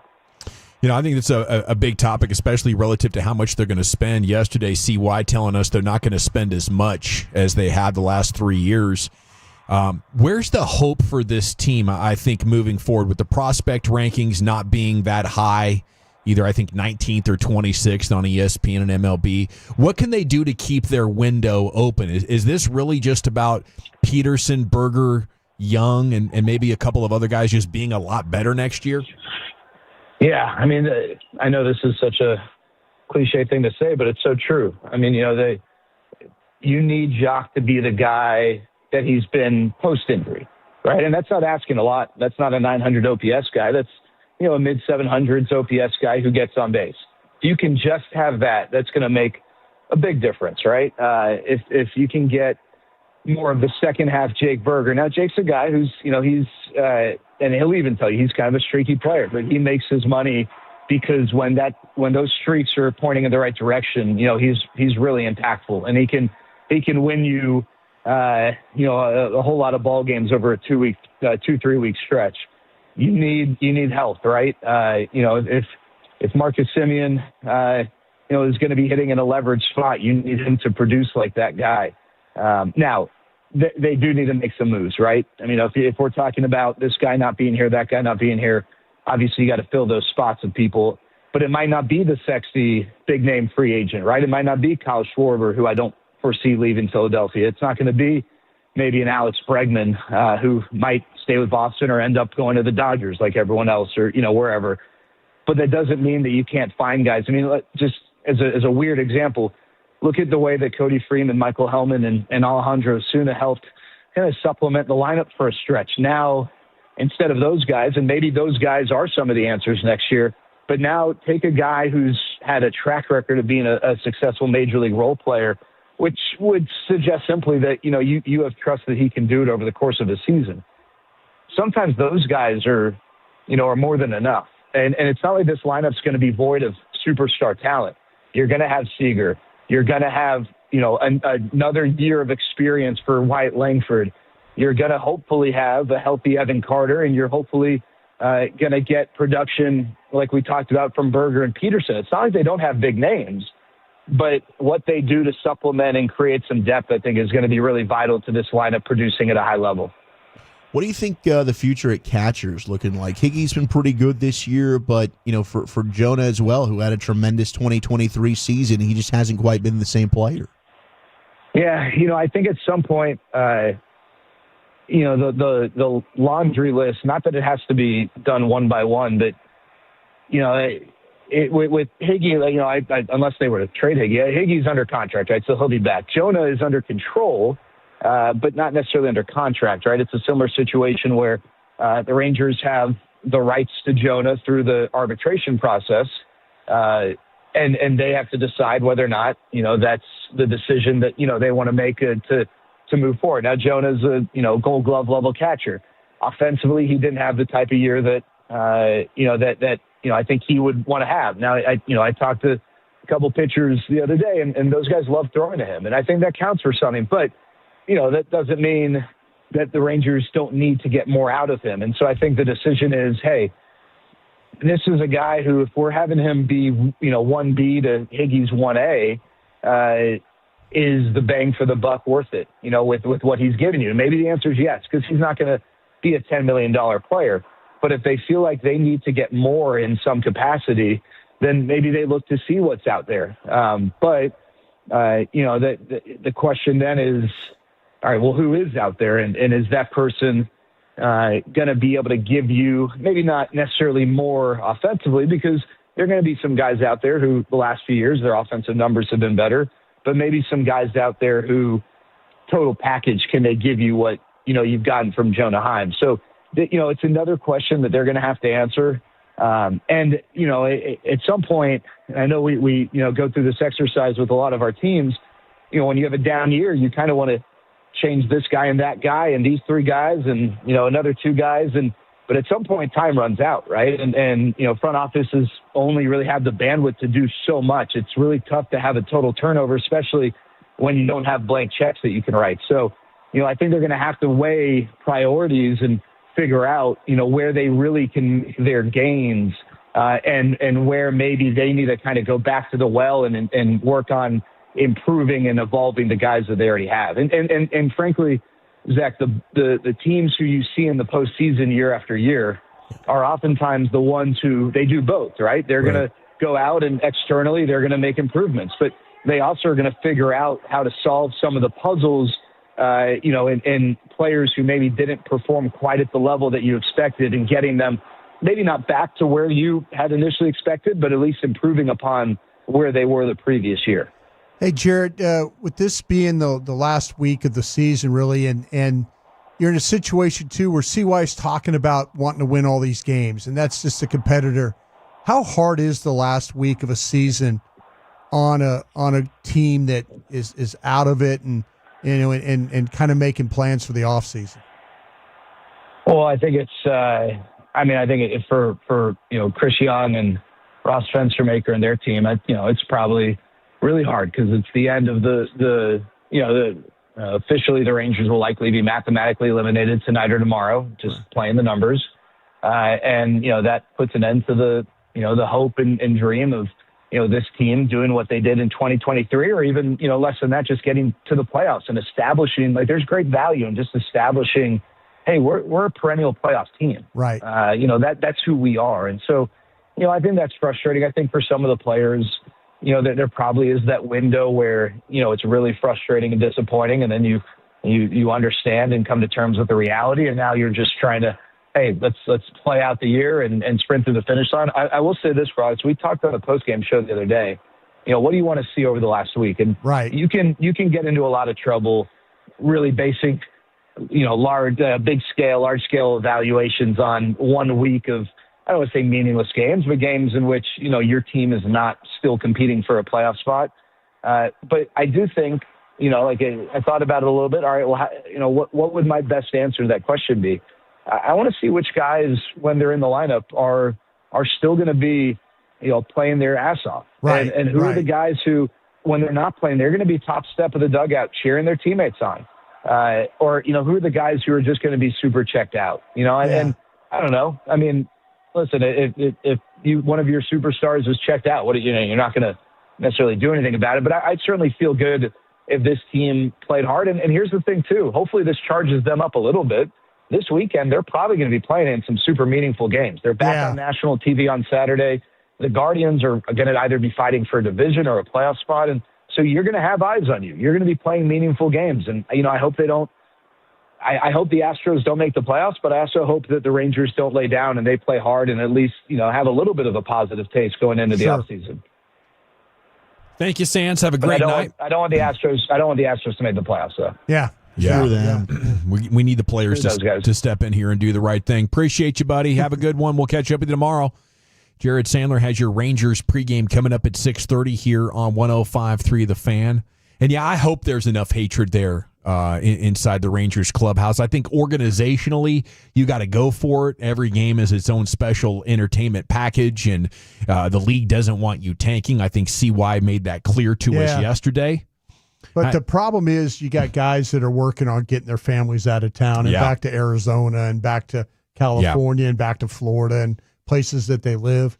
You got to give the young guys the day off and give the old guys, a special assignment here. Yeah. This one's for you, Jock Peterson. I know you have no interest in improving that 180 batting average today, do you? We can't stomach the idea of having nothing go right the entire season and then winning when the Astros need us to win. Right. That would be a special kind of torture here for Rangers fans. I don't want to see it. Brian Dansel covers college football, and he joins us next for a conversation about the college pigskin here on The Fan. When your friends say, "Hey, did you hear?"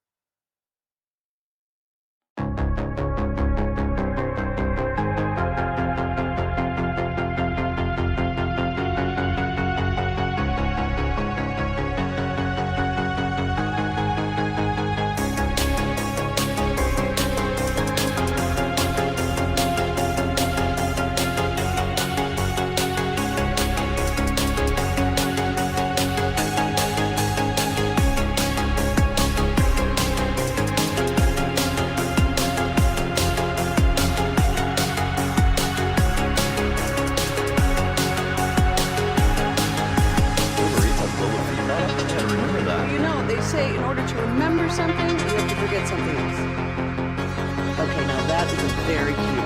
That's like a little shag. I've never seen it before. Well, I mean, of course it's Rachel. Oh, is that your name? No, I mean, what's your name? No, I'm Jack. My name's Jack. Right, but I just mean like this is your haircut. Let's say your cut.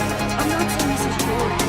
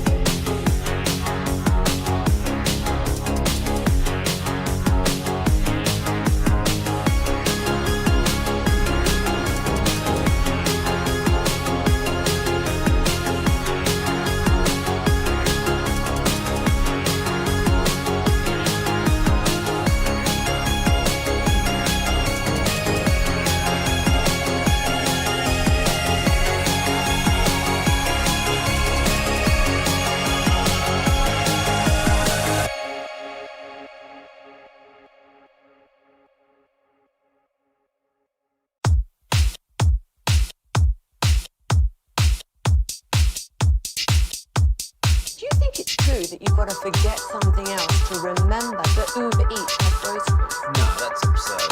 Hey, remember when you used to be what was it, Pepper Lady? Pepper Lady? Wasn't it Cinnamon Sisters? Razor Baby. Saffron Squad? Nutmeg Maiden? Tree Curb? No. Nutmeg Maiden. I just said that. Was it Spice Girls? Doesn't sound right. Was it Saffron Squad?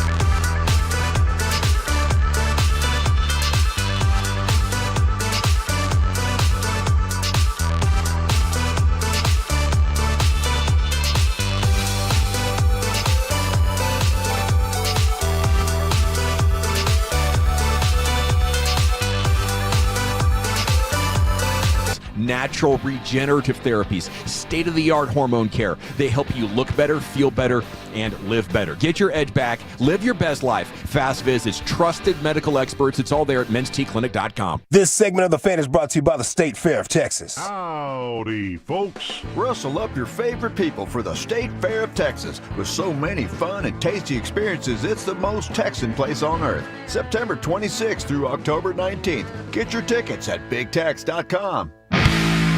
Welcome back, Nation. We have college football analyst Brian Dansel set to join us here, talk about Week 5 of the college football season. Segments brought to you by the Frankels. If you've been injured in a car, truck wreck, call the Frankels first, 214 or 817-333-3333. There's never an out-of-pocket cost. They only get paid when you win. It's the Frankels, the go-to car and truck wreck attorneys in Dallas. Also brought to you by Cars for Kids. Donate today, carsforkids.org. And a good afternoon, Brian. How the heck are you? Boys, how's it going? A little, I'm going to beat you to Friday. A little, what you drinking, what you thinking. I got a little Bib and Tucker 10-year here for you guys. Oh, I like that. And you got a Bib and Tucker what? 10-year. Oh, 10-year. Oh, very nice. Oh, yeah. Sipping it. And what you thinking? Stuff. What you thinking going into this week? You know, I hear the John Mateer injury, and I kind of take a look at what Oklahoma has ahead of it. You know, if they don't get past Texas, if they lose to South Carolina, their schedule might be toast. They've got every game after South Carolina is currently inside the top 20. So they may be done for the season if he does not return in time. That'd be quite a hit. And what do you think about A&M's strength here now coming off the big win and getting ready for Auburn? Do you think the Aggies are a legit top 10 team? I think they are. They've definitely bounced back from the regular from a couple seasons ago, and so now they're back and they're kind of in the thick of things, right? Like think about the state of football, state of college football in the state of Texas right now. You've got TCU who's playing out of their minds right now with a great quarterback in Josh Hoover. You've got Texas Tech and doing what they're doing with Baron Morton, and unfortunately, hopefully Baron Morton isn't out for too long. But when you throw Texas A&M's name into the mix, they're finally kind of back to where we expected them to be. They've got a number of tests here coming up. Ole Miss is definitely going to prove to be something that they won't have to deal with Ole Miss this year. But it's just their schedule is going to be very, very tough moving forward. We'll see how they fare. Oklahoma State, they made the move, Brian. They fired Mike Gundy. I know you got to catch up with him during Big 12 Media Days. Was this a surprising departure, and where does Oklahoma State go from here? Zach, it was very kind of eye-opening. Think about this real quick. Mike Gundy's 58 years of age. For 35 years of his life, he's been on campus either as a student, a player, a coach, an assistant coach, at his university and alma mater. He's now gone. We talked to him during Big 12 Media Days just to kind of find out what he was dealing with exactly this season. He was bringing in a brand new quarterback in Hoss Haney. Hoss Haney ends up getting injured in the second drive of their season. And then it just goes lost from there. Zane Flores couldn't pick it up for him. And at the end of the day, you kind of get the results that you get. Now, that being said, how kind of apropos would have been had Gundy been released yesterday? Mainly because it was the 18th anniversary of I'm a man, I'm 40. So, and think about this, guys.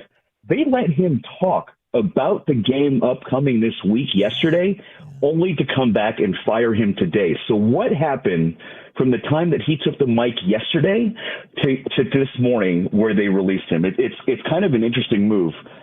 Where they go from here, Zach, I have no idea. There's a number of names that are coming into play.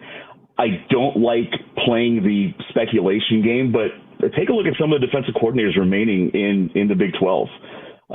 I think Sheil Wood out of Texas Tech might be a name that you see. But he's in his first year at Texas Tech, and Lord knows that Cody Campbell's got Texas Tech pumped full of money at this point, and why would you even leave there when they should be a powerhouse here come this season? Hey, Brian, what they did was they came up with the money to get rid of him is what happened. They tried. That's the thing that's what happened. They probably would have got him yesterday if they got the final bit of money to get him out of there. I was going to ask you this. I was going to ask you this question because Texas with a week off, and then we're hypersensitive of what's going on with Arch Manning at Texas, and you got the SEC schedule coming up. Is Texas's defense good enough to carry them and into the SEC championship game? It's going to have to be. But I will tell you this, Brian. At the end of the day, when you start to take a look at Texas's schedule, it's not as daunting as other SEC teams on in their gamut that they've got to run through. They get to go to Florida this week. Obviously, we all know that Florida's a little bit down at this point, and probably this is probably the week that ends up getting Napier fired. Then you play Oklahoma, where they don't have their starting quarterback. You're at Kentucky. You're at Mississippi State. You play a Vanderbilt team with Diego Pavia, quarterback, who just beat Mississippi State a couple weeks ago in Starkville.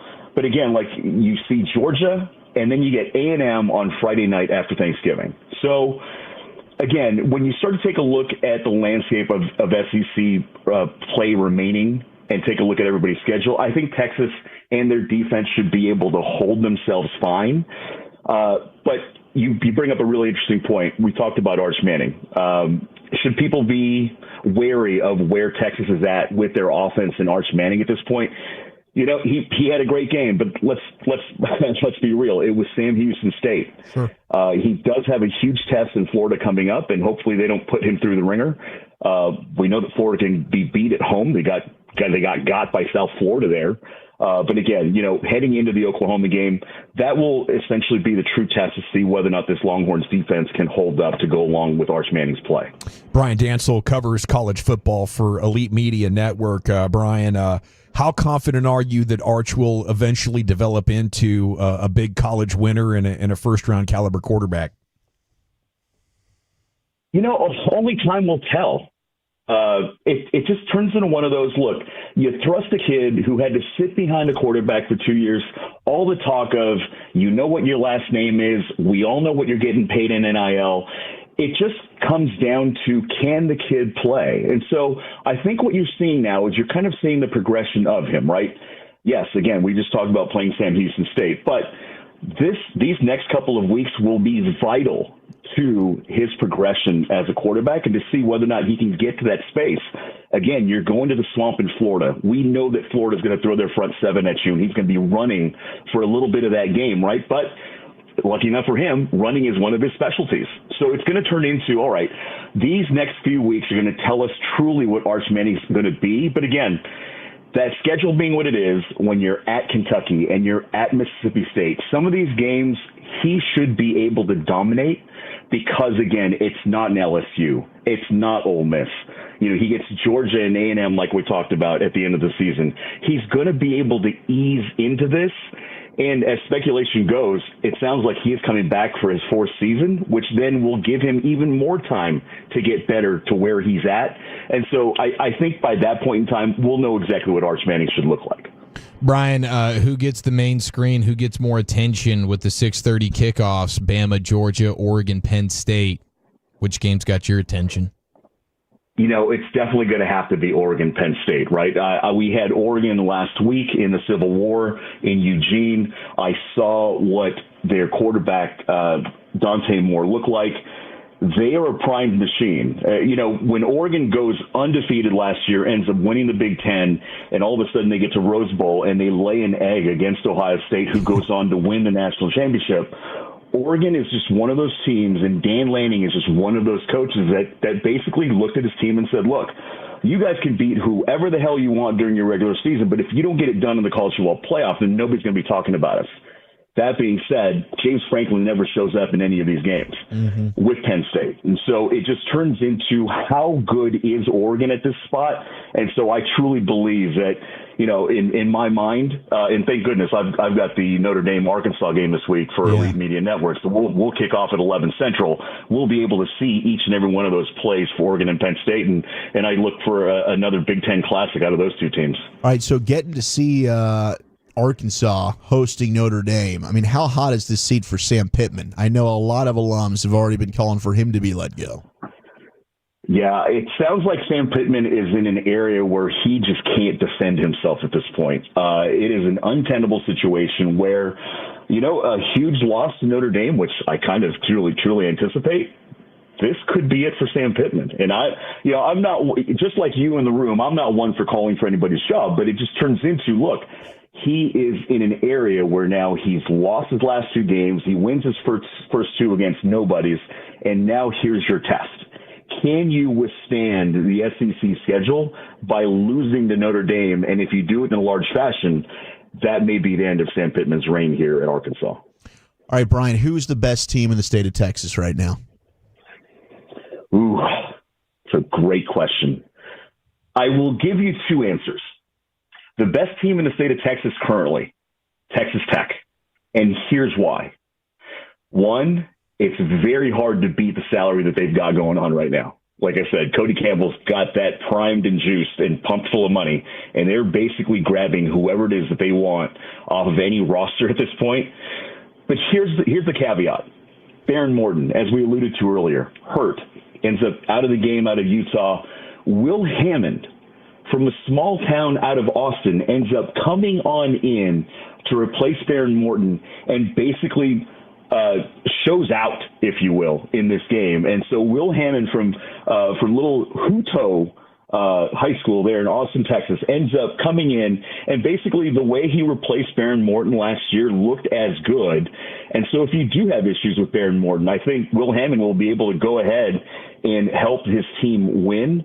But I think you really got to look on the defensive side of the ball when it comes to Texas Tech. Jacob Rodriguez, Lee Hunter, Romello Height. When you start to take a look at this defense, it is up there with one of the best defenses in all of college football. And at this point in time, Texas Tech ranked 12th in the nation, probably a little bit of disrespect there. I told you I was going to give you two Texas teams. The second best team in Texas, in my eyes at this point, the TCU Horned Frogs. We can go ahead and laugh about this all we want, but folks, if you have not seen them play yet, take a look at what Josh Hoover has done with this team. He was a couple of yards away from hitting 4,000 last year. In 3 games this year, he's already at 1,000. And in terms of their schedule, I do like their schedule moving forward. This is the huge test this week on Friday night. They're at Arizona State, the defending Big 12 champion. They're on Fox. You can go ahead and catch that game there. But TCU is probably the underlying 3-0 team that I've got that might surprise some people this year. Fantastic report, Brian. You killed it. We could do another segment or two with you easily, so we'll have to do that again some other time real soon. Appreciate you. Have a great week. Boys, have a great day. Salute. Brian Dansel covers college football for Elite Media Network. And yeah, TCU's a 2.5-point dog Friday night at Arizona State. That's a massive game to kick off your weekend. That is going to be a massive game. I'm really surprised they didn't say North Texas is the best team. Cal, baby. We might have the best quarterback. A lot of good candidates. We'll get Mark Schlereth's thoughts on week 3. Looking forward to week 4 of your NFL season coming up next. We'll get Stink here in the nation. But Fort Worth, it's time to get ready because the all-new Alliance Hyundai is here right off I-35 at Golden Triangle. You cannot miss it. It's absolutely gorgeous. And I was in the car business for a couple of years. Let me tell you, my buddy Ryan Watson, the owner, is doing things the right way. His passion for customers and top-notch service is absolutely unmatched. You will love your car buying experience. Right now, it's the Hyundai Getaway Sales Event at Alliance Hyundai. Every new Hyundai comes with America's Best Warranty. We're talking 10 years, 100,000-mile limited powertrain warranty, plus owner assurance. You can ask Ryan's team about the federal EV tax credit up to $7,500 on select models, but hurry because that ends September 30th. They also have a fantastic selection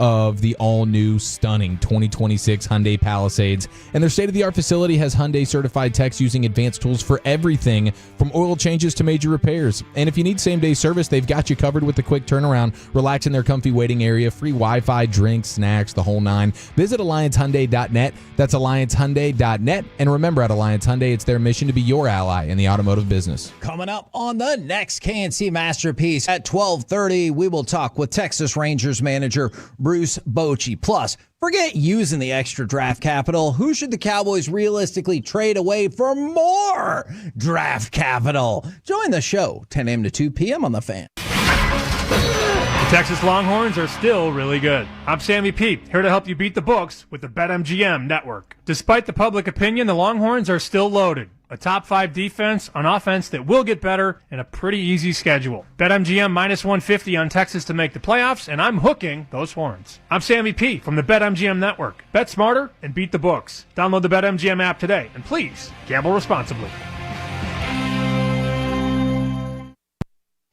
Life insurance. Why are you putting it off? Can't afford it? Too much hassle? Think you don't need it? There's lots of excuses for putting off life insurance. But if you weren't there, who would pay the mortgage and other bills? With Ethos, you could be covered in 10 minutes and boom, family protected. Ethos, fast and easy online term life insurance. Up to $2 million in coverage with no medical exam. Some policies as low as $1 a day. Answer a few health questions and get your free quote at ethos.com/play. That's ethos.com/play.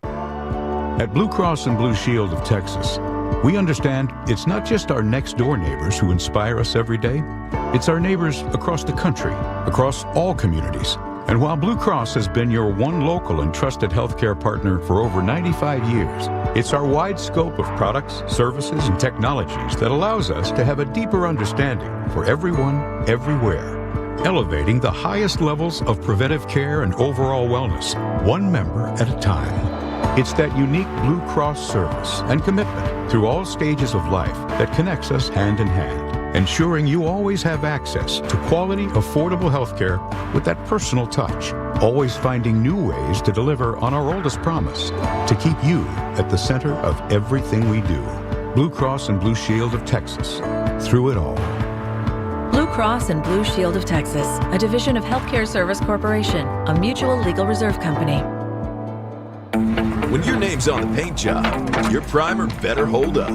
Painters trust Kills primers for serious adhesion, stain blocking, and a finish that lasts. Now, the full Kills lineup is available exclusively at the Home Depot. Need it fast? Get same-day or next-day delivery, or order online and pick it up in-store. Kills primers. Pro results. Faster. The Home Depot. If you're a pro, you know. Presenting a Gain Flings love story. Dear love of my life, we were on the 12B bus this morning when I caught a whiff. A scent so fresh, so life-changing, I had to find its source. Alas, I didn't know if you were the woman in the pink freshly washed cardigan or the retired mailman next to me, but I knew one of you was my soulmate. Ah, the scent of Gain Flings. Try Game Flings with OxyBoost and Febreze. No one does happy hour like Twin Peaks. We have everything from tequila cocktails and an extensive bourbon category to top shelf spirits and cocktails served over ice balls. Local craft beers and handcrafted whiskey cocktails round out the drink menu. And don't forget about our 29-degree drafts. Morning, Zoe. Got donuts. Jeff Bridges, why are you still living above our garage? Well, I dig the mattress, and I want to be in a T-Mobile commercial like you. Teach me, Saldana. Oh, no, I'm not really prepared. I couldn't possibly. At T-Mobile, get the new iPhone 17 Pro on them. It's designed to be the most powerful iPhone yet and has the ultimate pro camera system. Wow, impressive. Let me try. T-Mobile is the best place to get iPhone 17 Pro because they've got the best network. Nice, Jeffrey. You heard them. T-Mobile is the best place to get the new iPhone 17 Pro on us with eligible trade-in in any condition. So, what are we having for lunch? Dude, my work here is done. The 24 monthly bill credits on experience beyond for well-qualified customers plus tax and $35 device connection charge. Credits end and balance due if you pay off earlier. Cancel. Finance agreement iPhone 17 Pro 256 gigs, $1,099.99 and new line minimum $100 plus a month plan with auto pay plus taxes and fees required. Best mobile network in the U.S. based on analysis by Ookla Speed Test Intelligence data 1H2025. Visit T-Mobile.com. Sometimes a catastrophic life event like a divorce, foreclosure, or loss of a loved one can trigger serious IRS problems you never expected. I'm Dallas tax attorney Jamie Flores, the managing partner at the law offices of Nick Namath. I've helped hundreds of people just like you find solutions. Wage garnishments, frozen bank accounts, unfiled returns. No matter how tough it looks, there is a legal way forward. Call our Dallas, Fort Worth, or Frisco office for a free confidential consultation at 972-484-0829 or visit myiRSteam.com. Platinum Chevrolet has become an all-in-the-family business for the KNC Masterpiece. Corey told me to go there to buy my brand new car. 5 years later and 4 new cars later, I love Platinum Chevrolet. And now we've got our producer Alec in on the Platinum Chevrolet business as well. You walk in and you gently ask for GM Justin Rudd. He's going to be happy to see you and take care of you because he loves the Tolos. And the price you see online is the price you're going to pay. Visit PlatinumChevyTexas.com.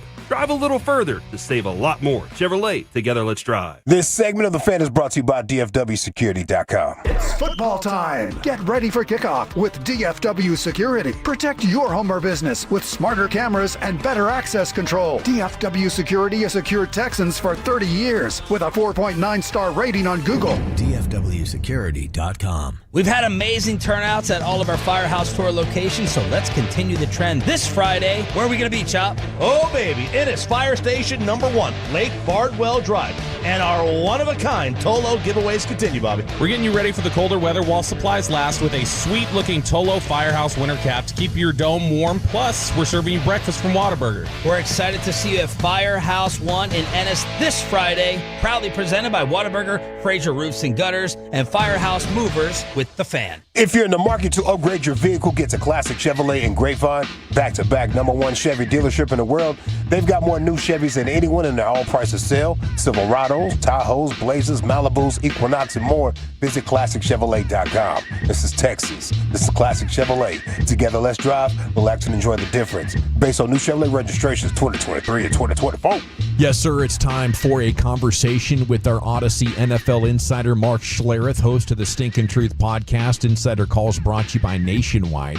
For your insurance and financial needs, Nationwide is on your side. And good afternoon, Stink. How the heck are you?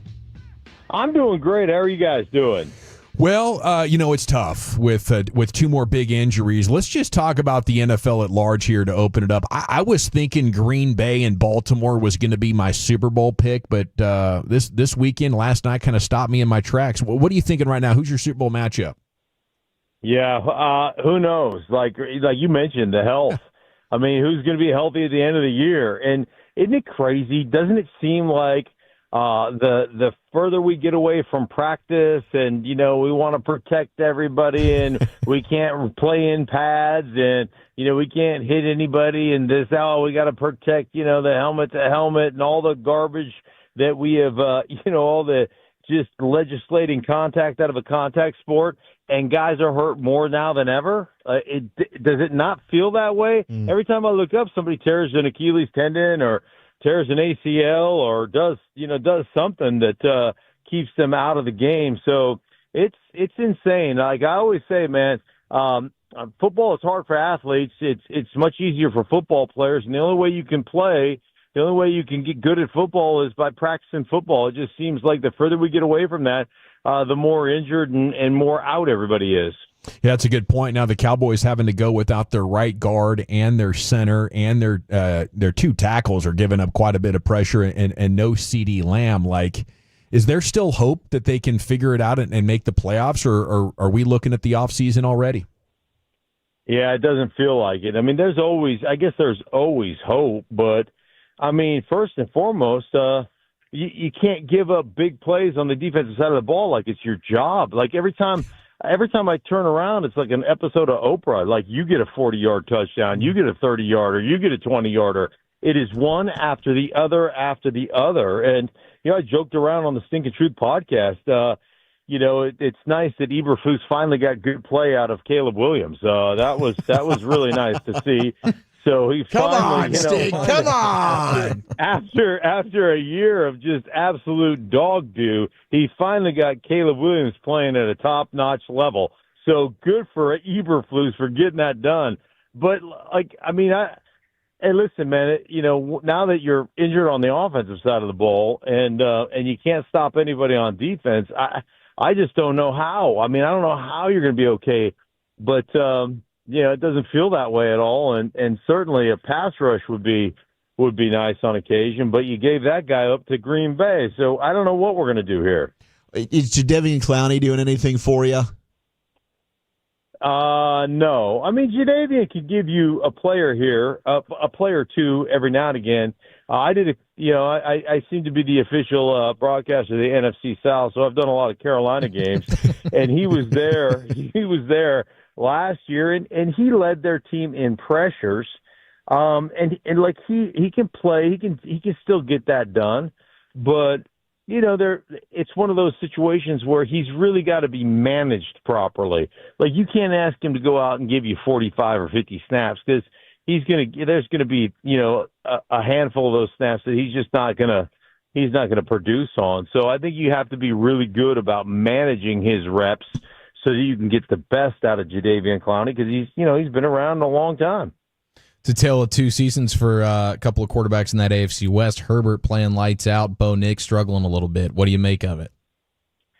Yeah, Bo Nix certainly has not played very well, and Bo Nix it's interesting. He missed 3 deep balls last weekend. All 3 of them should have been touchdowns. Missed on all 3 of them, and it's not just that; it's the frenetic nature that he plays with. They ran a flea flicker, and he literally sprints up the pocket and throws the ball just over the outstretched fingertips of Mims. And while he's running up in the pocket, he actually ran into his center when he threw the ball. And it's one after the other, just off-target throws where it just looks like he is so sped up. And the other thing to me that has been really apparent is your lack of kind of awareness. Like you'll get a 2-yard run or a 1-yard run, and they have not run the ball very effectively. But then it's 2nd down and 10 or 2nd down and 9, and you'll pass up a check down for 4 or 5 and throw an incomplete pass. And so now it's 3rd down and 9, 3rd down and 10. They had 13 third downs last weekend, and I think they had 10 or 11 that were 3rd and 8 plus. You're just not going to win very many ball games doing that. Stink, we're with the Cowboys situation, Dallas running the ball better, with Williams, and he's given them a lot. But is it when you're down 2 linemen with like the center and the right guard, is it more about the scheme there, or is it about the players from what you've had an opportunity to see?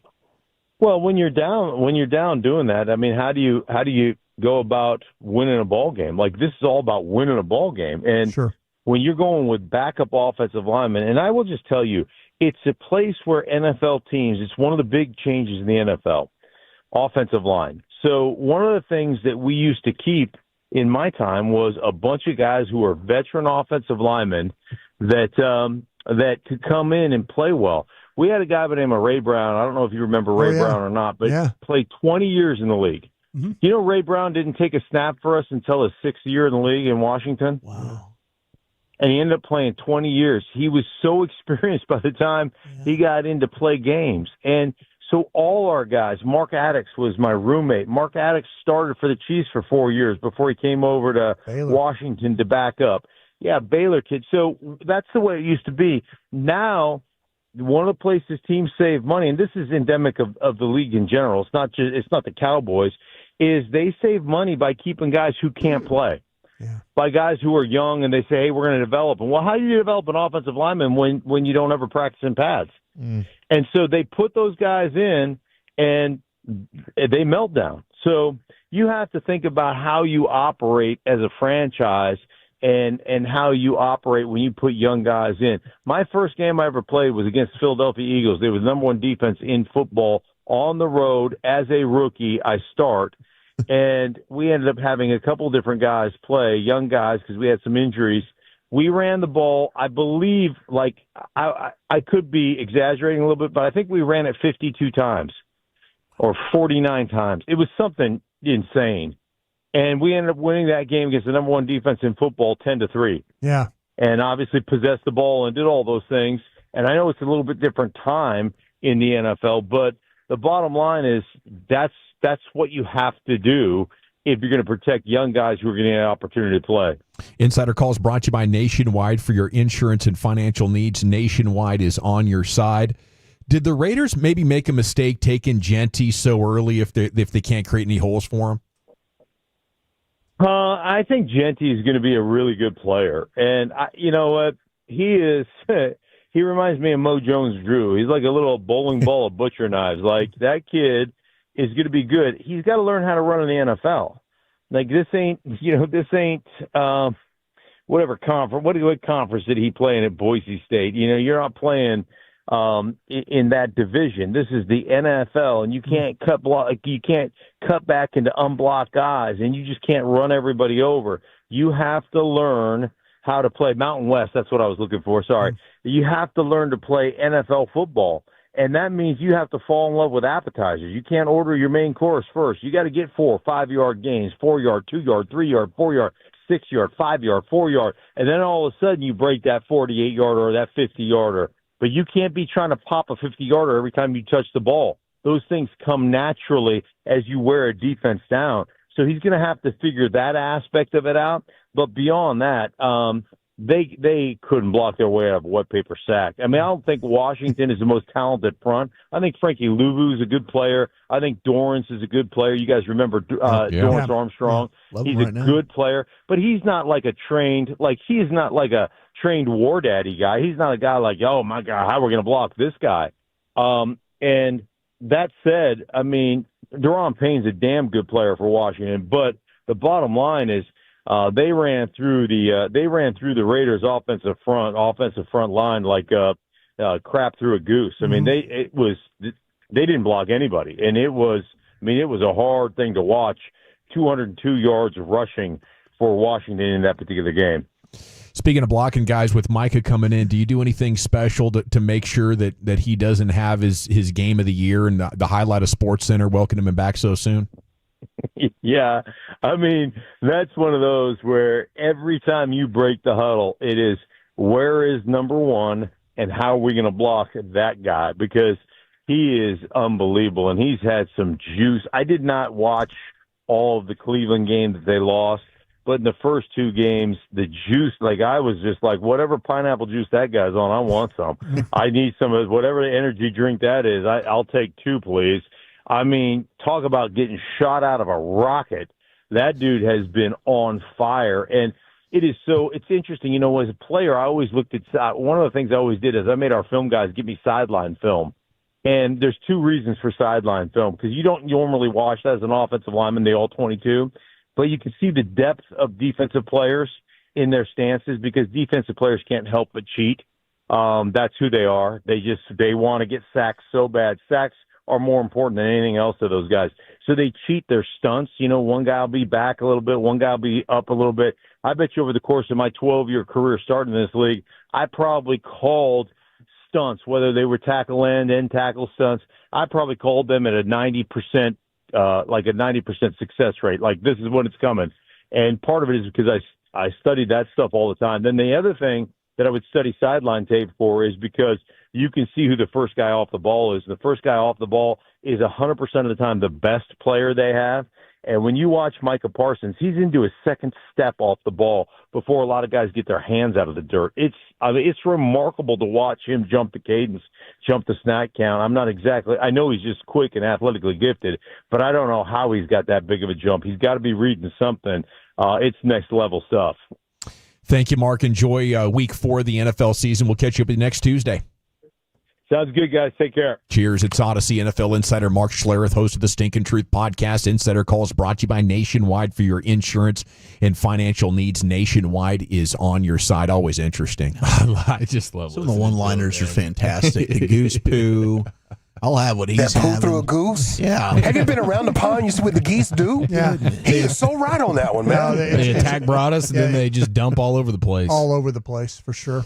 All right, we got 3 down, 1.5 to go. LA Live's coming up in about 45 minutes. Gbag of the day at 5:30. Chief, what's next? Football's finest, why PETA is not happy with the GOAT, plus some football clips of the day. We got Myles Garrett and the Manning Bros next in the nation. All right, don't fumble your retirement. Call the team at Trajan Wealth today. I've done it. Eric's.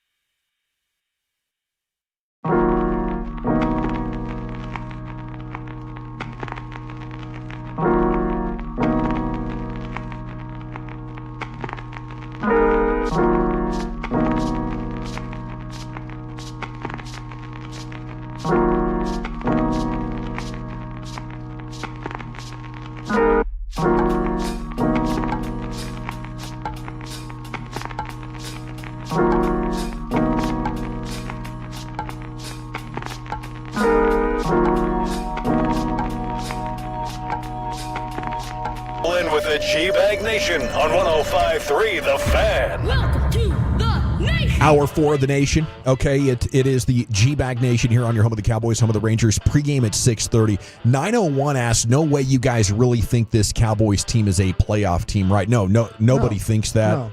You know, I guess I was just Even phrasing a with the question season. to Mark, wondering what he thinks this team is still capable of. But nobody wants to hear it right now. It is unbelievable how many key injuries these Cowboys have had really throughout Mike McCarthy's entire tenure. They led the NFL in guys who had made an all-pro team being out. And now you circle back around to this year. Diggs is compromised. He's at 75% of what he was. Deron Bland. And now you add two of the best young offensive linemen in the game in Cooper Beebe. I mean, and Tyler Booker. I don't want to make excuses. And certainly the Cowboys have made their own bed, and they haven't done enough when they're close. But, if I'm doing an internal review, yes, we got to look at how poorly we're drafting defensively, but why are so many dudes getting hurt? Maybe there's something to that annual survey that's put. I have a high degree of respect for the Cowboys medical staff and training staff, but maybe they just need to add more people to it. It's brutal. That's what the complaints have been, right? You are getting no injury luck right now. You are getting the opposite of it, and it really reminds me of stuff that was going on like 15 years ago when they brought in the ballerina bars and they were going to stretching and dynamics. You got to do a full, thorough review of what's going down here. Get the tutus out, man. It's time. It's hard. It is really hard when you watch the film and see guys get rolled up on. Yeah. I mean, that's just unfortunate. It's part of football. It's the ankles. I kind of thought that was a hip tackle on CD. Yeah. And then you're watching the game, and they are running the ball really well. 2 minutes to go in the game, and Booker's downfield blocking, and the Bears guy dives for the ball carrier, and he ends up in the back of Booker's legs. Those are the tough ones where you're like.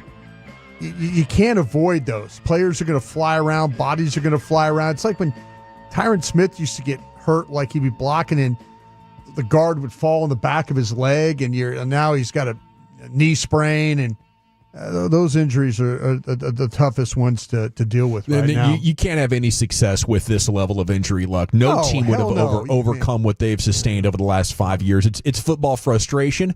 And on that note, here's the Chief with some of the finest. Well, congratulations to the Lions being the only NFL team in the Super Bowl era to have a game with 7 or more sacks, 4 or more rushing touchdowns, no turnovers, and no sacks allowed. That was an impressive dub last night, going into Baltimore and getting it done. And I think so much of it is a credit to their willingness to go on fourth down, because when you look at the breakdown of it, like first, second, third down, everything was very even between the two teams. But Man Campbell is always ready to go for it on fourth down. And late in that game, the Lions up a touchdown, and it's just under 2 minutes to go. Ball's basically at midfield, and it's 4th and 2, 4th and a full 2, and they have a great play ready to go. That's the thing about those offenses, man. It's like they know when I got to have a play, I got one for fourth down. When I got to have a 2-point conversion play, boom, I got one ready to rock and roll. Yeah. And these that was guys all Jared Goff. That was a beautiful pass by Jared Goff. And you got to execute that one. In general, he was good. He was awesome last night. Yeah. I mean, putting the ball wherever he wanted to. And Troy Aikman was admiring the big onions of Man Campbell for going for it the way that he did. But, yeah, that really iced the game. You have Derrick Henry fumbling. That's a bad sequence. You fumble the ball. Great play. Really great play by Aiden Hutchinson. Henry thinks he's passed him. On to the next guy. Who am I going to stiff arm to the ground? And unfortunately, Aiden Hutchinson came back with a huge play, popped it out. 3 fumbles in 3 games for Derrick Henry. Yeah, very frustrating for him. But and then he fumbles on the bench. He's all ticked off. Smack the helmet down, and then he falls. I love it. I think it's entertainment through the roof. I don't have any problem with George Pickens or Derrick Henry. Oh, no problem. I just felt bad for him that in that moment of anger, you also kind of embarrassed yourself a little bit. It's really impressive what Detroit did, though, especially after losing the way that they did to Green Bay. It's kind of like, are they on the ropes? It's not like they beat Baltimore like Buffalo did with this crazy comeback. I mean, they kind of whooped them. They got after them for 4 quarters. Their defense was outstanding. Offensively, what they did running the football with both Gibbs and Montgomery. St. Brown stepped up, made some big catches. That was the entire team. I mean, this is going to be, I said it earlier, if they're able to sustain the success this year, Man Campbell should be the coach of the year. replace 8 coaches on your staff like that, plus you lose an all-pro center, that's big time to overcome that and still be able to sustain success. Baltimore's giving up 415 yards per game this season. Is their defense doing worse? Cowboys? Dallas? Actually, no. Baltimore's dead balls last. How about that, Cowboys fans? You can feel good. We can feel good about our defense. We're not the worst when it comes not to good for my guy Zach Orr. Yards per game. No, it's bad. 415 yards. The Giants giving up 405. Dallas 398 yards allowed this season. And the Ravens have scored 104 points. They're 1-2. They're the only team since at least 2000 have scored 100 or more points through 3 weeks and have a losing record. Their defense is problematic. And all the sacks that they gave up, I don't really know how to explain that. Lamar's getting sacked at a much more rapid rate this season. Some of that's on Lamar. Well, I mean, sacks are a quarterback stat. Yeah. So you do definitely have to take some ownership of that. He's trying to step up, evade the rush, trying to extend plays, and he just gets tripped up at the line. And David, I don't think it's like an indictment on their offensive line as much as it is that's just his style of play. And David Montgomery of the Lions with 108 yards over expectation in the game. So he looked like that was a turn back the clock situation for him, man. 12 carries, $151, 2 touchdowns. They were getting it done. Now, the Manning cast was on and popping last night. I don't know if you guys got a chance to see. This was my favorite clip that came from it. This is Peyton Manning acting like the offensive coordinator of the Ravens, and he's calling down. You know, they do the cell phone calls, which we don't see as much. Are we seeing that as much anymore? Where a quarterback's on the phone on the sidelines and he's talking with the guy in the booth. I feel like that's because they're just on the iPad, and a coach will just sit next to him on the iPad, and they're looking at stuff. Yeah, I think we've advanced past the landline from booth to field, which is disappointing. It is amazing part of NFL nostalgia. For the quarterback sure. on the actual phone on the sideline. Well, this is that was on the backs of the Topps card. Yes, yes. Yeah, it's classic. It really is. It's all-time nostalgia, and I miss it. I think I have an old Joe Montana card of him talking on the phone, like 1983 Fleer. He's probably talking with his wife that game. I mean, he could be with some of those teams. Where are you at right now?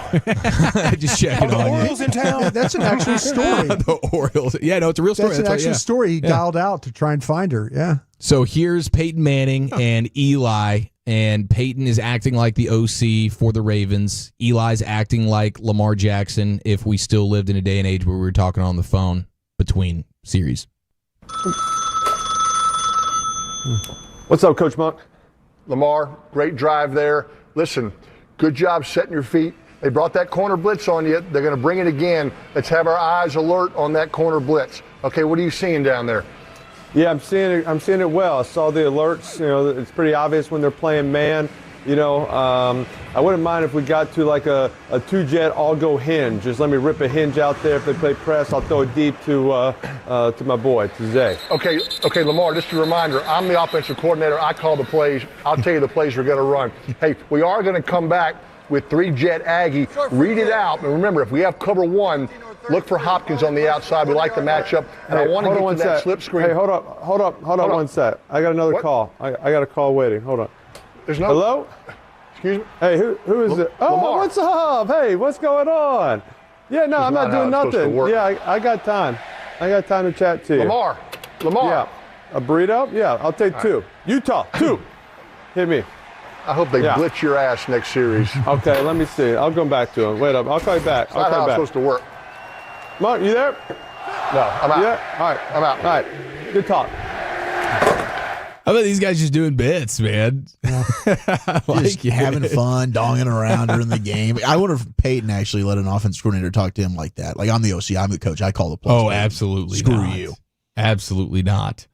And you'll Tom Moore for a long time. You'll be happy to know Peyton Manning, definitely a Diet Coke gentleman. So he was sipping on that during that phone call. He's got good taste. You know, I'm just surprised that he and Eli are from the same family, from the same parents, because I mean, Eli seems like a goober. Peyton Manning's got it all together. He talks like you imagine a quarterback talking.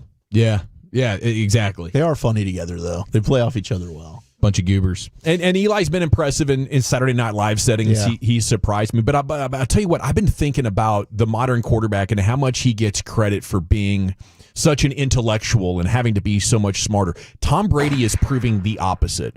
Tom Brady, during his career, seemed like he had everything together in his post-game interviews and his halftime interviews of Monday Night Football with Jim Gray. Like, he was dialed. Now he's letting it out. He is much more of a meathead than a quarterback intellectual. Okay, he is closer to Gronk than Peyton Manning. Oh, yeah, when him and Gronk start talking with each other on Fox, it's kind of cringy. It is. It's not funny. No, it's awkward. It's not good. I think Tom Brady needs to flee very quickly into football management, GMing, something like that, because just stick with the Raiders. This is destroying his reputation, I think, as a football smart person. I think it's that bad.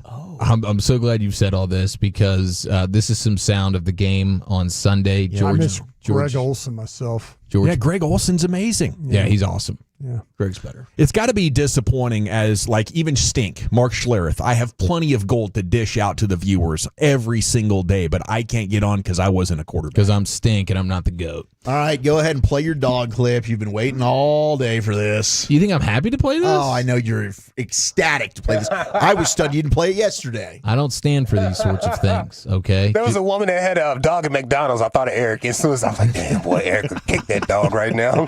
I don't like these narratives. Sorry, kids, we got to go somewhere else. Brady makes this comment. Eric's like, yeah, that's my guy. There's plenty of things we don't like as individuals in this world. That does not mean we want to kick them. George Pickens was plenty of cones, smashing his helmet onto the ground in frustration, and Tom Brady painted quite the picture. And Pick's not happy. Yeah, those helmets can be. What? It's like the dog at home. Time out on the field.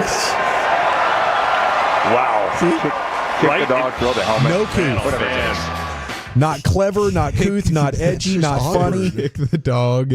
Just like the dog, those helmets like the dog at home. Whatever it just takes. Kick him. He's Beavis and Butthead, dude. That was the secret to his greatness all these years, just man. Kicking the dog. Just a bunch of dog punting going on in the Brady household. PETA encourages Brady to remember that millions of people listen to him, and that the language we use can encourage kindness or violence toward animals, and that we should never normalize taking our frustration out on a beloved companion. Damn right, Peter. So Peter's coming after the GOAT. One of the few things I've agreed on. Maybe that's why Giselle had to leave him.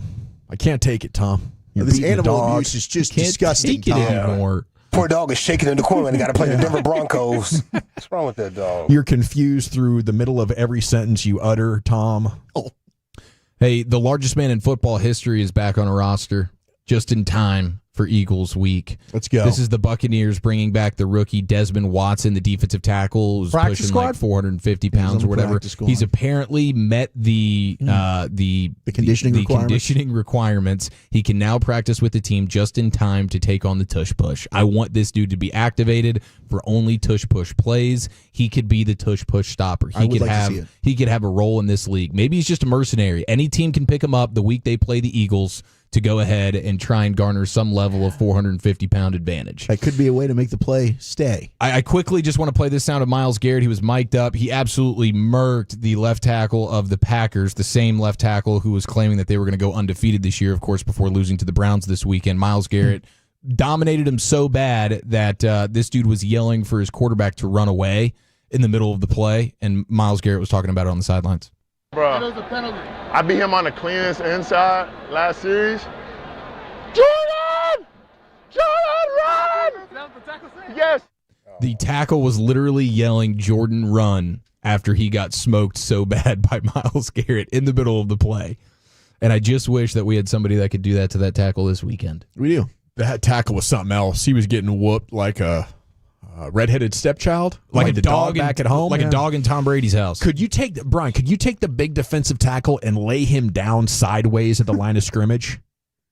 That would be the tactic. I think that would be the best use of him. Just lay him down sideways. I'm always down to get horizontal because the deal is they're going lower. They're going underneath. I don't think it matters how big you are if you can't get down to the ground immediately. That center's going to burrow right underneath whoever it is and be willing to accept the 800 pounds of man laying on him. Yeah, I mean, these defensive linemen have to stop looking at the ball in the tush push, and as soon as they see one of the linemen move, which is always a tick before the ball, that's when they move. They move. That's what they're going to have to do. You move, I move. No doubt. And then hope you have Micah Parsons level reactions. We got the Expressway coming up. A Heisman favorite injured, heading for surgery. A big-time college football coach fired, and MLB has a rules adjustment, plus what Jerry had to say this morning with Sean and RJ. It's the Gbag Nation here on your home of the Cowboys and Rangers. Pregame coming up at 6:30 here on The Fan. But fellas, let's talk about your hair. If you're losing it and you desire to have it back, then Advanced Hair Restoration has the easiest guarantee.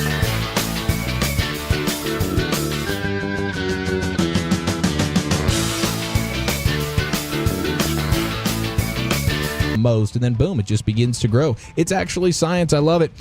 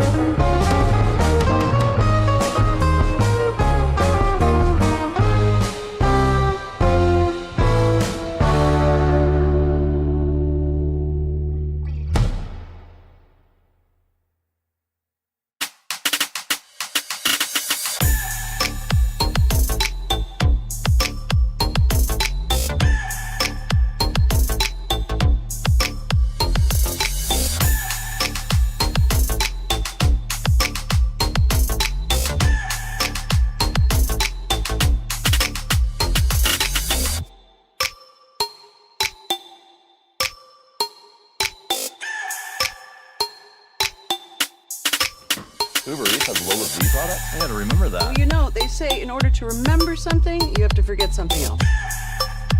Okay, now that is a very cute haircut. That's like a little shag. I've never seen it before. Well, I mean, of course you have. It's the Rachel. Oh, is that your name? No, I mean like your name. No, I'm Jen. My name's Jen. Right, but I just mean like this is your haircut. But that's hair on your head. I'm not saying this is your hair. Okay.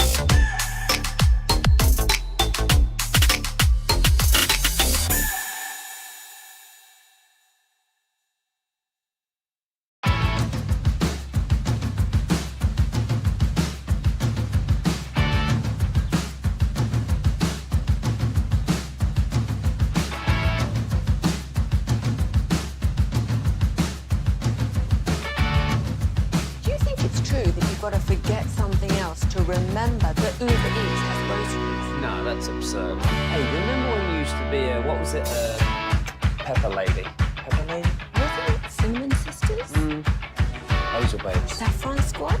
Nutmeg Maidens? Pre-curve? No. Just said that. For kids, donate today. Carsforkids.org. Gbag of the Day is coming up here in about 6 minutes. John Mateer surgery. What are we thinking here? He's going to be out 3 weeks.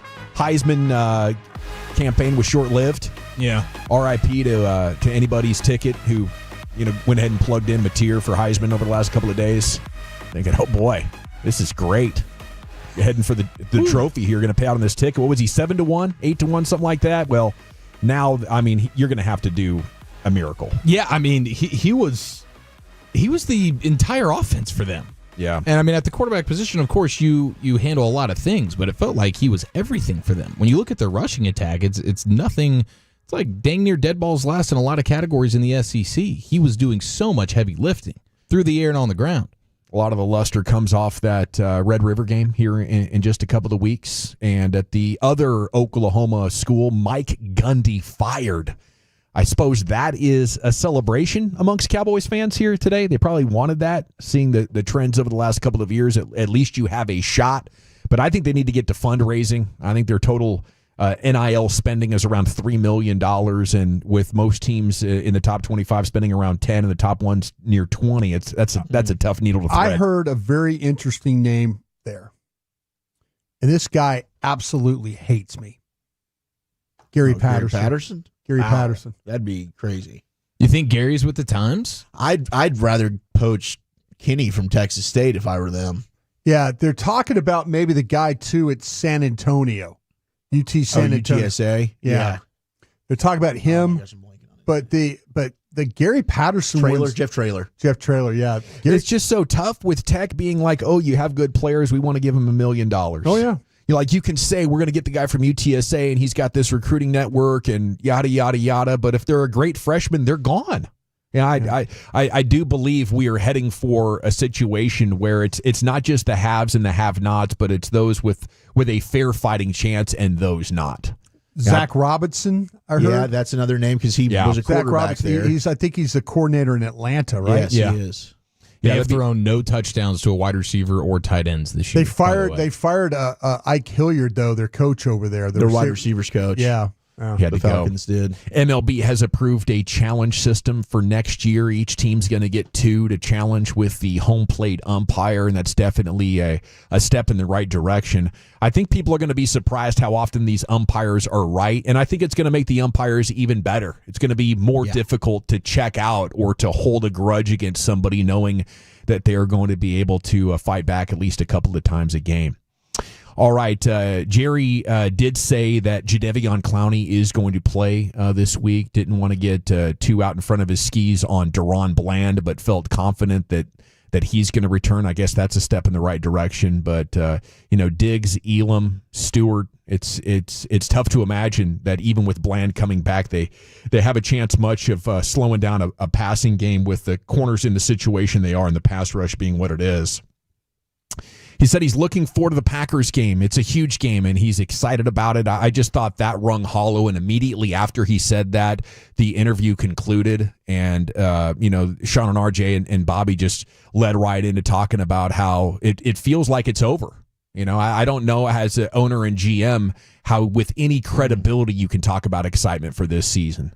The tickets are down in the low 200s now for the minimum get in. There'll be a lot of Packer fans. It was $280 to get in last week, and I think the Packers fans have bought up a lot of what they're going to buy up already because they'll buy here.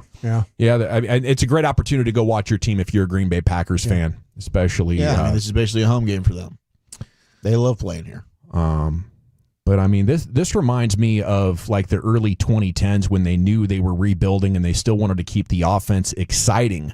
But unlike then, now they have injuries that have besieged them. 2 key offensive linemen and CeeDee Lamb out. I guess with that team, they let Terrence Newman go. They let Jay Ratliff go, and they eventually let D. Ware walk. like right before the Broncos won the Super Bowl. And what was unfortunate about that is in 2014, if you go back and look at that, if D. Ware had just been on that team when they had reemerged, maybe they have enough to get to Aaron Rodgers and the Green Bay Packers. He insisted that he did not let his money get mad in the Parsons trade, said it happened at the perfect time to get the most out of it, which kind of made me wonder if they're trying to tank this year. Yeah, I don't know. Did the money get mad or just to become personal? That he just... Is that what that means? To me, I kind of feel like that initially he and Steven probably weren't listening to the people, whether it's trainers, equipment men, other teammates, whatever. I think initially all that stuff that we were reporting about, like others in the building, or others in the building, maybe don't pay Micah Parsons. I think others in the building got to him, and then when it turned into, well, now wait a minute, and then now the money, and then some of the other things that probably I could say the whole thing with him. Maybe you're right about this. I think once Micah tried to go get the second opinion, that's when Jerry said, okay, he is trying to. He's setting this up to take. He's setting this up to take money from me for doing nothing. Yeah. And I think that's what got Jerry really, really pissed. The Giants have officially benched Russell Wilson. Jackson Dart's going to start. The Texans release safety C.J. Gardner-Johnson after just 3 games. He had 6 picks for Philadelphia last year, but apparently he is an absolute handful with his opinions and his criticisms of his teammates. Absolutely. Size of one of the players' contracts he was criticizing. He was complaining about his role, including a desire to blitz more frequently, and then he requested a trade, and they just said, get the hell out of here. Rangers news, Bruce Bochy officially confirmed Seager and Simeon are shut down for the season. CY told us that yesterday. And Josh Smith has just been scratched. He's got an elbow infection. He's not going to be playing. Oh, that sounds tough. Gross. It's time to go into the Pimp Cup where Lucius has your G-Bag of the day. Well, damn, that sounds nasty, bro. An elbow infection? It does not sound Let's go to Lucius. Yeah, let's go to Lucius. Lucius elbow infections. What you got, buddy? It is a toxic Tuesday. Gonorrhea. Let's go to Lucius. Yeah. So that means it's like squeezing it and it's like yellow pus and everything going on. All different colors in the rainbow. Yeah. Sounds like the situation with my back last month. Oh, yeah. You finally had that overcame cyst. that. Yeah. It was giving you a fever. You know what? Yes. And now the cyst is gone. Whoa. Oh, good. I think it was like an ingrown hair back there for like the last 5 years. Finally got infected and it worked itself out. It could be. Speaking of ingrown hairs, I've been going through what's that? Laser hair removal on my face. That's why I've been wearing that right there. Okay. Because that laser got me one time. Said, I thought that was the style. No, man. Nelly? That was your drip. It's for my brother that's locked up. It's a representation. Like the cream? I don't know. Nah, man. Laser hair on the face feels like tattoos on the face, bro. It hurts, but getting sexy. I did that. It was part of a radio deal like 20 years ago, and they warned me. They said, with your lighter hair, it probably won't be permanent. Like, the darker your hair, the more permanent that is. But it hurts like hell, and it hurts, burns, bro. Like they're lighting your hair on fire. Yeah, it hurts. Yeah. It hurts. And people get it down there in their nether regions. Yeah. Think about that on the balls, bro. Yeah. No zap, way. zap, zap, zap, zap. That's a bad payoff right there. It's crazy. There's people now in our marketing department that had these deals lined up, and you guys just killed it. It's a hell of a deal. I think it lasted on the ball hair removal. It lasted for like 6 or 7 years where I didn't have to shave my neck because I just did my neck. Yeah. And it was beautiful. It's great, man. Yeah, it's great so far. I would gladly go through it again. It's great so far. It costs a lot of money. G-Bag of the day. We do it every weekday on the Fan at 5:30. No. I need help. That's what help me. I'm drowning. It's presented by Berkey's Plumbing, AC, and Electrical. My name is L.A. Lucius Alexander. You can hit me up on social media at Lucky Lucius, PLUCIOUS. Or you can follow us all if you find Gbag Nation on Twitter. All right, this is day number 2 for this champion audio. Fred from the Fan After Dark. He was just in the wrong city for a moment. Driven by our D&M Leasing Studios. Thanks for turning it on, leaving it on. 105.3 The Fan. Welcome in H-Town. Glad everybody on board on a Sunday morning. H-Town. Oh, my God. Did I just say that? Oh, my God. Stop staring at your tattoo. You want to start that from the top? Run the intro. Run Dump the that. remix. Wait a minute. Oh, my goodness. I'll tell you what. You just made G-Bag of the day. It's been a rough morning. Yeah, you could hear it in his voice. Every time I play this clip, I'm just going to let it go longer and longer and longer. Because it's a 1 minute and something clip. But I've only been giving you like 15 seconds of it. How about that, huh? How about that, boys? How about that? Fred's having a tough one after the Mariners swept the Astros over the weekend. And the Texans are just the awful. Texans are Fred Van 0-3. Vliet injured. Yeah. Tough time. You can catch Fred here at night on the Fan After Dark with Blake. Fred, think of last time you and Coach JB. Fred is the Coach JB of the Fan, 100%. Rex Ryan takes a shot at Brady. This is real quick right here. Real quick, but I just can't believe he did it. Yeah, I mean, let's face it, Tom Brady would never bend the rules, right? Oh, my goodness. Well but played. you know what? Quite honestly, though. Honestly, Brady would not break the rules, right? I like he said, right. Looked around, waiting for somebody to answer. Really white teeth. Right. I love Rex Ryan, bro. Yeah. Thanks for bringing that up. Let's face it, Tom Brady would never bend the rules, right? Isn't it amazing how the Chicago Black Sox scandal lives in infamy, and Pete Rose was never let in the Hall of Fame for betting on some baseball games, and now we're normalizing what the Patriots did, what the Astros did. We just got to sweep that under the rug now. NBA's trying to do it now with the Beasley deal. You know, I know it's bad for business, but how about some damn integrity? You know what I'm talking about, Chief. That's right. Capital I. How about Rex Ryan calling the Cowboys defense the Dumbsday defense? Yeah. Wow. That was great. Oh, bro. Contract extension for Rex at ESPN. You ready? I love Rex Ryan, bro. We got a lot in common. Let's go to Monday Night Football, ESPN, Troy Aikman. Just put your feet up and tell us about Lucius. Yeah, you know what I'm saying? Not pea-footing around, are you? You look pretty good out here. I love that video. Look at those things. Just one foot in front of the other, Lucius, every day, right? Eric brought this up earlier, man. Troy Aikman is loving Dan Campbell and his risky moves. From Dan Campbell, not surprised. He's got big onions. I mean, this is a bold move, even with a first down. That's how big you do onions, boy. That's how Big you work onions. blue in pro sports right there. Troy putting on a clinic. Yep. Yeah, more on Troy Aikman later. More on Troy Aikman later. I like that. What else we got right here? Hey, WNBA, New York Liberty, they fired their head coach. Oh. Didn't Liberty win the championship last year? Yeah, I thought they did. What happened? That's kind of crazy. They got upset by the fever. What have you done for me lately? What happened? Yeah. What's our what's our situation in Dallas right now with our coach? Oh, heading for a good draft pick. They've still got the coach. I see you. What can we do to get Juju Watson? Come on now. Let's get Juju Watson. I want to isolate that noise Broadus just made with his mouth. Juju, I think she's taken by our quarterback in the Commander Land.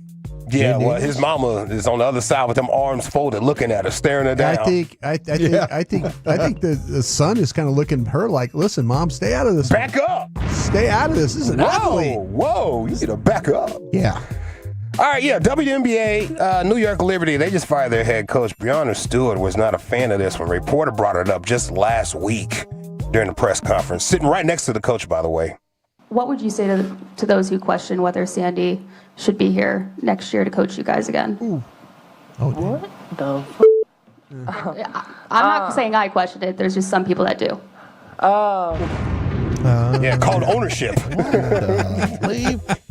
It was the ownership that questioned it. The lady that asked that question probably knew the answer. Yeah, she knew. She knew. She had an insider. Yeah. I've just been told she's That's getting why she fired. backed it up like, hey, Yeah. I'm just saying. I'm just It's asking. not me. It's somebody in the front office.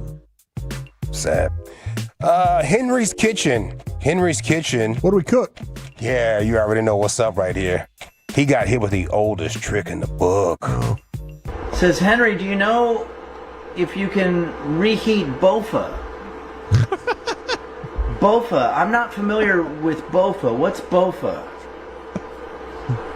And thanks again, Eat It Dads, for rating our channel. Space 20021 says, Bofa D's nuts. Yeah. And okay, so it looks like I've been the subject of some kind of prank. I want to, for anybody who's taking the lesson seriously here, there is no such thing as Bofa. But there is. But there is, Henry. There is a such thing as Bofa. I was thinking Bank of America, maybe B of A. B of A. Bofa. Is Henry's Kitchen a popular cooking channel? No? Lucius, yeah, it is. Yeah, it's really popular. Yeah. Shout out to Hank, man. Sounds like one of those early days, like cringe videos that you look back on. Like, here was my first week on YouTube, and now I'm successful. But no, there's a lot of good cooks on YouTube. Sure is, man. And you can learn a lot. This guy like cooks Oregon Trail recipes. Oh, damn. Like you send it into him, like they were eating this on Oregon, and he'll like start cooking it. Yeah. Some of it has possums and raccoons. Calf fries. Yeah. He makes the ox. I'll tell you what. Some Dan Campbell onions. As soon as those ox expire, I'm going to the tails. The oxtails. Oh, the oxtails are delicious. That's what I'm doing. All righty, it's time to vote. Is it our champion, Fred Davis, representing H-Town every night, 7 o'clock here, Fred and Blake, Fan After Dark. Rex Ryan shot at Tom Brady. Troy Aikman loving Dan Campbell's onions. WNBA New York Liberty Brianna Stewart got a question she did not appreciate, or Henry's Kitchen. Do you know if you can reheat Bofa? I'm going to go Troy Aikman here. It's my vote, Chief. I'm going with the champ, and I just want to note that there's only one toothpick guy here in this station. It is Fred Davis. It is Fred and Davis. I'm looking at a used toothpick right here that is sitting on the remote. Gosh, it's here disgusting. in the studio. How about that? That is not hygienic. Just laid out across. Not at all. Take a look at Fred and No say S to hygienic, give. okay? Just take a look at him. Damn, bro. Damn. I vote My for man, Fred, 'cause my he's man an incredible wears like person. on purpose. I vote On for Fred. purpose, he wears like the muscle man shirt. Somebody's I'm judging voting hard Fred. over there. I'm just saying, my man. He talks He about showers. deodorant. He talks about Brian deodorant. Portnoy over here. But if you had to shake one man's hand, Fred or RJ Choppy, which way you going? Oh my God. Oh man, Fred. I'm gonna double up on the handshake. Yeah, I got a phone call home first to smell your ask. fingers after. What do you think, honey? How Who you voting quickly for, can I get a Lucius? tetanus shot? Yeah. Fred for sure, so I can play the rest of that clip a little bit at a time. Yeah, I mean, after all this Fred talk, I can't vote for anybody else. Hell yeah, it's Fred. By a score of 4-1, still your champ. It's Fred Davis. Be on. Sorry. I don't know when they're going to be on next. We got Rangers Thursday for the night. rest of the week. Thursday night, right on. Here's We got day baseball. Lucius. Oh, that's right. In the Pimp Cup with LA Live. You're in the expressway, people, and it's brought to you by the on-time experts. I'm not for sure if you said that or not. I'm not. You probably did. You probably did, but I can't remember. That's weed. Knowing Dawson, he said it for sure. I believe him. I believe him. I believe him. 50-50. Yeah. All right, it is a Toxic Blue nail. Tuesday. Let's get into it right after the great Rick James. All right, you swears. Time you smoke. Fire up this funk and let's have a toast. Freddie! It'll make you dance to some of everything. Everybody get high. I hope everyone had a kick-ass weekend, bro. I had fun this weekend, bro. I went to the Gentlemen's Club with my buddy Tyrone. That is fun, bro. The Gentlemen's Club. I go to the full nude ones, bro. Oh. Where they shake their all up in your face, bro. You go to the Gentlemen's Club with 300 ones, and those single women, bro, those single moms, they're hungry to make $1, bro, and they do a good job, dude. Yeah. You know what I mean? That's anyone who's feeling the blues, dog. Yeah. Go to the Gentlemen's Club, bro. $400 to $1,000. That'll clear depression like that, bro. Until the next morning when you wake up. Yeah, until that bank sends you that text message in the morning. Yeah. It shows you what you got going on. What the hell did I do last night? Yeah. You just got to go in knowing what's going on, man. Just know it's going to be a loss. Yeah, you got to be prepared. It's like gambling. It's a loss. He said those singles moms. Hey, this is LA Live for Tuesday, September 23rd, 2025. It is a Toxic Tuesday here in LA Live, where we indulge in everything a little bit toxic. Hope you're having a fantastic afternoon, folks. I'm about 80% back to where I was. This is almost 2 weeks of dealing with a sickness, bro. So whatever's going on around there, stay away from it. It is kicking butt. It's a head cold, too, so it makes my head all cloudy. C19? And I don't need any help with that. I don't need any help. Is it? I did check. I did do a test. It wasn't that. Okay. It wasn't that. It's just Is a it the regular. city of Vegas, Lucius? Does Vegas do that to you? Break you down that bad? I 100% think it was a plane ride back. Okay. I was sitting next to the largest human beings on the planet. They were some workout people. Oh. Yeah, a couple. And they were just doing a lot of and now I sound just like they sound. Yeah, that'll get you. Yeah, so I think it was that. And plus, the plane, that's a weird concept. Recycled air. A lot of farts. That is ridiculous, bro. Are they cleaning out bacteria when they recycle it? No chance. No. Are you changing the filter every flight? Yeah, I don't think so. Something, bro. A lot of fecal matter. It's really disgusting. Yeah, I feel like you're at a Commanders game every time you ride on a flight. 100%, bro. CC's Field. It's a weird concept. LA Live is sponsored by Greystone Roofing and Construction. That is greystone-roofing.com. Monday Night Football was litty last night. I was in the bed watching that joint. Litty. I'm telling you what, if you give Troy Aikman and Joe Buck something to talk about, they can talk about it. They was getting loose last night, especially Troy, and I love when he brings up Henrietta, Oklahoma, because half of my family is from Oklahoma. His hometown. My dad's side, yes, his hometown. And when the Cowboys were winning all those Super Bowls and we would drive to Tulsa, and you can look on that sign and say, oh, Henrietta is 64 miles away. Henrietta, 32 miles away. I'm like, oh, here's the home of Troy Aikman. Here it comes. And you look at it, and it's just like one horse town. Yeah.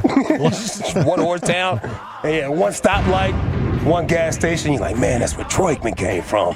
It's amazing, man. It makes me feel country every time I drive through. Listen to Troy. And Sam Laporta is on that long list of Iowa tight ends that have come into the National Football League and just been outstanding. Yeah, whatever's in the water there, boy, they're raising them some good tight ends. There's no doubt about that. You going country.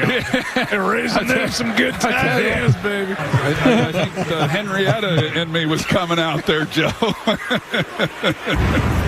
That sounded very Madden-like.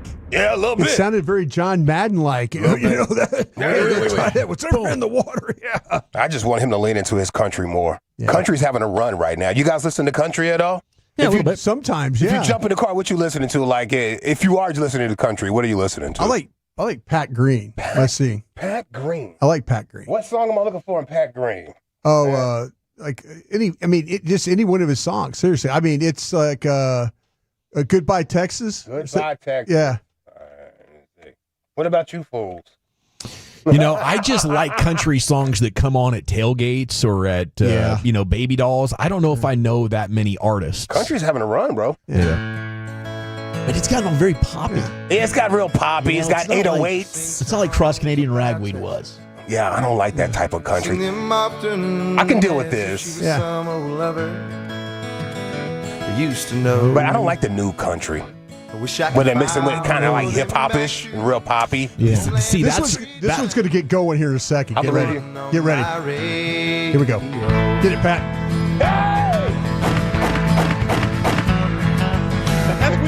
That's weed. That's the word. I think I like the rap country the best, though. Like, that's when it starts getting good to me. Or the pop country. Okay. Yeah, Gavin Adcock. I need it watered down a little bit. Gavin what? Gavin Adcock. Yeah. I mean, I like the Charlie. Is it Charlie Robinson? Charlie Robinson. He's a Texas country guy. Charlie. He's got a lot of bangers. I think that's the farthest back I'll go though. I'm a big fan of this thing called outlaw country. Yeah, you got Southbound 35 on that thing. Hold on, let me see. Ooh, a little Waylon Jennings, that type of thing. Okay. Southbound 35. I'll find you. Hold on, Southbound 35. Hey. Oh yeah, this is great. Yeah. I gotta run. Oh wow, that's a cover. Oh, is that a sound check? Allman Brothers? Yeah. I got one more. Oh, silver dollar. Midnight Rider, right? Yes, sir. I like this type of country, bro. How about this one? This is my playlist. My playlist right here. Hey! Every time it rains, Lord, I run to my window. I had some stuff lined up for you, but All I my do God. is wring my hands and moan. Hey! The wolf is scratching at my door and I can hear the lonesome window. Tell me, baby, why you been gone so long? All right. It's enough. Did you hear Troy Aikman's country album? No, I haven't. Hold on, who's that, Pat? Oh!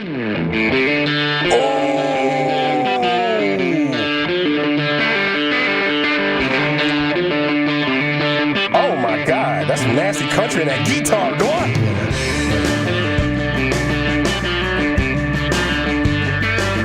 Yeah, I can see all the girls with their Rocky Mountain jeans rushing to the dance floor so they get twirled around. Yeah. Okay. Let me save this one to my little old list. Thank you, brothers. No problem. All right, a little Johnny Cash for your ass. How about this one? Yeah.